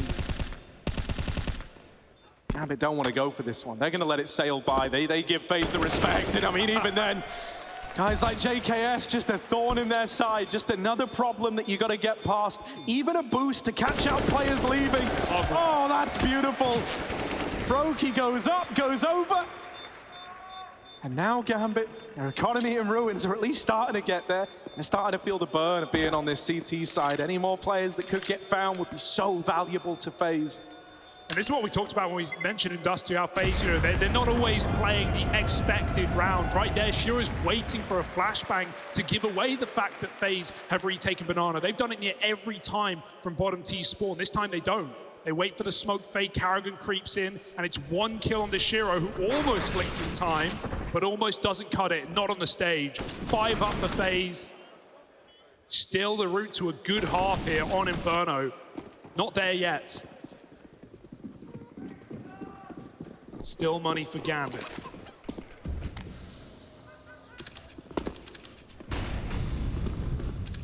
Oh, you can see Brokey's so paranoid about this slightly deeper iteration of the smoke, worried that that means someone scoped up.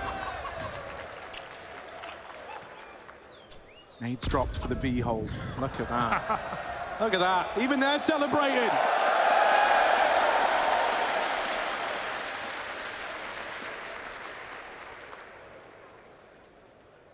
All right, then.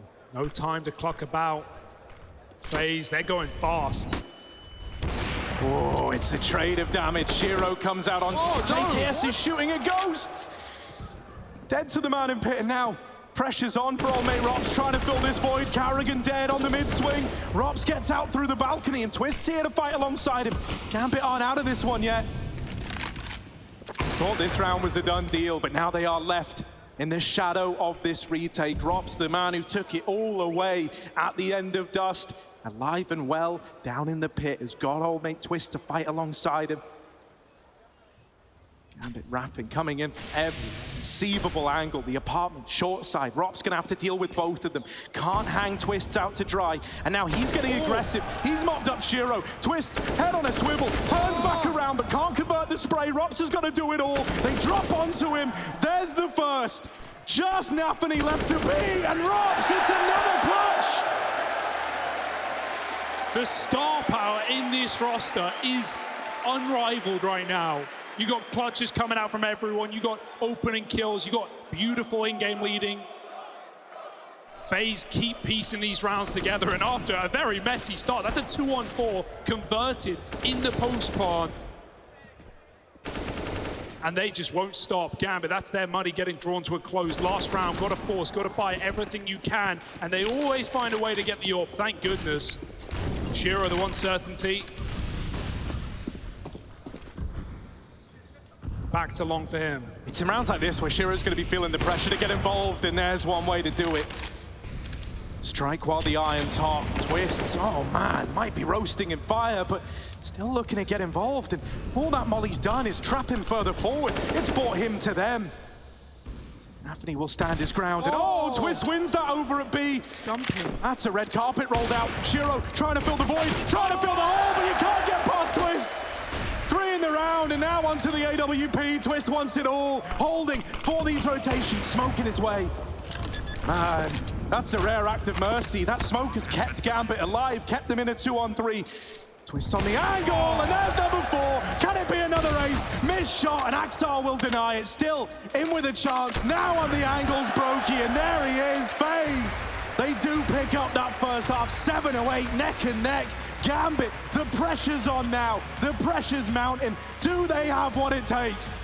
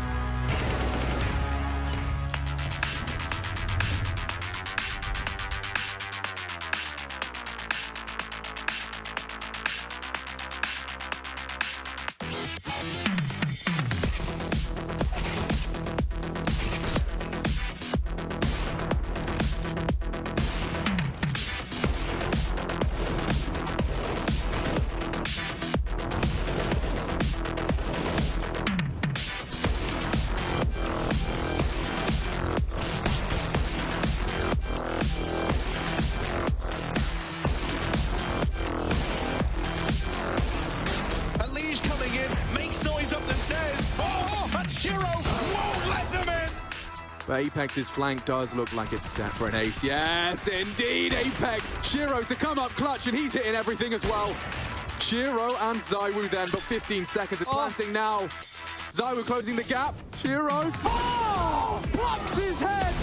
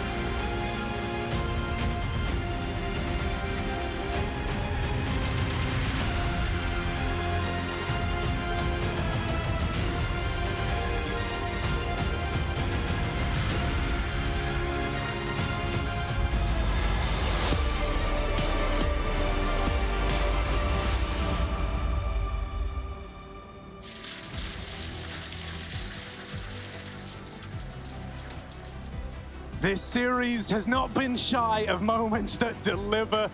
This little 4K round from Twist, definitely one of them, showcasing just how talented this guy is. Haven't really had to talk about him so far. Brokey, Rops, these guys have stole his thunder. And now with him arriving on the scene, FaZe have paved a path to a 7-8 half on their map pick. Map up in the quarterfinals already. Ooh, yes, it's very real. Gambit moving onto the T side. They've got to step it up. They've got to keep kicking it up notches because FaZe are raring to go. One more time, Katowice. Let's get it on! 8-7, close as they get. Gambit not in control. It's FaZe who want to bring the fight right down to him, pushing into middle. Gambit caught by flashbang. Start Brokey with a shot, but waiting back on the ramp. On 2 more blocks, make it 3 as Inters fires back, and Karrigan wants to get involved as well. There's the util and the bomb. He can drop it, but he gets double-faced and didn't finish his meal. JKS too far to stop this. Hobbit might be the only man there, and he's going to win the fight, but it won't change a damn thing. Gambit double down on their B-pop and win the round, surely, with JKS on such low health. Yeah, the HP should decide it, right? The HP should be enough. JKS, I mean, this would have to be something monumental. And don't get me wrong, we've had some great moments, but asking for a 7 health 1v2, that might be one ask too many. Moving in, I think he saw Nafany there on the jiggle. Seems very aware of it. Starting to wrap the ruins. Inter's tucked in, neither player facing. JKS has got to be the one to flush them out. And considering he's 1 shot from certain death, it's going to take a miracle. JKS, time ticking against him now. It's all starting to get a little nerve-wracking, and there's Nafany with the closer. Pistol round goes the way of Gambit, and that is their first in this series so far, at a crucial timing to keep themselves afloat. Yeah, no better time, right? That would have been FaZe taking back the lead. They've not only won the pistols, as you said, but converted all of them as well, eventually, as those Force by Wars have raged, and I imagine they will even now for FaZe. Deeg Armor, name of the game for these boys, and we've seen what Brokey's been able to do with it. But that's a must-win pistol for Gambit. Suddenly, this series ain't looking so cold after all. Mag-10's running amok. FaZe wait back in their bomb sites. Brokey floats to the site with the most action, and JKS is making their site have action. Push down Banana, getting involved and getting Axel dead. Still trapped here, but he can re-smoke. He can buy even more time, which might force Gambit into other avenues. Yeah, suddenly you've got to start looking elsewhere. Banana's off limits, off the cards. JKS getting out and just playing. That 5-on-4 is huge. Doesn't get caught committing, and so it's going to force Gambit to be the ones to make a move. FaZe, I mean, they can't go against the grain again, right? They can't win it with pistols once more. That's what you're trying to tell yourself here. But are we all just FaZe deniers? Twist. Birds of a feather flocking together as FaZe have everyone over towards this mid area. The Deagle's out. Silence still from Gambit, but eventually that move, whatever it may be, it's got to get made, and FaZe are now pulling a 4th player over. They've got nearly everyone in the right place at the right time. Nafany out on the balcony, cleared by Twists. Is that the unraveling? Is that the first domino? Shiro and Inters, a big ask now. Brokey back in the site is Deagle. Can't deliver initially, bit more damage. Shiro's onto the pistol and FaZe stealing away. Again. Gambit just can't break through. Adversity at every single level. FaZe forcing and picking it up, and now this series again gets swept under the rug for Gambit. They've got to keep things going. They've got to fight back against FaZe armed fully with rifles, and man, the Gambit reads, when they came in, when they came through 4-on-A, they were perfect every time. FaZe will use their own book against them. Now this buy pales in comparison. Tech 9s are plenty. FaZe just don't seem fearful, man. They've got the crowd behind them. They've got a map in the pocket. They've got every reason to believe. Look at JKS running down Banana. Yes. I mean, they're playing like they were always destined to win this series. They're playing like they've already won the damn thing. And I mean, hell, it's working wonders. You can't argue with the results. Flash in for JKS, set him up to clear this top banana area. Doesn't spot anything on the jump peak. Now that could be misinfo. It could sail them down the river on this one. There's a smoke for Carrigan, but really in a round like this, if they are close up to Car and there's a smoke coming down, they may as well just go through. If they have a good flash ready, might be Gambit's best bet. Especially with FaZe in this current setup, no one's even peeking the smoke. Not that Gambit know that. It's always the danger, the risk you take. It could be a risk worth taking in a round like this. Re-smoke again, 48 seconds. Gambit ready to go. Look at the read. Look at the read. Brokey's already moving over as well. Carrigan is in their heads. He knows that this is destined to be a B play, and he's put his best man on the case.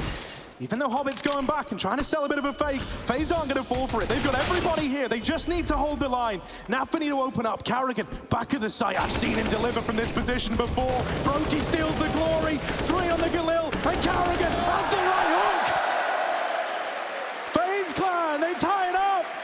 Full house on the B site as well. The little stack that could. 3 there for FaZe, and it's not just T-Reads, it's CT as well. Brokey has had a phenomenal series, especially in this second map, not just that ace.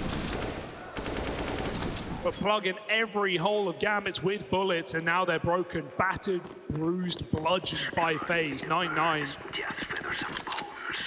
And surely a 10th for FaZe is just Glocks painting the field for Gambit.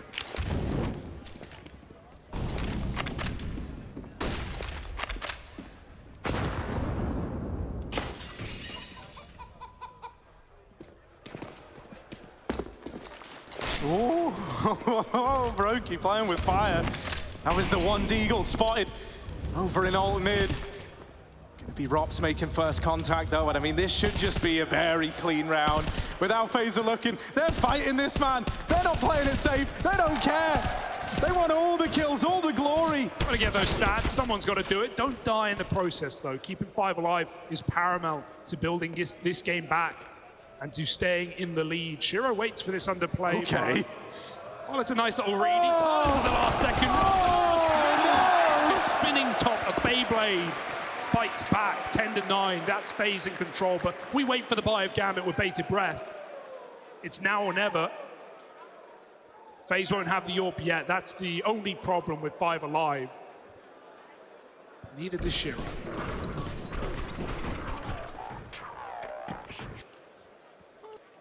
They haven't left.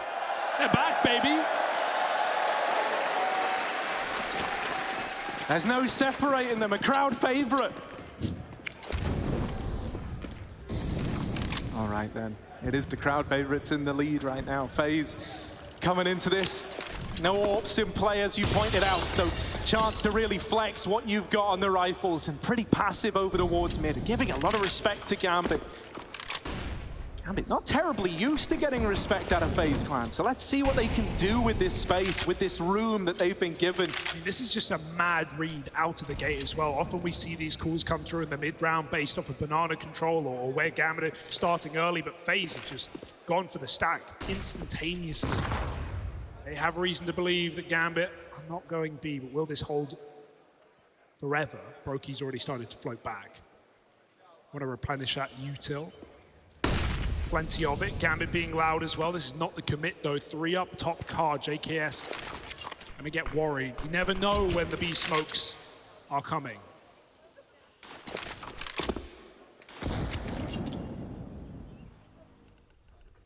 They're still full committed to this A-lean. FaZe are not moving a muscle. Will this be their undoing? That's what we're waiting for. Hobbit is now starting to sell a bit of a fake over towards the top of middle. That's going to really cause FaZe to double down on this decision to leave 4 on the A side. What does that mean? Well, JKS is alone right now, having to anchor this B site solo. He's called for help. Maybe they can get the boost up in time. Instead, Justin Savage through into the Lion's Den. JKS, it's only the first, but Brokey's kept FaZe in the advantage. Not over yet, still with a chance, Gambit. They need this plant. Spam just falling a little short, and so FaZe, they've been posed the question. A 4-on-3. Man up in a retake, but these are always deceptively tricky. Hobbit gives over the first, and Carrigan follows up with a double.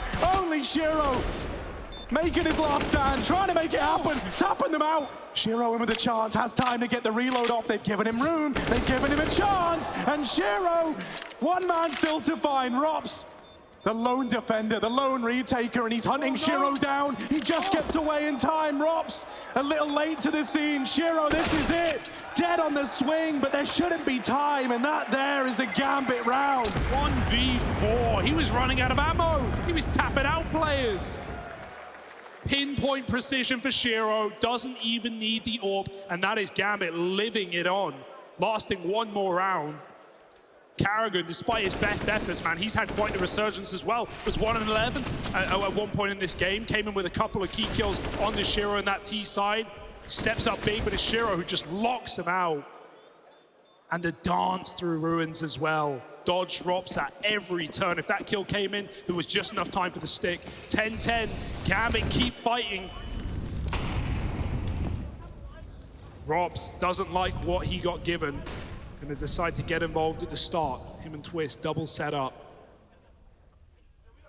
Hobbit waits in the stairwell. Gambit get very loud in middle. If at any point Twist turns around to watch the boiler, he is open for his own death. Hobbit has slipped in there. Beautiful timing, but for the bell. Rob swings out to pick up the kill. Karrigan stopped the first man in, and Brokey's dropped the bomb.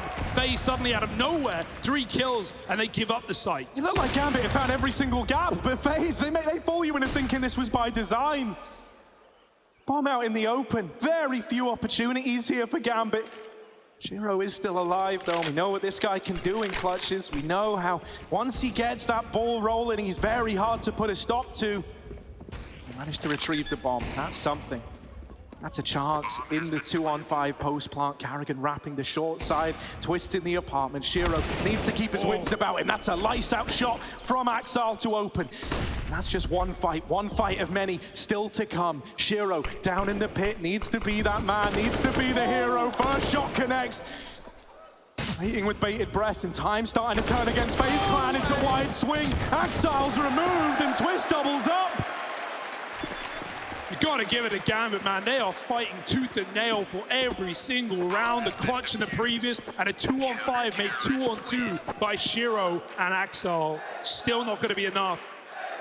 But it might be temptation to buy. Bomb plant, bit of damage. Otherwise, you're letting FaZe sweep even further forward. Set for that semi-final. Gambit, they want to take all the risks. They want to keep it fast. And you said it yourself, they've hit the gaps, right? They found a lot of space in that round. They seem to have an idea as to how FaZe are calling the early rounds. They've gone for the Mac-10s, the Tech-9s, the broke by, and it's all on this. Back up B with a furious pace. This could be our FaZe look to win it. If this one doesn't yield results, and oh man, Karrigan and JKS send them packing. No getting past that B-hold. The wall's been erected, and there's FaZe in with 12. You're not going to ruffle FaZe's feathers. You're not going to get in Karrigan's head. He's been here before. With higher stakes. With less chances. Just locks down Banana. And Gambit. Time is ticking. Time out on the T side. And only 2K a player going to surely be a FaZe setup for yet another round.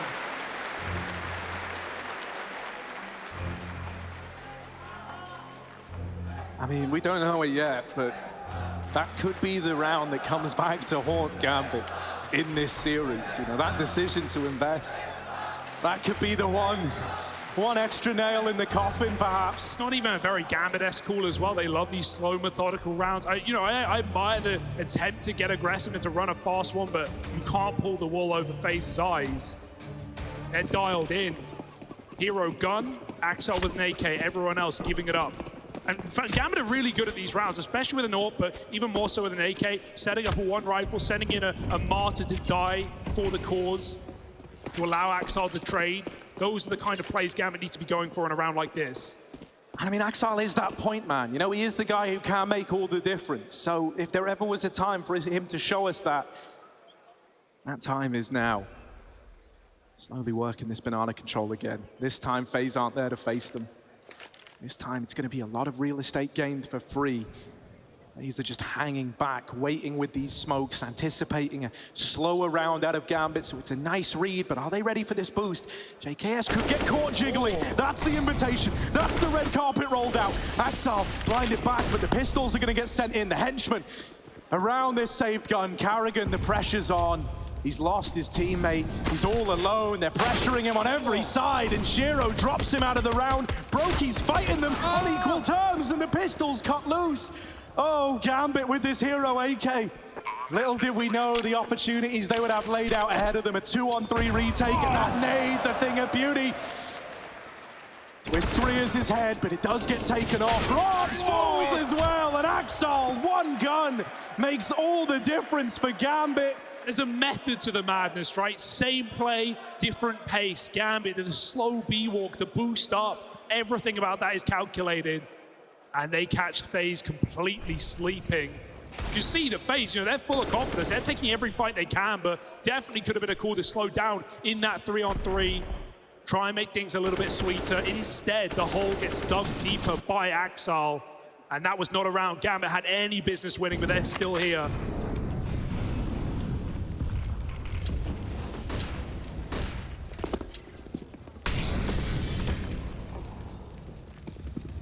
FaZe, new round, new game plan, right down Banana with the pace. They won't hold on to it forever, too easy to clear. Too stranded is a player in one of those corners on logs, but instead they just leave JKS jumping and spotting with a full belt of nades. Carrigan's going to send that rotate back, and it does seem like Gambit had made the call in these last couple to look for those weaker players. Both JKS and Carrigan, who were the quietest starters, they're on B. But boy, these guys have warmed up when we've hit crunch time. Oh, that's a lovely nade down Banana. Not enough to win you the round, but enough to put a bit of pause in Gambit. Soften them up for these M4s. Smoke down, JKS is playing the gap. This is ballsy. Oh my god, they read it. Even with the lurk loud for Hobbit, there's no more util on B, and FaZe don't care.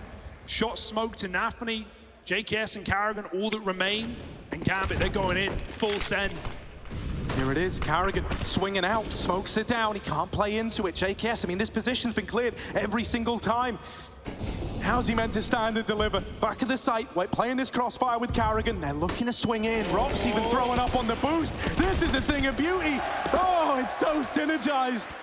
FaZe went from no one peeking to 3 peeking in the blink of an eye, and for Shiro, he's got nothing left to do but run away. Yeah, he can't even get involved, right? No kills were given up. JKS hidden the entire time, lets them cross into Coffin before he mauls them, and the boost timing, as you say, couldn't be better. FaZe, they got the depth right now, 13-11, and another crunch round swept under the rug. Shiro can drop a rifle, Gambit can have a couple of guns, but that is, again, all they're going to muster. They've done it before, they can do it again, but will FaZe allow them? Will FaZe make those same mistakes? Force up fully, Gambit have just thrown their money round after round into this game. Is it to any avail? They're giving it all they've got, you got to give them respect for that. But every time Gambit have found an answer, the response from FaZe is immediate. And these little one-and-done rounds, they've left Gambit on the back foot in a big way. Back at it again with the Banana aggression, but not hanging around. FaZe, they don't mind doing this, right? They wait to see if anyone comes through that smoke, and they up and leave. This time they might hang about.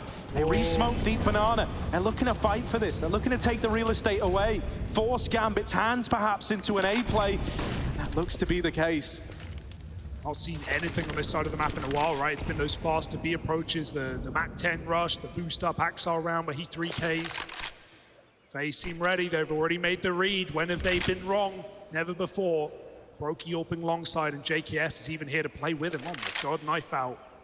Having a lot of faith. Nafany gap in the smoke, and JKS can't see it. Popped in at the right time. 45 on the clock.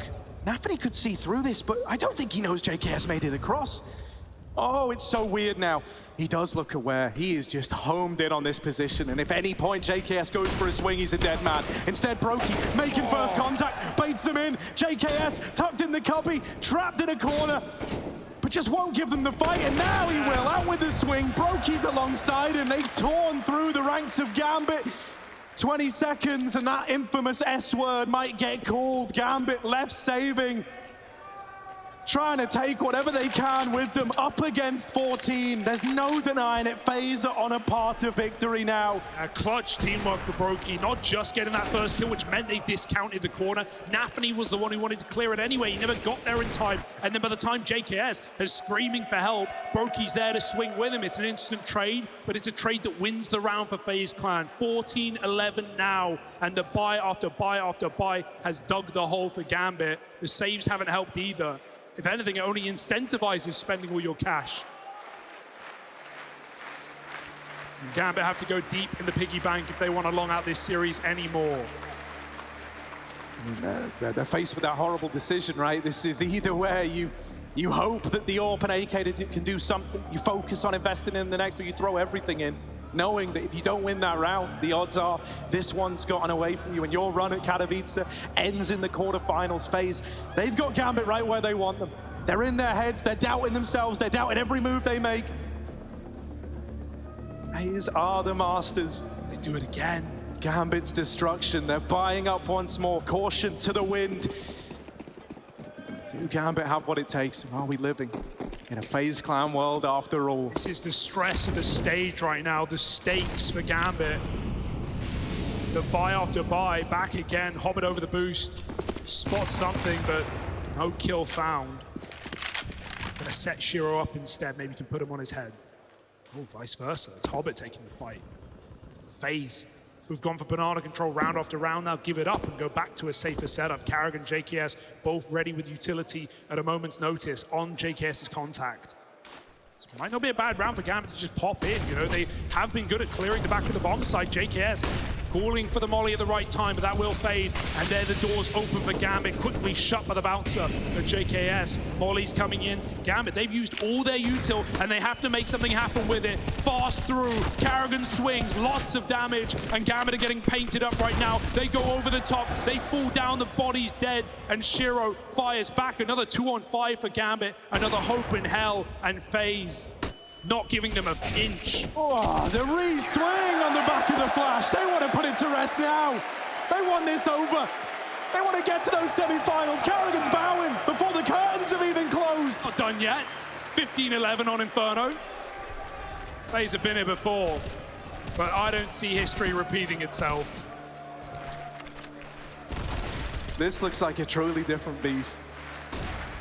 You know, a FaZe Clan with very little to lose and everything to gain. That's a dangerous phase to run into. And I mean, hell, Carrigan's won events with stand-ins before. This guy, you know, he's the only leader you couldn't put it past to make a team with a stand-in field in such short notice, filling not one, but 2 positions over the course of this event. He's the only one that can make them look this synergized. Yeah, just plugging and playing game after game, day after day. I'm sure they were practicing where Rain is in anticipation, but then it has to all swap back at the last second. For Carrigan, there is no mountain too high, no ocean too deep. He will cross it.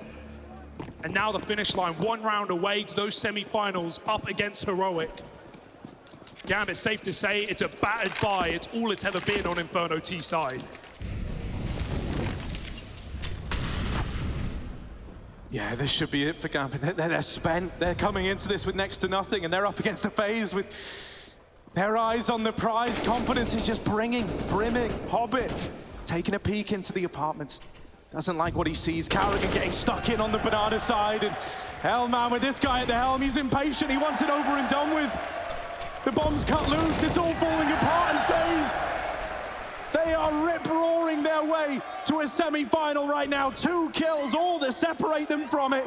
And they go hunting. They look to send a message. Everybody falls. Gambit, their journey ends here, but this FaZe squad, oh, it's just beginning. They are just getting started. These guys don't know when to quit. Standing after standing, plug and play, FaZe stand up. And FaZe Clan making to that semi-finals. Heroic waiting in the wings, quite a threat. No easy target for FaZe, but when has it ever been easy? Celebrations on the stage and commiserations to Gambit. They fought their heart out to be here. They couldn't close it, but they put up a fight at least. Yeah, they tried everything they could, but in the end, it's not enough.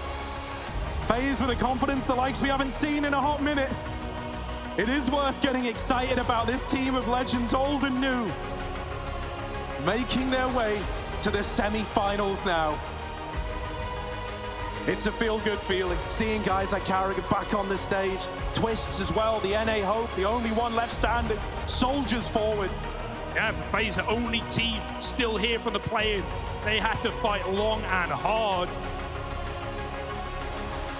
Never gave up though, did they? And still one more mountain to climb in Heroic. Gotta give it up. Carrigan's got the hat on, and we're throwing over to OJ on the stage. Cheers, boys. I said beware of a Carrigan when he's wearing the hat. That was some rock and roll Counter-Strike right there. That was an amazing performance. Everything we have been through from all the situations, not meeting up with lineup that we wanted to, but just the performance today from the team, and we all did that for Rain, who's sitting at home. Well, let's just talk about that quickly. Obviously, you're playing with a changed lineup. It's all been very different. It's changed at the last minute. How are you managing that? How is the team managing that? Just doing our best. Like the whole thing is just focus on what is in front of us and just letting Justin feel comfortable, and that's what we're doing. And I think you can see that in performance today. We had a little time to talk yesterday when we found out that he might have to play. So yeah, I'm just proud of the team and the mentality, everything we've been through. It's just amazing. And then in front of this crowd, and also huge shout out to Gambit. At that time will come, they're a really great team. Talking about being back on the stage, you've been here numerous times. You've been on other stages numerous times. What's it like being back here in Katowice in front of this crowd?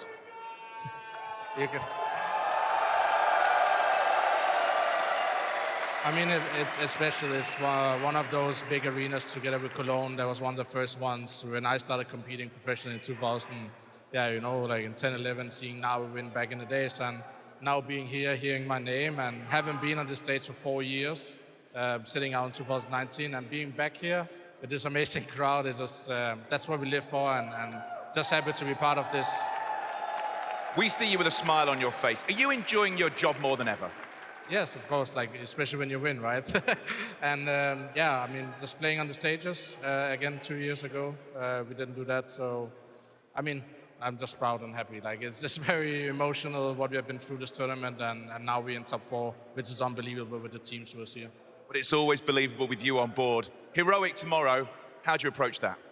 They're playing really great CS, and I think they've showed they're not onliners, and they're proving that. So Heroic is a really tough opponent, but we don't know who we play with yet. We have no idea, so they also don't know, and we just go in and enjoy the moment and just what's in front of us, round by round, and I think everything can happen, especially when we can beat Gambit 2-0 with JKS today. Well, exactly that, enjoying every round. It's always a pleasure. Thank you so much. Put your hands together for FaZe. They are through to the semis. We'll be back in just a second.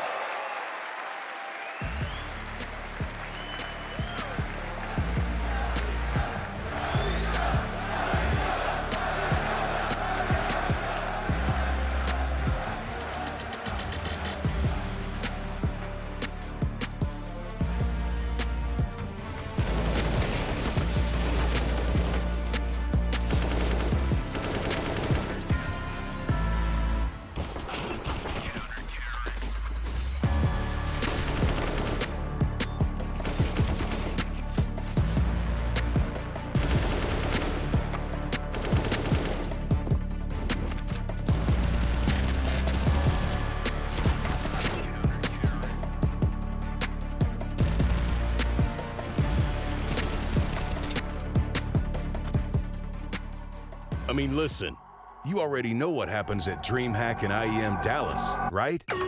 Okay, first, you have to snipe tickets for all your friends, getting you access to the DreamHack Gaming Festival and IEM, the way to the stadium, the other fans, enjoying the music acts, the festival party, crushing opponents in the LAN area, meeting the stars, entering the arena, the nerve-wracking 1v1s. Oh, you like overtimes? Those insane clutch rounds. Watching with your friends. And when the whole crowd goes silent. The champions. The defeated. Lifting that trophy. writing esports history.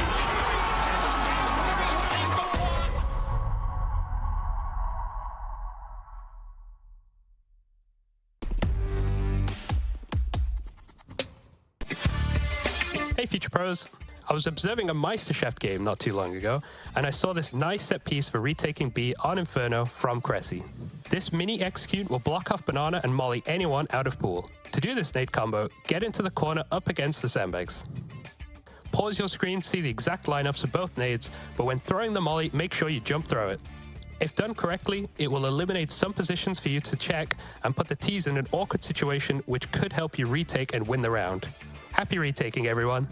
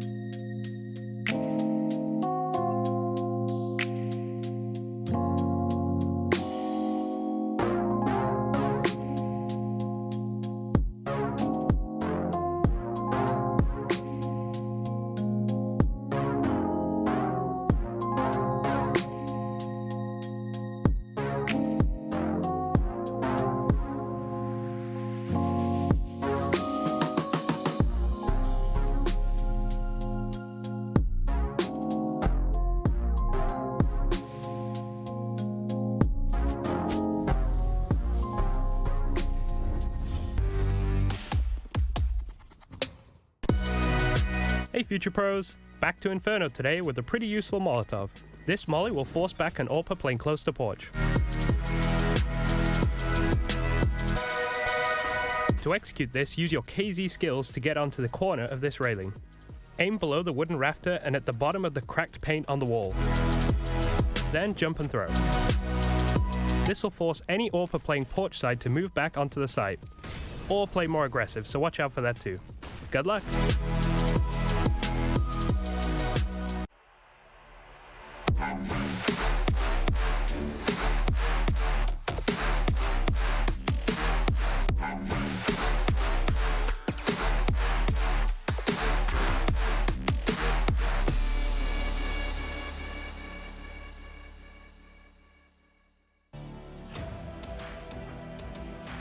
Welcome back to the show, ladies and gentlemen, where it is time to be getting into our DHL MVP conversation for that map we just saw going down. Of course, FaZe managing to net the win there. You guys know the score by now. Make sure you're using your Twitch channel points to get your votes in for who you think should be crowned the MVP of the entire tournament as well. Of course, those votes will be accumulated and we'll be crowning the king at the end of our best of 5 coveted grand final on Sunday. We're talking about the 5 players we have the options to choose from. No surprise that we're seeing every single member of FaZe as they all consistently stepped up over the series. Listen, I did not see this coming. I don't know about you, Kasad, I did not see this coming, but everyone individually speaking, since we're talking about MVPs, it's hard to find one here because JKS coming into the stand and delivering, I think, like a 1.3 rating over the course of the series. I mean, you must be smiling inside. I'm so happy. I'm so happy. Like a proud daddy. But definitely, I mean, for me, the MVP has to be Robs. Yeah, I think the most. in overall two maps, I think he delivered the most. Brocky was on the other side on the second map. He was delivering as well, but overall, I would cast my vote. Yeah, well, that's where Kassad's vote is going to be going. Make sure you guys get your votes in using those Twitch chat points. Of course, you've got all the members of FaZe to be choosing from. Those will be accumulated towards the end of the show. My MVP, funnily enough, is going to be Karrigan. Not because of the numbers he put up there, obviously. You look at JKS, you look at Robs, you look at Brokey as well delivering there. Twister really didn't have to do much either, but Karrigan, listen, it's almost miraculous. It's almost insane how he's been able to somehow handle, the fact he has multiple stand-ins coming in, his star player not being there initially in the form of Robs. Then now Rain not playing this game, such an important, crucial game against such a dangerous opponent like Gambit. And he was out-calling Gambit there on both the maps. And the fact that he's able to somehow make everyone feel comfortable, make Justin feel comfortable playing two different roles in a span of just one tournament. It's incredible from Karrigan. We spoke about like the game against Navi affecting him. He didn't at all. I mean, you can see it. He delivered as well as an IGL. That's what IGLs do. They just bounce back, into the next game. They focus on the next game. They make their team focus on the very next game. That was a difficult loss against Navi. They would be playing the semis. They didn't after 10-15, 15-10 lead. And he just made them, get together and go into this next game and then won it. And Gambit, nonetheless. He's not just an IGL. He's a leader of men. Yeah, I mean, we talk about a different member of FaZe being the magician, but I think Karrigan was the one really bringing the magic. And we were giving him the excuses, kind of handing them out on a silver platter. You going, you know what? You've been hit by so many obstacles coming into this tournament, but he proves once again he's an absolutely stellar in-game leader. So yeah, I think that's a very valid choice for the MVP. Yeah, absolutely. And I want to take a look at the numbers being put in from his team as well, right? You look at the kill spread coming in. Sure, Karrigan actually having more kills than Twist. So I mean, like he's completely forgotten what happened in the Na'Vi game. Everyone delivering. I really like the kill spread coming in from Brokey, Robs, and JKS. There are a difference of 3 kills between those 3 players. The star player is really stepping up. And Twist, as I pointed out earlier, it's not like he was quiet. He didn't really have to do much. Everyone else was delivering. Similar to the first game against NIP, Nafani had a very difficult both maps for him individually, and they lost that game too. And he underperformed this match as well. They lost it too. By every logic, FaZe should have lost this game, before we entered the actual server, right? Everybody was thinking like we gave it the massive favorites because everything that's going on. They're more stable team, more complete team at this point, and it didn't happen. Just the individuals showed up, and the thing for me, speaking about Gambit, I think the arena got to them a little bit. I was in the similar situation in 2019, and I know the arena got to us a little bit against MIBR. I know that it has a little bit of an effect on you. I saw their T sides. We saw it on Dust 2. We saw it on Inferno. It was too slow. The finishers on T sides were like quite, fundamentally wrong. The spacing, the patting, all those like basic stuff that you actually do like pretty well if you're a Gambit, right? They didn't do them well, and it cost them a lot of rounds. At the end, they lost the game because of it. Yeah, unfortunately for Gambit, they are down and out of the competition here. But looking on the brighter side, we do have an interview from the winners on the side of FaZe Clan. What is up, everybody? I'm here with Rops. I hope everybody at home can hear this. We've got a big crowd. Make some noise for Rops! Rops, you've just battled through that quarterfinal. Fantastic performance. What does it feel like to know you've smashed the second best team in the world? Man, it's crazy, man. With the stand-in, it's just... Honestly, I haven't been on the stage for a long time, and just any stage in general, like, it feels just so good to be back on a stage and winning big matches like these. Like, this means everything to me. Talking about the stage, did the weight of this occasion, an iconic IEM Katowice, hit you when you walked onto it, when you were walking up and you saw the crowd? Hell yeah, man. I got goosebumps all over me. I love it. I love it. And when you were playing, could you feel the energy? Did it help drive the FaZe Clan forwards? I mean, definitely when we have a match like that, the energy was just... it was on another level. I mean, the crowd is so for us as well. It's just, this is the moments you live for in CS, definitely.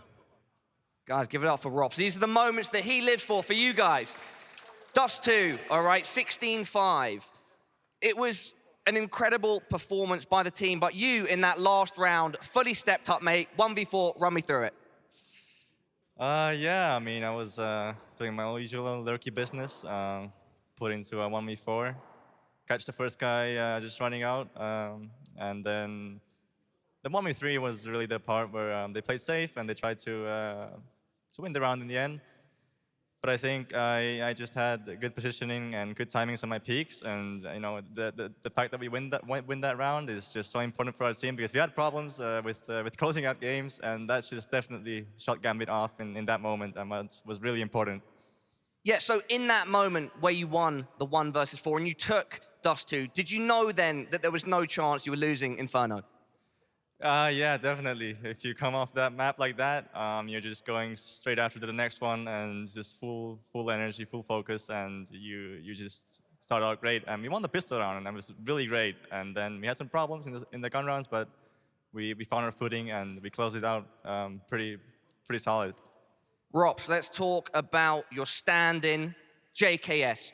You know, he stood in for you, then you guys had your normal roster back. Now he's standing in for Rain. What's it like to play alongside that absolute Australian beast? This guy has just a whole package. I mean, he's so calm, he's so willing to do anything for the team and willing to learn, and he's putting in so much work to make this event work out for us. And it's definitely showing that he is one of the most important factors why we even got here. And I mean, I guess everyone by now has no idea how his team is, and this is so important for him as well, I think. And I'm really happy for him. My heart goes out for him as well. Now, he's been performing to a fantastic level, but in one sense, did it affect preparation and confidence at all, having to play with a stand-in? Well, I mean, yeah, if the boys started out the tournament without me. They didn't really have any practice since they had to come here early. So the fact that if they had the chance of getting COVID, they could play the tournament off the hotel room. But yeah, coming in, I think we really didn't have expectations because that's the whole COVID situation. But now that we're here, I mean, we're ready to take the trophy, man. We're ready. Final 2 questions. It's Heroic up next for you guys. OJ asked Karrigan on stage what he thought about that matchup. Rops, what do you think about it? Well, Heroic has been very solid in like the complete past 2 years, so I think it's going to be a very interesting match and a very tough matchup. They are showing that they finally want to capitalize on being on the top for so long. But if we play like today, I think we can still definitely match them up. And yeah, I mean, we want to take the trophy, man. That's what we're here for. Final question. Rops, I was at your first big event when you joined MOUZ, DreamHack Tour 2017. You've come so far, not just as a player, but also as a person. The development has been incredible. Are you proud to be here in IEM Katowice 2022? Incredibly proud, man. This is my first time in Spodek. Like, I'm just living off this energy, and it's just full of positiveness, and I'm so happy to get back on stage. I'm so fucking happy, man. Everybody, give it up for Rops!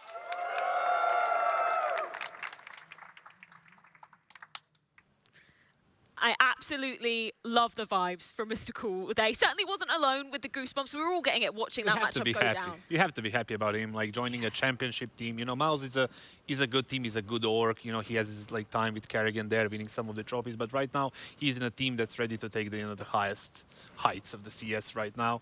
And he also spoke well about Justin. That's a good thing to hear. The question is, like, is Justin gonna get any prize money out of this, or? I don't. Listen, he better be getting some offers after. Now the thing is, yeah, Justin definitely deserves a top-tier team right now, and he's still, you know, there to show us that he can still play the best CS that he can. Absolutely, and I do like how this entire mentality for Rops in the span of the short interview, he went from we're just here to see how far we can go with all we've been going through to the end of that interview. It's like, yeah, we're here to win a trophy, right? Now they're starting to believe. Well, I believe it now. So. Really? Yeah, I mean, okay. I don't know. After Man, it's this, Heroic tomorrow. Well, so.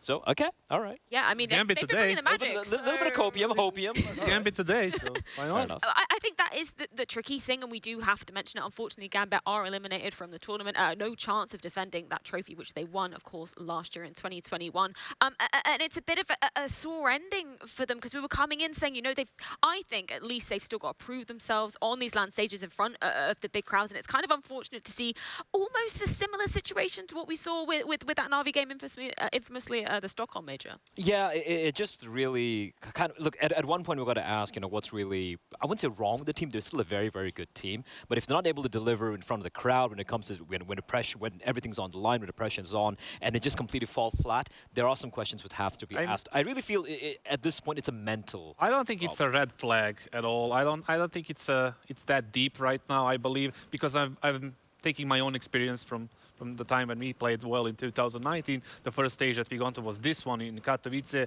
We kind of felt it, and it kind of affected us. But the very next big one was in Berlin major in the quarterfinals, the full arena. We delivered. We didn't feel any pressure, and I know like in time this team can do the same thing and even like much better than we did, right? And it's just gonna take a little bit more time. So it's a little bit of an alarm, but not like too much. Yeah, it's definitely not like you need to make changes. They still have the full complete team. Yeah, well, really impressive showing from FaZe. We can take a look at the schedule, what is on the docket for tomorrow. Of course, our two semi-finals coming up. That first one being Na'Vi taking on G2. m0NESY versus Simple. I'm sure everybody in the community is going to be tuning in for that one. This one is going to be, I mean, it's a rematch of the major grand finals, right? So and Cologne. And Cologne as well. You need to tune in for this one, right? G2, man, they look fantastic. With Nico bottom fragging for his team and yet able to come out on top against Virtus.pro, one of the hardest teams to beat. This G2 are going for that championship, but then you're going up against the kings of Counter-Strike. It's going to be a banger. I mean, if you want to beat the best, you have to what? Beat the best, right? Yeah. So Nico had underperforming, games today, right? And they still won. m0NESY showed up in the very first game. 16 years old. So can he challenge Simple? That's the real question. Yeah, I mean, now you're going for the Emperor, the God Emperor of Counter-Strike altogether, right? Well, so it's going to be a banger for sure. Yeah, those questions are certainly going to be answered going into tomorrow. Of course, we do also have FaZe versus Heroic on the cards for that one as well. Two absolute bangers of the semi-finals. We're going to be back same time, same place tomorrow for more action going down in the Spodek. Thank you so much, guys, for joining us today. We'll see you tomorrow.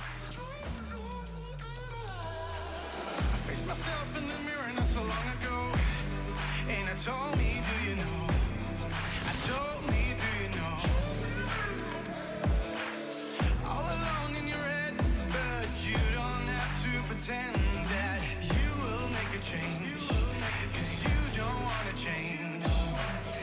I'm gonna be real honest this time. I'm okay with it, I am more than fine. I'm gonna roll all less red dice now. Tell me I won't get out.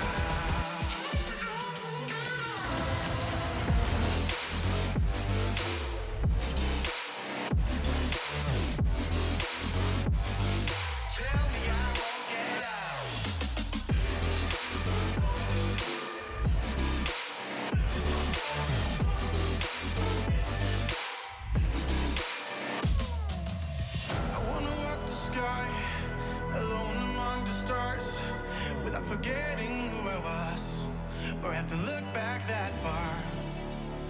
And I don't want to forget who, get who.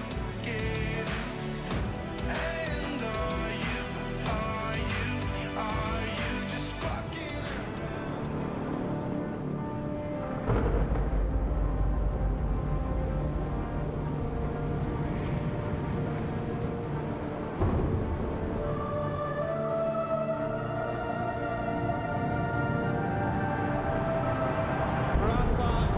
making history. Absolutely phenomenal. And Ace is the champion of the Intel Extreme Masters World Finals. Storm's still not quite done. MC is going to take this fight, though. 3 seconds left. Last 2 rounds of matches got to start it well for ESC. And this is a massive move for Zez, but he's not content with just a Nexus kill. He wants to win out. and it's all done. And Strollins winning. Unbelievable Rogue with a 4-0 victory over Classic. And they did it again in the grand finals. It's Na'Vi! Give it up for your Intel Extreme Masters World Champion!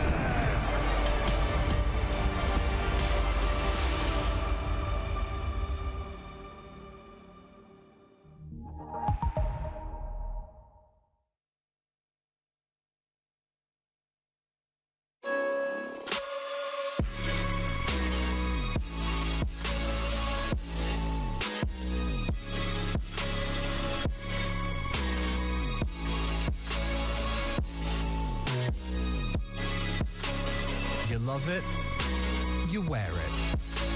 What's your style? Get your merch at shop.eslgaming.com.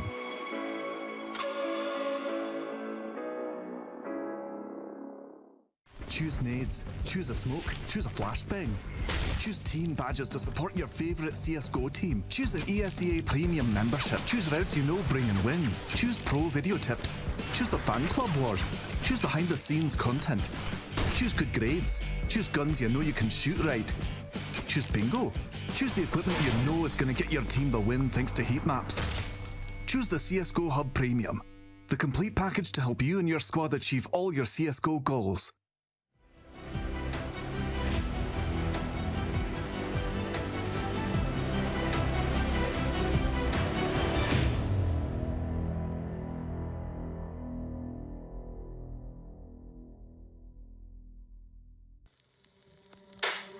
The shadows, I've come to make a name. Ready for battle, cause I got a thing to claim. Think that I'll crumble, I'll show you your mistake.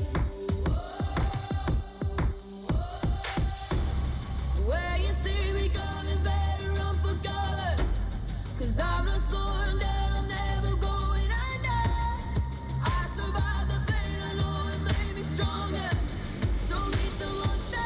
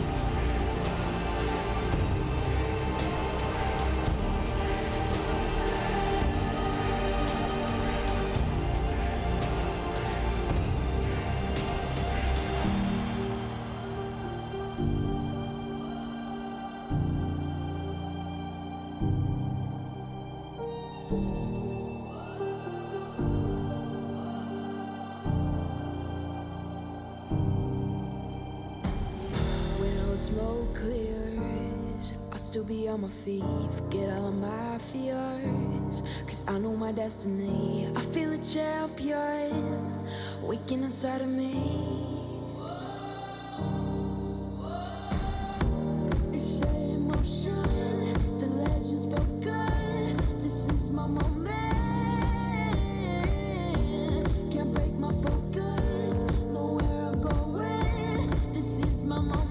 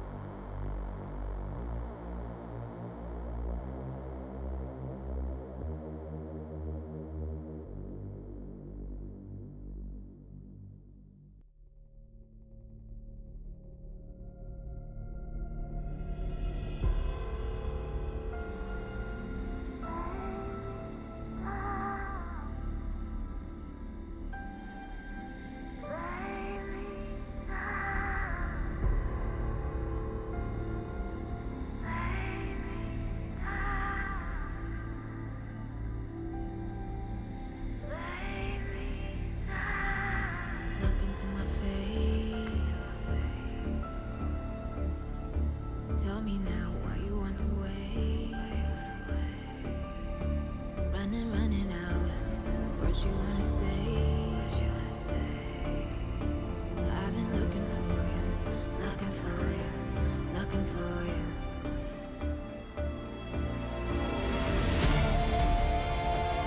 Take me down, leave me lost and found. Take me down,